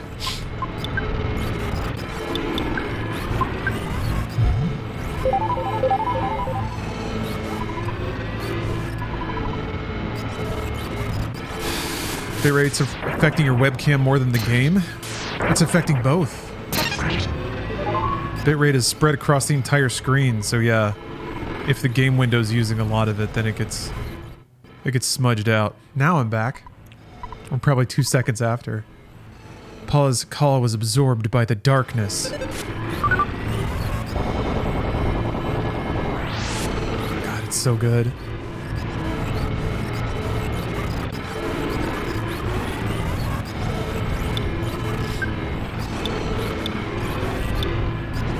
Sound is so intimidating.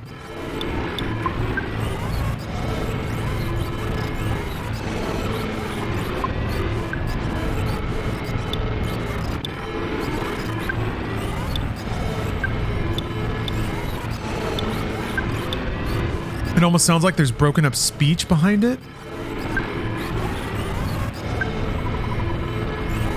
So sad. Yes, friends.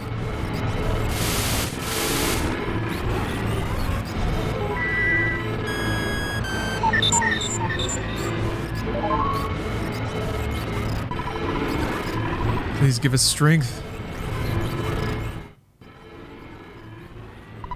Paul and her friend's calls touch the heart of... Well, who's that? Just WG? What? Who could that be? We just barely... Who's that? Prayed for the kids he never met. Who's that? 3,400 damage! Guy Woodot, keep praying. Oh. Praying so hard. Big Law Dog kept praying. Ooh, it's me! How did they know? I mean, that really swept me the first time I played the game. It's one of those I really wasn't expecting and didn't remember giving the game my name, even though they check it again. Ah, praying! Boom! Shooting prayer beams out of my hands like Goku. Witcha! Also, I don't know, the final boss of this game is so satisfying. It's like a proper boss fight and then a sort of a gimmick-based encounter that has such a strong story resonance. Yes, now well, it's going to seem like I'm running away, but perhaps I'll just sneak away to another era to think about my next plan. It's a good bet that we will see each other again. Alright, I'll be seeing you. So now, which one of us do you think is the cool guy? You know what's awesome is that background is 60 FPS. It's such a fucking... This is like straight up demo scene shit. All the dorky stuff that I love is in this game. And it, like, even though I'm an adult now and I can pinpoint all the aspects with more definition, it spoke to me from an early age. And to me that's evidence that a lot of those things are just core to my being. They're not circumstance to when I grew up or how. It's just part of my DNA. I think a lot of people feel that way about this game.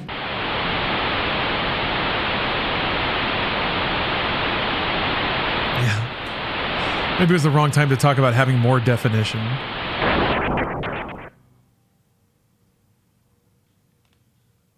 I'm curious what that looks like on the VOD. My YouTube VODs can probably keep pace. I guess we'll see.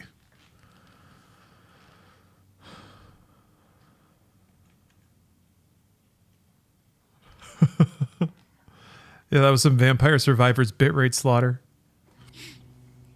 The war against Gygas is over.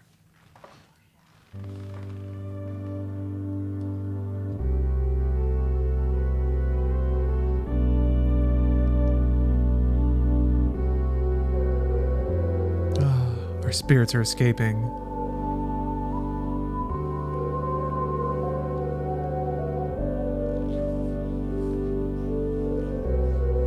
Definitely didn't keep pace even at 1440p on YouTube. Oh man, okay. Yeah, it's like 60 FPS where every frame, most of the frame is flickering color. That sort of thing you have to like pre-render. That's like the kind of thing only games can do when they're directly hooked up to a TV. When games go cloud, you won't be able to do that kind of thing, which really sucks. God, the music is so good though. We made it. That's one of the things that's a bummer to me, is that like cloud streaming video is getting really good, but I feel like you won't get a lot of that fine detailed pixel flicker. You probably wouldn't design a game like Returnal if it's going to be streaming over cloud. But I don't know, cloud's pretty, that can be pretty impressive. I don't know. I'm sure they'll figure it out. Our spirits made it across time and space.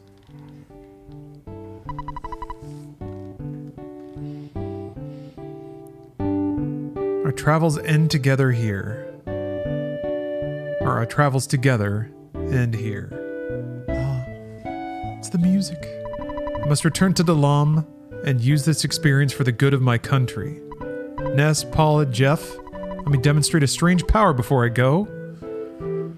I realized this power as a child. Sigh farewell, now! I'll see you again someday. What's the... Okay, instant transmission.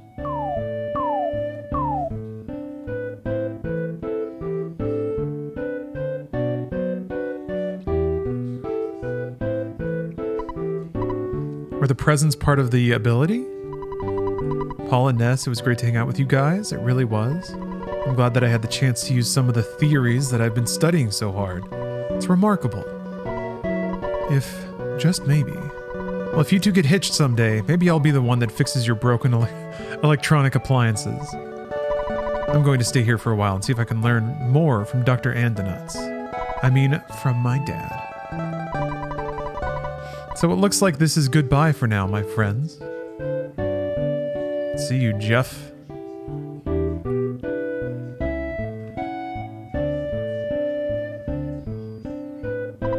Ness, will you escort me home? Sure. I miss all of you, but I have to go back to being just a regular kid. Well, I gotta get going. Ooh, treasure. A letter from kids inside. Letter from the preschool kids to Paula. Dear Paula, how are you doing? I'm fine. I'm fine too. So are me. Me also. Me okay. Please come and play with us again at the Polestar preschool. Oh yeah, one more thing. Bring us some presents if you have any. Sincerely, your friends at the Polestar preschool. Aw, that's cute. Letter from Mom. Dear Ness, how are you? Since you left home on your journey, things have changed around here. For example, I don't have as much laundry. Also, we don't seem to eat booty as much as we used to. I heard you defeated some universal evil character. What was it? Googie or something like that? Well, that sounds really great. I want to hear all the details, so hurry home, okay? Tracy, Riley, and I are waiting for you. Love, Mama. Aw. Critical booty shortage. Ah, letter from Tony. Hey, oh hey. Dear Jeff, everything's really going great here. I wish I could have gone with you on your adventure, even just part of the way. But instead I'm sitting here waiting for you in Winters. I want to see you again as soon as possible. I can't wait to see your cheerful face. Jeff doesn't seem to have a cheerful face, but whatever. I bet your glasses are dirty. If you come back, I'll clean them for you. Like I said, I'm waiting for you. Yours truly, Tony. P.S. Don't show this letter to anyone. You betrayed Tony's trust. How could you? I don't know how much changes. Because you can kind of walk around, but I think most NPCs are probably just going to say the same old thing.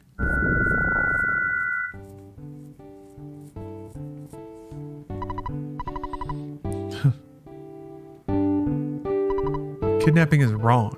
All right. Good stuff. Do be careful to not kidnap anyone.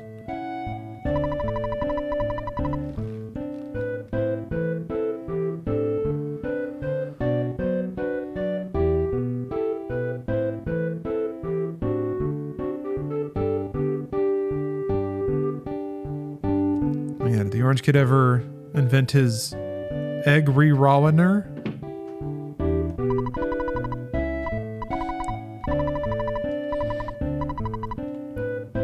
No. No. What a loser. Wait. Oh, Apple Kid was in the Saturn Valley. That's right. Ness, thank you for escorting me home. There was something I wanted to tell you, but I've forgotten it.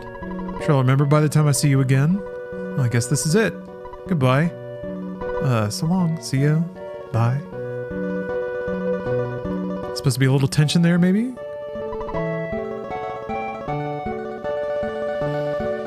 So now I just go home, right? I guess you can... This is like when you're done playing for the day. You finished your fictional story where you saved the world after going to 8 magical villages. Now you have to say goodbye to all your friends. And as a kid, you know, your imagination is still super strong, so it feels real to you. The fellowship is disbanding after your fight to save the world from darkness. Remember Apple Boy and Armored Core? Ugh. Sweet Apple Boy.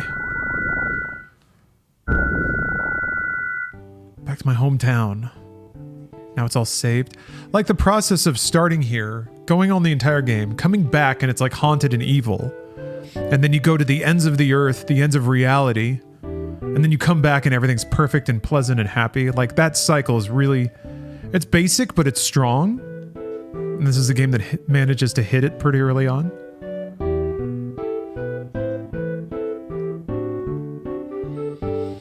This feels very Deltarune. That too ends with you going on a walk home and just talking to people. Yeah. Those games are very heavily influenced by Mother.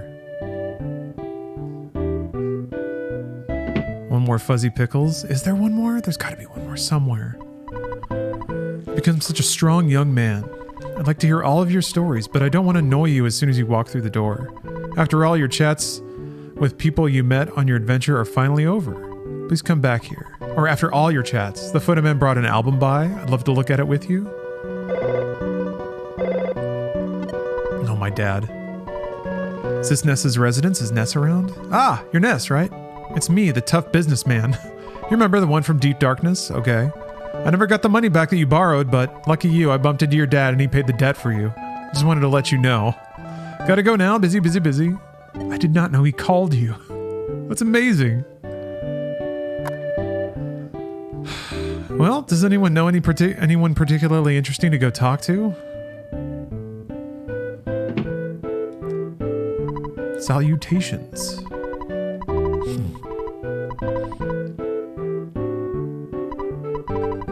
You're wearing your grubbies? My husband is also gone. Oh yes, this is Mr. Pretty Man. He always has great advice. He's a real gentleman, he is. Interesting. Interesting. Just a family friend. Over for a visit, huh?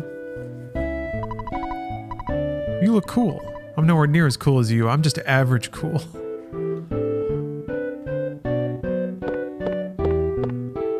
Yeah, Majpu, that was when the doctor was whispering in my ear.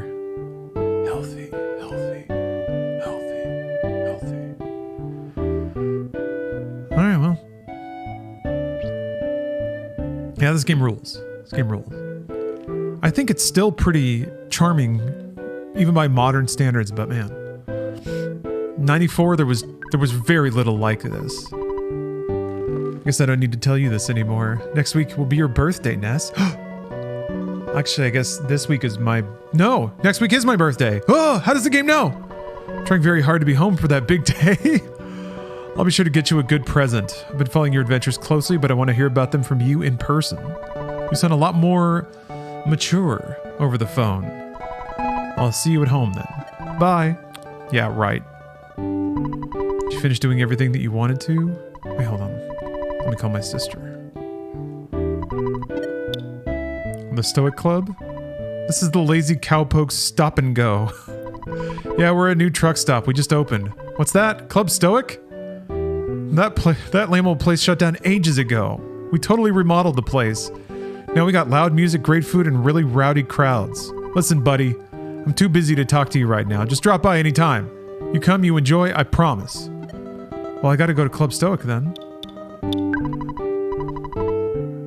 Oh, this is Mock Pizza. Our delivery men got tired and quit.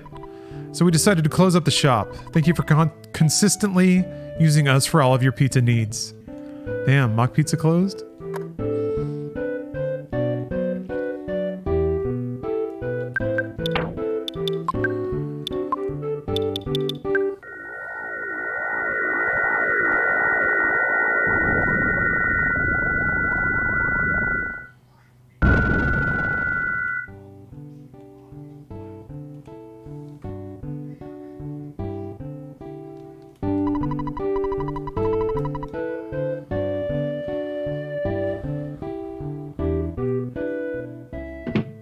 Gotta go lasso that moon. I like it.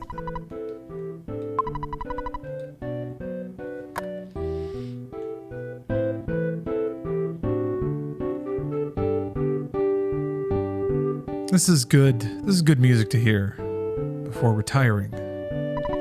This is now a truck stop. Absolutely no minors admitted. Huh. Damn it.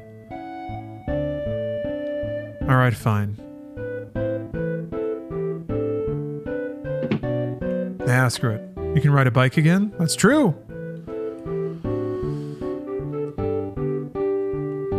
What does the hint guy have to say? I want to thank you for all the times that you used the hint shop. It's been a while since I first saw you. This is my final day in the business. Well, so long, kid. No, Master Ness. See you again if fate allows it.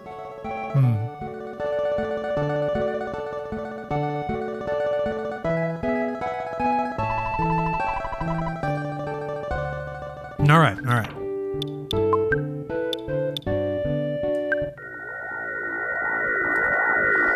Oh man, I gotta walk all the way back to my house. Oh well.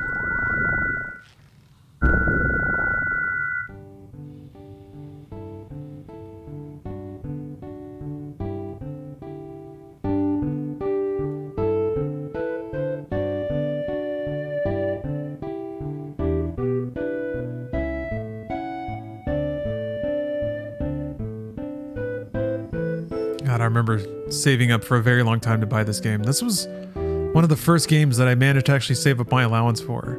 So, like I'd mentioned before, I got enough allowance to rent one game a week. But I wanted this game, and it would take, what, 20 weeks? God. I saved up for a couple of months, and then I think we got a small payout. By then I was playing in a band with my dad, and very, very occasionally enough people came to the dances for there to be like a $20 or $30 payout to the band. Or like there'd be $100 and then it would be divided among like 5 members. So I remember saving up for like 5 or 6 weeks and being like, oh, this takes forever. Cause like 20 weeks is so long for a kid. And then that kind of put me over the edge. I was able to buy it. I made a mark on the cartridge so I would know which one had my save game at Blockbuster. Oh, nice. You would like ask to inspect the cartridge? That's a fair ask, I think. Yeah, it was in my dad's band. It was called Old Time String Band because my dad was not very imaginative. That's kind of literally what it was. Oh man, this music. Oh, that's the same font that was in some other Super Nintendo games. I think like Super Punch-Out uses that. Super Metroid, I think. But yeah, it's like 1700s era colonial music is what he really liked to play.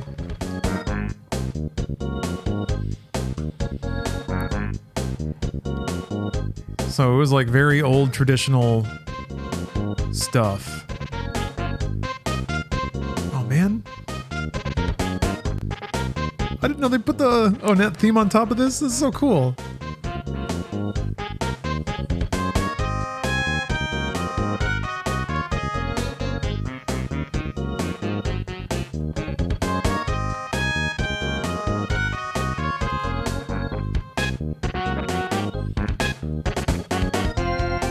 Is it true that 17th century colonial gets the hose going? No, it's not. Not even a little.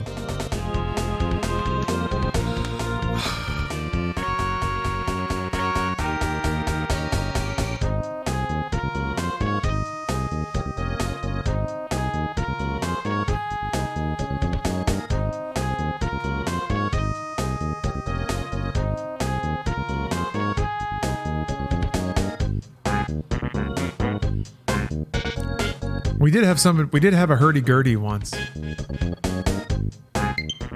Oh. One person would bring a hammered dulcimer and they were a smash hit. Everyone loved seeing that instrument get played. Oh yeah, I played bass, mandolin, guitar, and cello. Since we would play for dances, we'd play for contra dances, which is sort of like a line dance or a square dance, but much older. It's just like two giant lines and then people pair up and then the lines shift.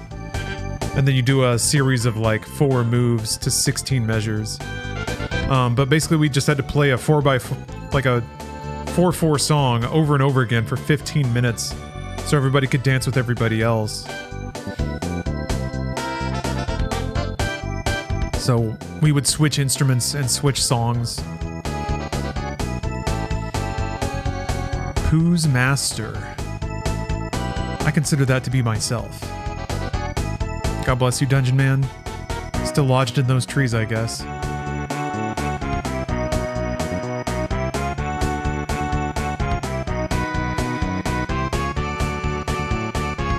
Oh no. Oh, they're all back. I thought one was gonna stay a gravestone.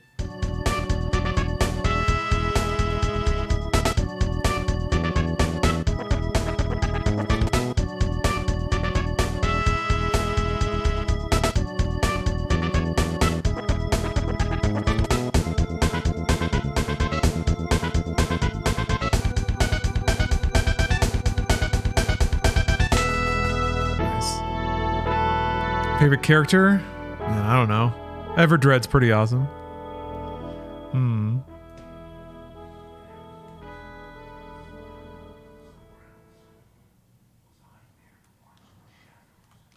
Who was phone? That's Dad. The space photographer? He's a good character. What you gonna play after this? Well, after this, I'm gonna hang up the stream for today. But I think tomorrow I'm gonna get back on the Call of Duty series, Modern Warfare 2 DS. It's like you're taking a picture of us, Fuzzy Pickles.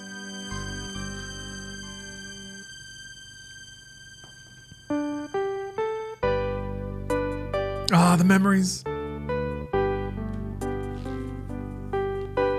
Such a good idea too. To put random photos along the way and you have no idea what they're for. And after a while you just kind of accept it. You're like, whatever. And then at the end of the game, you're like, oh.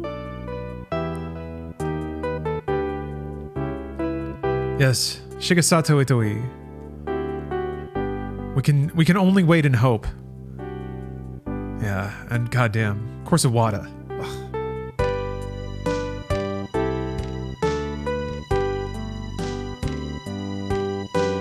15 stole this?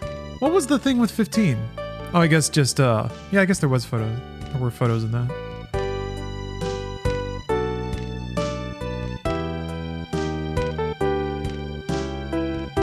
Gaming probably hasn't gotten a more pure soul than Satoru Iwata. Gave it all. Always conducted himself with dignity and grace.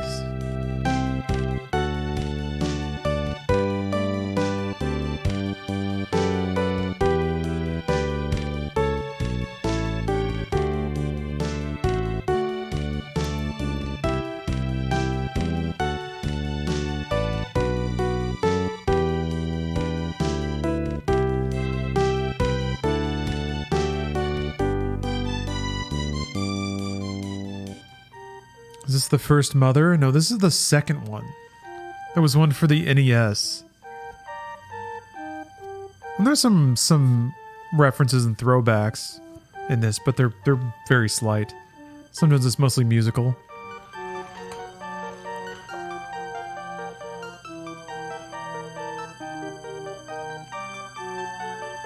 It's so bittersweet, right? Reflecting on your journey. All the colorful people you met along the way. Taking a photo around that. That's either the contact or the sesame seed.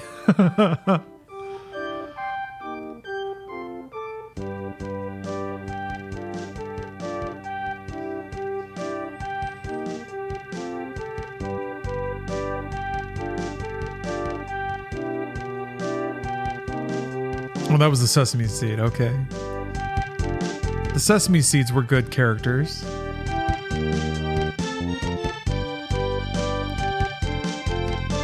Yeah, the coffee break. I love that. I'm such a fan of downtime or moments of zen or reflections. Okay. Let's go. The whistle, the belch. Oh, that's a go Koano. So that was sampled.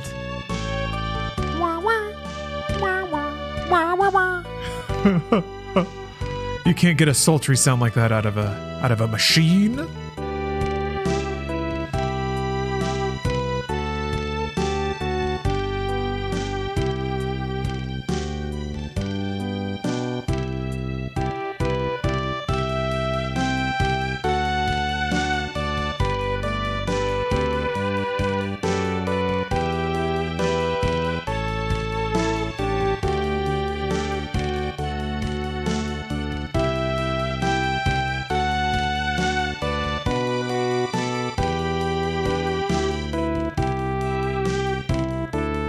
You should make this a karaoke song in Yakuza.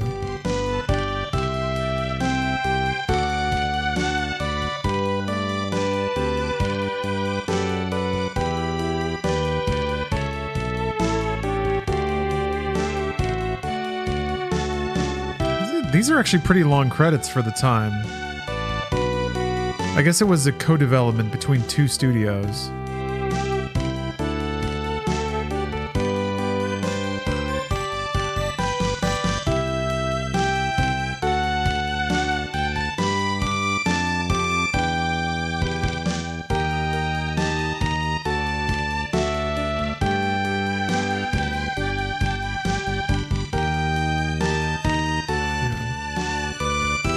Always press an F internally for Satoru Iwata. Man. I miss you.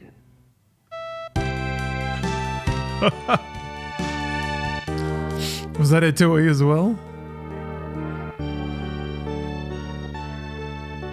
I miss you. Big loud dog. This game does the most patrician thing a game can do and thank me for playing.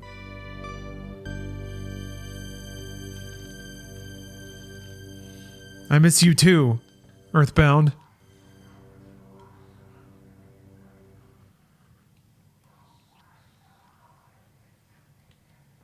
Player. That's me. Hold on. Whoops. There we go. I think it does it just stay there? I don't know. This is always the like Mexican standoff with your console. Whoop.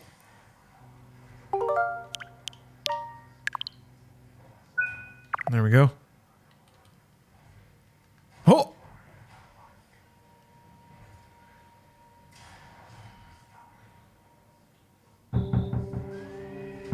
Oh, does it just straight up start the game over? No, I'm maximum level.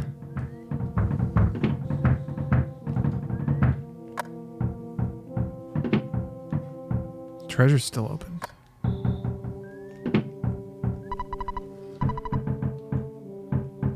Wait, isn't this like you go and then you can like beat the dude, right? Wait, I'm trying to remember this part. A letter arrived from my brother Pokey. It's addressed to Ness. There's no stamp. It's not made for it's not time for the mailman to come. Anyway, I brought it over. It says, "Come and get me, loser. Spankety, spankety, spankety." I wonder where he is. Little after credit sequence. Nice. All right, hold on. Bang. Question mark? Mother 2-2? Mother 2 Part 2? It worked for The Last of Us.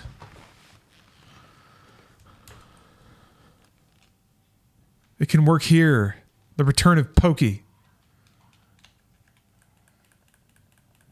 All right, now is it fully all freaking locked up? Yeah, Earthbound 64 any day now. Okay, I think that might actually be fully frozen. What a game. What a game. It is yeah, the things that worked still work. I think it's still even a fun JRPG. I think the life roller makes it have mechanical significance late into the game, which is really, really rare for a JRPG. Usually by the end of the game, you're just like trying to fold away the enemies as fast as you can using the most overpowered abilities you've found. Yes, an emotional journey, incredible music, charming writing, memorable characters, good fonts, trippy backgrounds. What's not to like? Okay, like I was saying, I'll be back tomorrow. I think I'm going to pick up the Modern Warfare 2 DS game again. It's also raid night tomorrow. And we're going to be making an episode of Inside Games tomorrow. So I may not end up streaming tomorrow. We'll see. We'll see what happens. But probably stream on Friday. Definitely stream on Friday at least. We'll be getting back to COD real soon. And then Friday's going to be Media Tech Block as usual. We'll see. We'll see. All right. Thanks for watching, everybody. Really appreciate it. I love sharing. I love playing amazing games, sharing my enthusiasm with people. So thank you for being willing sharers of video game enthusiasm. Until next time, folks,